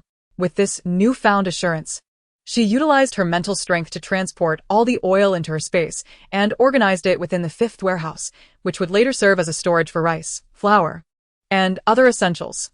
She realized that her task of stockpiling was only just beginning. Fortunately, by leveraging the oil supplier for delivery, she had saved herself considerable time that would have otherwise been spent traveling back and forth. Feeling accomplished, she reflected on how her mind seemed sharper after her recent rejuvenation, prompting a light-hearted chuckle. Chapter 66. Receiving gifts from the seller just as she was preparing to take a breather, her phone rang. It was the owner of the nearby grain and oil shop. Upon answering, she learned that a shipment had arrived, fulfilling her earlier order for grains and a large bag of rice. She expressed her readiness to receive the delivery as she was currently at the warehouse. The shop was only a 5-minute drive away, and the owner arrived ahead of schedule, which was a pleasant surprise. Upon their arrival, the owner, having brought along a small van and a larger truck, approached her with a friendly demeanor. He insisted on inspecting the goods together and assured her of their quality. Although she trusted him, he maintained that it was standard procedure to verify the shipment. Reluctantly, she agreed to oversee the inspection. The delivery consisted of 12,000 pounds of grains in large bags, which were unloaded swiftly. The owner also began checking the quality of the beans, and Sue Sheener observed that they appeared clean and glossy, suggesting a good product. She was reassured by the owner's commitment to maintaining quality, knowing he had a vested interest in her continued business. While the workers unloaded the 2,000 bags of rice, she discreetly retrieved 20,000 yuan in cash from her space to compensate the workers for their efforts. After the unloading was completed, she approached the owner to distribute 3,000 yuan as a thank you for the hard work, surprising them all as they were accustomed to working for just a fixed wage without extra pay. The owner, after distributing the money, returned a share to her, expressing gratitude for her kindness. Sue Sheener, recognizing his genuine intent to decline the payment, accepted his decision, believing in the value of building a good relationship with her suppliers, who knew that the uncle turned around to check the rice for her. He inserted a fork resembling a round stick into the sack and extracted a small handful of rice, which he held out to her. The rich aroma of the rice wafted towards her. Each grain was plump and clearly of excellent quality. She resolved to keep all this rice for herself, chuckling to herself. After inspecting the rice, the uncle cheerfully told her, "Girl, since you introduced this business to me, I cannot let you assist me for nothing. The rice bricks from my home are of even better quality than this 20-kilogram bag. I'll gift you 5 boxes, all loaded in my car. Shall I deliver them to your home?" Sue Sheener was taken aback, her mouth agape, as she had not anticipated receiving such a generous gift. This was, in fact, her first encounter with such kindness in her life. She replied, "Uncle, are you sure you can afford to give me such expensive rice?" The uncle, smiling, assured her, "Do not worry, I can afford it. Rest assured, the goods I provide you are all of the highest quality. I would never compromise for the sake of gifting you." Sue Sheener responded, "That's good to hear. Just place the rice directly in my car. There's no need to deliver it to my home. I can easily carry a bag up myself." The uncle agreed, "That works too. Please open the trunk. I'll load it for you." Sue Sheener hurriedly opened the trunk, and the uncle swiftly placed 5 boxes of rice into her vehicle. She remarked, "Uncle, as for the remaining payment, I will transfer it to you once your goods are all in." The uncle replied, "That's fine. You can pay once everything is complete." "Well then, I'll take my leave." Sue Sheener smiled. "All right, uncle, you may head back now." After watching the uncle drive away, she turned to enter her home, lowered the roller shutter, and promptly stored the goods in her space. Glancing at the clock, she noticed it was already past noon. Time had flown by amidst her busy tasks. Feeling too lazy to fuss about, she decided to have her lunch right there in the warehouse. She retrieved a folding table from her space, cleaned it, and took out the remaining half of a pizza, along with a cup of juice and a box of egg tarts. Yes, this would suffice for her meal. She also grabbed a fruit tablet from the 4th warehouse, fitted it with a cover, placed it on the table, powered it on, and selected an animated film to play. With all preparations completed, it was time to eat. The remaining half of the pizza was still warm, prompting her to marvel once again at the wonders of her space. In no time, she devoured everything she had brought out, feeling as if her appetite had expanded once more. She asked her companion, "Baby, I feel like my capacity for food has increased after my cleansing. Will I gain weight from eating this much?" The baby replied, "Sister, you want tea. After your cleansing, you need to absorb energy, so it's normal for you to eat more. Your metabolic rate is 3 times that of an average person." Susie nơ rét phồn đe. As long as I 1T gain weight, that's good. God knows how many girls wish to indulge in all the world's delicacies without gaining weight. Now, I can achieve that effortlessly. It's simply marvelous. The baby encouraged her, sister. Keep striving. The space will continue to upgrade, bringing you great benefits. Sue Sheener acknowledged, yes, I understand. After finishing her lunch, she felt quite drowsy, so she opened the roller shutter, prepared to drive home for a nap. Once the shutter was lowered, she pressed the accelerator to the floor and sped home for her afternoon slumber. Chapter 67. A trip to buy coal and wood. Upon returning home, she swiftly ascended to her room, as her eyes were too heavy to keep open. After a deep sleep, she glanced at her phone and realized it was already past 3 in the afternoon. She indeed had quite the capacity for sleep. If Sue Sheener did not sleep for at least 10 hours in a day, she would feel utterly drained and irritable. She couldn't help but wonder if all people born under air signs experience the same. Sitting up in bed, she felt too lethargic to move. So she summoned a cup of spiritual spring water from her space, gulping it down until she felt her spirits revive. Dashing into her space, she first checked her stock in the warehouse. To her delight, she found an abundance of grains and rice, which significantly boosted her sense of security. As she exited the warehouse and prepared to walk to the front yard, she noticed the neatly arranged stove in the backyard. Suddenly, it struck her that she needed to ignite the stove. Coal and wood were essential for kindling. She recalled how, during her childhood when they lived in a bungalow, her father would light the stove every winter morning before she awoke, ensuring the house was warm before coaxing her out of bed. He would even place a shovel of damp coal on the stove before extinguishing it at night, allowing the warmth to last until dawn. She remembered her father mentioning that their family required approximately 2.5 tons of coal each year. With the impending winter of the apocalypse, she estimated needing at least 5 tons of coal for one winter, which would total a minimum of 300 tons over 60 years. She recalled a coal factory located about 5 bus stops away from their home, still operational due to many residents in H City who had not yet moved into high-rise apartments. Every winter, they would still purchase coal from there. With this in mind, she hurriedly prepared to drive to the coal factory to rent a large warehouse and have the coal transported there for storage in her space. Less than 20 minutes later, she arrived near the coal factory, where a sizable area still contained bungalows. For reasons unknown, this area had not been redeveloped. Most of the original residents had vacated, leaving the houses empty. After driving around, she spotted a large courtyard with a sign indicating it was for rent, located over 300 meters from the coal factory. She parked her car quickly, disembarked, and called the number listed on the sign. The owner answered promptly. Sue Sheener inquired, "Hello, I saw the sign for the rental property. Is it still available?" The owner replied that it was still available, stating the monthly rent was 10,000 yuan without requiring a deposit, and the space was largely empty. If she was interested, he would come over to finalize the paperwork. Otherwise, she was free to decline. Sue Sheener responded, "I'll rent it. Please come over, so we can complete the paperwork." The owner replied, "Wait around 10 minutes. I live in a high-rise across the street, and will be there shortly." After hanging up, Sue Sheener explored the vicinity and noted that it was largely deserted, filled with warehouses and dilapidated houses, all secured with padlocks. Although she couldn't see inside the courtyard, it was spacious enough for her coal and wood storage needs. Before long, a man of approximately 40 approached her, asking if she was the one who had called about renting the property. Sue Sheener confirmed, "Yes, I'm here to rent the place. Could you unlock the door, so I can take a look?" The man agreed and opened the door while explaining that the courtyard spanned 1,000 square meters and had previously been rented to a furniture factory, which had since gone out of business, leaving it vacant.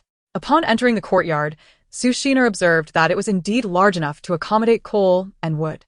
The owner inquired about her intended use for the space.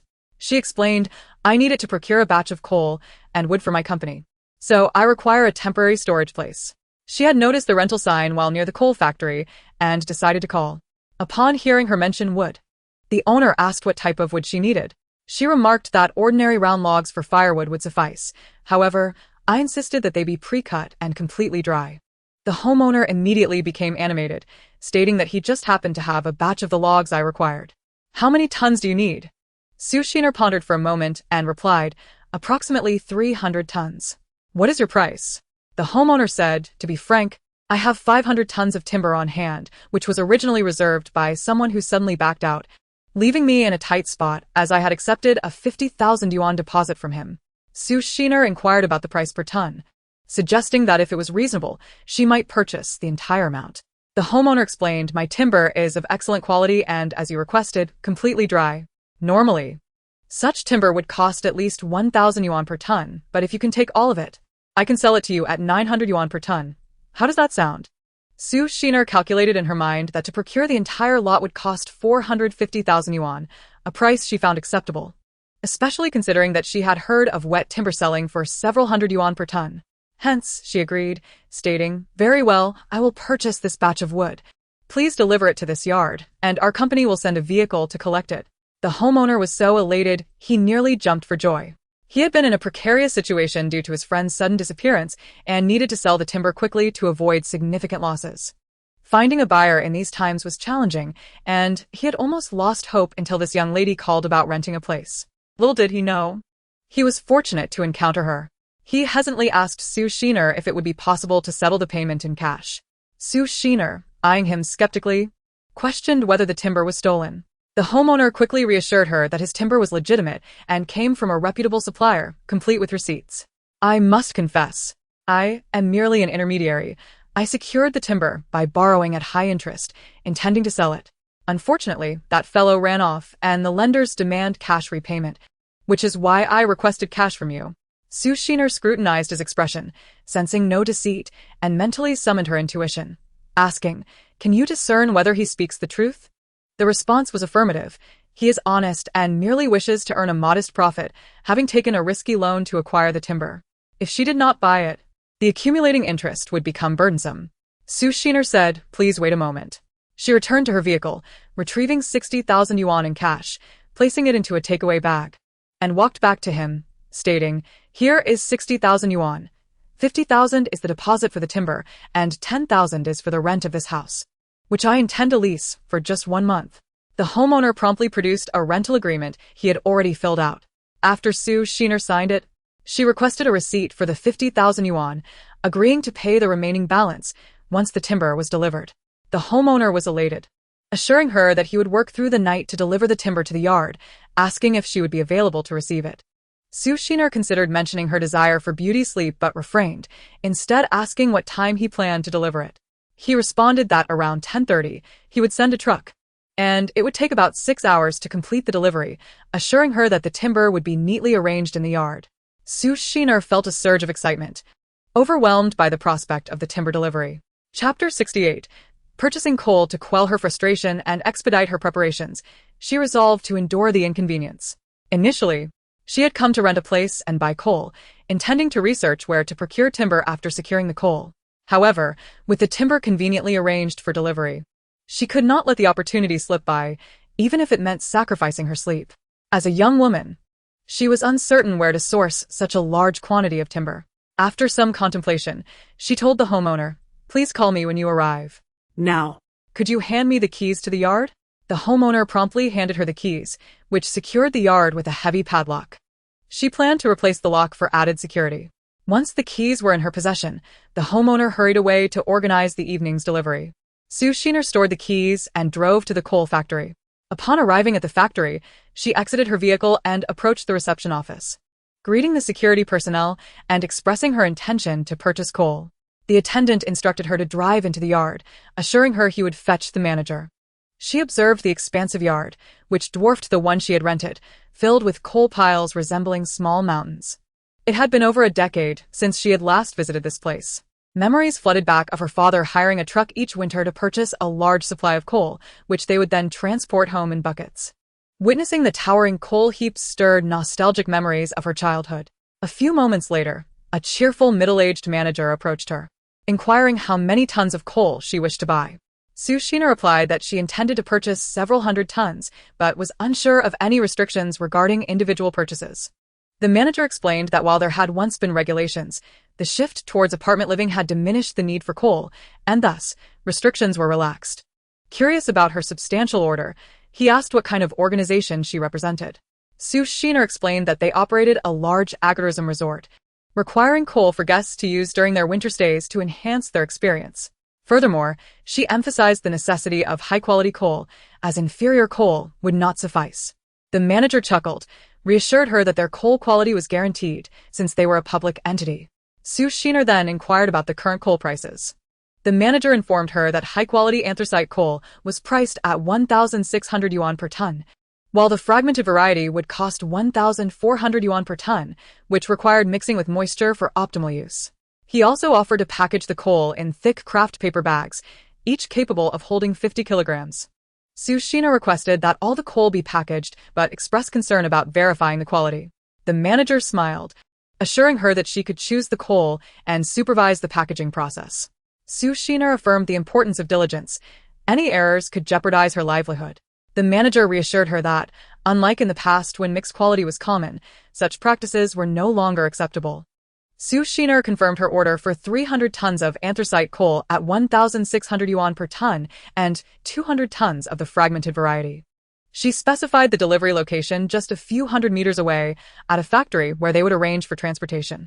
The manager remarked on the considerable order and inquired whether she was interested in their premium honeycomb coal as well. As Sue Xiner pondered the considerable quantity of coal she had just purchased, she realized she could acquire honeycomb coal at the remarkably low price of 200 yuan per 100 boxes. How could she have overlooked honeycomb coal? Without a doubt, she needed to procure it. Please arrange for 5,000 boxes of honeycomb coal, she declared. Her words elicited pure joy from her superior. Such a substantial sale would ensure that the employees would celebrate a prosperous new year.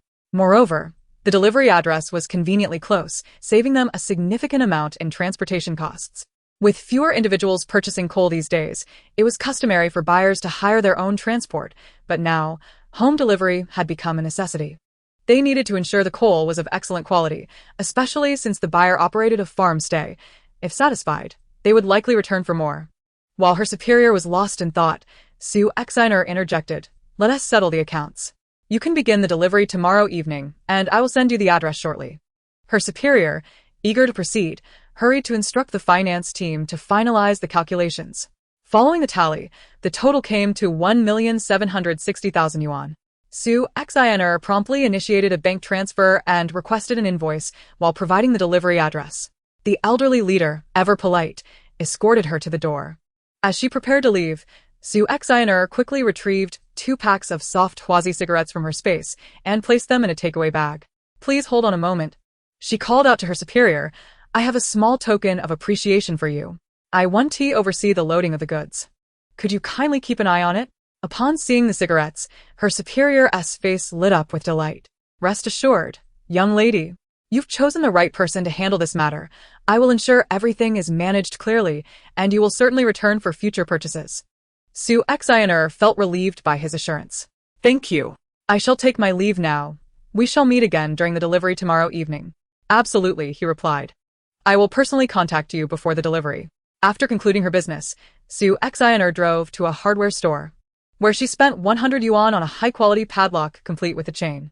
Once she returned, she swiftly replaced the lock on the newly rented yard. With that task completed, she drove home with a sense of tranquility. Upon her return, she settled onto the sofa in the living room to reflect on the day's accomplishments. She had collected soybean oil during the day and had subsequently placed an order for more. All grains were gathered as well. While exploring her space, she managed to identify some missing items, including a stove. Otherwise, she would have forgotten to procure such essential firewood and coal. In the afternoon, she had purchased both wood and coal, grateful for the coal factory leader's reminder, which prompted her to buy a substantial amount of honeycomb coal. The reason she had not thought of honeycomb coal earlier was that her father had never used it while starting a fire during her childhood, leaving her with little impression of it. Nevertheless, she had made a significant purchase, 5,000 boxes at 100 yuan each, though she initially intended to order 10,000. For reasons unknown, she had inadvertently stated 5,000. Nonetheless, 5,000 boxes were still considerable. It was surprising to see coal being bagged after so many years. The service was indeed commendable. Regaining her focus, she checked the time. It was already past 5 in the afternoon. She decided to take a well-deserved rest, as she would need to stay up late to collect more wood later. "Ah, my beauty sleep," she lamented. Thankfully, she had managed to nap during lunch, or she would have truly felt deprived.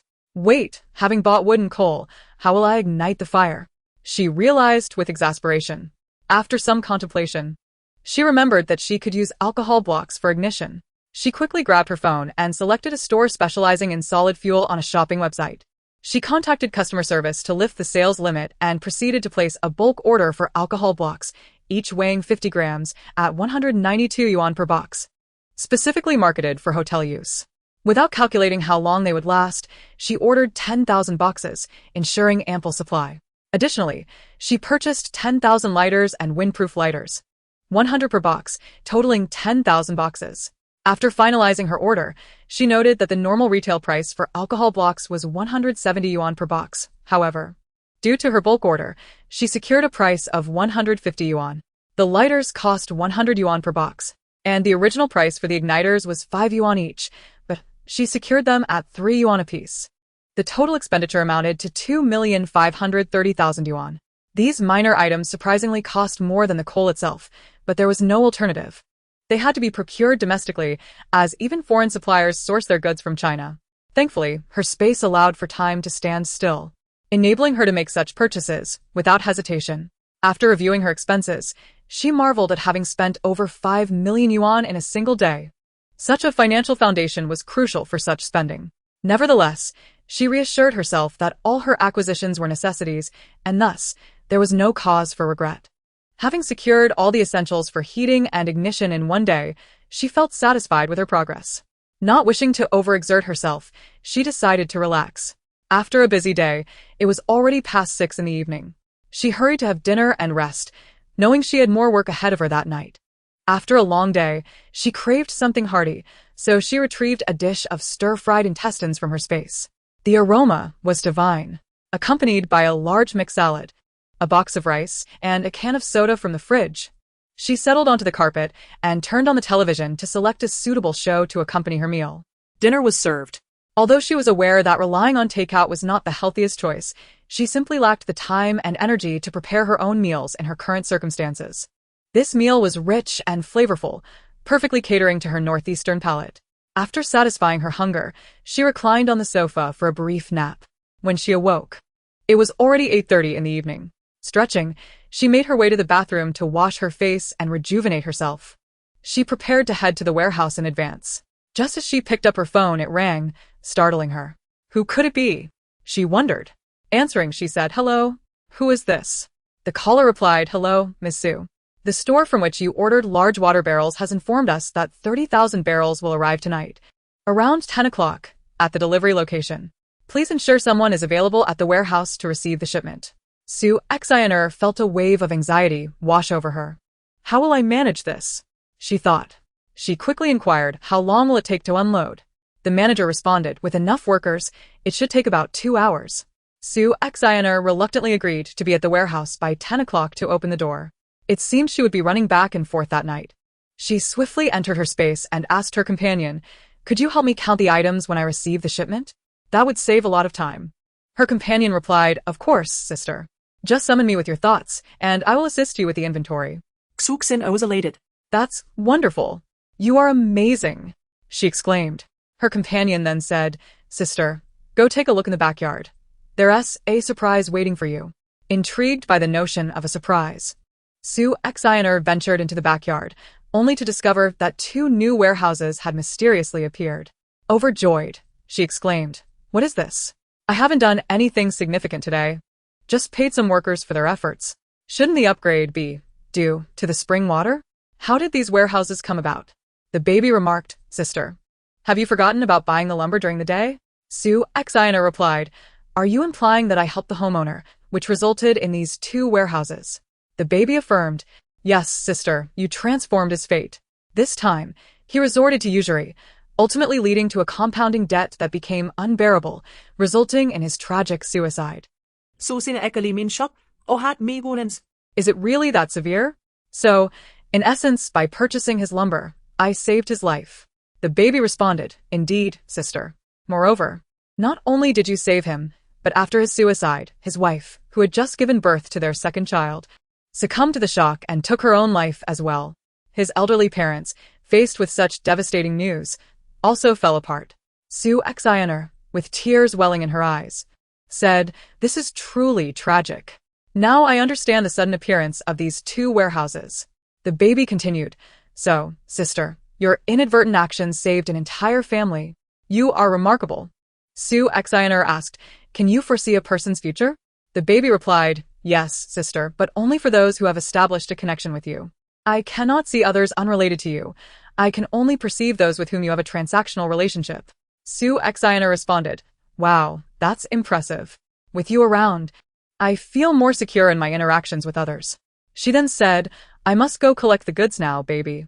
The baby replied, all right, sister, go ahead. Su Exiner swiftly exited the space, organized her belongings, and drove directly to the warehouse to open the door.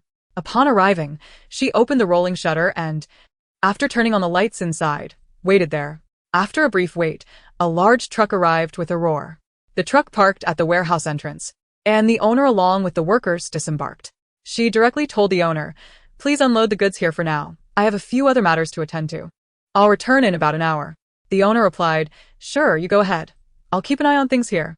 After Su Exiner finished speaking, she drove towards the coal yard. Upon reaching the warehouse near the coal yard, she hurriedly stepped out to open the yard gate. Just as she opened the large door, the vehicles delivering lumber began to arrive. The homeowner, beaming with joy, said to her, you arrived just in time. We will start unloading now. Please take a look at the quality of our lumber. It is all thoroughly dried. After speaking, he began directing the workers to unload the goods into the yard.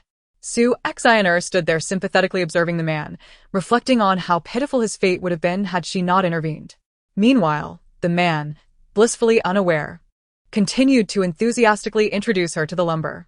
She glanced around and summoned the baby to help her inspect the goods. Chapter 70. In the midst of receiving the goods, she also ordered charcoal. The baby stated, sister, this batch is indeed thoroughly dried lumber. You can confidently accept it. After you finish receiving it, I will help you verify if the quantity is sufficient. Su Exiner watched the workers unload the goods with peace of mind. The homeowner was quite clever, bringing over a large energy-efficient lamp to illuminate the yard, making it easier for everyone to work. However, the dust from unloading was overwhelming, prompting her to step outside and observe from there. As she watched, an idea struck her. Lumber? The homeowner had connections for lumber. She wondered if he could procure charcoal as well. After all, she had a penchant for northeastern cuisine. Few could resist barbecuing, and the flavor of charcoal-grilled food was truly authentic. Deciding to act on her thought, she called the homeowner and asked if you can source lumber. Can you also get charcoal? The kind used for barbecuing? The homeowner replied confidently, of course. I have friends who process charcoal themselves, and their quality is top-notch and highly resistant to burning. Su Exiner thought to herself, that's excellent, and said, then please order me 10,000 boxes of charcoal. I purchased 500 tons of lumber from you, so you need not worry about me deceiving you, right? The homeowner laughed heartily, of course. I have no reason to worry.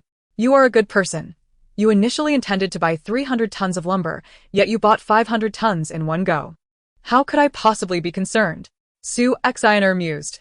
This fool is indeed a bit too trusting.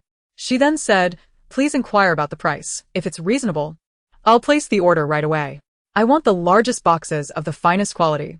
The homeowner readily agreed and contacted the lumber factory for details. After finishing the call, he approached her to report, I have inquired. The largest boxes weigh 10 pounds each, and each comes with charcoal tongs and igniting wax blocks. The market price is $185 per box, but I can offer you a wholesale price of $150 per box. Is that acceptable? Susine Zponde. That works. When can I expect the shipment? The homeowner replied, it will take about 7 days. Su Exiner asked, how shall I make the payment? Should I give you a deposit first, or shall I pay directly at the lumber factory? The homeowner said, do you think I would doubt you, young lady? When the goods arrive, you can inspect them, and if you are satisfied, you can pay then.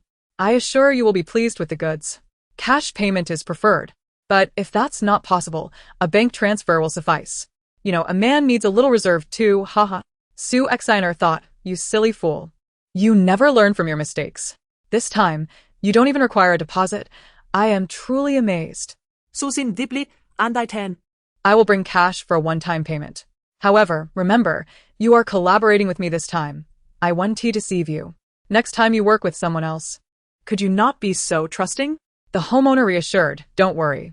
This time, I am collaborating with you, and in the future, I won't be fooled again. Su Exiner internally hoped he would remember this lesson. Perhaps he was fortunate to have encountered her this time. She chose not to say more, instead watching the workers diligently. After a short while, she retrieved 30,000 yuan from her space and approached the homeowner.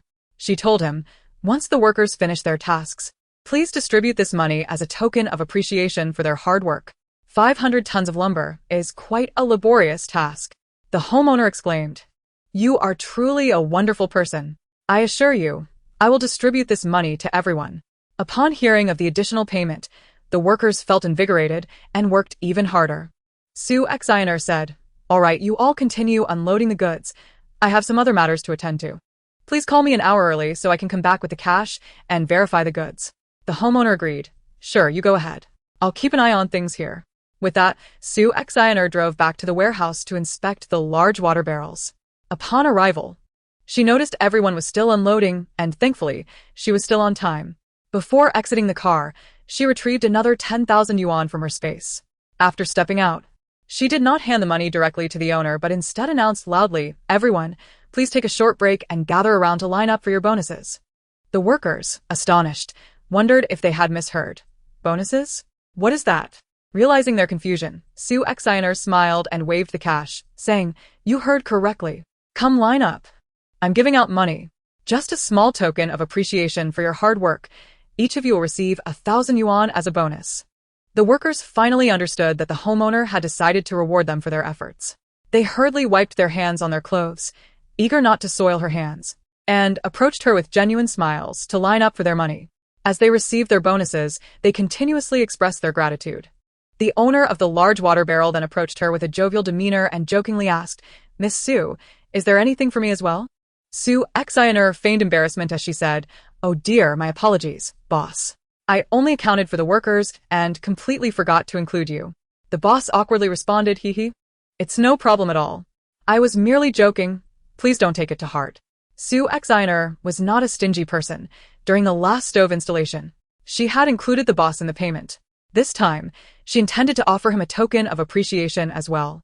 However, as she was retrieving the money from her space, her companion suddenly warned her that this boss was not a good person and often exploited the workers' hard-earned money. The workers, lacking education and unable to find better jobs, had no choice but to endure and work quietly. This was precisely why Su Xiner decided to distribute the payments herself. She did not trust this boss.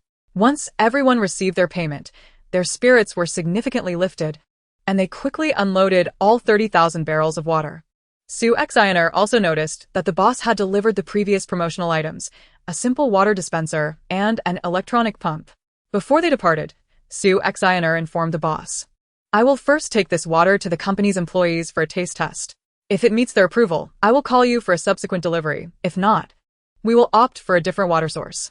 The boss thought to himself that it was fortunate this batch of 30,000 barrels was genuine, otherwise, it would have been disastrous. However, little did he anticipate that Su Xiner's next statement would shatter his plans for deceit. "Please provide me with the quality inspection reports for your brand of water. I will ensure that the subsequent delivery, along with today's batch, is sent to the quality inspection department for testing." The boss stammered, "Is the inspection really necessary? You can trust our water. The quality is guaranteed." Su Xiner replied, "It is prudent to proceed with caution, prioritizing the welfare of the employees. They deserve to drink with confidence, don't you think? I would not want my good intentions to inadvertently lead to a negative outcome." The boss was rendered speechless. It seemed he would lose a considerable amount of money this time. Previously, he had mixed genuine and counterfeit water, purchasing a batch of authentic products from the brand and then repackaging tap water to sell alongside it for a substantial profit. His plan this time was to deliver one batch of genuine products and then supply 60,000 barrels of counterfeit water, but now he was facing a formidable customer.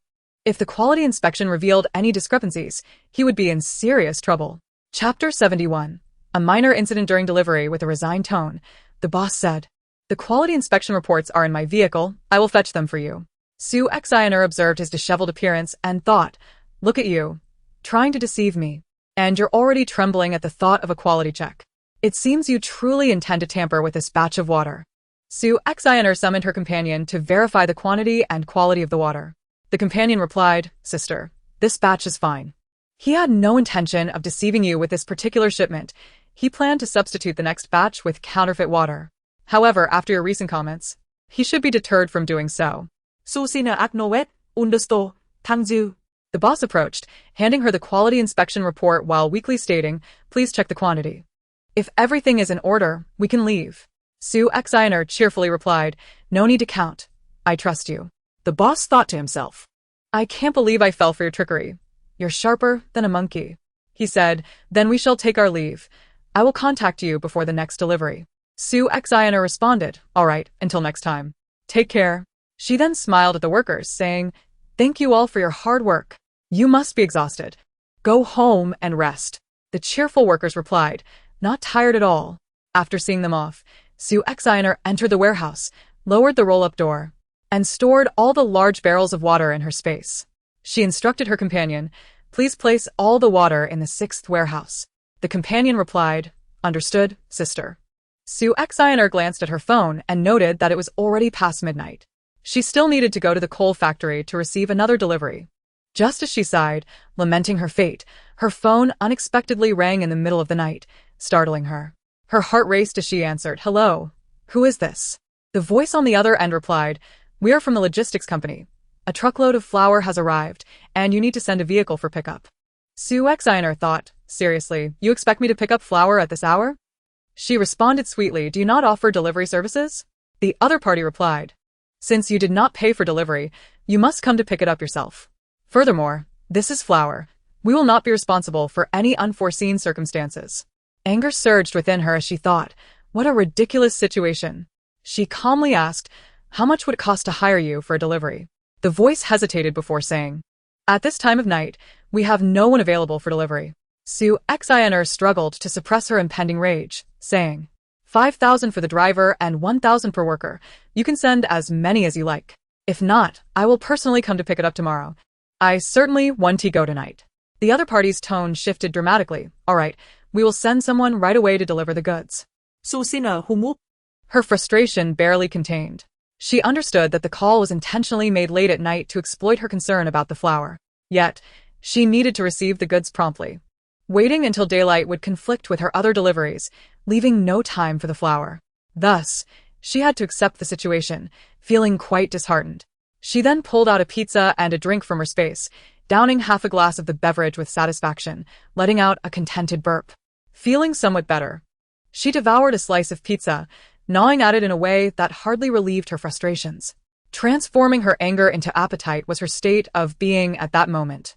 After finishing her late-night snack, she waited for another half hour, finally hearing the sound of a large truck outside. Swiftly, she stored the table and food away in her space, opened the roll-up door, and stepped outside just in time to see the driver stepping down from the truck, preparing to make a call. Upon noticing her, the driver looked at the address and said, hello, we are here to deliver the flour. Susina Tiplit. Let us unload the goods now. The driver said, please settle the payment first, and we will unload immediately. Su Exiner thought, is this a tactic to pressure me? She retorted, after the unloading, I'll make the payment. I've never seen anyone demand payment before the work is done. The driver glanced at Su Exiner and realized she was not easily intimidated. He turned to the others and instructed, everyone get off the truck and start unloading first. After that, she will make the payment. Soon, a dozen workers emerged from the truck, and Su Exiner felt a pang of discomfort, thinking, wow, there are quite a few of you. The driver chuckled, these are all our dormitory staff who came to help you unload. Susina Gonli Tiplit. Let us not waste time. Get to work. Unload everything, and then I will pay you. I, a girl, would never default on payment. The workers remained silent and began unloading the truck, while Su Exiner asked her companion to verify that there were indeed 14,000 bags of flour. The baby said, sister, the numbers are correct. Su Exiner stood aside, observing the workers unloading goods. In the meantime, she counted and noted that a total of 12 workers had arrived, along with one driver, which amounted to a total of 17,000 yuan. She directly accessed her vehicle, retrieving 20,000 yuan in cash from her storage space, counted out 3,000 yuan, and placed it into her backpack, leaving the remainder on the passenger seat. She decided against exiting the car as she felt an inexplicable wave of panic wash over her while watching the men unload. Unable to articulate the source of her emotions, she chose to remain in her car, illuminating the scene with her headlights, even as drowsiness threatened to overtake her. She found it amusing that, at such a tense moment, she could still feel sleepy, which was driving her to the brink of madness. After about an hour, the unloading was complete. Sue Xiner swiftly pressed all the lock buttons on her car, started the engine, rolled down the window halfway, and handed the driver the 17,000 yuan. "Here is the exact amount, please count it," she instructed. Once the driver confirmed the money was correct, she immediately retrieved her keys and lowered the warehouse's roller shutter. "All right, everyone can head back now. I've already counted the flour while you were unloading. There are no issues there. I will take my leave now." She then started her car, maneuvered it close to the warehouse door, ensured there was enough space, and used her mental strength to collect the flour from outside. Many of the logistics workers were from the fringes of society, and she dared not step out of her vehicle. With a firm press on the accelerator, she drove towards her villa. Once securely inside her yard and the gate locked, she finally felt a sense of relief wash over her. She entered the house, threw herself onto the living room sofa, and sat in silence, her legs trembling from the fright. Chapter 72. Hoarding supplies first. She contemplated having a drink to soothe her nerves, but quickly dismissed the idea, remembering she needed to go out in the morning to inspect the lumber. Sue Xiner felt particularly helpless at that moment, realizing she had no one to rely on but herself as she navigated the impending apocalypse. Gazing up at the light, she could not stop the tears from falling. Although nothing had happened, she sensed malevolence in the logistics company's actions today. An inexplicable fear had compelled her to remain inside her car, locking all the doors. Deciding not to dwell on it any longer, she resolved to move forward. Nothing had transpired, and she still had tasks to complete. She could not retreat. Fate had granted her a second chance, and with the aid of her spatial abilities, she was determined to thrive. She needed to instill confidence in herself. Glancing at the clock, she noted it was already past 1 in the morning, and June 7th had arrived.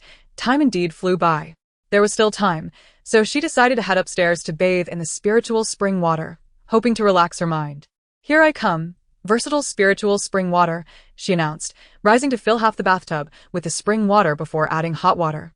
Testing the temperature with her hand, she deemed it suitable, turned off the tap, and prepared to soak in the warm bath. As she submerged herself in the soothing water, the tension in her body dissipated, and she felt a wave of relaxation wash over her. Closing her eyes, her mind continued to race, but she chose not to dwell on the sources of her anxiety. Instead, she began contemplating what additional supplies she needed to procure. Firstly, in terms of food, she had sufficient rice, flour, and cooking oil to last herself several lifetimes. Even 2 additional mouths could be fed. However, she wanted to continue stockpiling fast food, but first, she needed to receive the items she had previously ordered before accumulating more. She feared encountering a simultaneous delivery time, which had been the case with today's logistics company. She recalled she needed to purchase instant foods, noodles, instant ramen, luncheon meat, sausages, and the local specialty sausage. With these thoughts in mind, she quickly wrapped up her bath, emerged from the tub, and selected a fresh outfit from her wardrobe to save time later. After changing, she slipped into a new pair of comfortable sneakers, feeling that casual athletic wear was the most comfortable choice at any time. Once ready, she dashed to the living room, grabbed her phone, and settled on the sofa. Entering online shopping mode, she first selected a flagship store for instant noodles, employing her usual strategy of negotiating with customer service before diving into a frenzy of bulk purchasing. 2,000 boxes each of spicy instant noodles, both in bags and cups, and braised instant noodles, 1,000 boxes each of tomato, egg, and beef noodles in bags and cups. This time, she had learned from experience to include delivery charges in her negotiation, ensuring that the logistics company would provide their own workers for delivery. After completing this order, she moved on to purchase her favorite 3-flavor instant noodles in 3,000 boxes. Following that, she visited the flagship store for spicy sour noodles, ordering 1,000 boxes each of spicy beef, classic Chongqing spicy noodles, peanut spicy noodles, and rich clam soup noodles. In total, she ordered 5,000 boxes of spicy sour noodles, sufficient for her needs. While ordering spicy sour noodles, she suddenly remembered the self-heating hot pot and shifted to the flagship store to indulge. 1,000 boxes of spicy hot pot, 1,000 boxes of tender beef hot pot, and 1,000 boxes of assorted dishes with sausage were ordered. She had never tried self-heating foods before due to their high price, but this time she decided to indulge. Noticing self-heating rice available, she opted to buy 1,000 boxes each of spicy beef, grilled pepper beef, Taiwanese braised pork, mushroom beef clay pot rice, and braised beef, as well as 1,000 boxes of tender bamboo shoots with beef and 1,000 boxes of Cantonese-style sausages. That was sufficient for her rice category. She was delighted to see Lan's Hao pulled noodles for soaking, so she ordered 2,000 boxes to sample. After finalizing her order, she also selected home delivery, and the store kindly offered her a 15% discount. Satisfied, she proceeded to the next store, remembering that instant noodles were incomplete without sausages. She sought out her favorite sausage flagship store. Upon entering, she opened the door to a new world. Previously, she had only ordered sausage via delivery and had never browsed their flagship store. To her surprise, they even sold barrels of lard. A pound per barrel. She ordered 10,000 barrels, totaling 10,000 pounds, as it was said that dishes made with lard were delicious.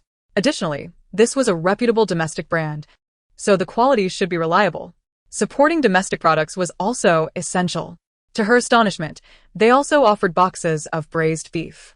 She ordered 2,000 boxes, each containing 8 small bags, enough for a meal. As a northerner, she could not resist such robust flavors. 1,000 boxes of tender ham luncheon meat, 1,000 boxes of rectangular sausages weighing 350 grams, and 1,000 boxes of luncheon meat cans were also included. She ordered 1,000 boxes of meat flour sausages and limited her bacon order to 500 boxes, while her favorite thick sausages were set at 2,000 boxes. After placing her order, she continued to coordinate with customer service for home delivery. Exiting this store, she ventured into another flagship store for a well-known luncheon meat brand. She was astonished to discover a plethora of different flavored luncheon meats, as well as a variety of canned delicacies, such as 8 treasure rice and glutinous rice cans. Without further ado, she began placing her orders. She frequently consumes a particular type of luncheon meat, ordering 1,000 boxes of the 340-gram variety, 1,000 boxes of the 198-gram variant, and, since she has never tasted the 350-gram 8 treasure rice, she decides to order 500 boxes of that. Additionally, she orders 500 boxes of the glutinous rice with Yunnan ham, 1,000 boxes of 5-spice canned yellow croaker, 1,000 boxes of 5-spice canned ribbon fish, and 1,000 boxes of braised pork canned goods. These selections, which she finds to her liking, suffice for her needs. As she moves on to the next store, an idea suddenly strikes her, something that northeastern people inevitably miss when away from home: canned yellow peaches. Thus, she turns left and heads to the most popular canned goods flagship store in Northeast China. She orders 1,000 boxes of canned yellow peaches, 1,000 boxes of hawthorn canned goods, 1,000 boxes of strawberry canned goods, 1,000 boxes of canned oranges, 1,000 boxes of mixed canned fruits, and 500 boxes of coconut jelly. With a fruit can sorted, she next plans to stock up on her preferred brand of domestic noodles, Zhongyu. Following her usual routine, she converses with the customer service upon entering the store and then navigates to the main page to select her noodles. She orders 2,000 boxes of wheat heart noodles, 2,000 boxes of handmade flavored noodles, 2,000 boxes of egg noodles, and 3,000 boxes of her favorite dragon whisker noodles. All her selected noodles are bundled at 1 kilogram each, with 15 bundles per box, sufficient to last her a lifetime. Typically, she varies her meals with a single bundle, which lasts nearly a month, thus ensuring ample supply. However, her fondness extends beyond Zhongyu's noodles. She also enjoys the noodles from Qinming's brand. With quick checkout in mind, she decides to head to Qinming's for additional supplies. Upon entering the store, she follows her familiar routine of locating customer service before placing her order.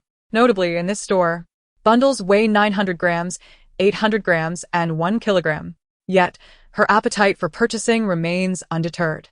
She orders 2,000 boxes of Egg Dragon Whisker Thin Flat Noodles, 2,000 boxes of Egg Dragon Whisker Thin Round Noodles, 1,000 boxes of Northern-style chewy noodles, 1,000 boxes of wide noodles, 1,000 boxes of handmade wide noodles, 1,000 boxes of zero-sodium fine noodles, 2,000 boxes of Baijia Shun round noodles, 1,000 boxes of refined dragon whisker noodles, 1,000 boxes of refined egg noodles, and 1,000 boxes of refined Yangchun noodles. This bounty of noodles should keep her well fed for what seems like 2 lifetimes. After completing her purchases, she realizes that having all these goods delivered at once could become problematic. Glancing at the time, she notes it is already 3:30 a.m. She decides to take a brief nap, anticipating a call from the coal factory soon. Chapter 73. While collecting coal, she remains busy. She sleeps for 2 hours. And at 5:30 a.m., the homeowner calls, informing her that they are about to finish unloading the goods in about an hour and asking her to prepare for inspection. With a cheerful tone, he adds, "Beautiful lady, don't forget to bring the money." Sushina replies, "I know, I will bring the money." After hanging up, she tidies her belongings, steps outside, and prepares to drive to the coal factory. Upon reaching her white Q5, she stares at the car for 10 seconds, realizing that for her safety, she cannot drive it today. She returns the white vehicle to the parking space and retrieves the black Q5, deciding it is more prudent to drive this one to collect the goods. With numerous takeaway bags cluttering the space, she finds a larger bag and fills it with 400,000 in cash. Thus far, her expenditures have been covered by cash found in the villa, allowing her to procure supplies without dipping into her own funds. Such a delightful situation. She drives directly to the coal factory warehouse. The roads are clear early in the morning, and she arrives at the warehouse in a matter of minutes. Exiting the vehicle with the money bag in hand, she calls upon her assistant to help her count, while she pretends to examine the goods. After confirming everything is in order, she hands a bag of money to the homeowner, stating, "Please count it." The homeowner counts the bundles and confirms they are exactly right, saying, "All done, just perfect." Sushina feels a bit embarrassed, thinking that this person is quite generous. She shrugs off the thought and says, "Thank you for your hard work today, everyone. Please head home to rest early." The homeowner and workers leave the yard, while she secures the gate and immediately stores all the wood in her space. There is no designated area for the wood in the warehouse. It is simply placed on the ground in the backyard.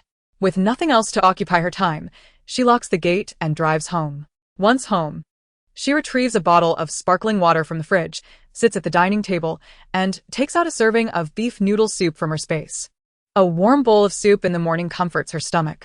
After quickly finishing the hot soup and drinking the broth, she downs half a bottle of sparkling water and burps, feeling refreshed.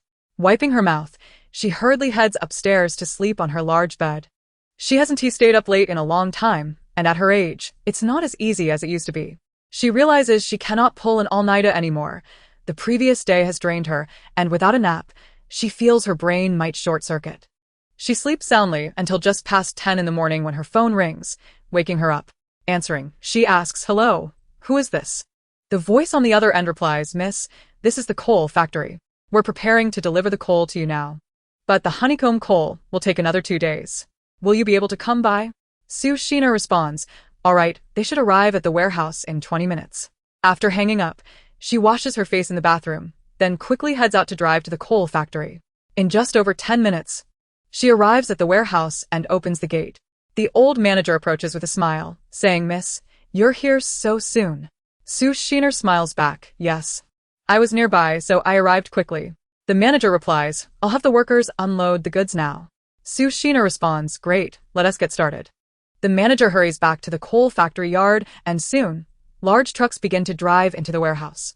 As the unloading commences, she notices that although the coal is bagged, it is still covered in a significant amount of coal dust, far too much for her liking. If she were to witness the entire process, she would likely emerge looking like a coal miner. She quickly asks the manager, "Could you please oversee the unloading? I have some matters to attend to." The manager cheerfully replies, "Of course, that's my job. You take care of your business." Sushina gratefully says, "Thank you so much. Please call me about half an hour before the unloading is finished, and I will come to inspect the goods." The manager agrees, "Sure. You go ahead." After that, Sushina swiftly gets back into her car and departs, leaving the coal factory. She decides to utilize this time to stock up on more food. With a plan in mind, she drives directly to the noodle shop, as the distance from there to the coal factory is closer. Upon arriving at the noodle shop, she parks and enters. The owner greets her with a smile. "What can I get for you today, dear?"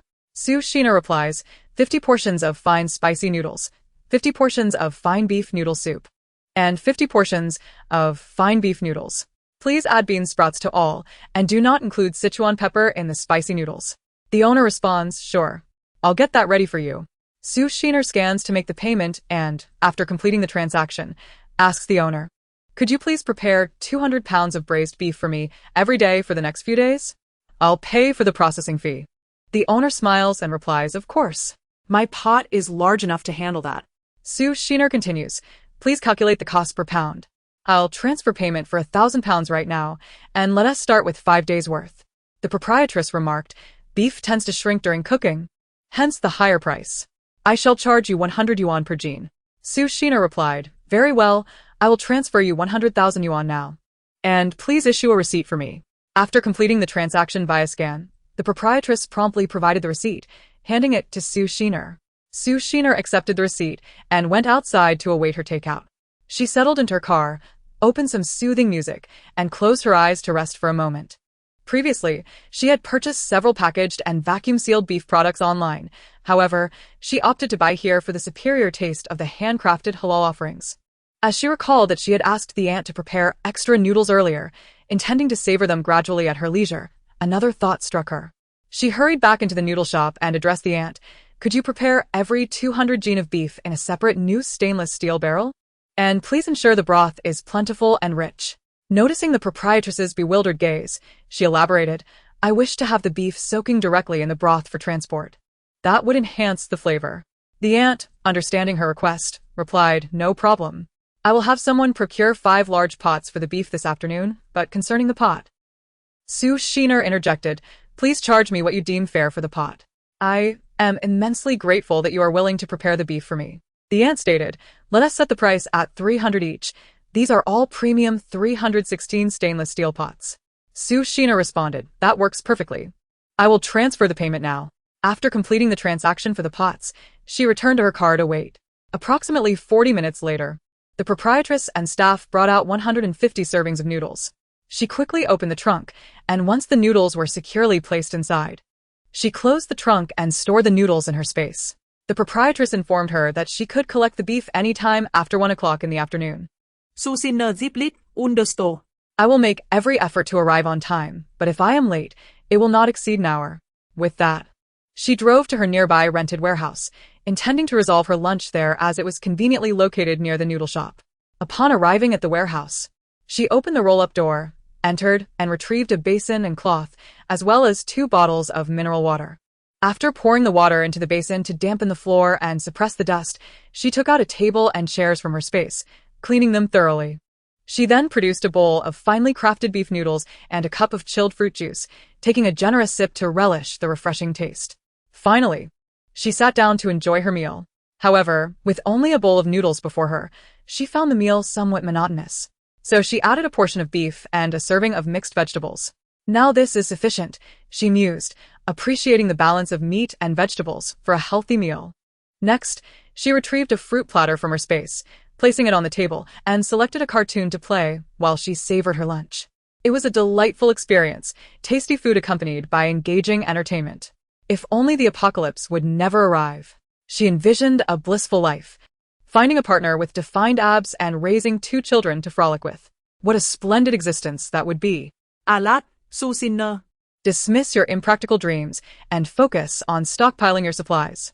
After satisfying her hunger, she stored the unfinished dishes back in her space and discarded the remaining refuse. She resumed watching cartoons, and about an hour later, her phone rang. It was a call from the coal factory's leadership, informing her that the work was nearly complete, and she could come for inspection. After returning her tablet and table to her space, she set off to the coal factory's warehouse. Within minutes, she arrived and walked into the yard, struck by the sight of towering stacks of coal. The factory leader quietly assured her, rest assured, young lady, I have selected only the finest coal from our yard for you. Su Shiner expressed her gratitude. Thank you so much for your efforts. She then asked her assistant to verify the shipment, who confirmed that the quantity was correct and ready for acceptance. Curious, she inquired, when can I expect the briquettes to arrive? The leader replied, do not worry. I have selected quality coal for the briquettes, which will ensure a long-lasting burn. Good things take time. Su Shiner acknowledged. Very well, I shall await your call, and I appreciate your assistance. The leader waved her off with a smile, and once the workers finished their tasks, they departed. After their exit, Su Shiner suddenly realized she had forgotten to compensate the workers for their hard work. Never mind. She would settle it when the briquettes arrived. As she closed the yard gate, she stored all the coal in her space, secured the lock, and drove home. This time, she opted not to venture out but instead chose to return home for a well-deserved rest, for the past few days had indeed been exhausting. Upon arriving home, she locked the doors and hurried to the 3rd-floor bathroom to run a bath. She decided to indulge in a hot soak, this time without the use of the spiritual spring water. Once the water was prepared, she immersed herself in the soothing warmth. Ah, Even without the special water, the warmth of the bath was incredibly comforting. After the past few days of toil, she felt covered in dust, despite having done little work. A thorough hot bath was in order. After her bath, she emerged feeling utterly refreshed. Once she had tidied herself, she retrieved a new set of pajamas from her wardrobe. Gazing at her radiant reflection in the mirror, she couldn't help but admire her beauty. Stifling her self-admiration, she gathered her unwashed clothes from the past few days and headed to the laundry room on the first floor. After finishing her laundry, she returned to the living room, turned on the television, and nestled into the sofa, finding a comfortable position to watch her palace drama. What a delightful life. A luxurious mansion paired with a fancy car, a stunning beauty curled up on a lavish sofa, indulging in television. Such a picturesque scene that many could only dream of. Lost in her thoughts, she eventually dozed off on the sofa. When she awoke, it was already past 6 in the evening. Stretching, she got up to collect her cleaned clothes from the laundry room and hung them in her third-floor wardrobe. Returning to the kitchen, she retrieved white strawberries and cherries from her space, washing them and arranging them on a serving platter. Holding a large plate of fruit, she settled back in the living room to enjoy her snack while watching television. Indeed, expensive fruit is delightful. The strawberries boasted a rich, creamy aroma and sweetness that was simply exquisite. Seizing her phone, she ordered 5 boxes of the largest cherries, each box weighing 5 jin, and 5 boxes of the largest white strawberries and 5 boxes of the largest red strawberries. She was cautious not to order too much, aiming to keep the delivery discreet at the villa. Just as she was about to set her phone down, it rang.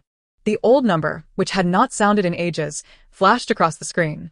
Seeing the familiar 555 number, she reluctantly answered the call. Su Shiner spoke calmly. Hello, elder sister. Do you require something from me? The elder sister replied, I received your money.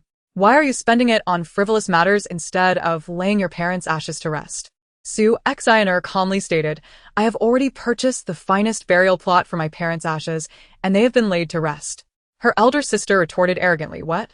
Laid to rest? Did you consult us? You took it upon yourself to make that decision? Su xin ngờ thiếp lít. Why should I seek anyone's opinion for burying the ashes of my own biological parents? It seems I am their only child. There are no other siblings, are there? The elder sister exclaimed, What kind of talk is that? We are your elders. Shouldn't you inform us before taking any action now that your parents are gone? Su Xiner responded, I do not believe I need to consult you or seek your approval regarding my parents' burial. The elder sister scolded, You are being utterly unreasonable. Why didn't you bury your parents' ashes alongside your uncle and grandparents? Su xin ngờ đi tô, un sớm. I have the means to inter my parents in the city's premier cemetery. Why should I bury them in rural land? The elder sister objected, Is there anything wrong with a family being laid to rest together? Su Xiner countered, A family? Is this truly about family, or is it about ensuring good fortune for your favored cousin? Deep down, you know the truth. The elder sister accused, You are simply making a scene. Su Xiner replied, I have no desire to argue over trivialities. Do you not know the relationship between my father and your uncle? Our families have been estranged for years. Do you think my father would want to be neighbors with his selfish brother after his passing? Chapter 75. Defiance against the family, the elder sister asserted. Now that he is gone, why do you dwell on past grievances? Burying them together would only benefit your cousin's future. What is wrong with that? Su Xiner scoffed. Do you not find your words utterly absurd? I am their daughter, and every action I take will reflect their wishes. What right do you outsiders have to judge me? The elder sister shouted, You are talking nonsense. What gives you the authority to decide on your own? Su Xiner felt a tremor of anger coursing through her, yet maintained her composure as she stated, What authority do I have? I am their daughter. That is my right. If you have nothing else to say, I shall hang up. The elder sister insisted, I am the one who decides all matters of this family. What gives you the right to act unilaterally? Su Xiner coldly replied, Once again, I assert that my status as their only daughter grants me that right. As for your so-called cousin's future, it is of no concern to me. The elder sister, infuriated, screeched, Su Xiner, where are you? Come to my house immediately and apologize, and move your parents' grave next to your uncle. With red-rimmed eyes, Su Xiner replied, Given your current attitude, I have completely severed any familial ties with you. I have repaid you 5 times the tuition you claimed I owed. You no longer possess any authority to dictate my actions. The elder sister retorted, You think you have accomplished something? You believe that repaying the money is sufficient? I assure you it is not. Su Exiner declared. I make it clear now. In my eyes, you are nothing. So put away your domineering attitude and cease seeking validation from me. The elder sister threatened. You wait and see. Su Exiner replied, I will be waiting. Susina, Trembling with rage, ended the call and moved to the window, shouting at the top of her lungs, tears streaming down her face in the wake of her fury. When she had previously sent money to her second aunt, she had claimed it was to have her phone service terminated. Yet she had not followed through, holding on to a flicker of hope regarding these so-called relatives. She thought, Mom and Dad, do you see this? The relatives you held dear treat your daughter in this manner. Even after all debts have been repaid. What would they say if I were still the impoverished Su Exiner without a penny to my name? When they discussed the burial of her father and uncle beside her grandparents, no one ever sought her opinion, as her status as a daughter was deemed insignificant. She had never wanted her father interred there, for he and her uncle had long ceased to have any relationship. What purpose would it serve to bury two individuals who had never gotten along? Was it merely for her cousin's future? The two brothers had been at odds since childhood, and their interactions often ended in quarrels. Eventually, they chose to lead separate lives, avoiding one another altogether. Her father passed away before her uncle, who attended the funeral. Less than a year later, her uncle fell ill and was admitted to the ICU. At that time, her elder cousin called, asking her to contribute 5,000 yuan for her uncle's medical expenses. She was taken aback and refused, explaining that she had no money left after her father's passing, and hung up.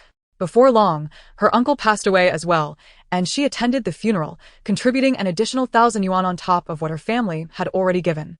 She believed in letting bygones be bygones, as both brothers had now departed, and she did not wish to dwell on the financial aspect or leave anyone with ammunition to criticize her. However, shortly after her uncle's death, his son began planning the burial. At the time, she remained silent, accompanying them to the countryside to scout for a location. Her cousin, desiring to ensure good fortune for his future family, proposed relocating her grandparents' graves as well. After all, he was the grandson. They traveled to the countryside to purchase a plot of land for the family's burial. Ultimately, they selected a site and decided that she would share the costs with her cousin. This included the land purchase and burial expenses, which totaled around 40,000 yuan per family. Su Exiner was deeply reluctant to inter her father in rural farmland, as such land was always at risk of being repurposed, which would necessitate a future search for a new burial site. Yet, she felt unable to voice her concerns.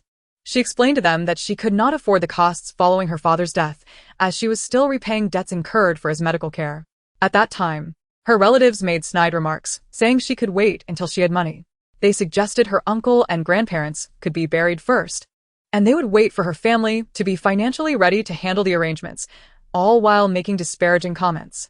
She bore it all in silence. Later that evening, her second aunt called, inquiring if she wished to proceed with the arrangements. She offered to lend Su Exiner the money, but she graciously declined, stating she did not have the means at that moment and would revisit the matter when she was more financially stable.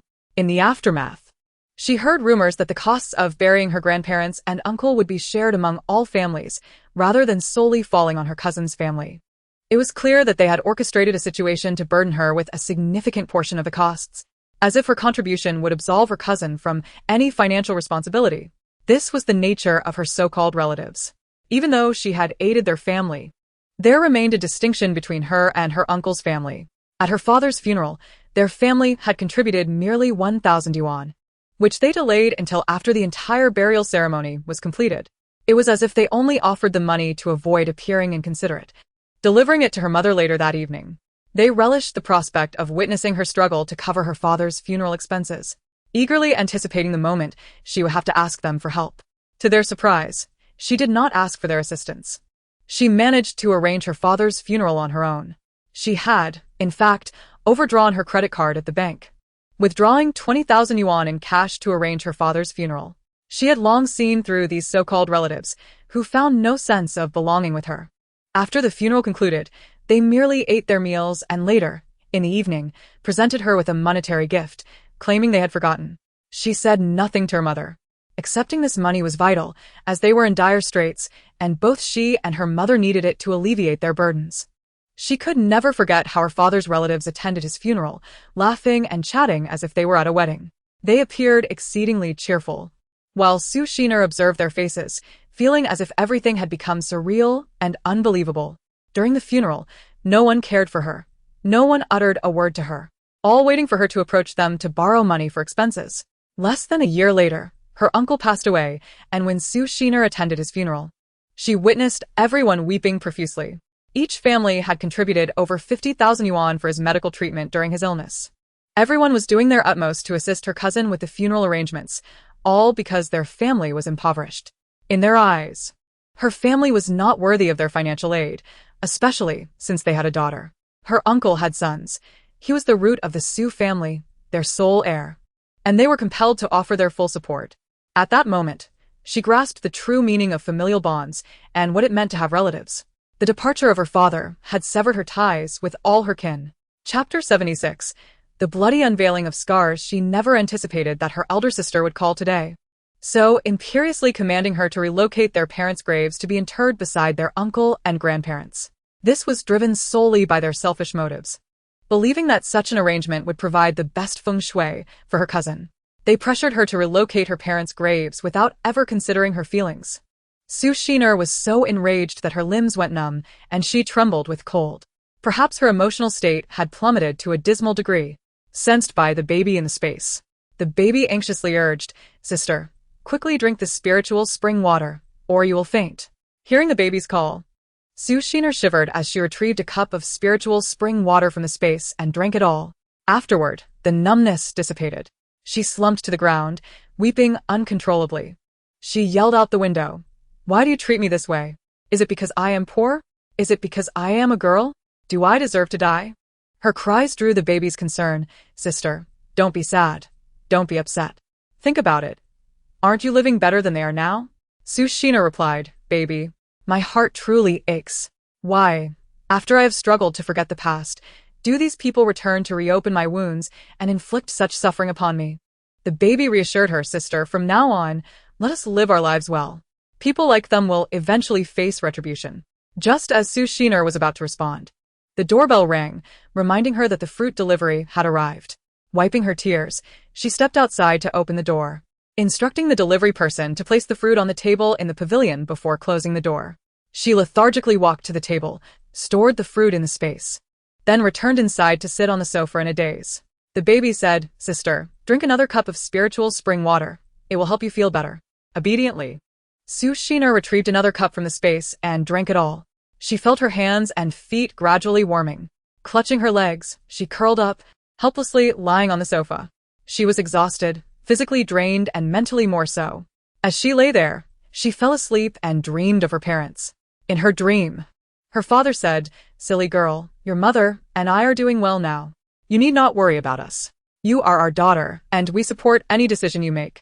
Dreaming, Su Shiner cried out, "Did you see how they bully me? They always try to control my decisions. Have I done wrong?" Her mother smiled gently at her, remaining silent but looking at her with love.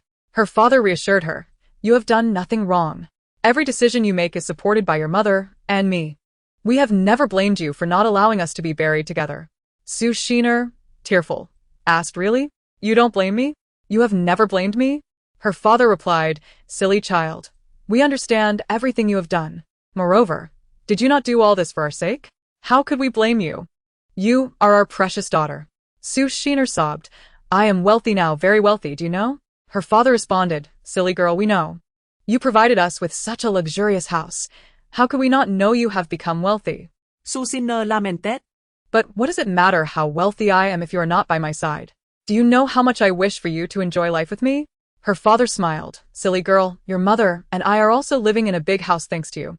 We understand your intentions." Su Shiner cried. "I miss you so much. I truly miss you.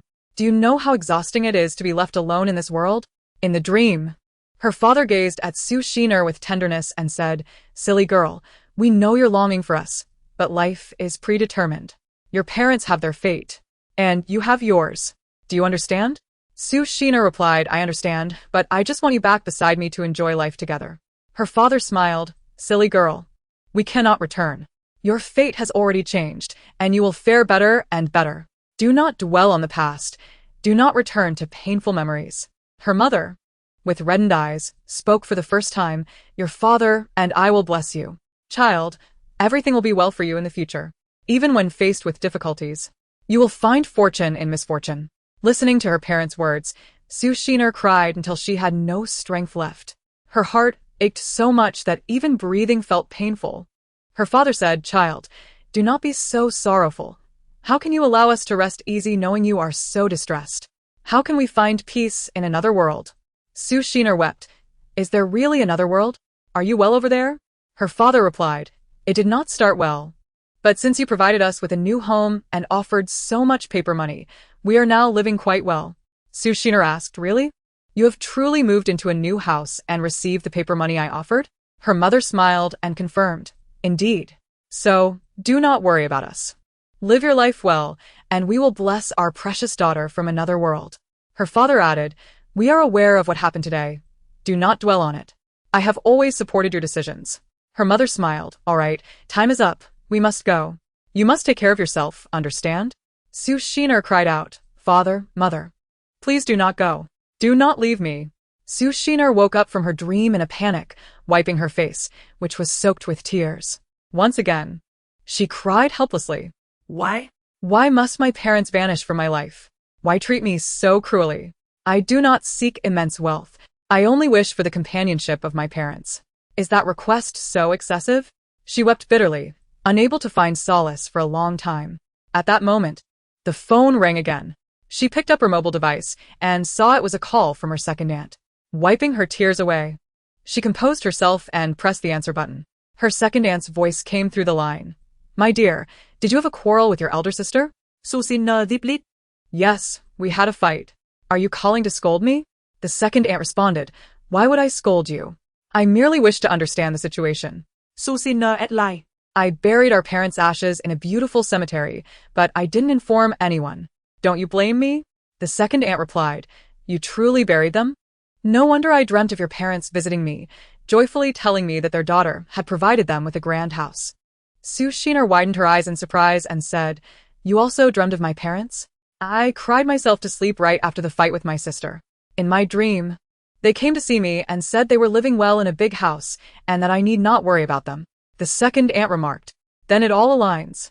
My dear, I do not blame you for this matter, but I do wish you had informed me about the burial." Hearing her second aunt's words of understanding made Sue Sheener's tears flow once more. She sobbed, "Thank you for not blaming me. I have truly been exhausted. I chose not to tell anyone because I could not bear the cold jests of others." After a brief silence, her second aunt said, Dear child, I understand. I do not hold it against you. Just take care of yourself. That is what matters most." Sue Sheener continued, "My sister yelled at me like a madwoman, insisting I move our parents' ashes to our grandparents' grave." The second aunt replied, "Do not pay any heed to that lunatic. Your choice not to bury them together is understood by me." Sue Sheener expressed her astonishment. "How did you know what I was thinking?" The second aunt replied, "I share a mother with those two boys. I have witnessed the hardships your father endured at the hands of your uncle. He would not wish to rest near them even if he were watching over us." Sue Sheener cried, "Thank you, aunt. I also appreciate your understanding of my father.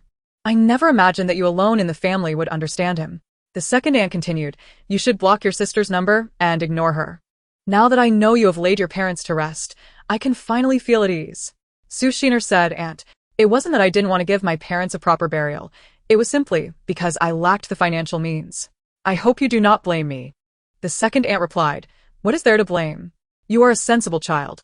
I understand your struggles, and besides, you have managed to provide them with a beautiful resting place." Sue Sheener affirmed, "Yes, I did it. I chose the best cemetery for them, with a lovely environment."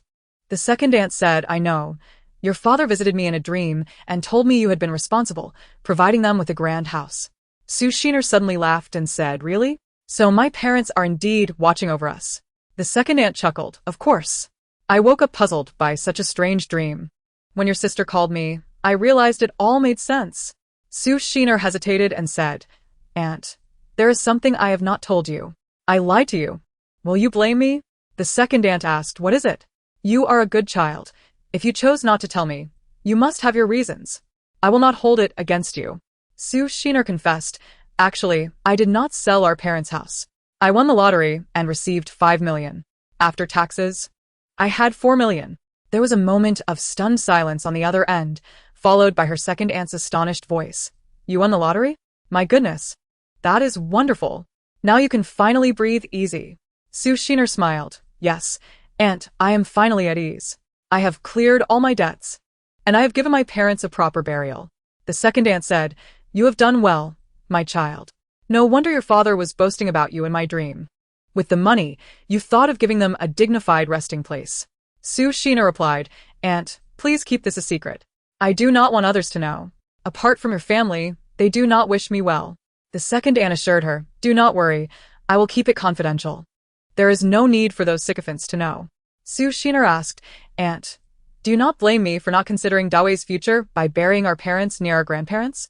The second aunt replied, What matters more to me is whether my brother is at peace. Let Dawe worry about himself. Sue Sheener expressed her gratitude. Aunt, I truly appreciate your understanding.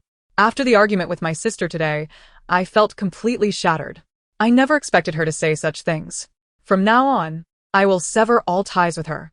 The second aunt remarked, That person believes that a little money gives her the right to act however she pleases. She seeks validation in the family, disregarding even the elders. Others may flatter her out of fear, but I am not afraid of her. Susin na lauget, on. You are still so spirited. The second aunt said, Enough of her. It is best to cut ties. I never thought I would see you argue with her. Sue Sheener chuckled. Perhaps it is the power of money. Now that I have it, I stand tall and refuse to indulge her any more. The second aunt laughed. Indeed. My niece is thriving. However, now that you have money, do not spend it recklessly, all right? Live prudently.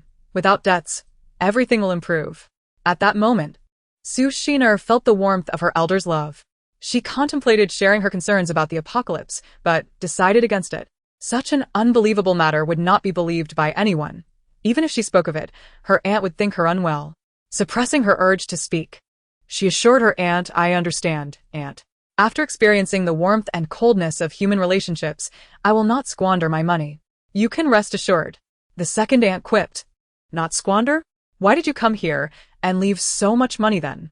Sue Sheener laughed. Well, with this newfound wealth, I thought to share some with family. And also to express my gratitude for all you have done for us. The second aunt responded, I suppose you have a good heart, but remember, no reckless spending from now on. By the way, where are you now? Sue Sheener pondered for a moment and chose to lie, saying, Aunt, don't worry. I won't spend recklessly. I am really working in Beijing and I won't be returning home anytime soon. The second aunt replied, That is good. Work hard. Save your money, and when you start a family, there will be many uses for it. I will handle things here for you. Sue Sheener sincerely said, Thank you, Aunt. Before I answered your call, I thought you would scold me like my sister, but you stood by my side. The second aunt reassured her, Rest assured, at all times. You are my dear niece, and we share the same surname. How could I join forces with an outsider to bully my own? Sue Sheener smiled. All right then, Aunt. Take care of your health. There are many viruses around. It would be wise to stock up on provisions and reduce outings. I will hang up now. The second aunt replied, All right, I understand. You too, take care of yourself out there. Upon returning home, Sue Sheener intended to visit her second aunt. All right, I understand, goodbye, she said, concluding the call. After hanging up, she scoured her contacts, blocking the so-called elder sister and all relatives from her father's side, excluding her second aunt's family. After some contemplation, she deleted all of their WeChat friends as well. Her heart had grown utterly desolate. Henceforth, apart from her second aunt's family, she wished to sever all ties with the rest. She refrained from informing her second aunt about her staggering 20 billion fortune, deeming it too incredulous and potentially distressing for a woman in her 70s. Neither did she broach the topic of the impending apocalypse. Yet she resolved to send a supply of provisions to her second aunt before the catastrophe struck. That was the extent of her capabilities. She hoped her second aunt would not harbor resentment when that day arrived. Chapter 78. Regaining composure and unbridled indulgence drawing from her extensive experience as an aficionado of apocalyptic fiction. She recognized that the end of the world required neither a saintly demeanor nor an emotional disposition. Instead, she must cultivate a cold heart and detached demeanor. Nevertheless, when encountering truly benevolent individuals, she would extend her assistance without revealing her space. Having gathered her thoughts, she glanced at the clock. It was already past 6 in the evening. Despite her melancholy, She resolved to treat herself well. She must learn to cherish herself and indulge in life's pleasures. The more discontent she felt, the more she would treat herself to fine dining.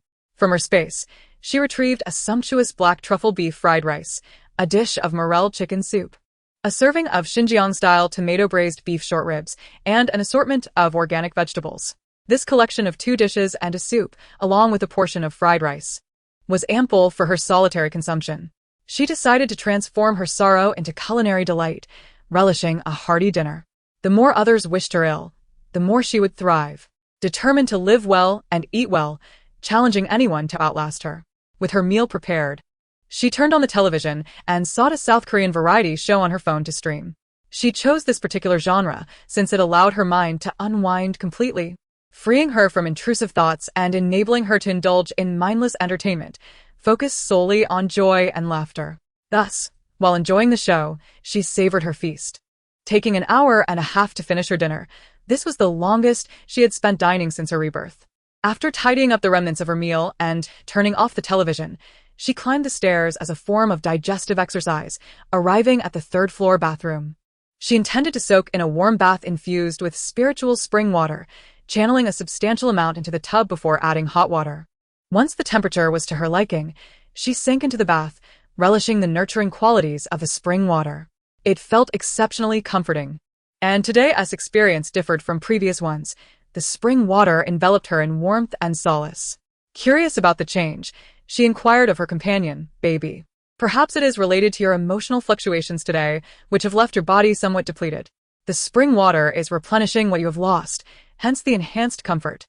Baby explained. Su Shiner reflected. Ah, so that is it. I am grateful for the spring water. Without it, my considerable anger today would have significantly harmed my health. Baby cautioned, Sister, we ought to avoid such intense anger in the future, as it is detrimental to your well-being. Had I not reminded you to drink the spring water, you might have succumbed to faintness. I understand now. I will learn to manage my emotions better and not allow others to affect my state of mind. Thank you for your support, Baby. I truly appreciate your presence today, Su Shiner replied. You're welcome, sister. Enjoy your bath, and then have a restful sleep. Tomorrow will be another beautiful day, Baby encouraged. Yes, I understand. Good night, Baby, Su Shiner said, feeling a sense of relief after their conversation. Good night, wishing you sweet dreams, sister, Baby replied. After their chat, Su Shiner found her spirits lifted. Now, she was entirely alone, with no close family left. She felt like a complete orphan. Thankfully, Baby was there to listen to her ramblings. She felt no need to guard herself against Baby, nor fear any harm, and she was genuinely grateful for this divine gift. After her bath, she emerged from the bathroom, donning a red silk nightgown that symbolized both protection and festivity. Returning to her bedroom, she lay on her bed, scrolling through her phone before drifting into slumber. She slept soundly and awoke to find it was already 8 in the morning.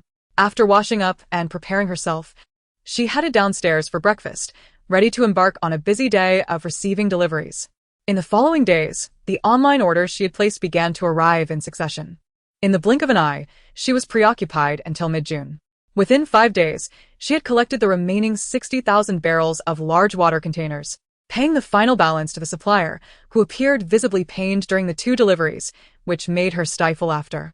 During this period, the owner of the custom shelving company delivered 2,000 shelving units, which were all set up in her warehouse. Su Shiner also requested the owner to craft 100 stainless steel barbecue grills, to which he happily agreed, even offering her 10,000 stainless steel skewers as a gift.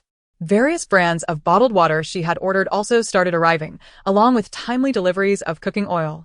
Once she received the oil, she ceased further purchases as her stock was more than sufficient. She had completed her online orders for a plethora of lighters, ignition devices, and alcohol blocks. The heat of the season had her perspiring, yet she continued her industrious efforts, like a diligent bee. Countless shipments of instant noodles, hanging noodles, sausages, luncheon meat, assorted canned fish, and canned fruits poured in, leaving her in a dizzying whirlwind of deliveries. Despite her busy schedule, she consistently made time to visit the Lanshow Noodle restaurant to collect the braised beef prepared by the owner. During these visits, she continued to order 150 portions of various noodles alongside the braised beef, ensuring she seized every opportunity to stock up. Indeed, as a food enthusiast, she aimed to amass a substantial reserve of ready-to-eat provisions. As for the items she would prepare herself, she could afford to delay that process, knowing that opportunities to cook would abound once the apocalypse commenced. For now, her focus was on accumulating a wide variety of immediately consumable food items. After all, she had a penchant for convenience. She also received 5,000 bags of rice, 3,000 bags of flour, and 2,000 boxes of rice bricks ordered from the grain and oil store, promptly transferring the 2 million balance to the supplier. The owner gratefully acknowledged her patronage, and Su Shiner assured him that if this batch of rice met her expectations, she would return in October to place a substantial order for the new harvest. The owner departed with this encouraging news. Amidst her bustling delivery days, Su Shiner did not overlook the importance of having Baby assist her in meticulously categorizing and organizing the received goods in her space. Baby not only dutifully helped her with inventory management, but also assisted in verifying the quantities of the incoming shipments. By the morning of June 14th, she received a call from the coal factory's management, informing her that the honeycomb coal was ready for pickup. She drove to the nearby warehouse and successfully accepted 5,000 boxes of honeycomb coal into her inventory. During the inspection, Baby informed her that there were 10 extra boxes.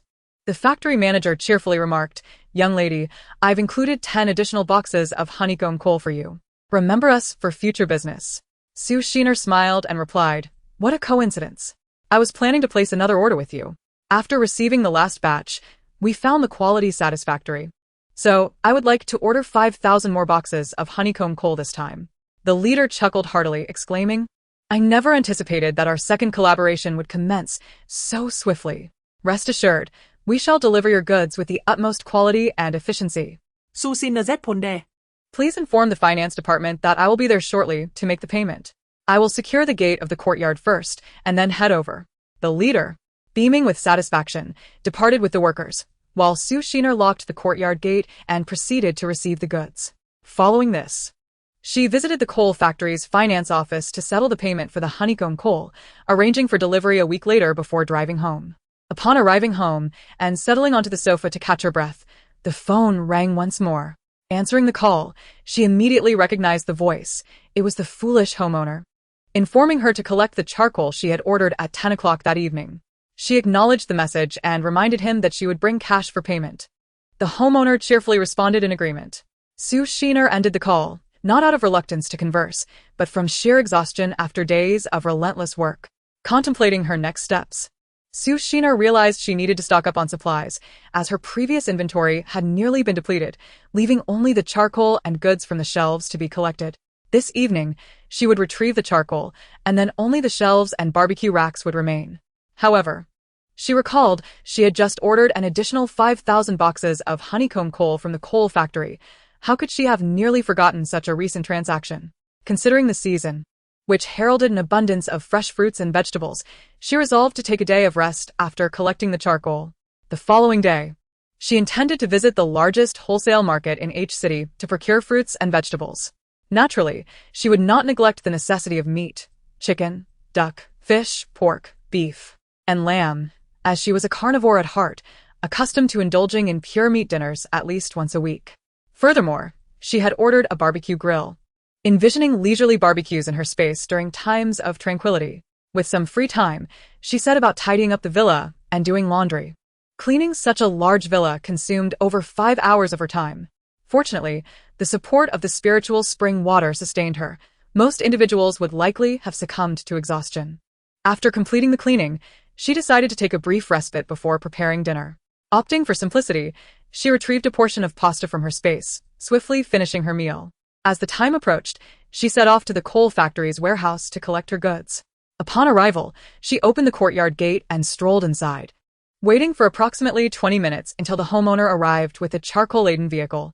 After exchanging pleasantries, she instructed the workers to commence unloading. At that moment, she directed her assistant to verify the quality and quantity of the goods. The assistant confirmed that the charcoal was of good quality, prompting her to retrieve a bag of cash from the vehicle to hand over to the homeowner. She also took out an additional 10,000 yuan as a reward for the workers' efforts. The homeowner graciously accepted the cash and inquired about future timber business, requesting her continued patronage.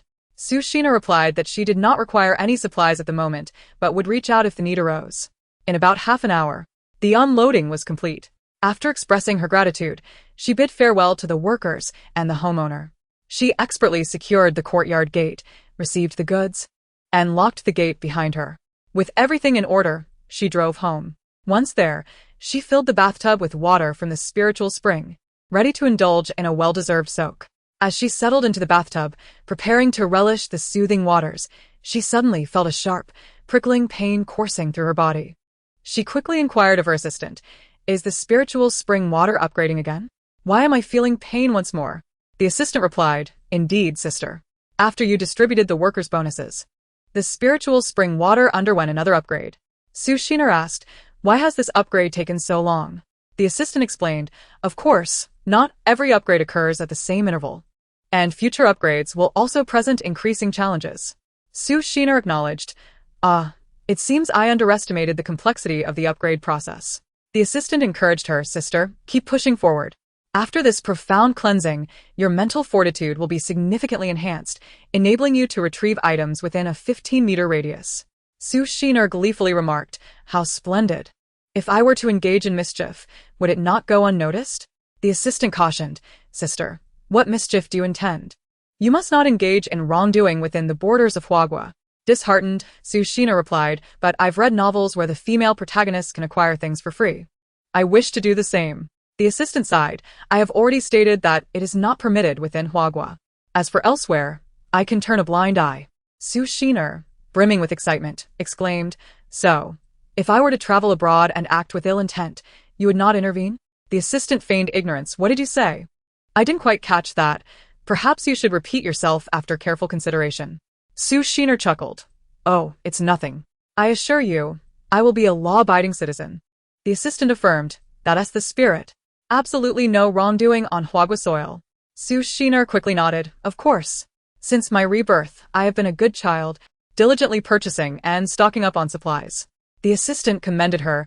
"Precisely. Engaging in good deeds will expedite the upgrading of your space." Su Shiner ponder aloud. "Do you think I could eventually extend my mental reach to retrieve items within a radius of several dozen kilometers?" The assistant thought to herself, "How naive. I've just expanded your range to 15 meters, and you wish for dozens of kilometers?" "Gently," she replied, "Sister, with effort, such a feat is not entirely impossible." Su Shiner gasped, "Really? If so, I could accomplish so much, good and bad alike." The assistant reminded her, "So, sister, keep striving. Your current performance is commendable. In less than a month, you've nearly secured all your essential provisions. Your dreams will soon materialize." Su Shiner resolved, "I will certainly persevere. By the end of June, I aim to have everything in order here. Then I shall venture to another city to stock up before we embark on a grand adventure abroad." The assistant playfully corrected her, "Sister, you should say we will continue to work together to gather supplies abroad." Su Shiner erupted into laughter, momentarily forgetting the discomfort of her cleansing as their conversation eased her pain. Casting a glance at the water in the bathtub, she noticed the surface still bore some residue.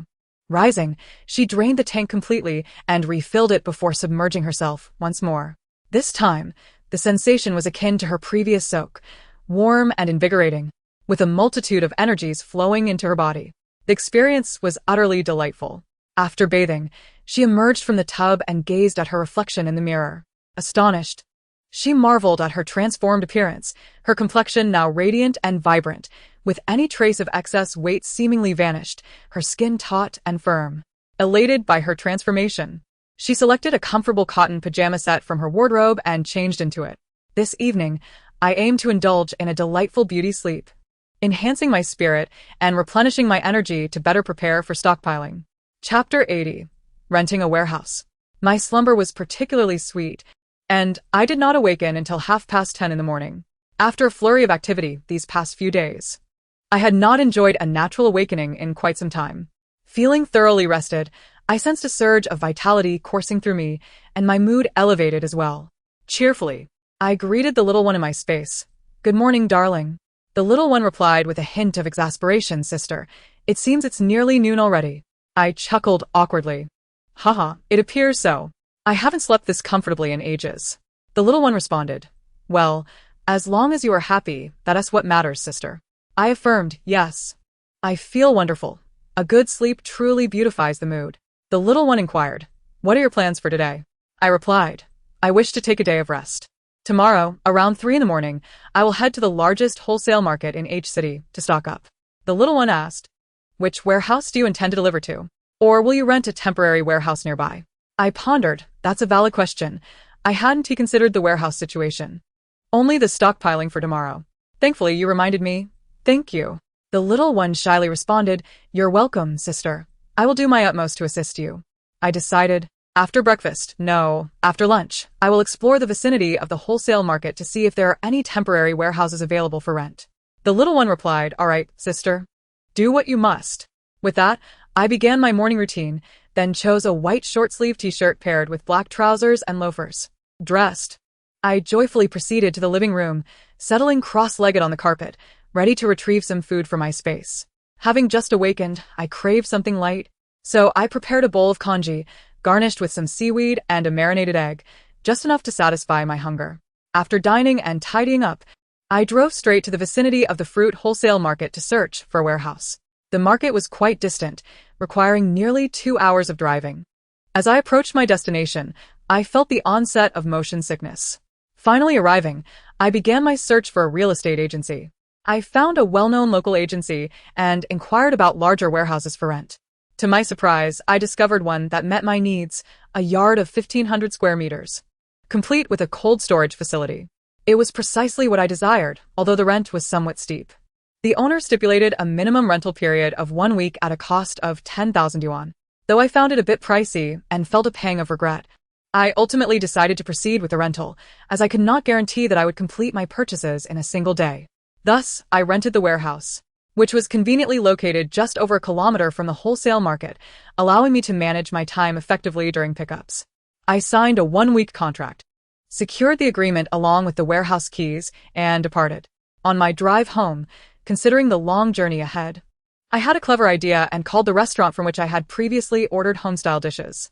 I requested that they prepare an order matching my last one, as I would be returning in approximately 2 hours, timing it perfectly. I transferred the payment to the manager and continued towards the warehouse. After nearly 2 hours of driving, I arrived and opened the roll-up door to air out the interior. After allowing it to ventilate for 10 minutes, I brought out the tables from my space to arrange them inside. I also set up 2 sets of shelves, sufficient for my needs. After about 30 minutes, the restaurant's delivery vehicle arrived, and the staff promptly began unloading the food. The manager approached me with gratitude, saying, Ms. Su, thank you for supporting our restaurant. We truly appreciate it. I replied, No need for thanks. As long as you maintain the quality of your dishes, I will continue to place orders. The manager, visibly pleased, assured me that they would absolutely ensure the quality of the meals. Soon, the staff finished unloading, and after bidding them farewell, I locked the roll-up door. I then attempted to receive the delivery from a distance of 10 meters from the warehouse for the first time. To my delight, it was a resounding success. I had not anticipated that my initial plan was merely to rent a warehouse. But a sudden spark of inspiration led me to order another batch of meals while capitalizing on the time difference. I felt my intellect sharpening with each passing day. Having accomplished 2 tasks in one outing without wasting much time was truly commendable. After wrapping up, I drove home, dashed to the bathroom to freshen up, and attended to personal matters. Once finished, I changed into comfortable loungewear and headed to the dining room, retrieving an assortment of fruits from my space. I wasn't particularly hungry, so I decided to have a fruit dinner, washing grapes, cherries, and apples. With a platter of fruit in hand, I settled onto the carpet in the living room, enjoying my snack while watching television. Such bliss.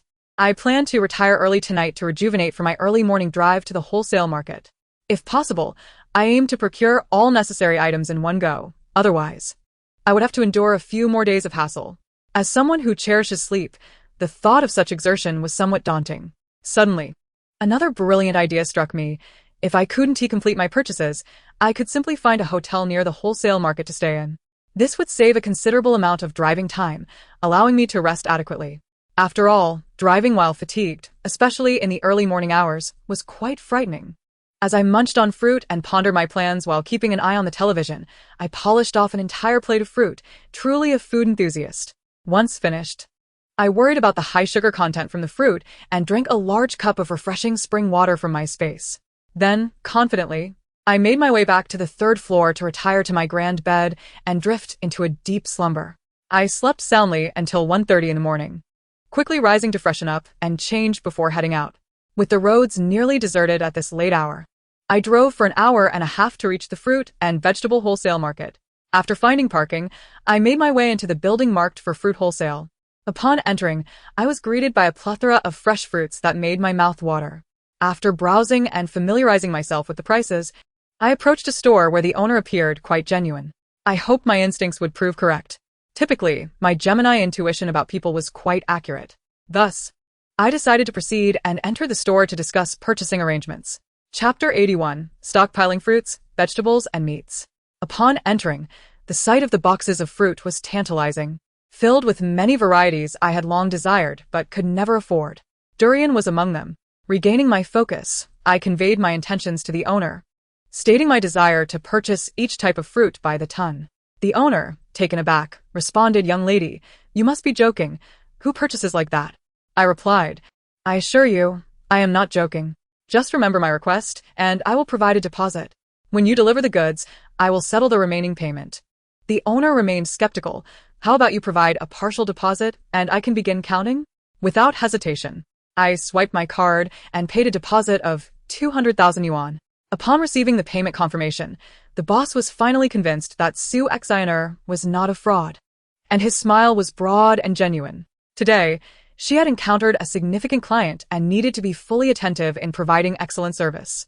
Unperturbed by his thoughts, Su Xiner immediately began placing her order. She requested 1 ton of Sunlight Rose green grapes, 1 ton of cherries, 1 ton of JJ, 1 ton of JJJ, and 3 tons each of 4J and 5J varieties, as she preferred larger fruits.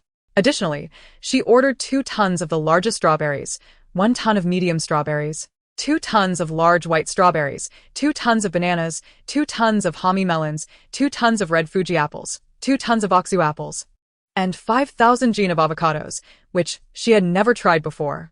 She also ordered 5,000 gene of loquats, 1 ton of the largest mushrooms, 2 tons of white-fleshed dragon fruit, 3 tons of red-fleshed dragon fruit, and 3 tons of the finest Huanyo apples, which she particularly enjoyed.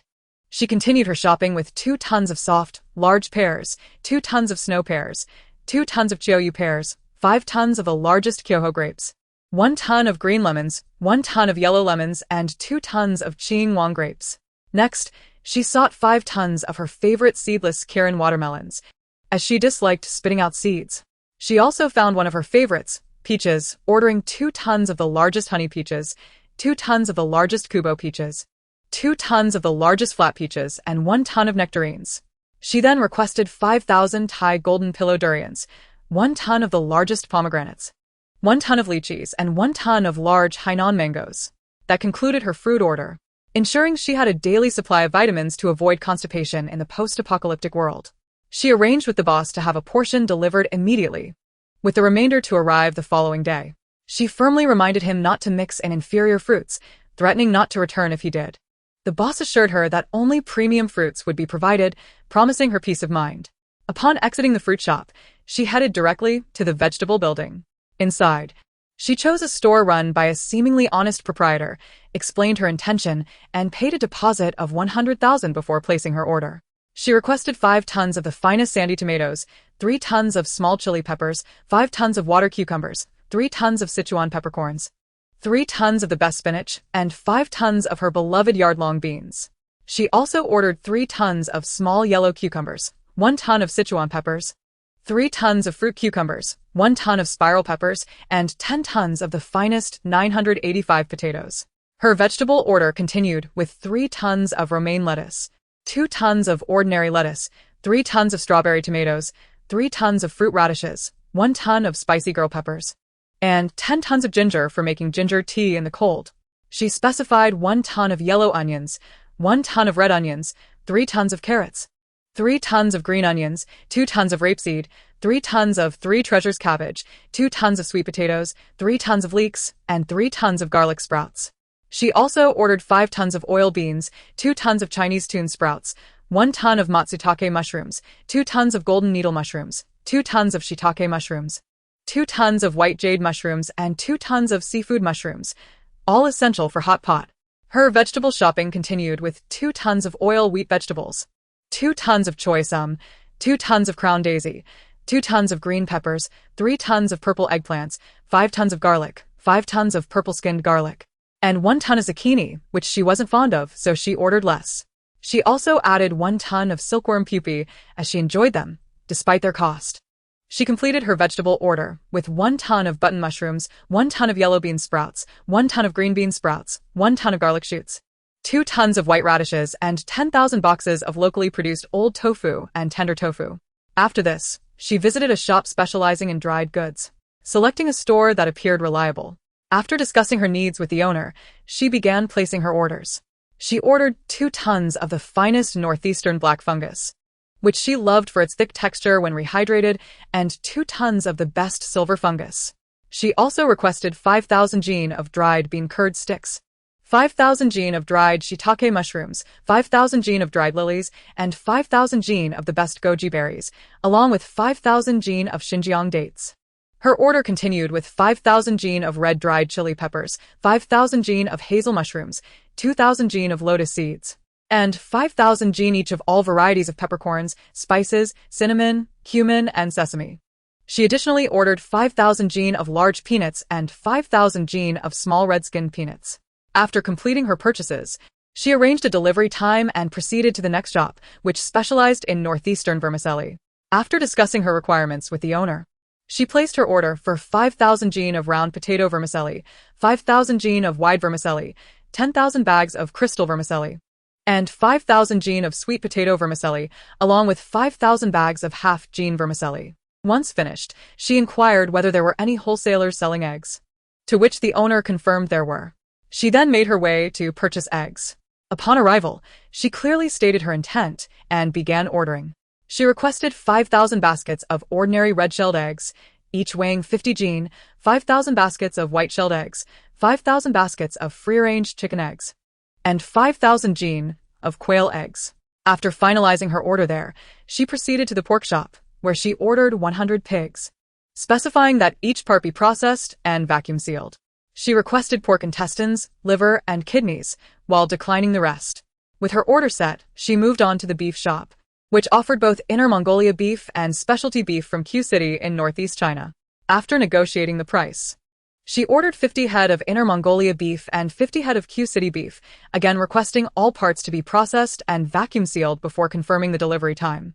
Next, she visited the lamb shop, where she ordered 200 head of Inner Mongolia lamb, asking the owner to ensure each part was processed and vacuum-sealed. Additionally, she had the owner prepare 2,000 jin of lamb ribs and 2,000 jin of fatty lamb rolls. After finalizing her order, she reminded the owner not to mix in any subpar products, as she intended to return for repurchases if her customers enjoyed the quality. The owner nodded in agreement, and she departed from the lamb shop.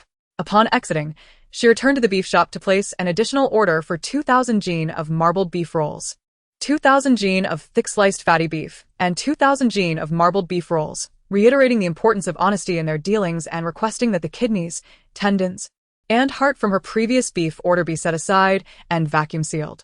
The beef shop owner readily agreed, and Su Xiner continued her quest for chicken, duck, and goose meat. She found a shop specializing in free-range chicken, ordering 1,000 roosters, 2,000 hens, all to be processed whole and vacuum-sealed. She also requested 1,000 bags of 1 kilogram chicken wings, 1,000 bags of chicken drumsticks, 300 bags of chicken hearts, 300 bags of chicken gizzards, 500 bags of chicken necks, 500 bags of drumsticks, and 1,000 bags of chicken breast. As she didn't particularly enjoy duck or goose, she decided against purchasing them. After leaving the building, she headed to a spice wholesale store, choosing a shop that offered a comprehensive selection of seasonings, and began her next round of selections.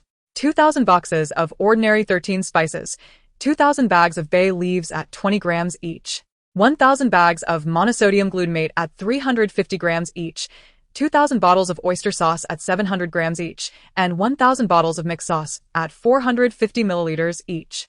Now, the most crucial item: ordinary salt, with 10,000 bags of 500 grams each, and another 10,000 bags of non-iodized salt. For more expensive options, 5,000 cans of non-iodized salt at 737 grams each, and 5,000 cans of iodized salt at the same weight. Indeed, these salts could sustain a lifetime. Next, she decided to explore the spices with grinding bottles. 1,000 bottles of matsutake seasoning at 108 grams each, 1,000 bottles of black pepper in grinding bottles, 2,000 bottles of cumin powder, 2,000 bottles of white pepper powder, 2,000 bottles of rosemary at 25 grams each, and 2,000 bottles of barbecue sea salt seasoning at 45 grams each. She noticed some soup seasonings, which would certainly simplify her soup-making process. 1,000 boxes of concentrated soup base in chicken flavor, 4 pieces per box, 2,000 boxes in beef flavor, her favorite, hence the double order.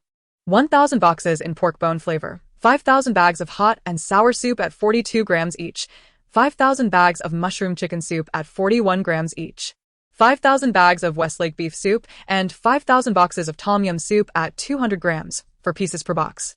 Having completed her purchases here, she proceeded to the checkout, ensuring the quality of the products and confirming the delivery time before moving on to the next store. Next on her list was her beloved hot pot base. After a quick discussion with the owner, she began selecting products. 1,000 bags of rich beef oil hot pot base, 1,000 bags of handmade beef oil hot pot base, 4 pieces per bag.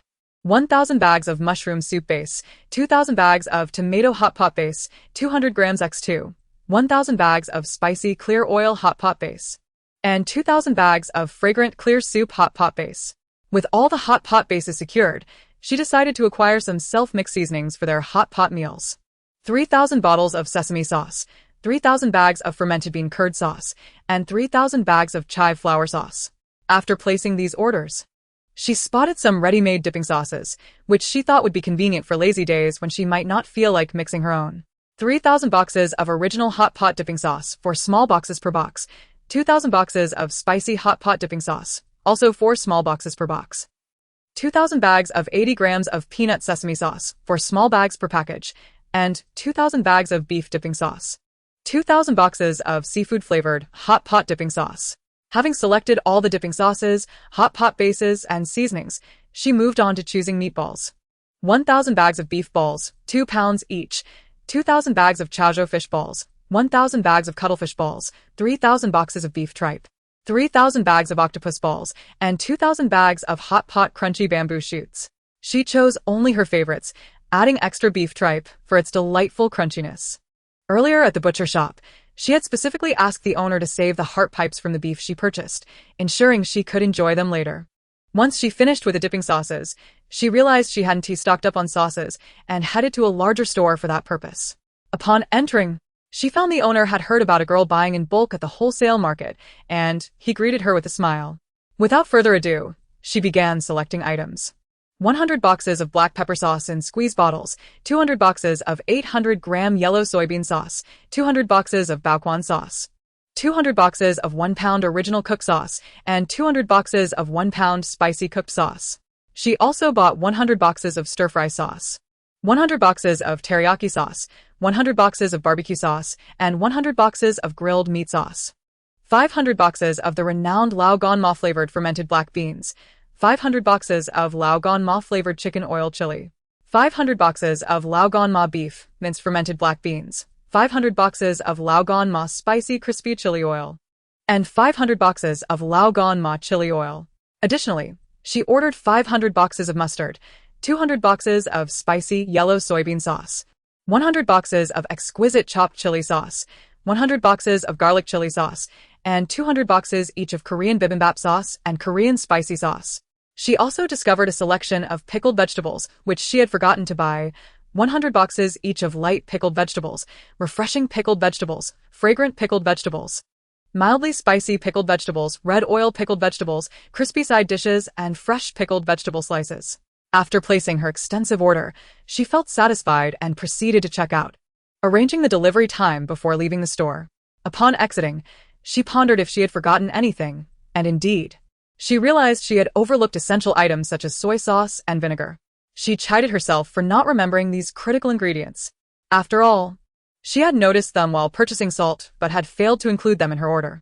Thus, she returned to the spice store, where the owner greeted her with a smile and asked, "Do you need anything else?"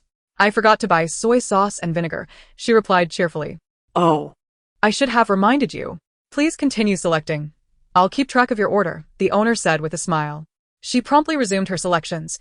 500 boxes of 1L seafood soy sauce, 500 boxes of 1L light soy sauce, 500 boxes of 1L dark soy sauce, 100 boxes of 760 milliliters premium soy sauce, 50 boxes of sushi soy sauce, and 50 boxes of braised soy sauce.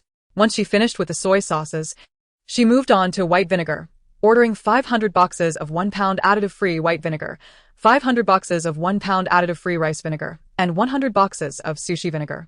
She also selected some aged vinegars, 200 boxes of Chef Zhuiyuan Shangxi aged vinegar, 100 boxes of Shangxi aged vinegar, 3 years, 100 boxes of Zhenjiang aged fragrant vinegar, and 200 boxes of Chef Zhuiyuan Shangxi aged vinegar with a twist. To ensure she hadn't overlooked anything, she took another stroll around the store, and indeed, she discovered she had forgotten to purchase white sugar, brown sugar, and rock sugar, crucial staples she had almost missed.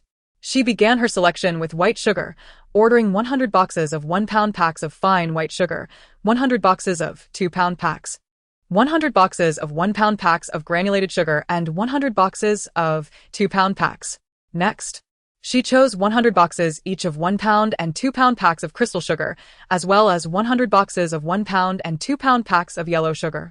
Following this, she turned her attention to the essential brown sugar for women, ordering 100 boxes of 350-gram bags of red date brown sugar, 100 boxes of pure brown sugar, 100 boxes of Ajiao brown sugar, 100 boxes of pure cane black brown sugar, and 100 boxes of ginger juice brown sugar. Having successfully procured all the sugar, she sighed in relief, realizing she still needed to stock up on starch. Although starch is used sparingly, it is prudent to have some on hand, so she ordered 20 boxes of corn starch, 30 boxes of potato starch, 20 boxes of Northeast high gluten starch, 20 boxes of sweet potato starch, and 50 boxes of yeast powder for fermentation. She noticed she had bought a plethora of soy sauces and vinegars, but had forgotten to purchase sesame oil, 200 boxes of 100 milliliters bottles, 200 boxes of 220 milliliters bottles, and 200 boxes of 450 milliliters bottles. She also remembered to order 200 boxes of 210 milliliters bottles of Sichuan pepper oil, 100 boxes of 400 milliliters bottles, 50 boxes of 1 pound packs of pure tea oil, and 50 boxes of 4 pound packs of tea oil, alongside 100 boxes of 1 pound packs of Sichuan pepper oil. Spotting a half-pound bottle of parsley garlic salt, which she had never seen before, she examined the label and discovered it was suitable for grilling, so she ordered 50 boxes. She also found yellow mustard sauce, a delightful addition for her lamb dishes when making lamb soup, and ordered 50 boxes of that as well. Additionally, she ordered 20 boxes of bottled pepper salt, 20 boxes of cinnamon powder, 20 boxes of Sichuan pepper powder, 50 boxes of premium 13-spice mix, 20 boxes of garlic powder, 20 boxes of turmeric powder in 40-gram packs, and 20 boxes of 50-gram jars of chili powder, along with 20 boxes of ketchup. As she continued to browse, she found squeeze packs of Italian pasta sauce, 30 boxes of chicken and mushroom flavor, 20 boxes of bolognese flavor, and 20 boxes of tomato basil flavor in 400-gram bottles, as well as 10 boxes each of Naples flavor and red chili flavor pasta sauces. After thoroughly reviewing her purchases, she felt satisfied and approached the owner to settle the bill. Her return visit delighted the owner, who happily processed her extensive order. Having acquired so many items, she realized how much she had accumulated, but was grateful she had double-checked her list to avoid wasting time on a second trip. She marveled at the wholesale market, appreciating its vast selection and feeling fortunate to have come here. After purchasing ample pasta sauce, she sought a store selling pasta and soon found a reputable brand. Inside, she communicated with the owner and began to place her order. 20 boxes of 1 pound straight pasta, 20 boxes of spiral pasta, 20 boxes of fine noodle pasta, and 20 boxes of wide pasta. She also added 20 boxes of cute-shaped pasta, including pointed pasta, 3-color spiral pasta, small elbow pasta, shell-shaped pasta, and butterfly-shaped pasta. Additionally, she ordered 20 boxes of adorable 3-color musical instrument-shaped pasta. To her delight, she discovered they also had pasta kits complete with seasoning packets. Without hesitation, she ordered 20 boxes of 840-gram tomato meat sauce pasta, 30 boxes of 840-gram mushroom bacon cream pasta, since she was unfamiliar with making that sauce, and 20 boxes of Peppa Pig-shaped pasta.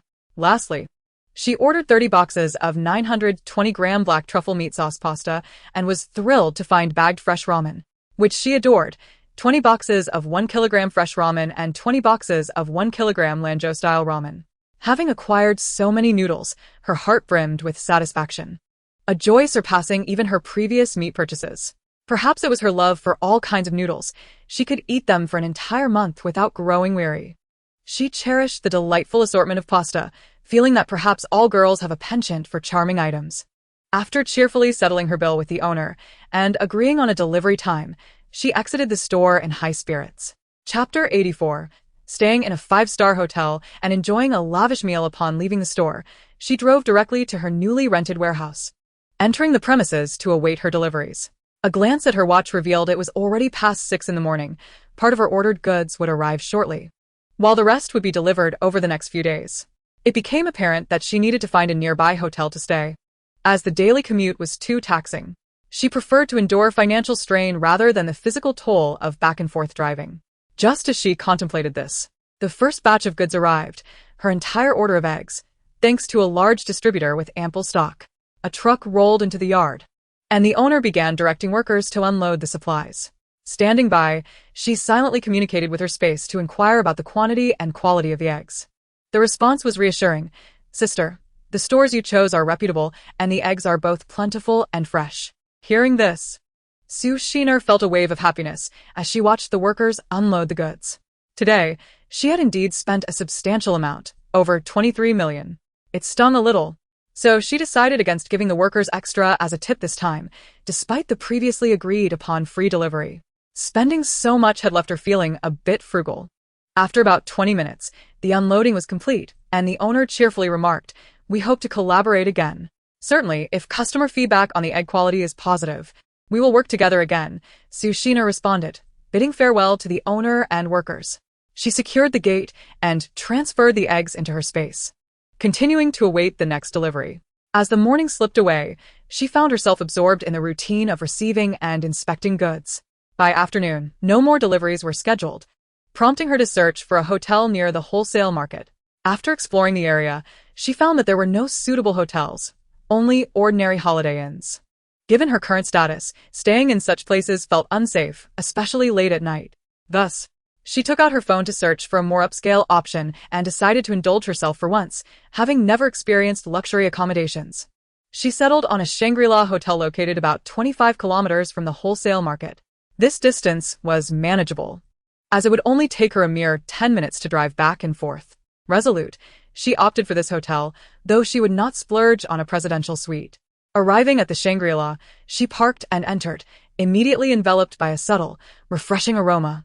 Indeed, it was a grand hotel, infused with delightful fragrances. The attitude of the hotel staff was remarkably friendly. Indeed, it lived up to its 5-star reputation. With the assistance of the staff, she chose a spacious king-sized room priced at $1,800, featuring a breathtaking view of the river and a small sitting area. She proceeded to check in, planning to stay for 3 days as she anticipated that her goods would be delivered within that time frame. This marked her inaugural stay in a 5-star hotel, an experience that broadened her horizons. Upon entering the room, she collapsed onto the expansive king-sized bed, a vastly different experience from lounging on her 3 million yuan mattress at home. After rising from the bed to gaze out at the stunning Songhua River, she was struck by the beauty of the clear blue sky and fluffy white clouds. Feeling a pang of hunger after a long morning without food, she knew she had to secure the room by locking the door before entering her private space. "How did you get in here?" her sister inquired. Sushi no ziplit. "I need to wash my pajamas first. Otherwise, I won't have anything to wear tonight." She retrieved a set of pure cotton, princess-style pajamas from her clothing storage and began washing them by hand, momentarily forgetting the absence of a washing machine in her space. She resolved to acquire a few machines for convenience in the future. After washing her clothes, she emerged from her space, hung the garments in the hotel closet to dry, and was thankful for the summer heat that would dry them in just a couple of hours. Once her clothes were hung, she grabbed her bag and phone and headed downstairs to indulge in a lavish meal at the 5-star hotel. The hotel's Chinese restaurant, known as Fragrant Kitchen, welcomed her as she requested a private room for her dining experience. Starved, she ordered the restaurant's signature dish, Beijing-style roasted duck, along with sweet and sour pork. Eager to taste the 5-star rendition, she also selected Northeast-style dipping vegetables paired with smoked meats, followed by river fish and a serving of shrimp dumplings. Lastly, she decided to indulge in king crab, fully embracing the spirit of extravagance. A serving of wuchang rice, reputed to be sourced from the hotel, own fields. Completed her order. After a brief wait, the simpler dishes arrived, and when the roasted duck was served, the chef accompanied the dish to slice it before her, a scene she had only witnessed on television. The experience of having a chef personally serve her was indescribable. This level of service was not typical for someone of her background. While the expense of several thousand yuan might be considered middle class in Huagua, she had never encountered such attentive service before.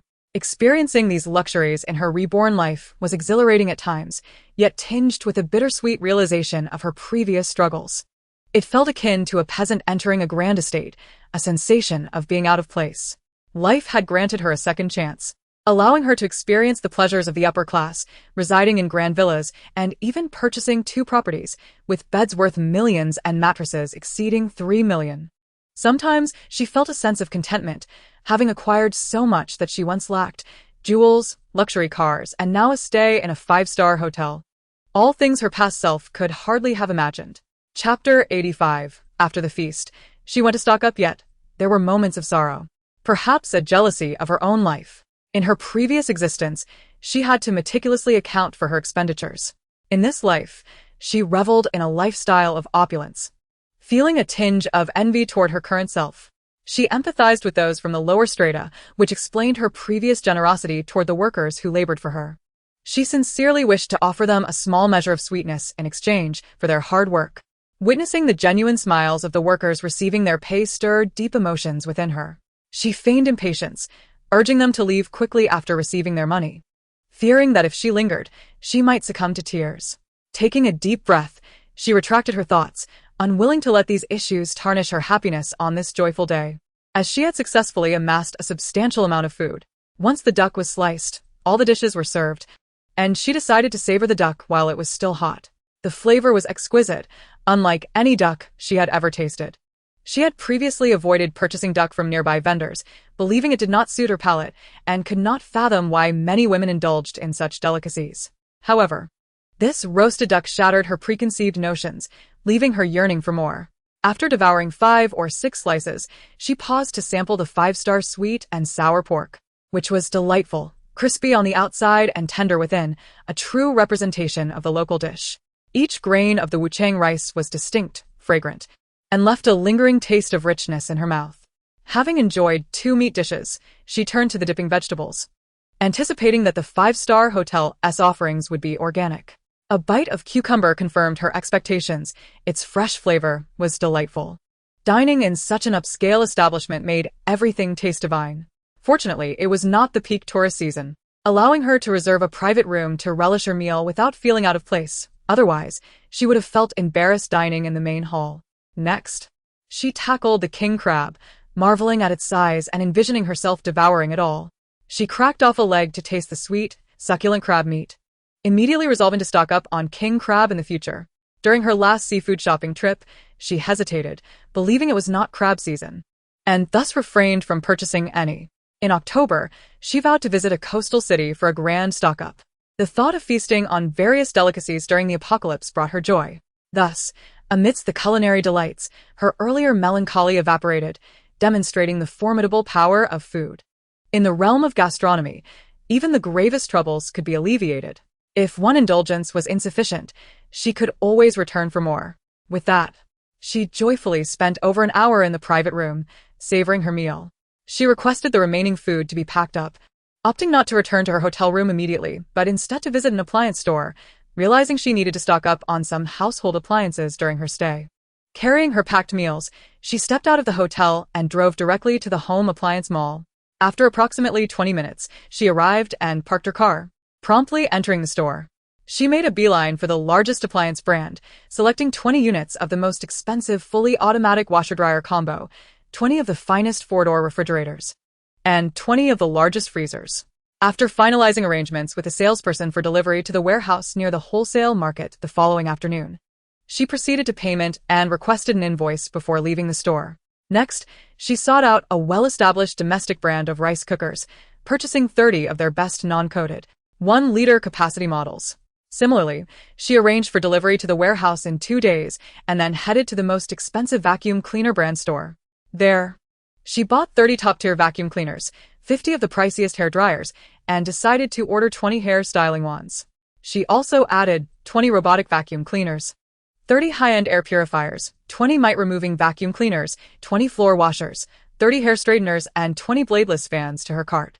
This was sufficient, so she made her payment, requesting delivery for the following afternoon.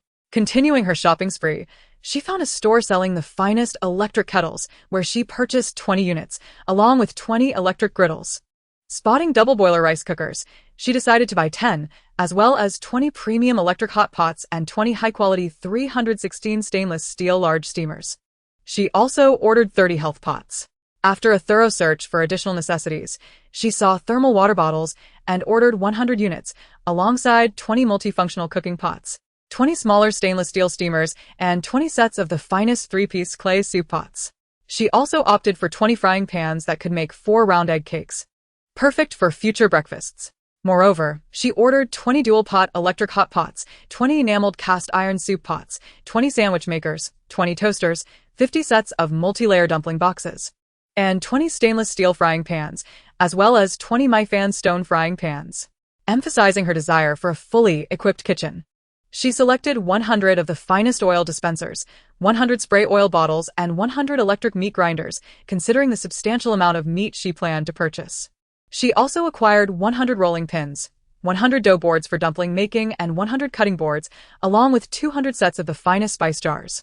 Additionally, she ordered 50 sets of cold water pitchers with matching cups and 200 sets of peelers, chopsticks, spatulas, large spoons, and assorted knife sets.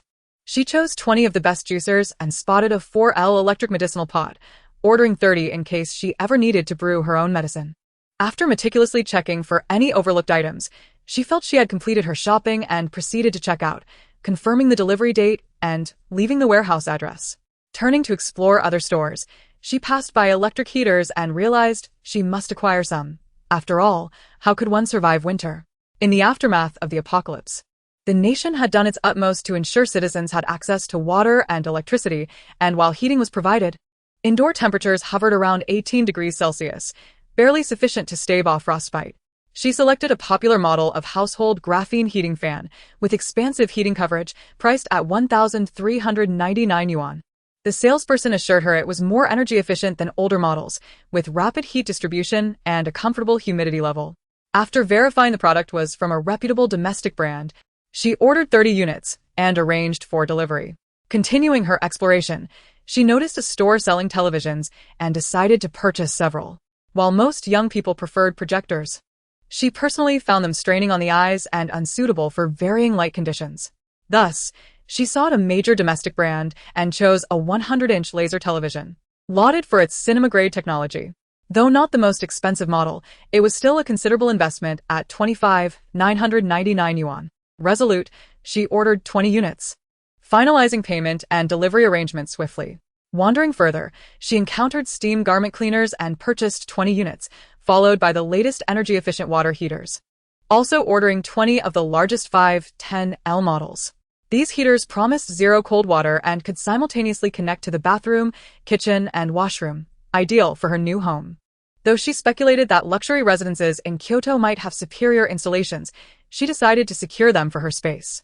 After acquiring the water heaters, she was reminded of air conditioning and sought a popular domestic brand. After browsing, she selected a 4-horsepower inverter air conditioner priced at 25,000 yuan, promptly purchasing 20 units and confirming delivery. With the major appliances secured and many smaller items purchased, she planned to complete the rest of her shopping at a large supermarket. Reflecting on her substantial expenditure, she noted that her total had already surpassed 100 million since her rebirth. The feeling of affluence was exhilarating. She no longer needed to worry about finances and could indulge her desires without hesitation. She fervently hoped the apocalypse would not come to pass. Yet the ability to purchase lottery tickets and win based on her past life memories suggested that the trajectory of this life remained largely unchanged. With her shopping at the appliance mall nearly complete, she departed and headed to her vehicle to rest. Considering her location, she recalled a nearby clothing mall that featured a building dedicated to curtains and bedding. Determined to explore it, she drove there without hesitation. Upon arrival, she parked and proceeded directly to the building specializing in curtains and bedding. Once inside, She found the first floor entirely devoted to curtains and located a store that offered the quality she desired. She began ordering blackout curtains, envisioning the necessity of drawing them at night in her home post-apocalypse, ensuring her privacy. Choosing a smooth fabric with a subtle texture in dark red, gray, khaki, and blue. She ordered 10 sets of each color. Each set is to be meticulously perforated, utilizing the finest steel rings for the task. Each set is crafted in 2 pieces. After the pleats are pressed, the unfolded width must extend to 5 meters, with a height of 1.8 meters being sufficient. The rationale behind producing 2 pieces per set is that, should the window be smaller, 1 piece alone suffices, thereby prolonging usability. After selecting the fabric, she discovered another option made of linen, which felt substantial and could effectively block out light. She similarly chose 3 colors, dark red, khaki, and blue, adhering to the same specifications as before, ordering 10 sets in each hue. 60 sets of curtains should suffice, the proprietor informed her, noting that due to the considerable order, it would take at least 5 to 7 days for completion. Thus, she provided the delivery address of the warehouse she had initially rented, instructing the owner to ensure both quality and quantity. Should the blackout effect prove satisfactory, she would return for further orders. The owner, smiling amiably, assured her of the quality, and after settling the payment, she departed to explore other shops. After a brief perusal of the first floor, which was filled with various curtains, she ascended to the second floor, where her spirits lifted upon discovering an array of stores dedicated to bedding. She entered a shop owned by a seemingly amiable proprietor, expressing her desire to commission some quilts. The owner inquired about the dimensions and weight of the cotton filling required. After a moment's contemplation, she specified, "I would like to order 20 quilts measuring 2.2 by 2.4 meters with 10 kilograms of filling, 20 quilts with 8 kilograms of filling, and 20 quilts with 5 kilograms of filling." The owner abruptly interrupted, exclaiming, "How many? Are you certain about the quantity, dear? I am not mistaken about the numbers. I still have much more to discuss. Please do not interrupt my train of thought." You're not finished? Please hold on while I fetch a notebook to record your requests, the owner said, hastily retrieving a notebook to jot down the dimensions of the quilts before urging her to continue. Sue Sheener proceeded, "For the mattress covers, I require 20 sets of the same dimensions with 10 kilograms of filling, 20 with 8 kilograms, and 20 with 5 kilograms. The price of cotton varies. Which quality do you prefer?" The owner asked. "Our cotton is right here. Feel free to choose." Following the owner's guidance, Sue Sheener approached the assortment of cotton bags. Overwhelmed by the selection, unsure of what to choose, she simply instructed, "Please use the finest cotton available for both the quilts and mattress covers." After a moment's thought, she added, "You must guarantee that the best cotton is used. I will photograph it now, and if the finished product does not match this quality, I will return everything." The owner eagerly reassured her, "Rest assured, I run an honest business. I will ensure the quality is impeccable. Once you select the cotton, let us discuss the lining material. I want the best pure white cotton for the lining. Please take me to see the finest fabric available, and I will choose the pattern," Sue Sheener requested. The owner led her to the top-quality pure cotton fabrics, where she selected several elegantly muted colors for the lining. She also ordered the finest 4-piece bedding sets, 10 in dark red with subtle patterns, 10 in deep blue with subtle patterns, 10 in pastel pink, and 10 in pastel checkered patterns, totaling 40 sets. She reminded the owner to ensure the quilt dimensions were precise, so they would fit perfectly into their covers. The owner promptly agreed, and she proceeded to choose 40 sets of fabric specifically for the mattress covers, opting for the highest quality zippers. Having finalized her bedding and quilt selections, she prepared to pay a deposit when a thought struck her regarding the future. She could not definitively say whether she would find a partner or have children. If she were to marry, the items she was stockpiling would suffice for both. Yet, if she were to have her own child, surely the infant could not use the same items as the adults. She needed to stock up on items specifically for her future baby. Thus, she told the owner, "Wait a moment, I need to order additional bedding. For the 1.5 by 2 meters quilts, I'd like 20 with 10 kilograms of filling, 20 with 8 kilograms, and 20 with 5 kilograms. And for the 3 kilogram lightweight quilts, 20 as well. Do you offer bedding specifically for newborns?" "Yes, we can make that. Would you prefer it for a boy or a girl?" "The colors differ accordingly," the owner replied. "What options do you have?" Sue Sheener asked. "For infants, we offer quilts, mattress covers, lightweight quilts, and cotton absorbent pads. We can also make diapers. How many would you like? The owner explained. Sue Sheener decided for boy babies, use blue pure cotton fabric and make 100 sets. For girl babies, use light pink fabric and also make 100 sets. The owner, upon hearing these quantities, was taken aback, wondering how many children she intended to have with such a substantial order. Sue Sheener, oblivious to the owner's astonishment, simply thought that should she encounter unfortunate babies in need, she could extend some assistance. It was not a matter of being overly altruistic. After all, newborns are innocent beings, regardless of the world's imperfections.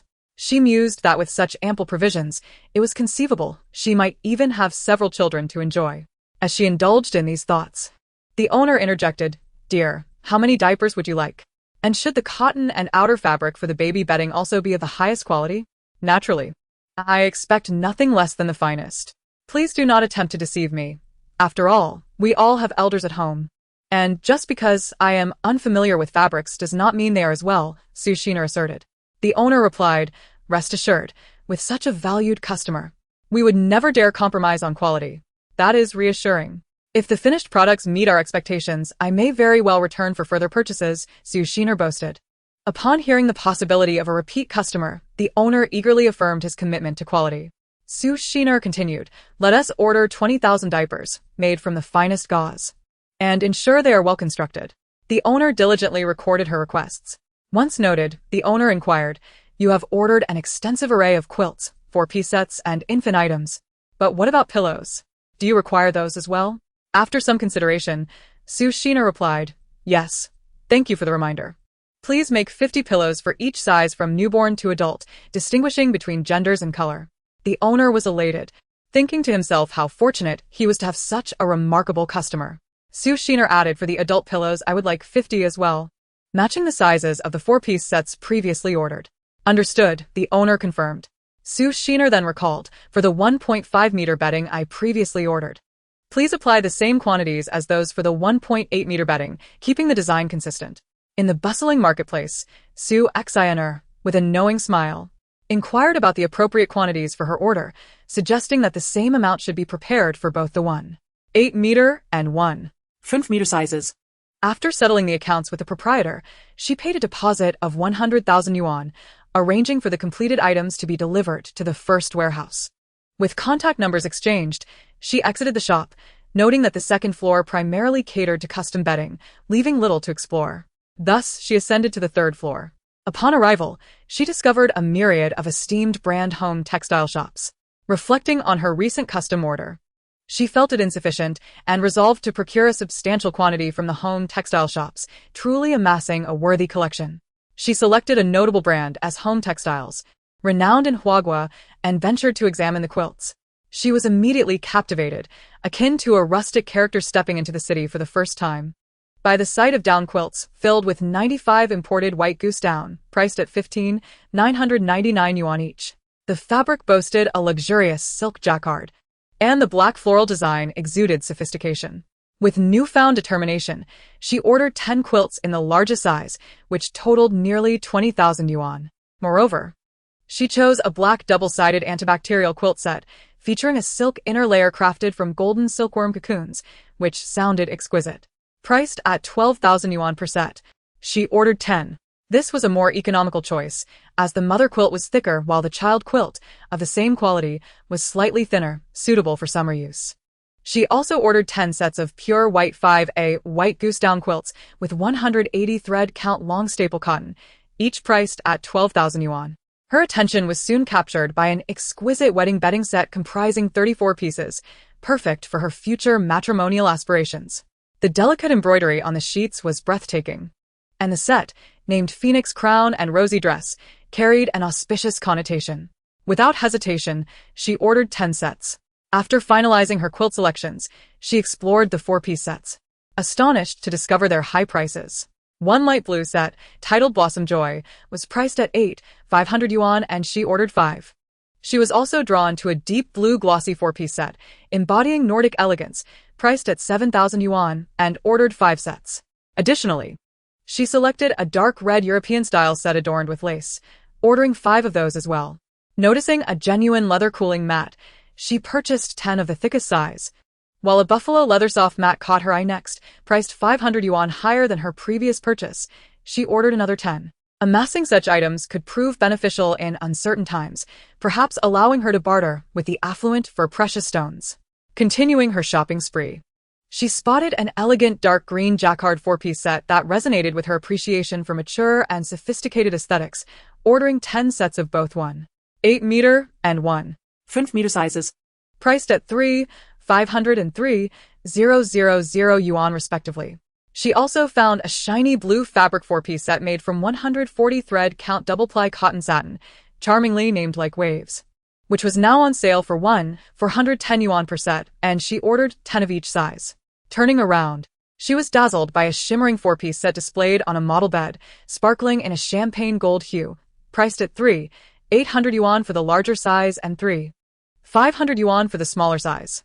She ordered 5 of each, mindful to balance her expenditures with future bargains.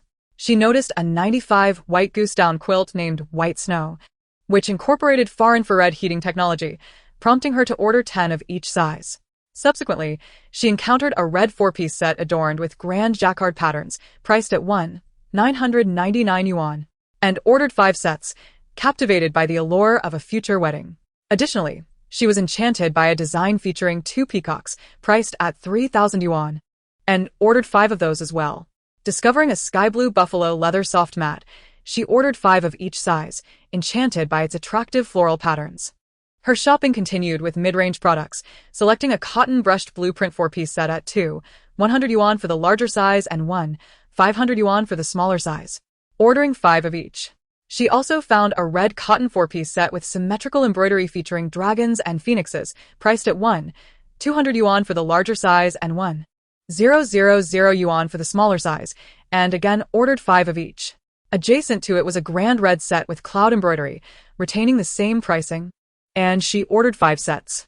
The quality of the cotton from this esteemed brand felt exquisite to the touch, and she selected a plush green four-piece set, ordering 5 of each size. Realizing she could not solely rely on red bedding, she explored other color options, ordering 5 sets each of a dusty rose and a warm beige four-piece set. She then discovered a thin cotton jacquard silk quilt, priced at 1,200 yuan, and ordered 10. Lastly, she chose a Class A antibacterial silk quilt for infants, priced at 1,389 yuan, ordering 20. She concluded her shopping with several budget-friendly four-piece sets, including a light green one with large prints, priced at 390 yuan for the larger size and 365 yuan for the smaller size, ordering 10 of each. She finished with a coffee-colored warm plush set, suitable for winter, priced at 1,299 yuan for the larger size and 718 yuan for the smaller size, ordering 10 of each, along with a blush pink set boasting self-heating properties. She discovered that they also had electric blankets available, the 1.8 meter one priced at 999, and the 5 meter at 709. Without hesitation, she decided to purchase 20 of each. Previously, the electric blankets she used cost less than 100 each. Now, with newfound wealth, she believed in seizing every opportunity for quality. The sales assistant informed her that these blankets featured an automatic shut-off at high temperatures and were made of thick, plush material. Everything sounded splendid, so she proceeded with the purchase. With financial means at her disposal, she resolved never to endure unnecessary hardships again. Self-pity was merely a sign of deeper issues. Now was the time to indulge. After securing the electric blankets, she noticed a set of 4 flannel bedding in a rich coffee check pattern, the 1.8 meter set for 590 yuan and the 1.5 meter set for 550 yuan. She promptly ordered 10 of each.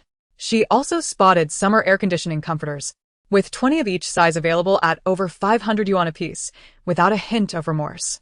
Additionally, there were affordable cooling mats priced at over 300 yuan a set, and she ordered 20 sets in various sizes. Next, she was drawn to a blue, thickened, warm four-piece set adorned with large peonies, ordering 10 of those as well. The cotton checkered set in blue-green was priced at over 300 yuan, and she took 10 of each size. The large floral milk velvet bedding in yellow and blue also caught her eye, and she ordered 10 of each. As she continued, she found the prices more appealing.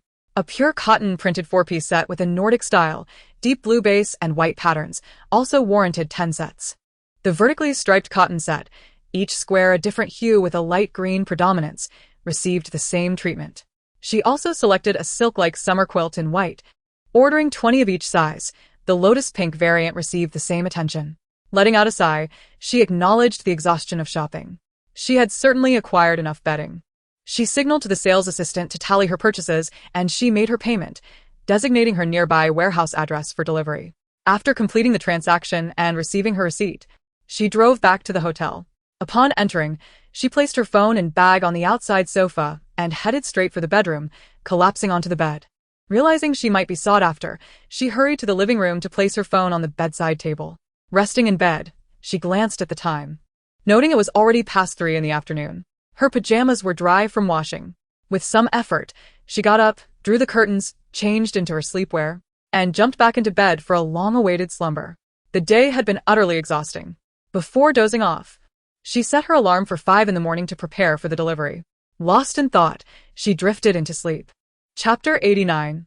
The delivery begins. She awoke around 3 in the morning, refreshed enough to wash her face and shake off the drowsiness. After dressing, she settled at the table in the living room, retrieving a bowl of porridge and a small dish of pickled vegetables for a simple breakfast.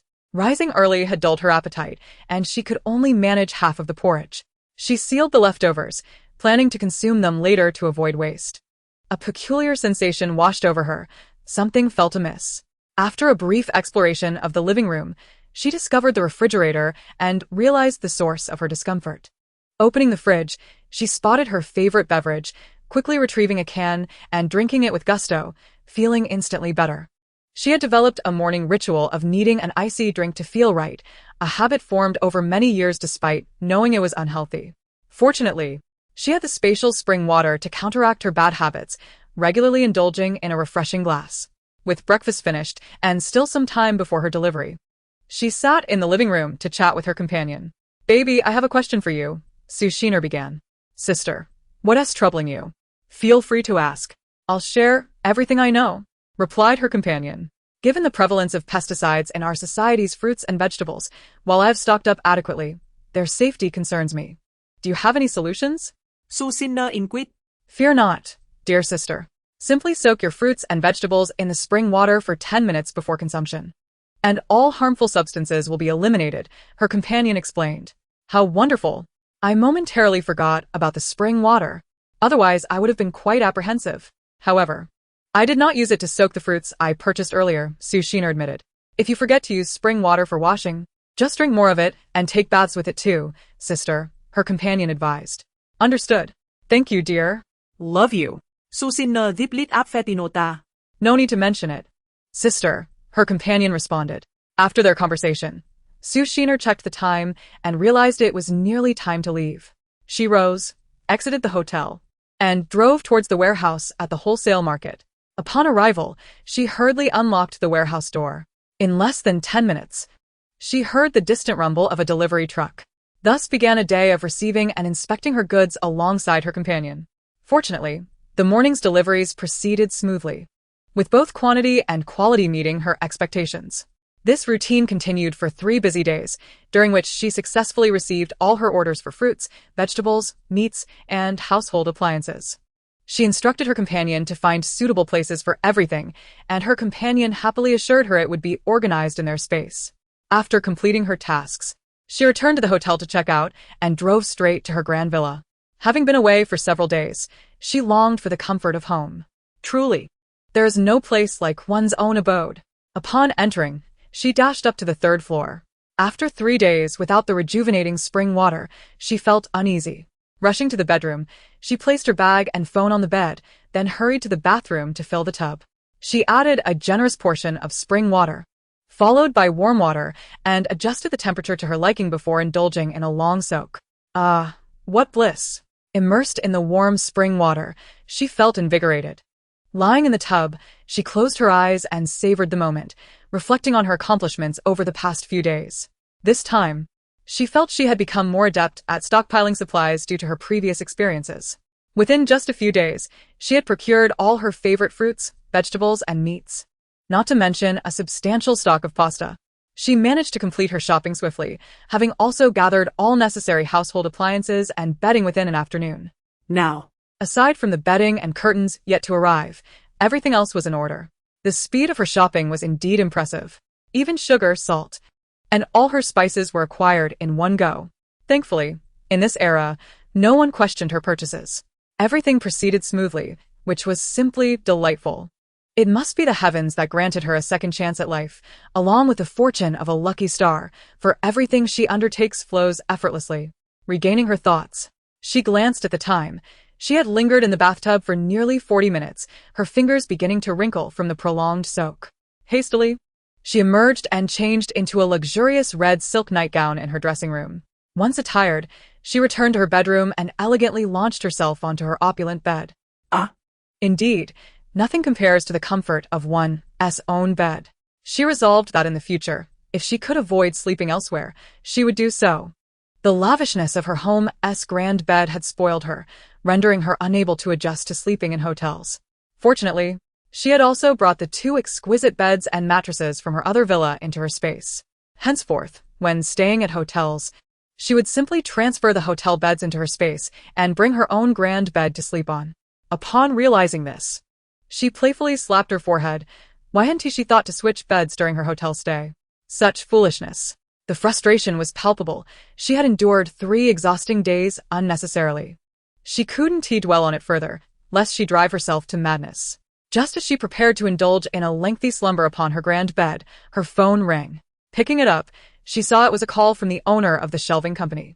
The owner informed her that the barbecue racks she had ordered were ready and would be delivered tomorrow along with the remaining shelves. Feeling somewhat fatigued from the past few days, Sue Xiner discussed with the owner whether the delivery could be scheduled for afternoon the next day. As the benefactor, she was met with an agreeable response from the owner. After finalizing the delivery time, she silenced her phone, wishing for no further disturbances. She yearned for a restful sleep, and anyone who dared interrupt her would face her ire. Tossing her phone aside, she drifted into the realm of dreams. Chapter 90. Hoarding upon awakening. Sue Xiner glanced at her phone and was astonished to see it was already 11:30. She had slept for over 10 hours. No wonder she felt so rejuvenated. The sensation of waking naturally was simply exquisite. But she had scheduled a delivery with the shelving owner for noon today. Hurriedly, she rushed to the bathroom to brush her teeth and wash her face, realizing she had no time for breakfast, rather lunch. Once presentable, she dashed out to her car and drove to the warehouse. Upon arrival, she opened the roll-up door, and within 10 minutes, the delivery truck arrived. The owner cheerfully descended from the vehicle and greeted Sue Xiner, saying, "Miss, all the goods are now complete. Please remember to take care of us for future business." Sue Xiner smiled in return, promising, "Of course, I will." As soon as she spoke, the workers began unloading the shelves and the barbecue racks she had ordered. While half of the workers carried items down, the other half entered the building to install the shelves. The team worked diligently for over an hour, and Sue Xiner confirmed with her assistant, Baby, that the quantity and quality of the shelves were satisfactory. Baby assured her that everything was indeed up to standard. She then retrieved 20,000 yuan in cash from her backpack to serve as the labor's payment for their hard work. Additionally, She transferred the remaining balance for the shelves to the owner. The owner, being courteous, suggested, "Miss, you've already compensated generously last time. Perhaps you could forgo this time?" "Absolutely not. Everyone has worked hard to install the shelves. Please accept it," Sue Xiner replied with a smile. The owner then proceeded to distribute the money to the workers right in front of her, showcasing his integrity. If he had taken the money back to distribute later, and failed to do so, they would have had no recourse but to curse him silently. However, his actions indicated he was not a greedy person, and perhaps in the future, she would indeed consider supporting his business. After the funds were distributed, the owner left with the workers, all smiles. Sue Xiner closed the roll-up door, utilizing her mental powers to transfer everything inside into her space. She reminded Baby to help her evenly distribute the shelves throughout the various warehouses. With Baby as assistance in her space, she was relieved of the burden of managing everything personally, allowing her to focus solely on purchasing and storing items. Returning to the present, she glanced at the time again. It was already past 1, nearly 2 o'clock. No wonder she felt a bit hungry. She decided to drive to her favorite kanji shop for a meal. The restaurant was nearby, and after a brief drive, she arrived and parked her car. Reflecting on her previous visits, she recalled that she had only ever ordered kanji for her father during his hospital stays, rarely indulging herself, as a bowl cost around 10 to 20 yuan, and the better varieties were even pricier. In her previous life, she had been reluctant to splurge on such luxuries. However, in this lifetime, she had already ordered several takeouts from this establishment, which she stored in her space. Truth be told, the taste was exceptional, and the restaurant was part of a large national chain. Customers could witness chefs cooking the congee in large pots. This time, she sought to enjoy the lightness of congee to cleanse her palate while also seizing the opportunity to order takeout for later. With this thought in mind, she entered the shop and approached the counter to order a bowl of shredded pork and preserved vegetable congee, alongside a refreshing sea cucumber salad. After paying, she found a quiet table to settle in. She called the manager over to request an electronic menu for additional takeout items. She ordered 10 portions of shredded vegetable and bamboo shoot congee, 10 portions of shredded pork congee, 10 portions of top scholar congee, 10 portions of pig liver congee, and 10 portions of seafood congee, followed by 10 portions of fish fillet congee.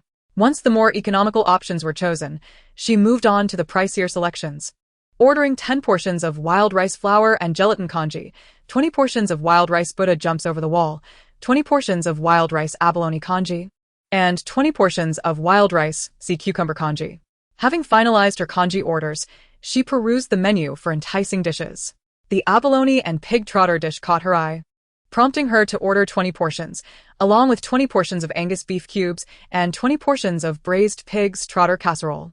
She continued selecting dishes, ordering 20 portions of stir-fried Cantonese choy sum, 20 portions of double roast meat, 20 portions of honey-glazed char siu, 20 portions of spring salads, 20 portions of shrimp and tofu skin salad, 20 portions of spicy spring bamboo shoots, 20 portions of refreshing sea cucumber salad, and 20 portions of spinach with black vinegar and nuts. After completing her order, she noticed roasted pears on the menu, perfect for her, as her throat often suffered in winter.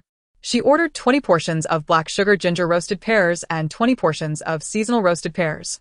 Once her order was finalized, she instructed the manager to bring over a machine for payment, ensuring the kitchen could start preparing her food immediately so that it could be packed for her to take away after her meal. The manager brought the POS machine, and she promptly settled the bill. Following the manager, the waitstaff began serving her meals. Once everything was set on the table, she was pleasantly surprised to find an additional serving of vegetable salad and a glass of fresh juice, courtesy of the restaurant. Gratefully acknowledging the gesture, she began to enjoy her meal. She ordered a savory congee this time, perfectly suited for her northeastern palate. Drinking a light and subtly salty congee when lacking appetite is truly delightful. The side dishes were also particularly refreshing. This meal was exceptionally enjoyable. Savoring each bite was a genuine pleasure. She did not order much, and after half an hour, she was nearly finished. After waiting for about half an hour in the restaurant, the manager approached her to inform that her takeout was ready. She promptly got up and followed the restaurant staff back to the warehouse, parking the car and using her mental energy to retrieve the tables from her space, arranging them inside. After exiting the car and opening the roll-up door, she instructed the staff to place the items on the tables.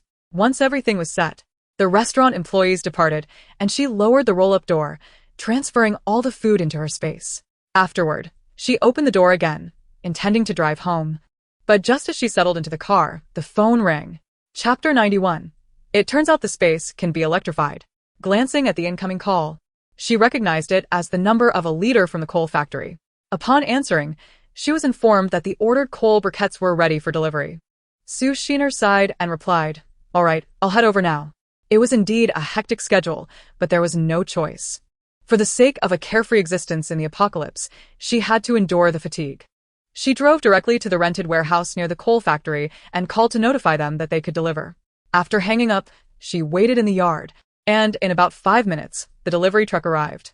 After greeting the leader from the coal factory, they began unloading the goods. This time, there were not many items, only 5,000 boxes, so she did not provide any extra compensation for the workers. She decided to save wherever possible.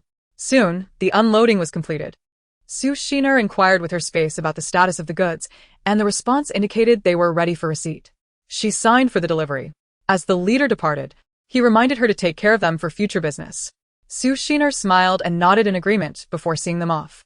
After securing the yard gate, she moved the goods into her space. Looking at the warehouse, she felt she would no longer need it, so she took out the original padlock and secured the gate. She placed the new padlock she had purchased into her space and called the landlord to inform him that she was at the warehouse to return the keys.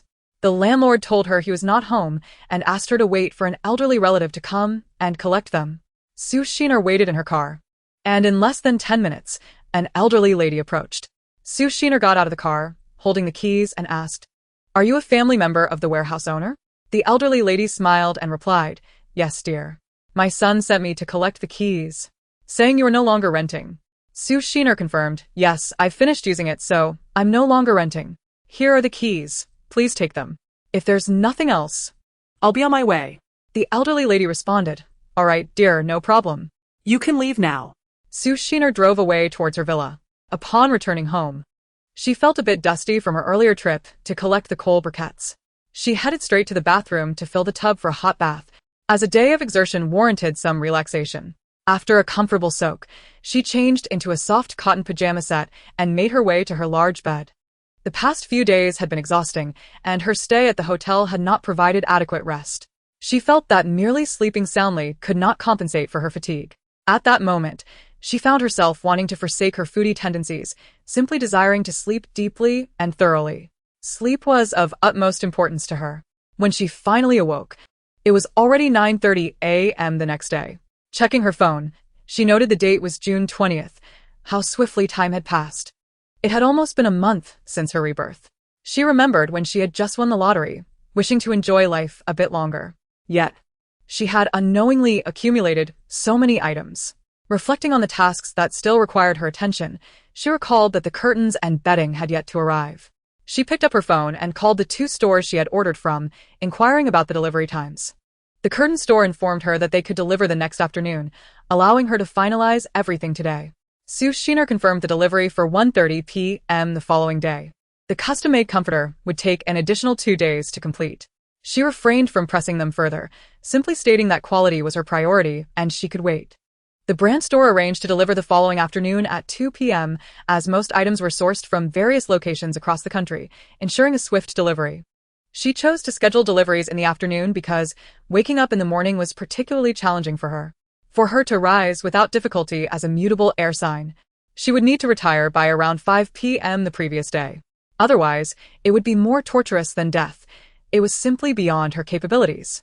She decided to put the matter aside and indulge in sleep, as beauty rest was of paramount importance to her. She slept soundly and fully, awakening to a sense of rejuvenation. Checking her phone, she saw it was already past 8 a.m. Indeed, sleeping early led to an early rise. After freshening up in the bathroom, she admired herself in the mirror, feeling quite pleased. In a cheerful mood, she retrieved her laundry from upstairs and headed to the laundry room on the first floor. After finishing her laundry, she remembered the home appliances she had purchased and asked her space companion to ensure that all the necessary appliances for the villa were supplied. The companion informed her that everything had been arranged long ago. Truly, having a companion was a blessing. She then inquired if the space could be electrified.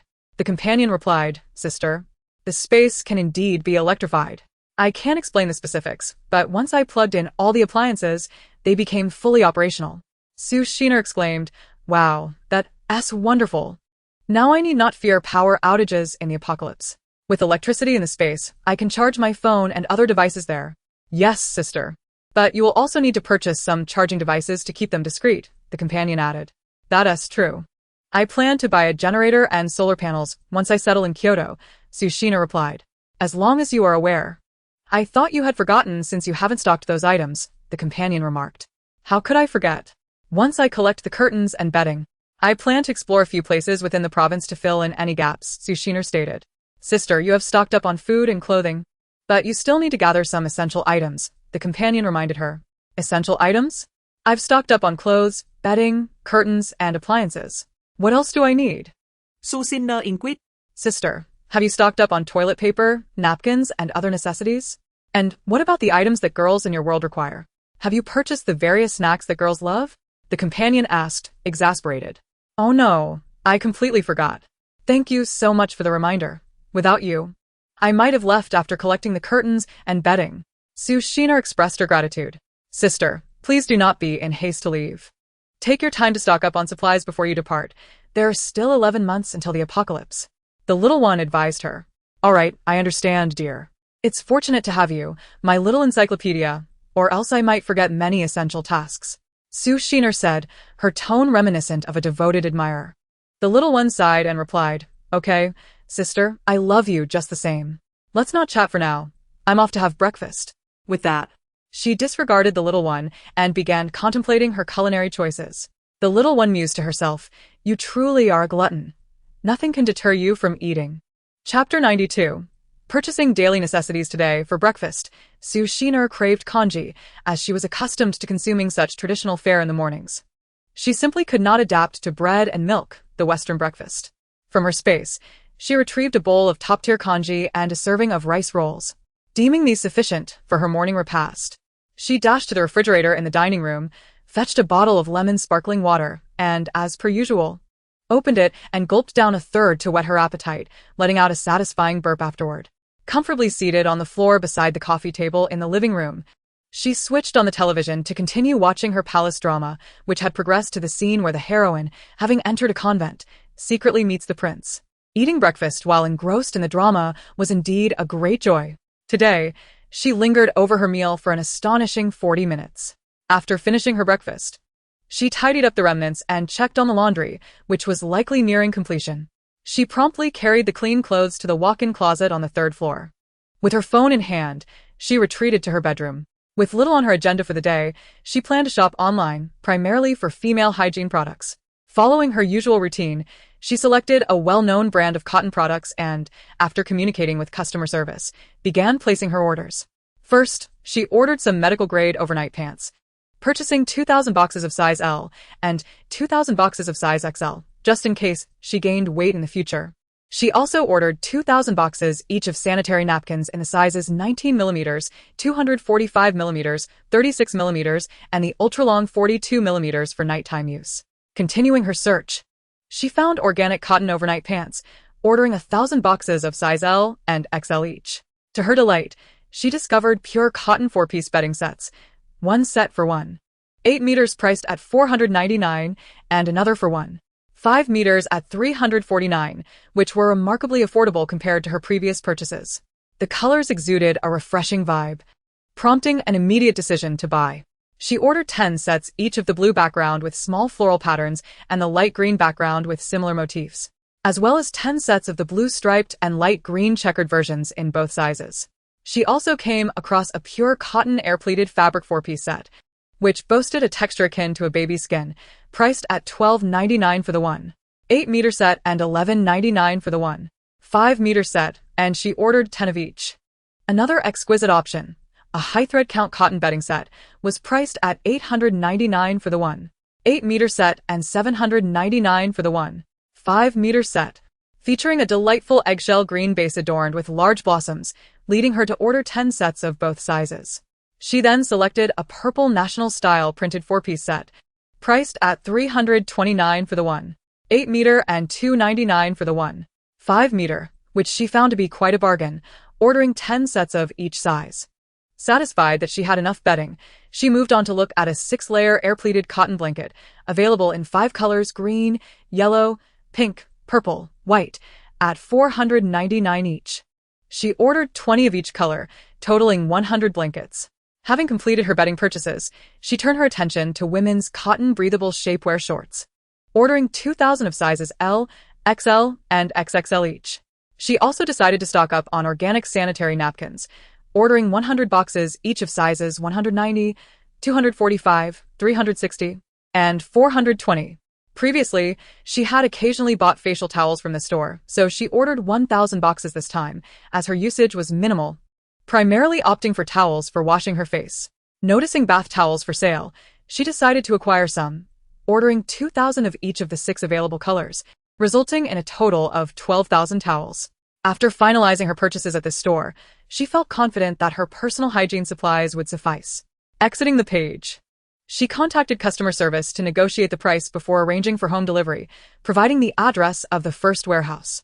Once the price was adjusted, she completed her payment and logged out. What else had she forgotten to buy? After her conversation with the little one yesterday, it slipped her mind, and she felt too shy to ask again. Sighing, she decided to ponder it herself. If she truly could not remember, she resorted to browsing the apocalyptic novels she had followed on Tomato Novel, observing what the protagonists had purchased. It was certainly more dignified than asking the little one. Ah, She remembered. cat litter. This was something she hadn't stocked up on yet. Exiting the novel page, she navigated to the shopping site to search for cat litter. She selected a highly rated store and, after communicating with customer service, placed her order for a classic version with a 98 odor elimination rate and a milk scent. It was her first time purchasing such an item, having never owned a pet. She found it amusing that cat litter could have a milk fragrance.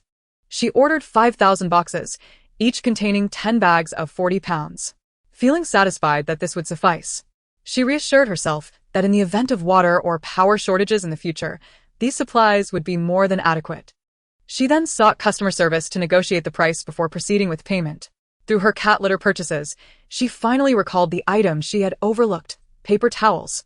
Without hesitation, she contacted the flagship store of her preferred brand and began placing her order.